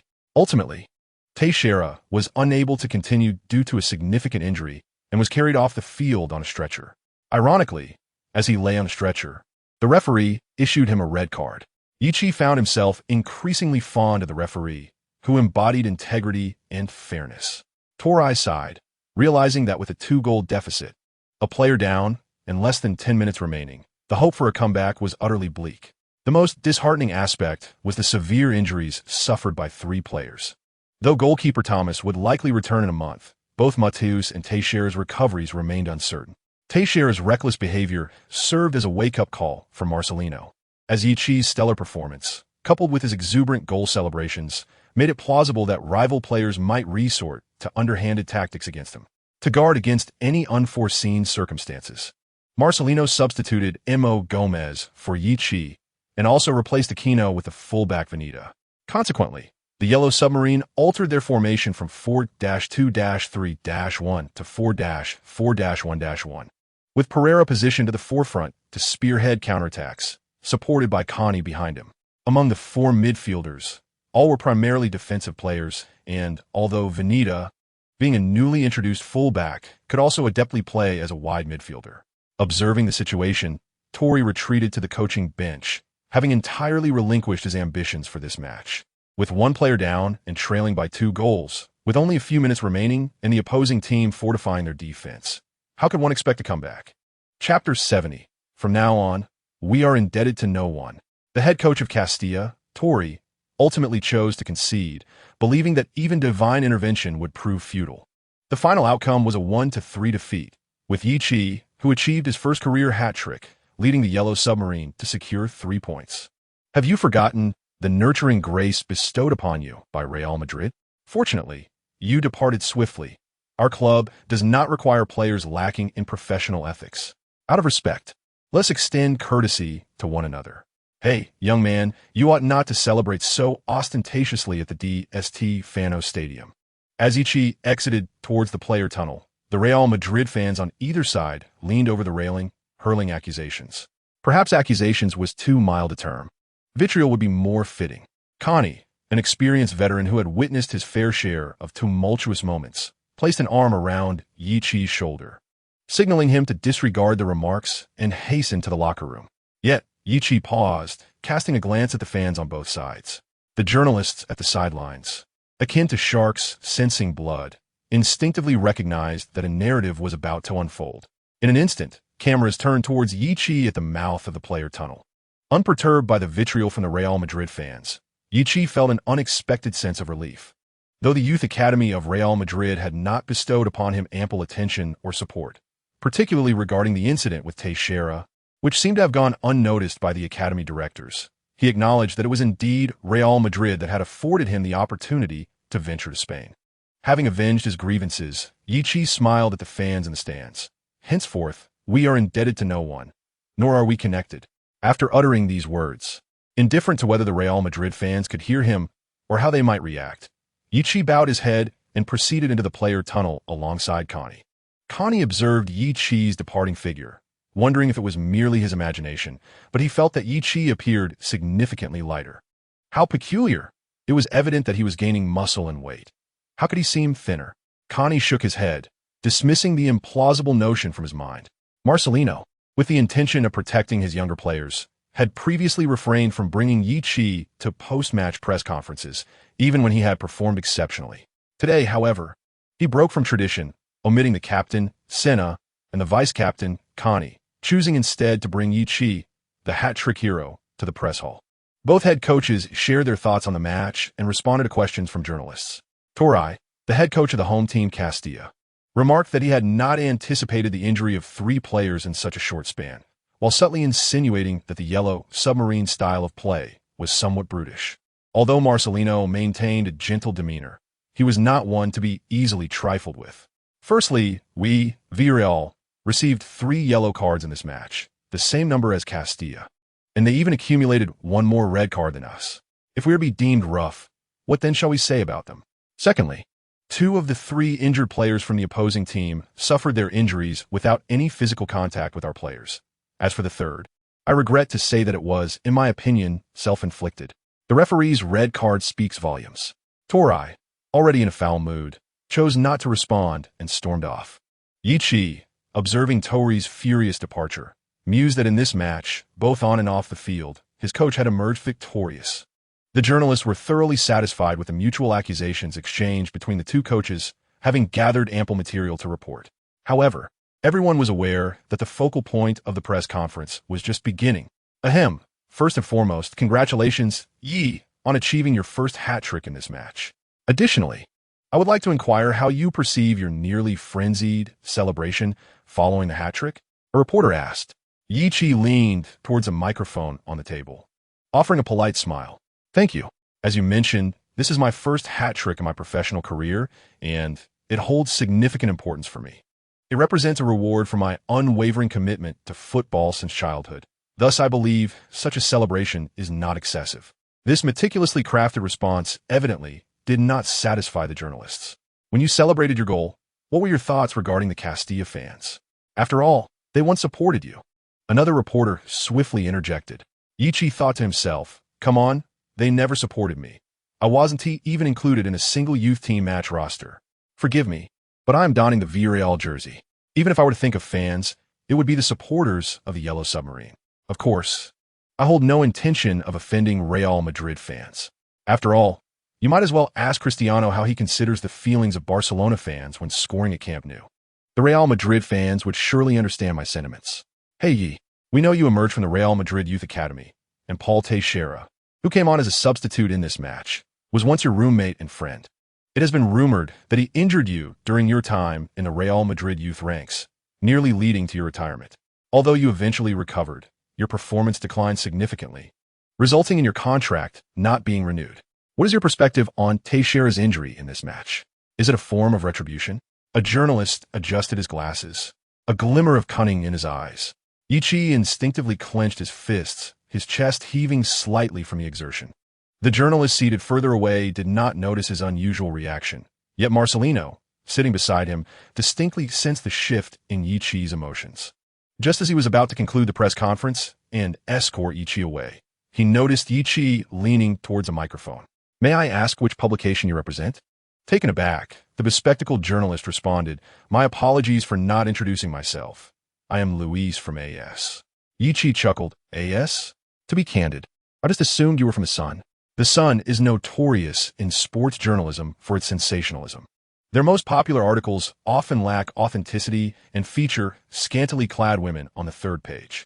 This subtly humorous remark elicited laughter from the attending journalists, while the journalist from The Sun, who had remained silent, appeared somewhat embarrassed. However, upon learning that the reporter was from AS, Yichi inwardly mused, "No wonder. After all, Real Madrid would never willingly publicize this incident, and I have refrained from speaking about it. Teixeira may be troublesome, but he is not that foolish. Thus, it is only the mouthpiece of Real Madrid, AS, that could acquire such tidbits of information." Chapter 71. The Brightest Star in the Night Sky. What I wish to convey is that the events of yesteryear were mere accidents, akin to the situation at hand. As professional athletes, we are undoubtedly aware of the inherent risks involved. Furthermore, while I did share a room with Teixeira in the past, we were not friends. As you know, it is improbable for all colleagues to become friends. If one were to accuse me of seeking revenge, it would imply I proactively sought to ensnare the other party, correct? I wonder if Mr. Luigi witnessed the match. I had my back turned to Teixeira, and it was he who approached me. Thus, such allegations are absurd. I shall reiterate. It was an accident. In conclusion, although Teixeira and I are not friends, we were teammates and roommates, so after the match, I shall present him with a wreath." Yichi smiled, saying, "In my country, offering a wreath is the highest form of etiquette." What is a wreath? As the name implies, it is a circle crafted from fresh flowers. Luis scratched his head. Even when Yichi mistakenly called him by the wrong name, he did not dwell on it. Was today truly just an accident? A wreath made of flowers? It seems, then, that Yi and Teixeira indeed harbor no animosity. Due to cultural differences, the meaning of sending a wreath in Huaxia is well understood, yet Spaniards may not comprehend such nuances. After all, in their view, bringing flowers to visit the sick is a common occurrence.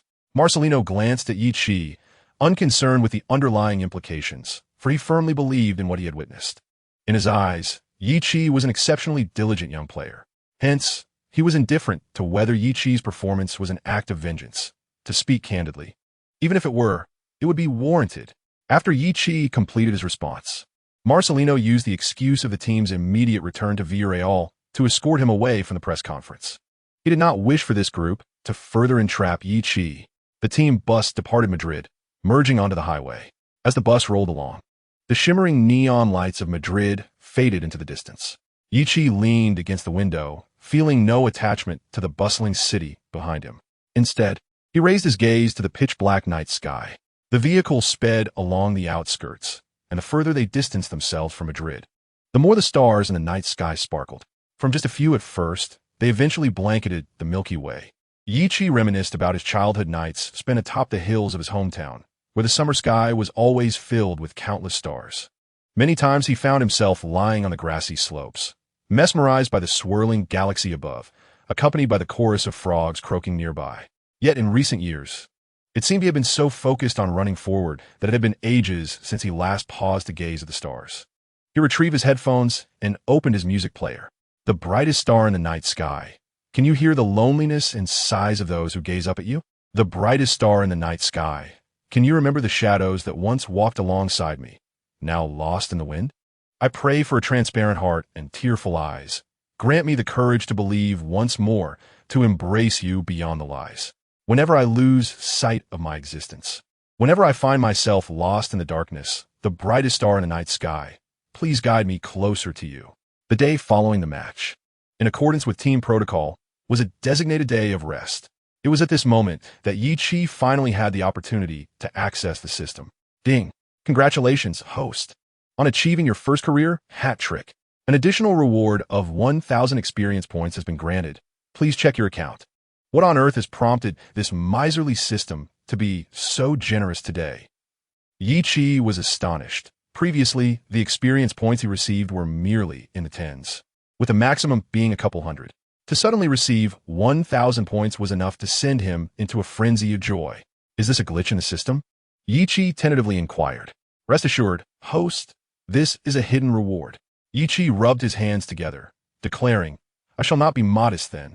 I had no idea you were secretly harboring such a grand surprise. He eagerly clicked to view his experience points.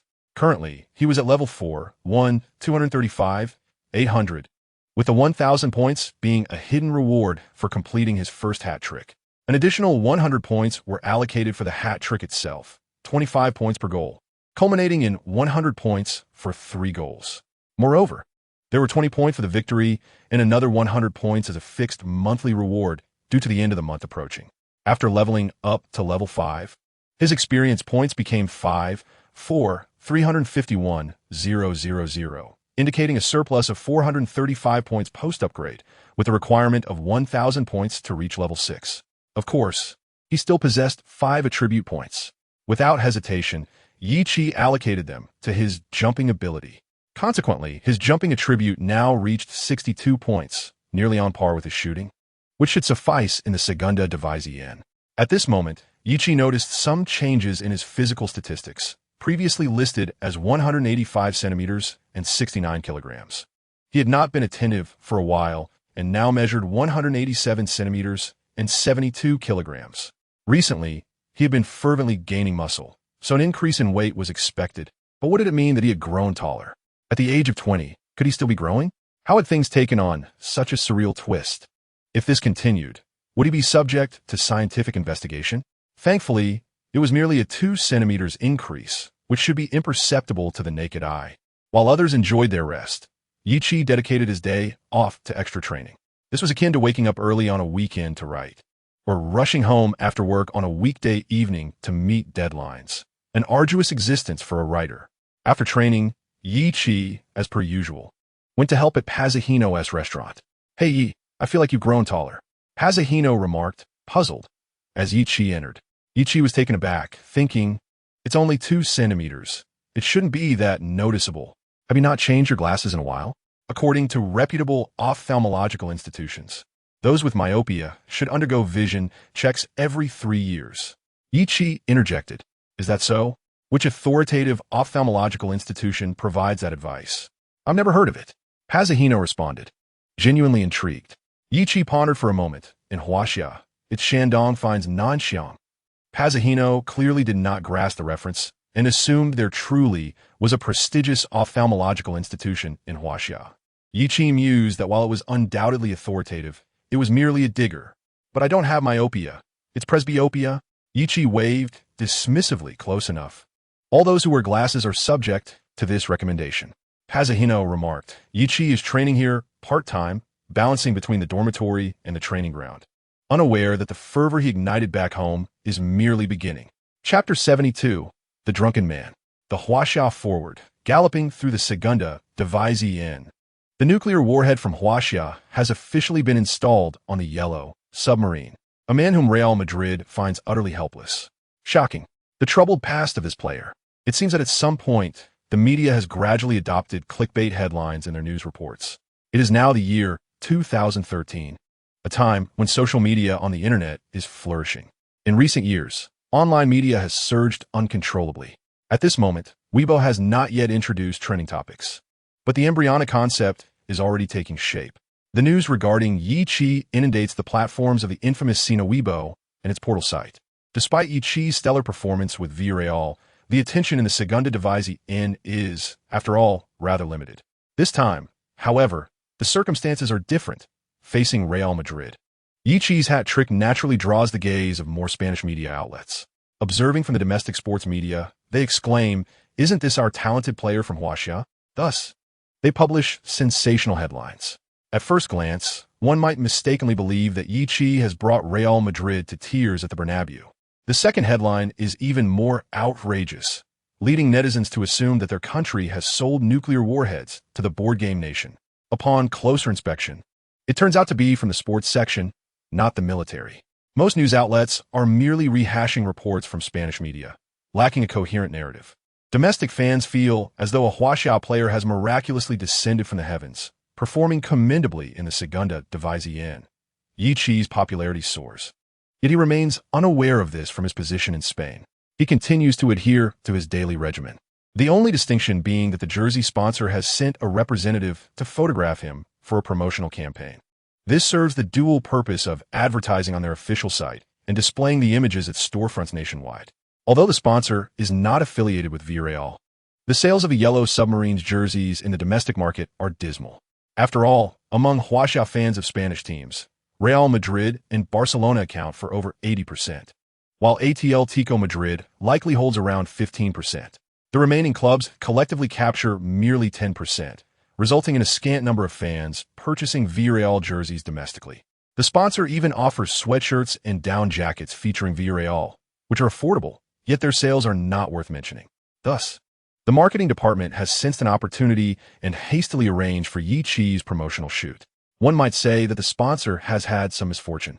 Having just secured the jersey sponsorship for Villarreal, the Yellow Submarine has found itself relegated to the Segunda División. Nonetheless, these off-field developments do not significantly impact Yi Qi. Primarily, as he is in Spain, he cannot feel the enthusiasm of the fans. Moreover, he believes that focusing too much on external discussions about him is less productive than devoting an additional hour to practicing ball control at the training facility. In the match against Castilla, Yi Qi garnered much attention.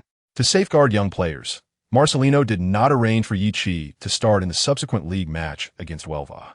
Firstly, Yi Qi's recent attendance has been notably high. Secondly, given his prior standout performance, he would undoubtedly be closely monitored by opponents in this game. Young athletes' bodies are ill-suited for excessive competition, as it leads to burnout. Although Yi Qi is already 20 years old, Marcelino considers that one only officially sheds the label of young player after turning 22. Additionally, the extra scrutiny from opponents increases the risk of injury, a risk Marcelino is unwilling to take. Even without Yi Qi in the starting lineup, Moreno, a former rival, also failed to secure a spot on the roster, indicating that Marcelino might have somewhat abandoned him. Ultimately, Yi Qi watched the entire match from a bench. In the 55th minute, thanks to a corner kick from Ferrillos, Musacchio scored, leading Villarreal to a narrow 1-0 victory at home. Yi Qi had hoped to be substituted in after the 60th minute, but was surprised that the coach did not call upon him. It seemed that since the team was leading at 55 minutes, had the score remained 0-0 at 60 minutes, he might have been brought on as a game changer. This left him feeling somewhat disheartened, as he was unable to gain any valuable experience from the match. The following day was also a day of rest, arguably the most relaxed week Yi Qi had experienced in a month. This weekend, Pazzagino's restaurant was bustling with patrons, and as Yi Qi made his way back to the dormitory, it was already 11 o'clock at night. Passing through a dimly lit alley, he noticed a figure seated by the roadside. Even from 3 meters away, the smell of alcohol was unmistakable. Yi Qi realized that this was a drunkard. In Europe, it is not uncommon to encounter both drunkards and homeless individuals, especially at night, often seen near trash bins and alleys. This phenomenon is not exclusive to Europe. Japan also has its share of inebriated individuals, albeit with differing routines. European drunkards tend to lie on the streets late into the night, while those in Japan emerge from izakayas or certain nightlife venues in the early hours of the morning.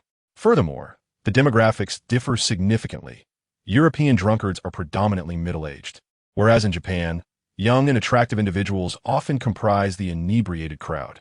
Yi Qi placed the bottle of mineral water he had brought from Pazzagino's at the feet of the drunken man, a gesture he often made after leaving the restaurant.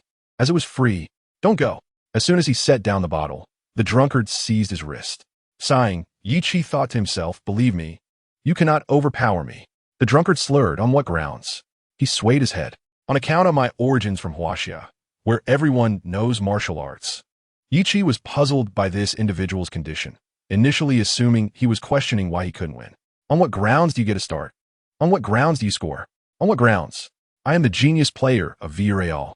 I deserve a bright future. Just give me some time and opportunity, and I will surely succeed. And then, you appeared. You stole the opportunities that should have been mine. What? Yi Qi was taken aback, wondering where this drunken lunatic had come from. As the man continued to sway and mumble, Yi Qi, under the dim light, finally recognized his face. No way. Moreno. Yi Qi was genuinely shocked. Although he was aware of Moreno's penchant for visiting bars, he had never anticipated that a professional athlete could become so intoxicated. Chapter 73. This is our life. Do you have any idea how much I sacrificed to play professional football? I hail from a region where football is not well developed. While others were dining, I was practicing, While they slept, I was training. I am very poor, an orphan. At 12, I took on part-time jobs, returning home around 11 or midnight, only to juggle an hour of ball control practice afterward. That is not a home. Yichi lowered his head, the dim light obscuring his expression. The drunkard still grasped his wrist, yet he did not pull away. Instead, he began to recount his story slowly. Ultimately, through my efforts, and with a touch of luck, I successfully joined a coastal club's youth academy, leaving my hometown for an unfamiliar city. I worked tirelessly in their youth ranks, earning the nickname Relentless Yichi. Because I had to work part-time to make ends meet, I dedicated the remaining time to training. I find myself bereft of personal leisure time, perceived by others as reclusive, with no companions to share and play. To them, my existence revolves solely around work and football, leaving little room for anything else. I am oblivious to the art of clandestinely entering a bar or striking up a conversation with a pretty girl. My financial constraints further hinder my ability to offer gifts to my coach, leaving me subject to constant ridicule. Yet, these tribulations are inconsequential, for I still possess my love for football. Aware of my inferior stature compared to others, I dedicate myself relentlessly to practice. My place on the field in the youth team back home is solely attributed to this fierce determination. At long last, an opportunity arose. I was selected by the esteemed Real Madrid, successfully arriving in Spain. However, the youth academy scarcely acknowledged my presence, regarding it merely as a formality. Each year, they conduct a similar show, after which young players from China inevitably return to their mother clubs. Compounded by the fact that I lagged considerably behind my peers, I found myself with no chance of participating in matches. Nevertheless, my resolve remained unshaken. I would train diligently, having surmounted numerous challenges. I was on the brink of achieving a fair opportunity when I suffered betrayal from my only friend. During a selection training match, his deliberate tackle resulted in a torn ligament. It took a full year for me to recover from both the injury and the shadow it cast over me. Finally, I returned to the training ground, only to be released due to the expiration of my contract. Unless fate intervenes, I would retire at the tender age of 19. Devoid of a game to play, and with scant skills, I would be left to earn a living as a dishwasher in a restaurant. Moreno appeared bewildered, unsure why Yichi lowered his head to confide such things. For a moment, he thought it was the other who was intoxicated, not himself. Does this not sound insurmountable? Does it not resemble a hellish beginning? Yichi lifted his gaze slightly, a sinister smile gracing his face as he declared, I have long grown accustomed to such difficulties. My life has been anything but smooth before the age of 19. Do they think I would return home in disgrace, destined to languish as a mere waiter in a greasy spoon, or remain in Spain, living as a fugitive? No, I shall never relinquish football.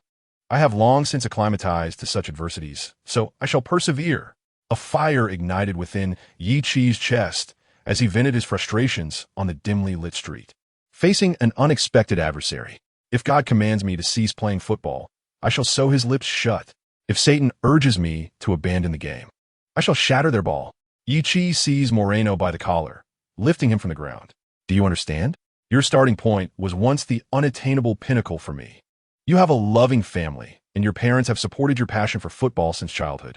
You were able to join a premier youth academy like Villarreal, where, though your talent may not be extraordinary, you are the unequivocal core of every team.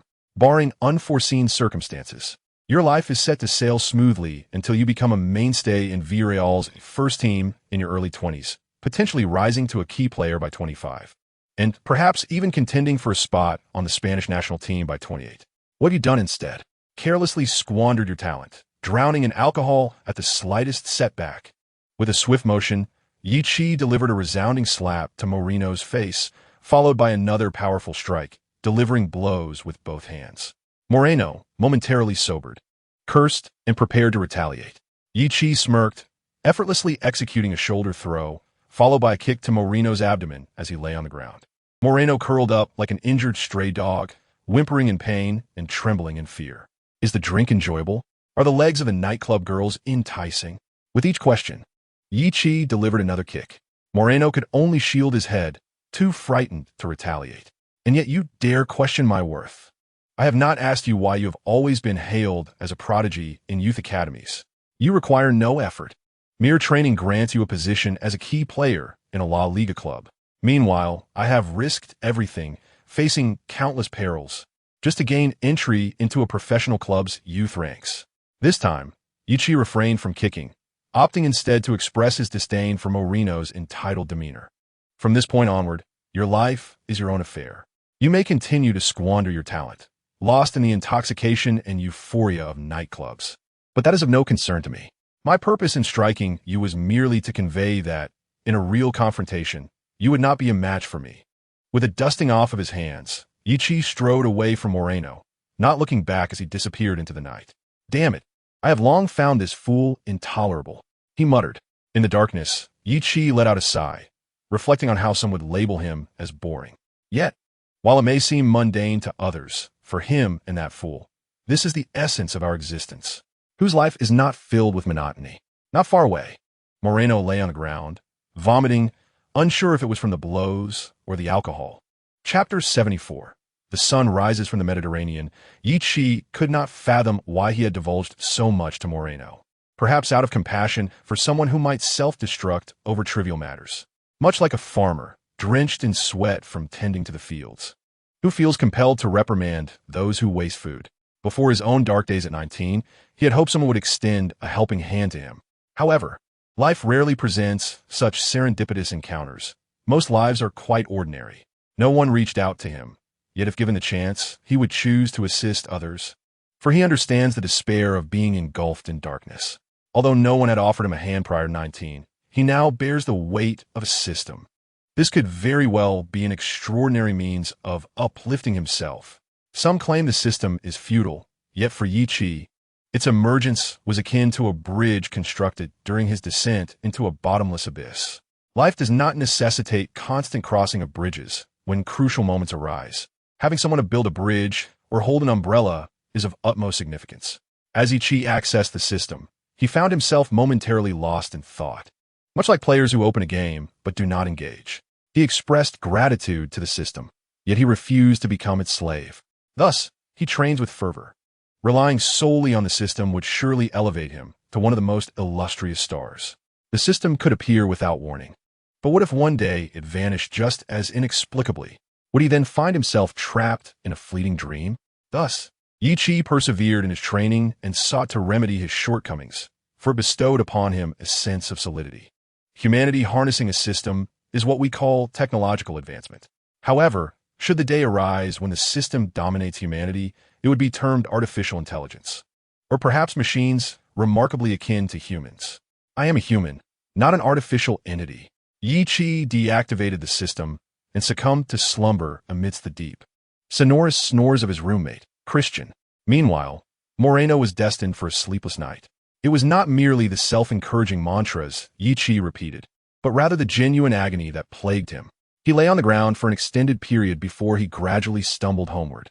By this juncture, the effects of the alcohol had long dissipated, and the sea breeze caressed his face, carrying a scent he had inhaled for 21 years, tinged with a briny essence. Yet today, this familiar aroma was tainted with the bitterness of alcohol and the acrid remnants of vomit. Oh, recalling this, Moreno leaned against a lamppost and retched once more.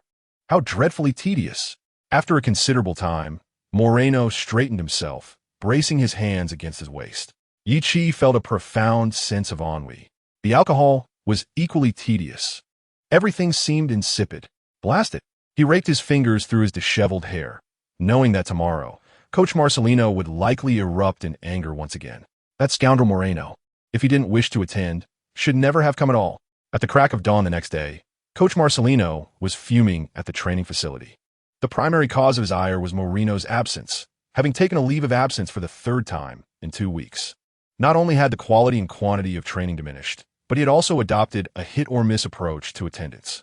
To claim he had been assaulted in the dead of night, rendering him unable to attend, Marcelino found it laughable, thinking the excuse utterly absurd. One might believe a tale of being struck by a vehicle, an inconspicuous assailant in the dead of night. He scoffed at the notion. This was the first time the typically affable Marcelino had displayed such ire, and the air was thick with tension as the team stood in silence on the training field. Yichi's face twitched, suspecting that the previous 2 absences had been fabricated, but this time he was certain it was authentic. You might find it hard to believe, but I was the one who dealt him that beating. Training, Marcelino bellowed, prompting the group to disperse hastily. Yulia led the team through their daily regimen, leaving Marcelino to collect his thoughts alone. For Marcelino, the only silver lining was that Moreno's folly did not spoil the entire team's morale. It was only Moreno who lacked common sense. As the day's training unfolded, Yichi felt a pang of anxiety, wondering if he had indeed struck Moreno hard enough to send him to the hospital. However, his worries were swiftly alleviated as Moreno appeared at the training facility on Tuesday, promptly seeking an audience with Coach Marcelino to express his contrition. Marcelino was taken aback, pondering whether the sun had risen from the Mediterranean that day. Initially prepared to unleash his wrath, he softened upon observing Moreno's bruised visage. "Have you reported it?" Marcelino inquired, noting the severity of Moreno's injuries, particularly the discolored state of his face, which appeared quite alarming. "No, it was a homeless man, and he was intoxicated. I couldn't even locate him to file a report. I simply accepted my misfortune," Moreno replied, his face twitching not from jest, but from the pain he endured while speaking. "Should you take a couple of days off?" Marcelino suggested, momentarily forgetting his previous outburst concerning Moreno's absence. "It's fine, just a bit swollen. I can still engage in footwork drills," Moreno asserted. "I've fallen behind in my training and must make up for lost time." Marcelino turned to his assistant Yulia, bewildered. "Am I hallucinating? This lad is actually expressing a desire to train diligently?" Yulia, equally perplexed, nodded affirmatively. "You heard correctly, but is he truly serious about this newfound dedication?" Marcelino was at a loss regarding Moreno's motives. To his surprise, Moreno bowed deeply, declaring, "I apologize, Coach. I was young and foolish, squandering both time and your guidance. I hope you can forgive me and grant me a chance for redemption." Marcelino was taken aback by this display, thinking, has this lad truly lost his mind? Was this the same Moreno who had once dared to argue with him? Surely, he had not been possessed by some malevolent spirit. The atmosphere grew heavy with silence, and for 3 long minutes, no one uttered a word. Marcelino neither accepted nor rejected the apology, while Moreno, not having heard a response, remained bowed. Ahem. Finally, the assistant coach, sensing the awkwardness, intervened. "Well then," Marcelino snapped back to reality. "I accept your apology, but your recent behavior has negatively impacted your teammates. So you must apologize to them in the locker room afterward." "Of course." Moreno lifted his head. Chapter 75, 101. During this period, he apologized to everyone, stating, "I'm truly sorry for the trouble I've caused. I will strive for improvement and commit myself to training." As the day's training drew to a close, Moreno stood before the entire team, bowing in apology. Yichi observed him, then glanced at Marcelino and Yulia flanking him, thinking this scene seemed oddly familiar. Upon closer reflection, he realized that if only Moreno had been wearing a pair of silver bracelets, it would have been even more reminiscent. The team remained silent, as Moreno's recent performance had indeed been lackluster, primarily due to his attitude, which had irked many players. Captain Senna, evidently having conferred with the coach beforehand, exchanged a glance with him. Subsequently, Senna, representing the team, stepped forward to assist the bowed Moreno and extended his hand for a shake. "Welcome back, Gerald." Senna's gesture signified the team's forgiveness of Moreno's misdeeds during this tumultuous period. Moreno grasped Senna's hand, expressing his gratitude. Thank you all." His eyes glistened with unshed tears. Yichi scratched his head, pondering why, after enduring a severe beating that night, Moreno had merely vomited and not shed a tear. Yet today, he appeared on the verge of tears. Moreno had apologized, and the team had forgiven him. However, one might wonder if apologies were sufficient. Why would police be necessary? Before long, Coach Marcelino announced the consequences Moreno would face for his recent transgressions and lackluster training. He would be fined 2 weeks' salary, suspended for 1 match, and relegated to the team for training and matches until he demonstrated complete improvement and readiness to return to the first team. Moreno accepted the punishment gladly, recognizing that everyone must bear the consequences of their actions. Captain Senna felt a sense of relief, believing that Moreno, after this period of reflection, had finally rediscovered himself and hoped he would soon carry the banner of the Yellow Submarine. Yichi was oblivious to Senna's thoughts. Had he been aware, he might have retorted with a sarcastic remark about reflections being born from the iron fist of justice. After the training concluded, Moreno gathered his belongings and intentionally sought out Yichi before departing. Yichi anticipated an act of vengeance and braced himself, ready to deliver another shoulder throw to the young man. Just wait, I'll settle this score with you someday. After some contemplation, Moreno, perhaps realizing that no amount of effort might enable him to best Yi, clarified, I meant to settle it on the pitch. A true man does not resort to brute force. Just you wait. One day I will unseat you, and you'll find yourself out of Villarreal's first team, leaving in disgrace. It would have been better to admit defeat directly rather than resorting to verbal sparring. Moreno, in silence, conceded that he was indeed unable to prevail. With a huff, he turned to leave with his belongings. Just wait, Yi. Sooner or later, I will return to the first team, and I shall reclaim what I have lost. Yi scratched the back of his head and remarked, You forgot to take a pair of unwashed underwear from your locker. Moreno, who had thought he was leaving in style, stumbled at the comment, nearly falling. Get lost. Thus, Moreno, having experienced a revelation, bid farewell to the first team. The dimly lit nightclubs, the intoxicating allure of alcohol, and the company of long-legged women, leaving behind his past. He intended to return to the team, to the place where his dreams began, and start anew. On the weekend, in the match against Numancia, Yi was reinstated into the starting lineup. After all, Marcelino merely wished for him to rest a little. He was not being benched. Following his brief respite, Yi delivered an outstanding performance, contributing 1 goal and 1 assist, leading the team to a decisive 3-1 victory over the mid-table Numancia. On April 13th, in the 34th round of La Liga 2, Villarreal faced Murcia. As the season drew to a close, the team was in a critical competition with Elche for the championship, having already been eliminated from the cup. Thus, the Yellow Submarine was focusing solely on the league, with minimal rotation in the lineup. For this match against the relegation-threatened Murcia, Marcelino made some adjustments to the starting 11. For instance, the attacking midfielder Carnay had played several consecutive matches, so he was granted a rest, replaced by the young João Gomes. With Carnay resting, Captain Senna was set to lead the team into battle. However, Bruno, the mainstay who partnered with him in midfield, was also given a breather, making way for Cantirios. Yi did not rest, as he had only just returned from a brief hiatus, and he was eager to maintain his momentum. Murcia was currently positioned 19th in the league, with 8 matches remaining, trailing the 13th-placed Guadalajara by a mere 3 points. This meant that Murcia still had a significant chance to secure survival, unlike Jerez, who seemed ready to abandon their struggle. At home, Murcia's strategy was straightforward. They aimed to employ a dense defense to secure a point.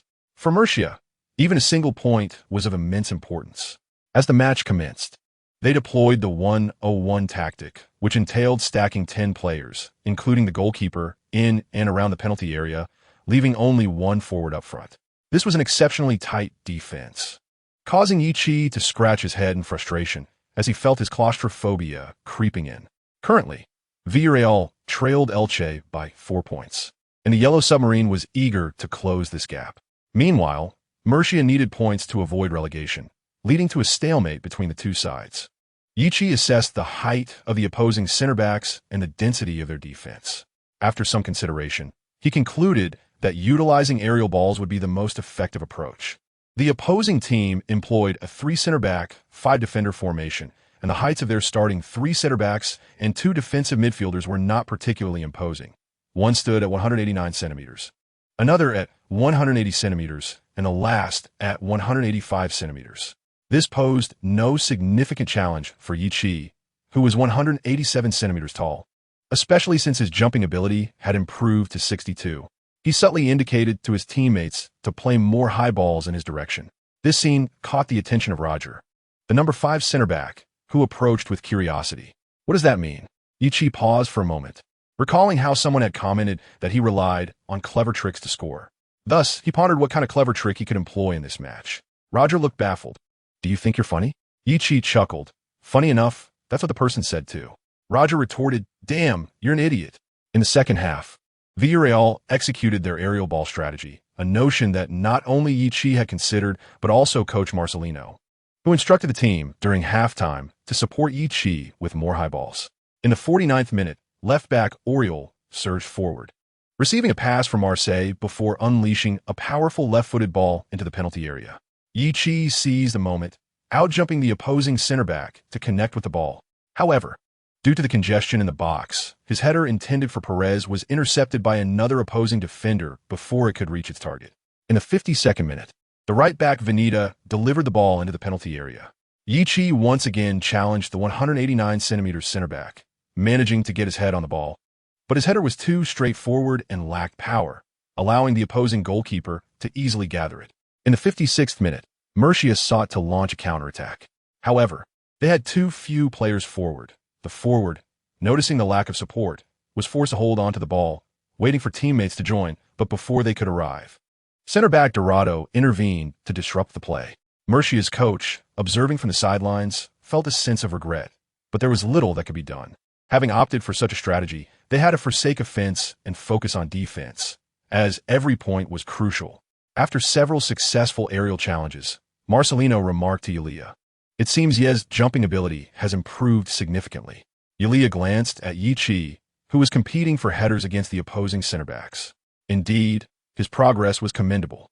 It was said that he practiced walking with weights on his legs to enhance his vertical leap. Such achievements were the fruits of hard work and dedication. Marcelino nodded. "I am increasingly fond of Yi. He truly exemplifies a professional player. What about your clever tricks?"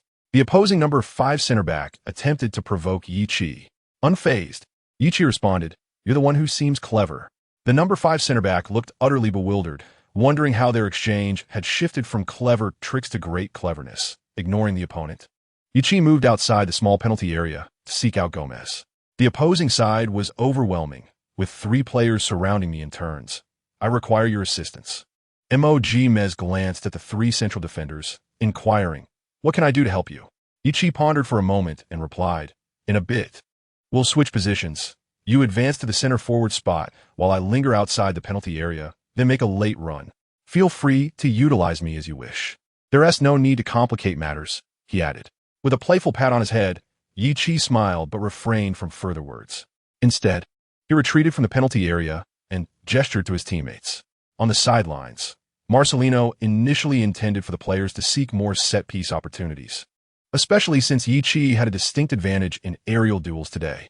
However, upon observing Yichi coordinating with his teammates, he decided to step back and assess the situation. "Look at Yichi. He is not merely a stationary center forward. He is practically the commander on the field." Ulla chuckled. "This is a positive development, indicating he is capable of devising strategies based on varying circumstances on the pitch. This approach is considerably broader than that of a conventional target man." In the 67th minute, Senna and Perez, who had retreated from the penalty area, collaborated to maintain possession of the ball. Rather than immediately sending the ball into the penalty area from the left flank, they aimed to draw the opposing players out through consecutive passes. This tactic would, to some extent, reduce the number of defenders within the box. Villarreal's defensive midfielder, Cantirios, positioned himself diagonally behind them to prevent any potential counterattack should the ball be intercepted, ready to resort to a foul if necessary. However, Murcia soon lost their patience. One of their midfielders surged out of the penalty area, directly charging at the ball-carrying Senna. The veteran captain, Senna, gauged the distance and passed the ball to Perez. The moment the ball reached Perez's feet, Oriol swiftly darted to the side, raising his hand to request the ball. Simultaneously, Yichi, who had been entangled with the opposing number 5 central defender in the small box, immediately retreated from the penalty area, while Gomez advanced forward. The sudden movement caught Murcia's defenders off guard, prompting the number 5 central defender to instinctively attempt to mark Yichi closely. However, realizing that a large center forward poses little threat when away from the penalty area, he opted to focus on guarding the small box, adhering to a zonal defensive strategy. Meanwhile, after receiving the ball, Perez aimed to penetrate the penalty area. This maneuver once again drew one of the opposing defensive midfielders out, as they sought to intercept him at the earliest opportunity. With a flash of inspiration, Perez flicked the ball backward to Senna with his heel and then charged into the opposing penalty area. Yichi had retreated to the edge of the penalty area. Upon spotting Senna with the ball, he pointed towards the far post and, disregarding whether Senna noticed, immediately made a diagonal run at a 45-degree angle. Senna had previously seen Yichi's gesture and understood that Yichi aimed to pull defenders outside the box, using a late run to attack the back post. Thus, after receiving the ball pass from Perez, he instinctively glanced at Yichi, just in time to catch his signal. Without hesitation, he unleashed a powerful arc with a long kick. Yi sprinted from the edge of the box to near the penalty spot. He even glanced back at Senna, but upon seeing the ball soar into the air, he focused on racing towards the far post. At that moment, Mez leaped to contest the ball, accompanied by two of the opposing central defenders and the supporting winger, Juanma. What's this? I can't outjump that damn center forward. And now I can't even beat this little shrimp. The opposing number 5 central defender chuckled, thinking it was humiliating to be outjumped by someone just an inch taller than him, let alone a player who was 5 inches shorter. In the center of the penalty area, both Villarreal's attacking players and Murcia's defenders leapt into the air. Yet, the ball did not head towards the center. Near the small box line, 4 or 5 players jumped simultaneously, but none managed to make contact. At the back post, the Murcia number 5 central defender looked up and realized the height was incorrect, promptly warning his teammates. However, at that moment, only one retreating fullback was positioned at the far post. When this fullback noticed the ball coming his way, he hadn't enough time to react before feeling someone leap beside him. Chapter 77. The icebreaker and the frozen. After cleverly maneuvering, Yi finally arrived just in time. He sprinted for approximately 20 meters, then leaped behind the opposing fullback to contest the header. The fullback was unaware of the situation behind him. At the moment Senna passed the ball, he was alone.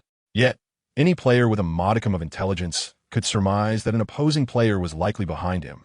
Realizing he couldn't reach it in time, and even if he could, his height of just over 5 feet 7 inches offered no advantage in aerial duels. He decided to play along, feigning an attempt to evade the opponent's body while intentionally attempting to use his back to impede Yi. Yi leapt with all his might, executing a magnificent lioness header that connected with the ball. However, the moment the ball left his forehead, he felt a jolt from below, losing his balance mid-air and tumbling down. Nevertheless, before hitting the ground, he had completed his shooting motion. The ball, propelled by Yi's lion's header, soared towards the near post to the goal. The unfortunate Murcia goalkeeper, initially positioned slightly towards the near post to guard against Mez and Juanma, had to shift towards the back post due to Senna's pass. Before he could leap to catch the ball, Yi had already headed it. Crucially, he was already close to the far post. As the ball sped toward the near post, he could only leap backward, reaching out to poke it. But he missed, and the ball sailed past his fingertips, crashing into the near post corner of the goal. It was a goal for Yi, a stunning lion's header, and Yi finally broke the deadlock for the Yellow Submarine. It was all thanks to Yi, despite several impressive headers prior that failed to find the net. I knew a goal was imminent, and indeed, here it was. This marked the 13th goal of the season for the opposing team. It is worth noting that he only joined Villarreal as first team after January and first saw playing time in early February. 13 goals in just 10 matches. It was terrifying. Had he started playing in the Segunda Division earlier in the season, I suspect the competition for the league's top scorer between Bilic and Jees would have been considerably more challenging. After confirming the goal, Yi rose from the ground, feeling a twinge in his shoulder, but too exhilarated to care. What do you think of this little trick? He laughed heartily as he sprinted past the opposing number 5 central defender, heading to the corner flag to celebrate his goal. The Murcia number 5 central defender twitched his mouth in frustration, wanting to retaliate. Thousands of Yellow Submarine fans in the stands erupted in cheers, chanting Yi's name. Marcelino smiled on the sidelines, embracing his assistant all in celebration. This goal was monumental for his team. It is not that Murcia possesses exceptional strength, but rather that their audacity is quite remarkable. This is not merely a bus parked in front of the goal. It is akin to a train being stationed right there. During the slow-motion replay of the goal, Yi maneuvered past several defenders from Murcia. His run was directed diagonally, approximately at a 45-degree angle, yet it was not straightforward. Instead, it resembled a serpentine path. This was not a display of flamboyant movement, but rather a necessity due to the overwhelming number of players in the penalty area. He needed to evade the immovable defenders of Murcia, who resembled wooden stakes. The players from Murcia were entirely focused on the airborne ball, as well as the jumps from Gomez and Juanma, not to mention Perez's aggressive forward movement, leaving Yi unnoticed. Thus, when he leaped to contest the header, he was only met by one oblivious fullback. However, this fullback, too, failed to impede Yi's goal through a foul. Holding onto opponents in the penalty area constitutes a foul. Yet, upon reviewing the slow-motion footage, a detail emerged. Yichi had been unbalanced by the opposing player's challenge, causing him to land awkwardly, with his upper body falling first, resulting in his shoulder hitting the ground. At that moment of impact, Yichi's expression bore signs of pain, but as he confirmed the goal, joy washed over the agony. Nevertheless, this moment hinted at complications ahead. After celebrating the goal, Yichi returned to the field to continue the match, but the discomfort in his shoulder began to intensify. Initially, he thought it was a minor injury, assuming it would dissipate with time, but the pain lingered longer than expected. As Mercia's football emerged, Yichi took 2 steps forward before frowning and halting. Something felt amiss. On the sidelines, Yulia furrowed his brow. Marcelino also noticed this. Was Yichi's earlier fall more severe than he had anticipated? At this juncture, he was not entirely certain, but Yichi's expression on the field did not bode well. Mercia's attack did not penetrate the penalty area before Villarreal disrupted their advance, with center-back Dorado clearing the ball with a powerful kick. The issue lay primarily with Mercia's offensive players being too few. They had invested excessive energy in defense, rendering them ineffective even when opportunities arose. This was troublesome. Yichi gritted his teeth as the pain radiating from his shoulder began to affect his normal arm movement. Observing his teammate Dorado kicking the ball out of bounds, Yichi raised his hand to signal he was experiencing an issue, subsequently sitting down on the pitch. The referee promptly halted the game and summoned Villarreal's medical staff to the field. Hurry, hurry, Marcelino urged the team doctor, anxious for his player's well-being. After all, Yichi was invaluable to him. What seems to be the problem? The doctor inquired, examining Yichi's shoulder. I'm not sure. I think I landed awkwardly on it. Initially, I believed it was nothing serious, but the pain hasn't subsided, and now any slight movement of my arm causes agony. The doctor nodded, retrieving a canister of chlorothane spray from the medical kit and applying it liberally to Yichi's injured shoulder. Will I be able to continue playing? Yichi asked the doctor. After the chlorothane was applied, he felt some relief. The swelling shoulder became slightly more comfortable, and the pain diminished considerably. This was an emergency treatment. Chlorothane is a gas at room temperature, but when released from a sealed canister, it transforms into a liquid due to pressure, absorbing heat and cooling the skin, effectively numbing and constricting blood vessels to alleviate pain. In simpler terms, it operates on the same principle as ice packs, albeit far more efficiently. However, this remedy is temporary. A reduction in pain does not imply that the injury is resolved. The doctor examined Yichi's swollen shoulder and expressed his regret. I'm sorry. Just to be safe, you may need to be substituted for the remainder of this match. As he spoke, he gestured towards Marcelino to indicate a substitution. Damn it, Marcelino exclaimed in frustration. Chapter 78. Boredom leads to romance? Due to his injury, Yichi was compelled to leave the field prematurely, replaced by Uche, with the scoreline already against them. Mercia understood that their defensive strategy was futile. They required at least 1 point, not merely to minimize their losses. Goal difference was of no consequence to them at this juncture. Thus, following Yichi's exit, Mercia intensified their offensive efforts in hopes of equalizing. Yet Villarreal feared not their defensive tactics, but rather their willingness to press forward. Although Yichi was absent from the field, much of Villarreal's lineup consisted of substitutes. Nevertheless, thanks to Perez's strike in front of goal, Villarreal extended their lead to 2-0. Many may confuse Perez with Pereira. Perez is Villarreal's winger, proficient in wide breakthroughs, donning the team's number 11 jersey, while Pereira, on loan from Real Betis, was once the main striker after Yichi's breakout, wearing number 24. However, he was later repositioned by coach Marcelino as a winger, becoming a key player. Upon witnessing the goal, Yichi, with an ice pack on his shoulder, attempted to raise his arm in celebration, but the movement caused him to grimace in pain. Ultimately, the match concluded with a score of 2-0. Mercia's defensive strategy had indeed posed some challenges for Villarreal in the first half. However, once Yichi's goal broke the deadlock, it sealed Mercia's fate. The opposing coach, somewhat regretful, shook hands with Marcelino, realizing that after failing to secure points against the Yellow Submarine, they must now shift their focus to upcoming matches. Yichi's injury weighed heavily on the minds of Villarreal's fans and coaching staff, for the team's recent successes were closely tied to his performance. Furthermore, in Marcelino's view, Yichi had increasingly become a fitting component of his tactical framework. What began as a mere plan had now evolved into a pivotal role as the team's primary striker. Marcelino even adjusted his strategies to emphasize quick, agile play up front. Upon returning to Villarreal, Yichi underwent a comprehensive examination at a specialized medical facility. The results brought relief. The injury was not severe, requiring only 3 to 5 days of rest for recovery. Although the swelling appeared alarming and was indeed painful, with proper treatment and recovery, the swelling would dissipate in a few days, leading to no significant long-term issues.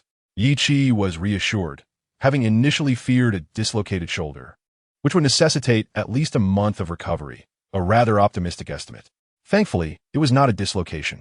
Due to his injury, Yichi's training regimen was halted, including his additional training plans, as Coach Marcelino prioritized his recovery. Before long, Villarreal would face Elche directly. Presently, the gap between the two teams remained 4 points.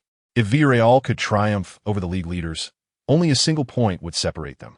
The Yellow Submarine still held a substantial opportunity to seize the title in La Liga 2. Thus, Marcelino needed Yichi to return to his prime before the deadline. Even Pazahino instructed Yichi not to work, considering that his shoulder injury made dishwashing, a task reliant on one's hands, problematic.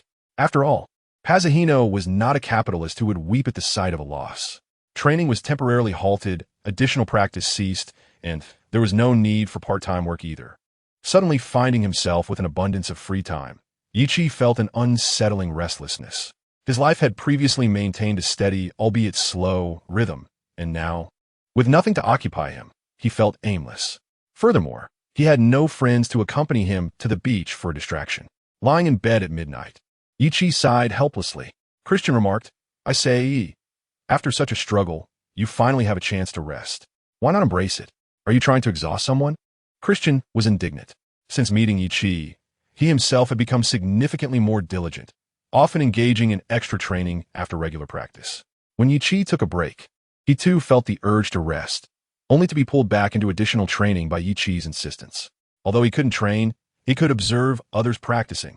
This evening was no exception, as Christian was dragged to the training ground by Yichi, returning only at 10 o'clock. Exhausted in bed, Christian turned to Yichi and said, "I believe you are simply too idle. Why not pursue a romance? You are 20. It is entirely normal to date. Some people become fathers at 20. Yichi chuckled. "I have a son too." "What?" Christian exclaimed, sitting upright in shock. "Is that true? Why have I never heard you mention it?" "My son is right across from me, sleeping," Yichi replied. Christian instinctively glanced toward the dormitory corridor, but quickly realized it was improbable.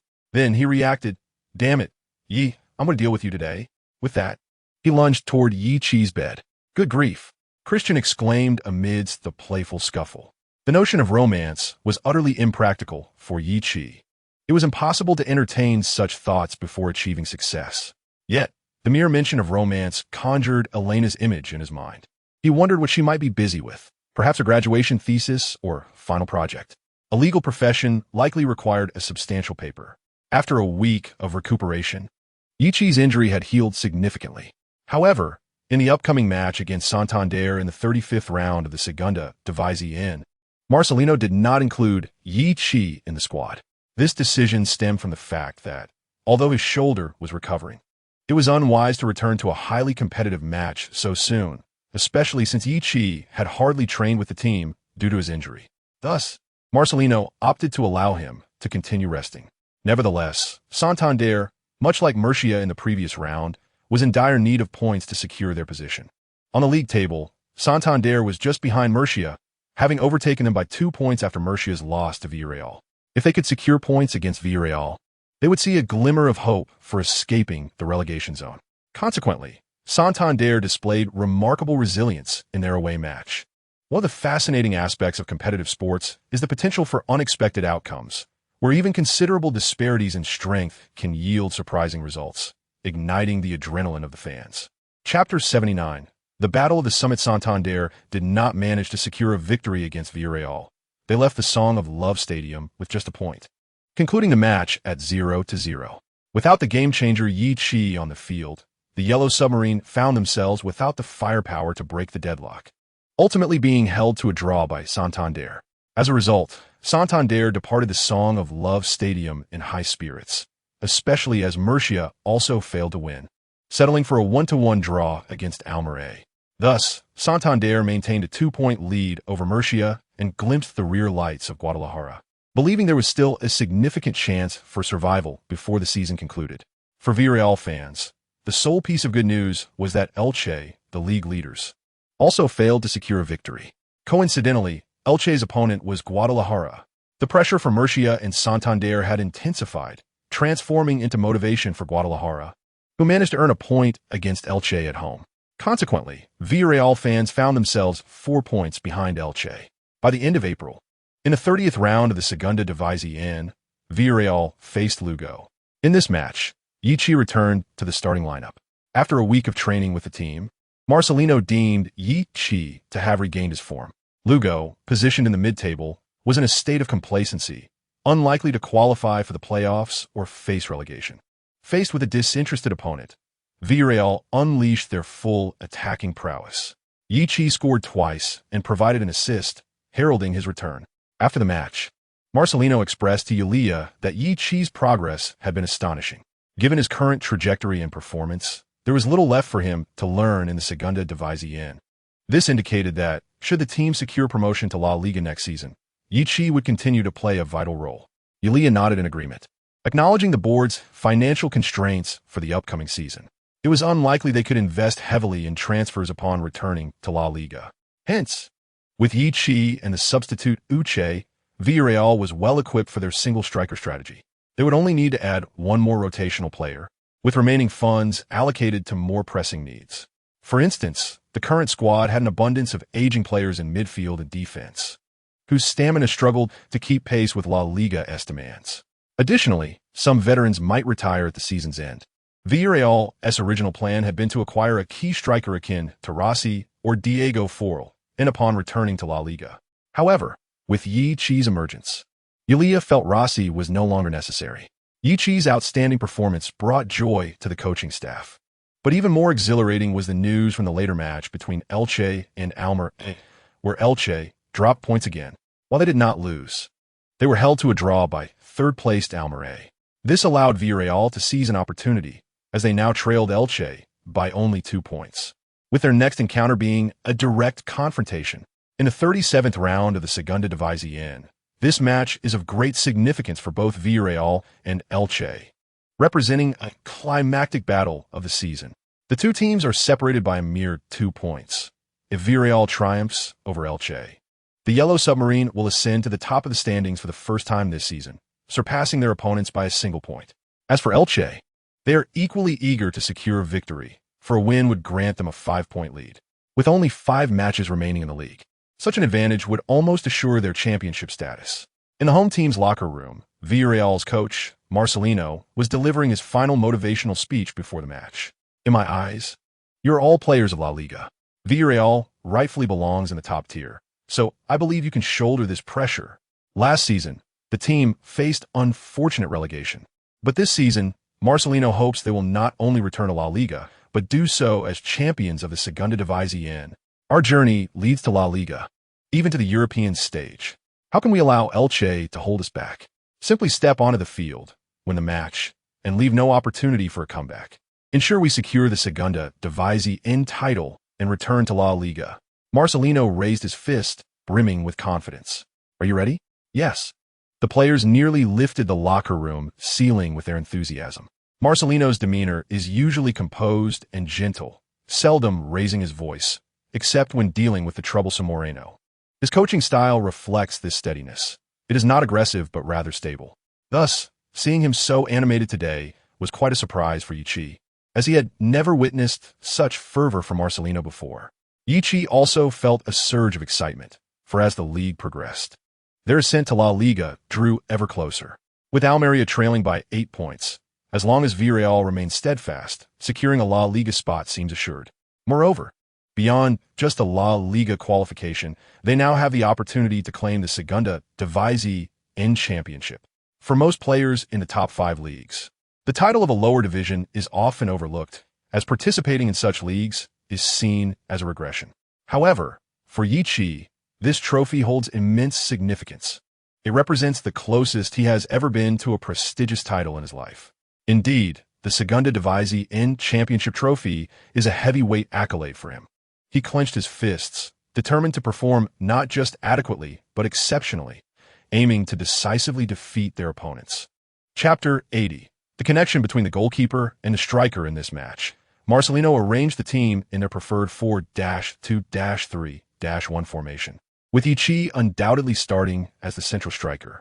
Flanking him were Pereira and Aquino, as Aquino's ability to both penetrate and provide assists made him a more fitting choice for the wing position alongside Ichi.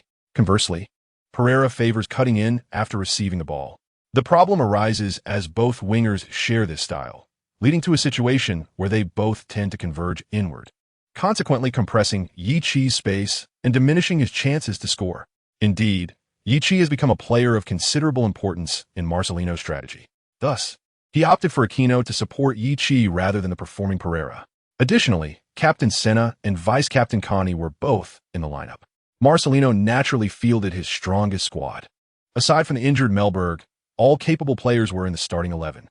Elche deployed a 4-3-3 formation, featuring 3 agile forwards, 1 defensive midfielder, 1 versatile midfielder, and 1 attacking midfielder, often serving as the core of their front line. As the match commenced, both teams quickly transitioned from cautious probing to a fierce contest. In the 13th minute, Ichi received a cross from Aquino, heading it toward Pereira. Although the pass was made, it lacked precision, leaving Pereira to take a hurried shot that posed no threat to Elche's goalkeeper, who easily secured the ball. Ichi gestured to Pereira, indicating that his header was not accurate. Yet Pereira gave a thumbs up, understanding that such a flick is inherently difficult to execute. Their months of collaboration had fostered a mutual understanding, allowing them to communicate with mere gestures. In the 15th minute, Elche seized an attacking opportunity. Their trio of forwards executed a series of intricate plays, breaching Villarreal's defense. The seasoned captain struggled to keep pace, allowing the nimble opponents to penetrate. The ball reached the penalty area, where Elche's striker managed to evade Musacchio's interference and fired a shot. Fortunately, goalkeeper Carlos remained alert, securing the ball firmly. Rising with the ball in hand, Carlos expressed dissatisfaction with the defense, deeming their efforts inadequate, which had allowed the opposition to create a clear shot in the box. Captain Senna raised his hand in apology, acknowledging that the breakthrough had originated from his position. This incident marked Senna's realization that age had begun to affect his speed and ability to adapt to the game's rhythm. In the 18th minute, Ichi received a pass from Aquino but found no space to shoot, thus opting to pass back to Connie before advancing forward. Connie, positioned at the edge of the penalty area, glanced at the goalkeeper before decisively taking a shot. Unfortunately, the ball was deflected by an opposing defender, failing to threaten the goal. The ball fell to Ichi's feet, prompting him to execute a feint to attract a defender's challenge before shifting the ball to the side. Pereira, making a timely run, curled a shot towards the far corner with the outside of his foot, but Elche's goalkeeper leapt to palm it away. Pereira, feeling a sense of regret, held his head in his hands, lamenting the missed opportunity. Villarreal earned a corner kick taken by Connie. Ichi successfully contested for the ball amidst the crowd, heading it towards the goal. The goalkeeper managed to touch the ball, but failed to grasp it. Just as Ichi prepared to celebrate, the ball struck the crossbar, narrowly missing the goal line. Damn! Ichi exclaimed in frustration, realizing the shot had missed by mere centimeters. Had it grazed the lower edge of the crossbar, it might have resulted in a goal. Marcelino applauded from the sidelines, affirming the team's recent performance. Ichi's success in aerial duels indicated that the decision to transition the opponent's striker to a stationary role was indeed prudent. Marcelo nodded. Although there was still room for improvement in heading, Ye's remarkable advancement in vertical leap and physical confrontation was indeed noteworthy. What surprised me was that Ichi not only gained weight and muscle, but also continued to grow taller. When he first entered the Villarreal Youth Training Academy, he stood at 182 centimeters. Now, after just one season, during a checkup following an injury a few days ago, his height had already reached 187 centimeters. At 20 years old, he had inexplicably grown 5 centimeters in just a year. Yulia shrugged, pondering the oddity of the situation. While it was indeed somewhat unusual, it was not entirely impossible. They both believed that this was the result of each other's intense training in jumping and muscle building throughout the year. The match was fiercely contested, with both teams exchanging attacks, yet the score remained 0-0 in the first 20 minutes. In the 22nd minute, Elche's attack posed no threat to the goalkeeper, as the opposing striker's shot soared high into the stands. Goalkeeper Carlos requested a ball from the ball boy on the sidelines and prepared to take a goal kick. Yichi glanced at Carlos. The distance made it hard to discern his expression, but he noticed the opposing player raised a hand to signal before the kick. Understanding its meaning, he gestured to Deputy Captain Connie and moved to the forefront. Carlos launched a long kick, sending the ball soaring past midfield into the attacking zone. Yichi, with his back to the attacking direction, positioned himself against the opposing center back and lifted his gaze to track the descending ball. Despite facing away from the attack, he envisioned the arc of the ball's descent, calculating the optimal timing and height for his jump. He leaped from his spot, outmaneuvered the center back, and with a deft nod of his forehead, redirected the ball back to the advancing Connie. Connie seized the ball, evading the defensive pressure from the opposing midfielder. Before looking ahead, at that moment, having landed, Yichi prepared to maneuver around the center back, executing a graceful sidestep. Connie, without hesitation, launched the ball behind the opposing center back. Just then, Yichi slipped past the defender, slipping into the space behind him. The Elche center back reached out a tug on Yichi's jersey, but refrained from pulling too hard, releasing it almost immediately. Consequently, Yichi burst forth like an arrow released from a bow. The opposing center back immediately raised a hand to signal offside. However, the linesman did not raise the flag, as he clearly observed that although Yichi was preparing to bypass the defender before Connie passed the ball, he had not fully crossed the center back until after Connie's pass.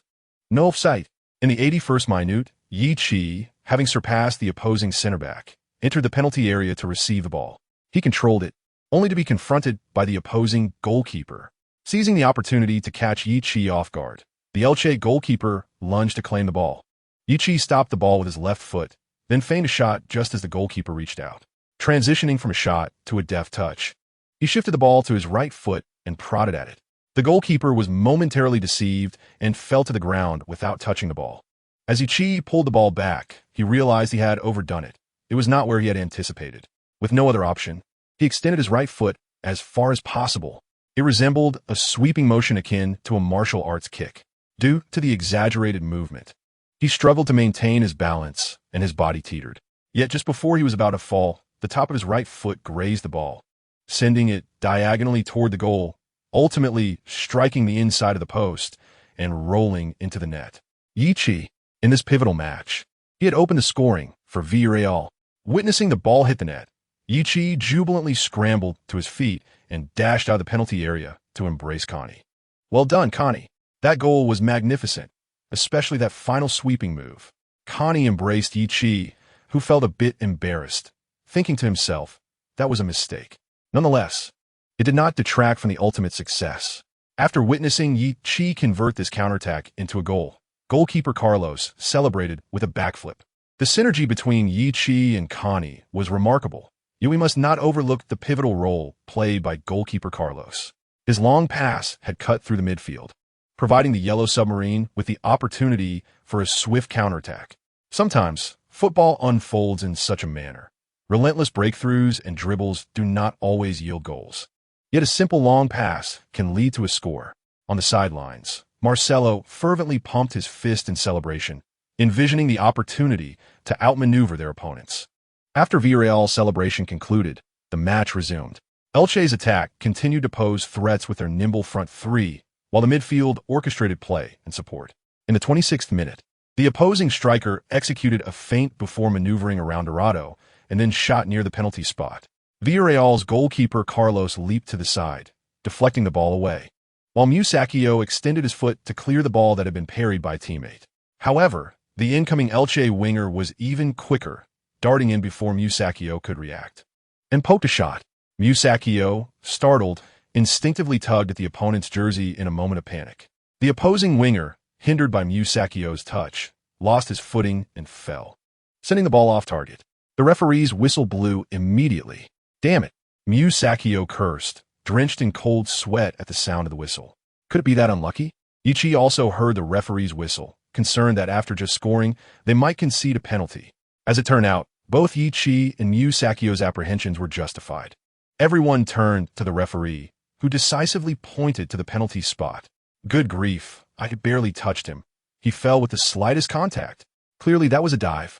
Musacchio protested to the referee, expressing his grievance. As the team captain, Senna approached the referee to discuss the call. The veteran captain believed it was a standard physical challenge, while Musakio's action, though slight, was still a foul. However, his movement was evidently minimal, and he had quickly released the jersey. The Elche winger, now on the ground, sat in the penalty area, hands raised in mock surrender, claiming to be the victim of the foul. Both captains surrounded the referee, with Senna supporting his teammate while the opposing captain countered his arguments. The stadium erupted in boos, with Villarreal fans expressing their discontent with the referee's decision. This was Villarreal. Had it been the Chinese Super League, viewers at home would likely have heard the fans' loud disdain for the referee. The head coach, Marcelino, approached the fourth official to voice his grievances, asserting that his players had not committed a foul, especially considering they were on home turf. In football, it is common for both teams to believe that the referee's decisions are flawed, regardless of the circumstances. The referee, however, remained steadfast in his judgment. After a brief exchange with both team captains, he summoned Musakio and issued a yellow card to the Argentine center back. Musakio raised his hands in innocence, expressing his bewilderment. As everyone retreated from the penalty area, goalkeeper Carlos stretched his body along the goal line, feeling the weight of the moment. Yet, the player tasked with taking the penalty bore an even greater burden. Scoring a penalty is expected, but failing to do so can brand one as a villain for eternity. History is replete with such tragic figures. Elche's main striker was evidently determined not to join their ranks, as he placed the ball at the penalty spot and fixed his gaze on the goal, with a sharp whistle from the referee signaling the commencement of the penalty. The opposing striker charged forward and struck the ball decisively. Although Carlos guessed the direction correctly, he misjudged the angle. He dived to the left, but the striker had executed a powerful shot high into the net. Elche had equalized barely 5 minutes after conceding. Elche brought the match back to level terms with the penalty kick. Yichi, standing outside the penalty area, watched helplessly as Elche's players celebrated, reminiscent of his own jubilation just moments before. Captain Senna embraced Musakio, and the entire Villarreal team felt the weight of the goal they had conceded. Yet, Musakio felt the deepest sorrow, as it was his error that granted the penalty opportunity. Goalkeeper Carlos sighed, refraining from blaming his teammate, instead appearing somewhat powerless. Yichi approached the defense, patting Musakio on the shoulder. "It's all right, we can score 1, 2, or even 3.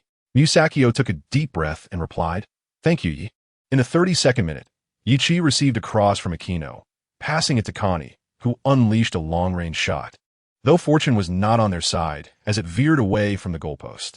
Moments later, a 1-2 exchange between Yichi and Connie presented Villarreal with a golden opportunity. Connie threaded a ball through to the cutting-in Pereira, who shot directly, only for the ball to ricochet off the opponent's defender. Yichi seized the ball ahead of the other center back, but with no time to adjust, he hastily took a shot, which soared over the crossbar. In the 35th minute, Elche launched a counterattack. Their forward trio dismantled Villarreal's defense, with the striker drawing the attention of the defenders before laying the ball off to an advancing, attacking midfielder. The midfielder, poised and ready, unleashed a powerful shot from the edge of the penalty area. Carlos, however, was not about to allow an easy goal. He leapt and palmed the ball over the crossbar. Given the shot's velocity, he opted not to catch it, wary of a potential rebound.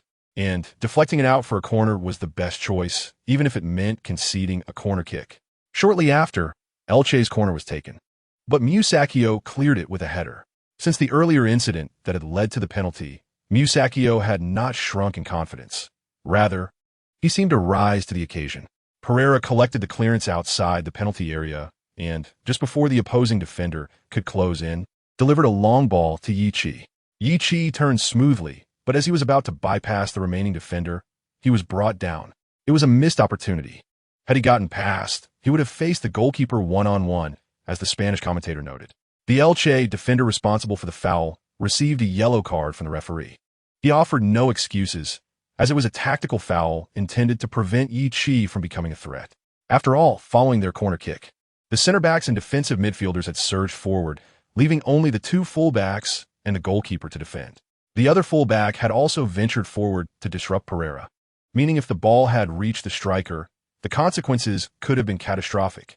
Yichi sat on the ground, adjusting his socks and shaking his head in frustration. He lamented his lack of explosiveness. Had he been quicker, he could have easily evaded the foul. At that moment, He found himself envious of the speed and agility of Ronaldo and Messi. Step by step, he thought, for now, I must focus on fulfilling my role as a center forward. In the future, when my attributes allow, I will certainly enhance my speed and explosiveness. The fouling fullback extended his hand, smiling at Yichi, understanding that the foul was a mere tactical decision rather than a personal affront. Yichi smiled back and accepted the hand up. Elche's position at the top of the Segunda Divisão in standings this season was somewhat unexpected, given that they had previously been a mid-table team. Last season, they finished 11th, failing to qualify for the promotion playoffs. Their best performance in recent years had been 2 seasons prior when they ranked 3rd, but ultimately fell short in the playoffs, missing out on promotion to La Liga. This season, however, they had been on an impressive run, surprising everyone.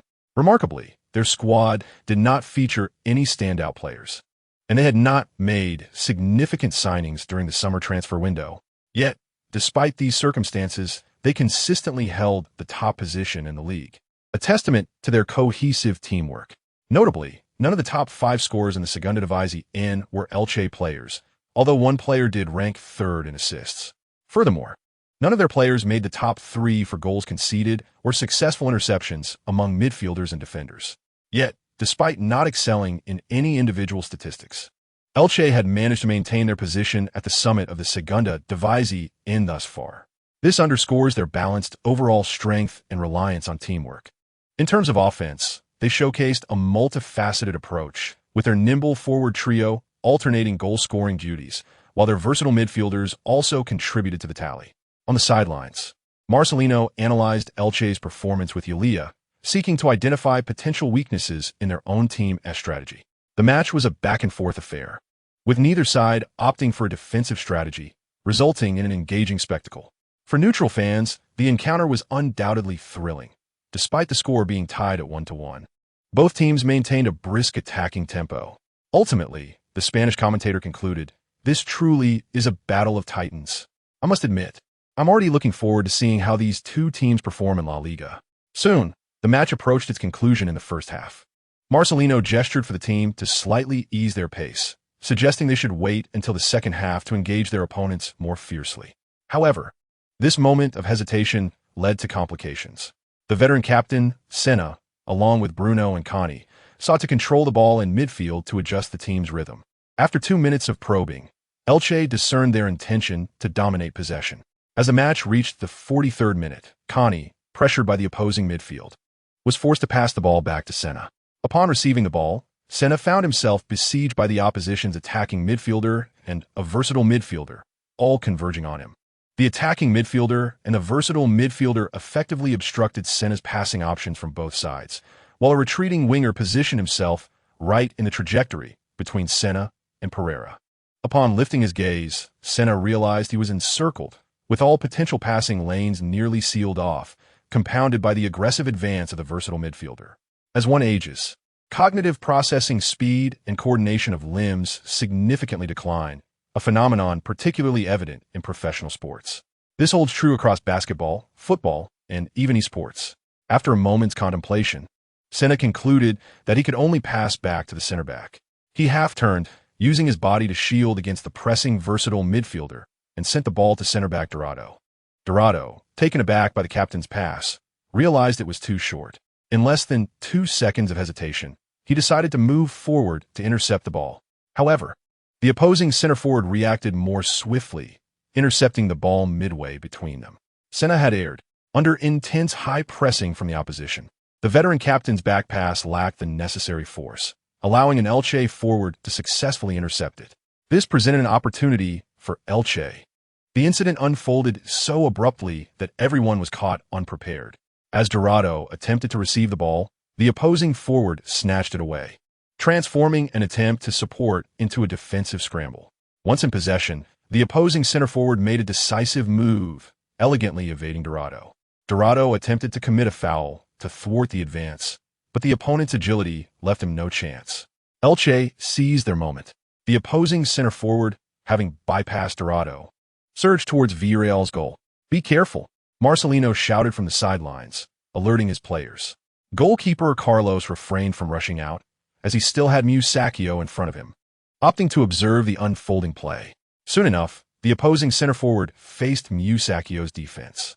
Two swift feints and a rapid change of pace left Musakio struggling to keep up. Ultimately, when a second feint was executed, he found himself on the ground, deceived by the center forward's agility. In a typical scenario, he might have resorted to a foul to halt the opponent, dismissing any flashy feints with a straightforward tackle. Yet this time he hesitated, acutely aware that he was already on a yellow card. Another foul would surely result in a red. A one-on-one situation. The Elche center forward, having evaded Musakio, now faced goalkeeper Carlos at the edge of the penalty area. By the time Carlos decided to advance, it was too late. The center forward would not allow Carlos to impede his progress. He was aware that the opposing defenders would be frantically closing in. Having already wasted time with Musakio, he knew that any delay caused by Carlos could allow the defenders to catch up. Thus, at the penalty area's edge, facing the advancing keeper, the Elche center forward opted for a delicate lob. The ball soared over Carlos's head, arcing into the net behind him, and after a brief descent, rolled across the goal line. A goal had been scored, 2-1. Elche had turned the tide just before the end of the first half. The responsibility for this setback partially lay with Captain Senna, whose passing error had gifted the opposition this opportunity. Witnessing the goal from near the penalty arc, Senna halted, gazing toward the goal with a look of bewilderment in his eyes. Marcelino sighed helplessly from the sidelines, acknowledging that this was simply a matter of misfortune. The atmosphere at the stadium grew somber following the opponent's goal, with only a handful of Elche supporters breaking the silence with their cheers. The fans of the Yellow Submarine did not blame their venerable Captain Senna, despite the gravity of the situation being his responsibility. They believed that Senna had performed admirably over the past 2 years, leading the team to commendable finishes in La Liga and multiple appearances in the Champions League and Europa League. For Villarreal, this history was indeed commendable. Furthermore, after the team's relegation, Captain Senna was the first to publicly support the squad. Given his experience, he could have easily chosen to pursue lucrative opportunities in Middle East or Major League Soccer post-30. Yet he remained, dedicating himself entirely to the Yellow Submarine.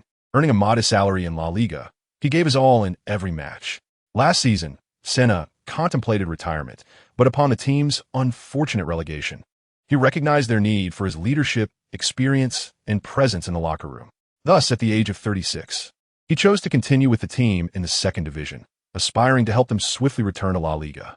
The more one understood Senna, the harder it was to articulate anything. This Brazilian midfielder ultimately devoted his passion and spirit to Villarreal and Spain.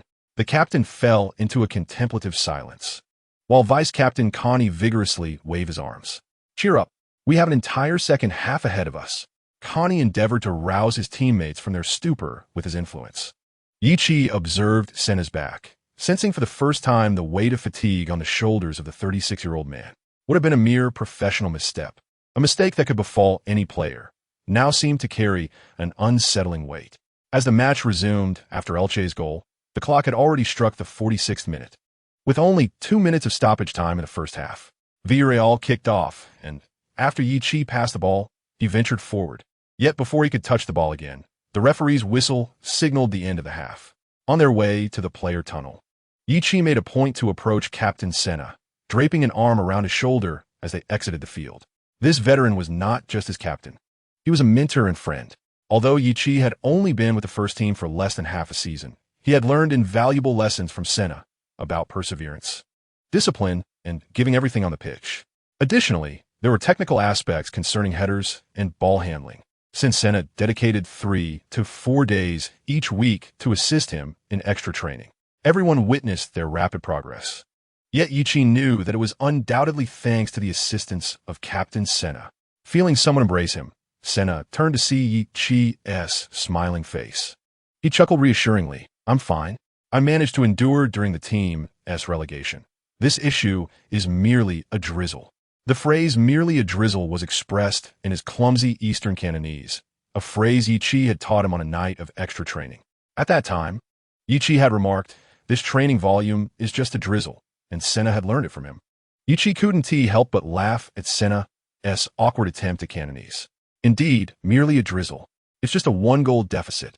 We'll equalize with 2 goals in the second half."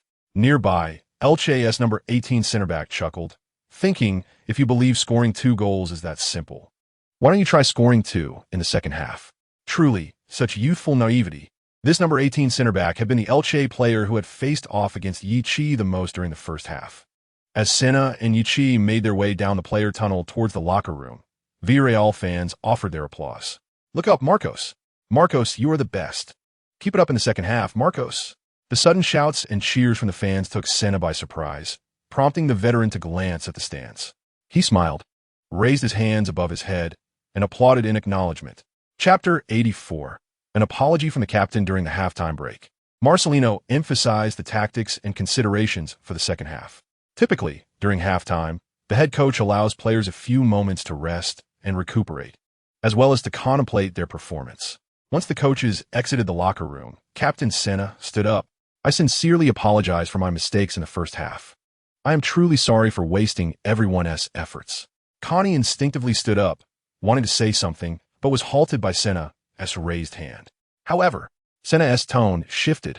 Now is not the time for self-reflection. We have a whole 45 minutes to equalize the score or even surpass it. This match is vital for the team, the fans, and each one of us. It represents our chance to claim the league championship. So, in the upcoming match, I hope everyone can exert their utmost effort to secure victory. Senna bowed deeply, pleading, "Please, everyone." The atmosphere in the locker room fell into an eerie silence, and ultimately, it was the vice-captain Connie who spoke up. "We must secure this match. Captain, you should save your apologies. Once we win the league championship, treat us to a feast. How about that?" Senna observed the expressions of his teammates, who appeared quite animated. "No problem. Whatever you wish to eat, just decide, and I'll treat you. Count me in. I owe a meal for my error in the first half that gifted the opponent a penalty." Musacchio also chimed in. Ichi leaped up, suggesting, "How about we go have a hot pot?" "No, I want Spanish cuisine, preferably with some fine Iberian ham." "What about Argentine barbecue?" The Elche players could never have imagined that, during such a crucial match, their opponents Villarreal were in the locker room discussing what to eat to celebrate winning the championship. Have they consulted us, the league leaders, before distributing the championship? Amidst the Yellow Submarine players' discussions about their meal, the second half of the match officially commenced.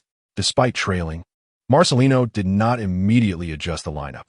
Particularly, Captain Senna and center-back Musacchio, who had made critical errors in the first half, remained on the field. At the beginning of the second half, Villarreal did not launch an all-out attack, as many might have anticipated. Rather, they played with greater patience. Yeji, upon receiving the ball, no longer rushed to cooperate but instead held on to it, drawing the opposing defenders toward him before passing to Connie. Connie spread the ball to Pereira, who made a feint to evade the opposing fullback, only to unexpectedly slip the ball to the overlapping fullback Oriol. Oriol, after reaching the byline, delivered a decisive cross. At that moment, Ichi had already made a forward run and leaped to meet the ball, but his header was slightly off target, sending the ball out of play. Elche's coach tugged at his sparse hair, thinking that the opponent's rhythm had completely shifted. They appeared to stabilize the pace, with passing becoming slower, yet suddenly accelerated, especially the final pass, proving to be highly threatening. Standing on the sidelines, he utilized his voice and gestures to make on-the-fly adjustments, signaling his players to avoid providing the opponent with easy passing opportunities while remaining vigilant to the fluctuations in the opponent's tempo. As the team's primary striker, Yi Chi was naturally subjected to tight marking from the opposition. In the 52nd minute, Pereira carried the ball forward, causing chaos in Elche's defense, before delicately chipping it to Yi Chi in the center of the box. Aware of the intense marking, Yi Chi directed his header not toward the goal, but rather to the back post for Aquino. Aquino, upon receiving the ball, sought to adjust his angle, only to be swiftly closed down by the opposing defender.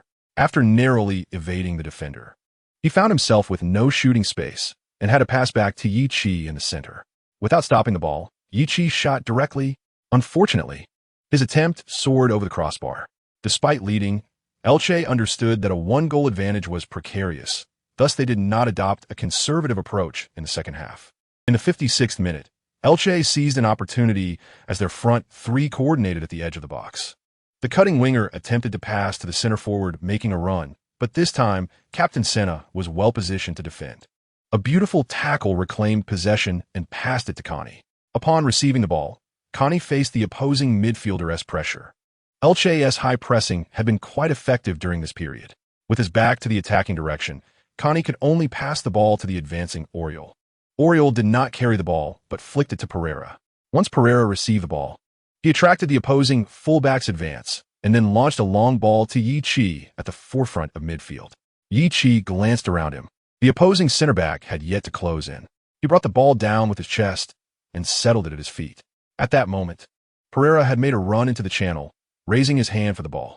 The two opposing center backs, one tracking Pereira's run, and the other, the number 18 center back, lunged towards Yi Chi, who upon noticing the goalkeeper had stepped out of the box to maintain distance, contemplated a chip shot. However, that seemed absurd. The distance was too great. He was approximately 2 yards outside the top of the arc, only just past the halfway line. He wasn't T. Lu Xiaoping or Bei Shui. Attempting a chip shot from this distance would be akin to achieving instant fame. Yi Chi skillfully lifted the ball, not with a delicate lob, but by deftly leaping over the head of the approaching number 18 central defender. He then surged forward, deftly bypassing his opponent. The opposing central defender, now 34, was slow in speed and lacked explosive power, struggling to turn swiftly. He glanced up at the ball hovering above him before hastily pivoting to chase back. At this moment, Yi Chi had already received the ball behind him, and with a determined stride, he left his opponent in the dust. He has gone past him. Yi Chi deftly maneuvered around the number 18 defender and charged towards the advancing goalkeeper. Meanwhile, Pereira was making his run along the flank, closely followed by another central defender from the opposing team. It was a 2-on-1 situation. The opposing defender hesitated for a moment before ultimately opting to charge at the ball-carrying Yi Chi. At that instant, Pereira pointed to a vast space ahead, signaling that there was ample room for a pass. Yi Chi noticed Pereira's gesture and delivered a precise diagonal pass, threading it between the advancing defender and the goalkeeper. Pereira, with gritted teeth, sprinted forward. Pereira, 1-on-1. As Pereira received the ball, he found himself perilously close to the penalty area, and the opposing defenders, including the goalkeeper, were too late to intercept. With a swift touch, the Spanish forward entered the box, seamlessly adjusting his stride, and then unleashed a strike from a position parallel to the penalty spot. A ground-hugging shot rolled toward the goal. Ultimately, it crossed the goal line, colliding with the side, netting on the opposite side of the goal. Pereira, 2-2. Villarreal had equalized. Now both teams were back on equal footing, and the forthcoming match promised to be even more thrilling. After delivering the pass, Yi Chi did not pause. Instead, he continued his run toward the opponent's goal. Upon witnessing Pereira's goal, he instantly altered his course and rushed over to embrace Pereira warmly. "I knew you would see it. That pass was simply exquisite." Pereira smiled as he embraced Yi Chi. "Ha ha, to be honest, I was just thinking of charging through myself." As the two celebrated in their embrace, their captain, Senna, joined them, wrapping both in a hug. A splendid collaboration, bringing us back to square one. Yi Chi grinned widely. "See, Captain? I told you scoring was easy." Senna patted Yi Chi on the shoulder, urging him to temper his pride. "Don't get too carried away. We've only equalized." Pereira's goal ignited the fervor of Villarreal's supporters, as the Yellow Submarine's fans at El Madrigal erupted in jubilant cheers and songs, expressing their passion. Initially, they had taken the lead, but two errors from their own players had allowed the opponents to score twice and turn the match around, leaving Villarreal's fans feeling somewhat subdued. Moreover, since the blunders had come from their veteran captain, they found it difficult to voice their frustrations. However, all was well now, as Pereira's goal had liberated their emotions entirely. Although the synergy between Pereira and Yi Chi was striking, it was essential to acknowledge Senna's role in this counterattack. It was the seasoned veteran who had regained possession, providing Villarreal with the opportunity to counterattack. In a certain sense, this was a redemption of sorts. The Spanish commentator chuckled. The pressure now shifts to Musacchio. Having redeemed himself, can he perform as well? After all, he was the one who conceded a penalty in the first half. Musacchio, of course, could not hear the commentator's voice, or he would surely feel the heat. The match resumed shortly after. Following the equalizer, the tempo of the game slowed. Elche, aware of Villarreal's rising attacking momentum, deliberately chose to ease the pace. Meanwhile, Villarreal, due to fatigue, was not overly eager in the second half, but they still applied considerable thought to their final passes. At the very least, the players were covering more ground. Therefore, they sought to slow the game down a bit. Most crucially, as the match approached the 60-minute mark, neither side dared to make careless mistakes. With time running short, the cost of trial and error became significantly high. In the 62nd minute, Villarreal, lacking opportunities in the box, opted to retreat. Yichi passed the ball to Connie, but Connie's long-range effort soared over the bar. In the 65th minute, an intense battle ensued in midfield, ultimately resulting in Senna regaining possession. However, with no suitable options up front, he opted to pass back to the defenders to control the tempo. In the 71st minute, Elche found an opportunity to shoot inside the box, but Musacchio intervened, deflecting the ball out for a corner. Following Elche's corner kick, Musacchio once again cleared the ball with a header. The cleared ball landed at Yichi's feet, but before he could initiate a counterattack, he was brought down by an Elche midfielder. This was a tactical foul, as Elche had clearly recognized Villarreal's counterattacking threat and were unwilling to grant them any opportunities. The opposing midfielder received a yellow card for this blatant infraction. As the match reached the 75th minute, Marcelino began to make substitutions. Aquilino was replaced by the more physically fit Perez. Many anticipated a substitution for Senna, given the time and the physical demands on the 36-year-old veteran. Yet, Marcelino chose to keep Senna on the pitch. He had observed Senna's improving form in the second half, with several crucial interceptions. Thus, he wished to retain the veteran captain to continue contributing. As for fatigue, they could allow him to rest in the next match. In the 81st minute, Elche also made substitutions, replacing two players at once. The midfielder, who had just received a yellow card, was substituted in a direct positional change.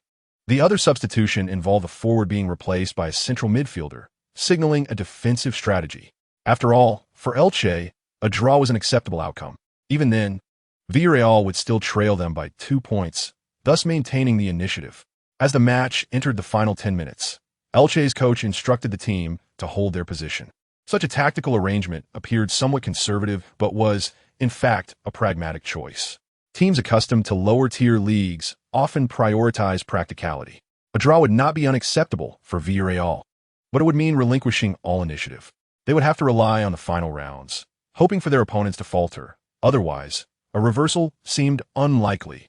Of course, in the championship race against Elche, the Yellow Submarine had always been the pursuer, never possessing the upper hand. This was their sole opportunity to seize the initiative. Marcelino stood on the sidelines, signaling for his team to press forward.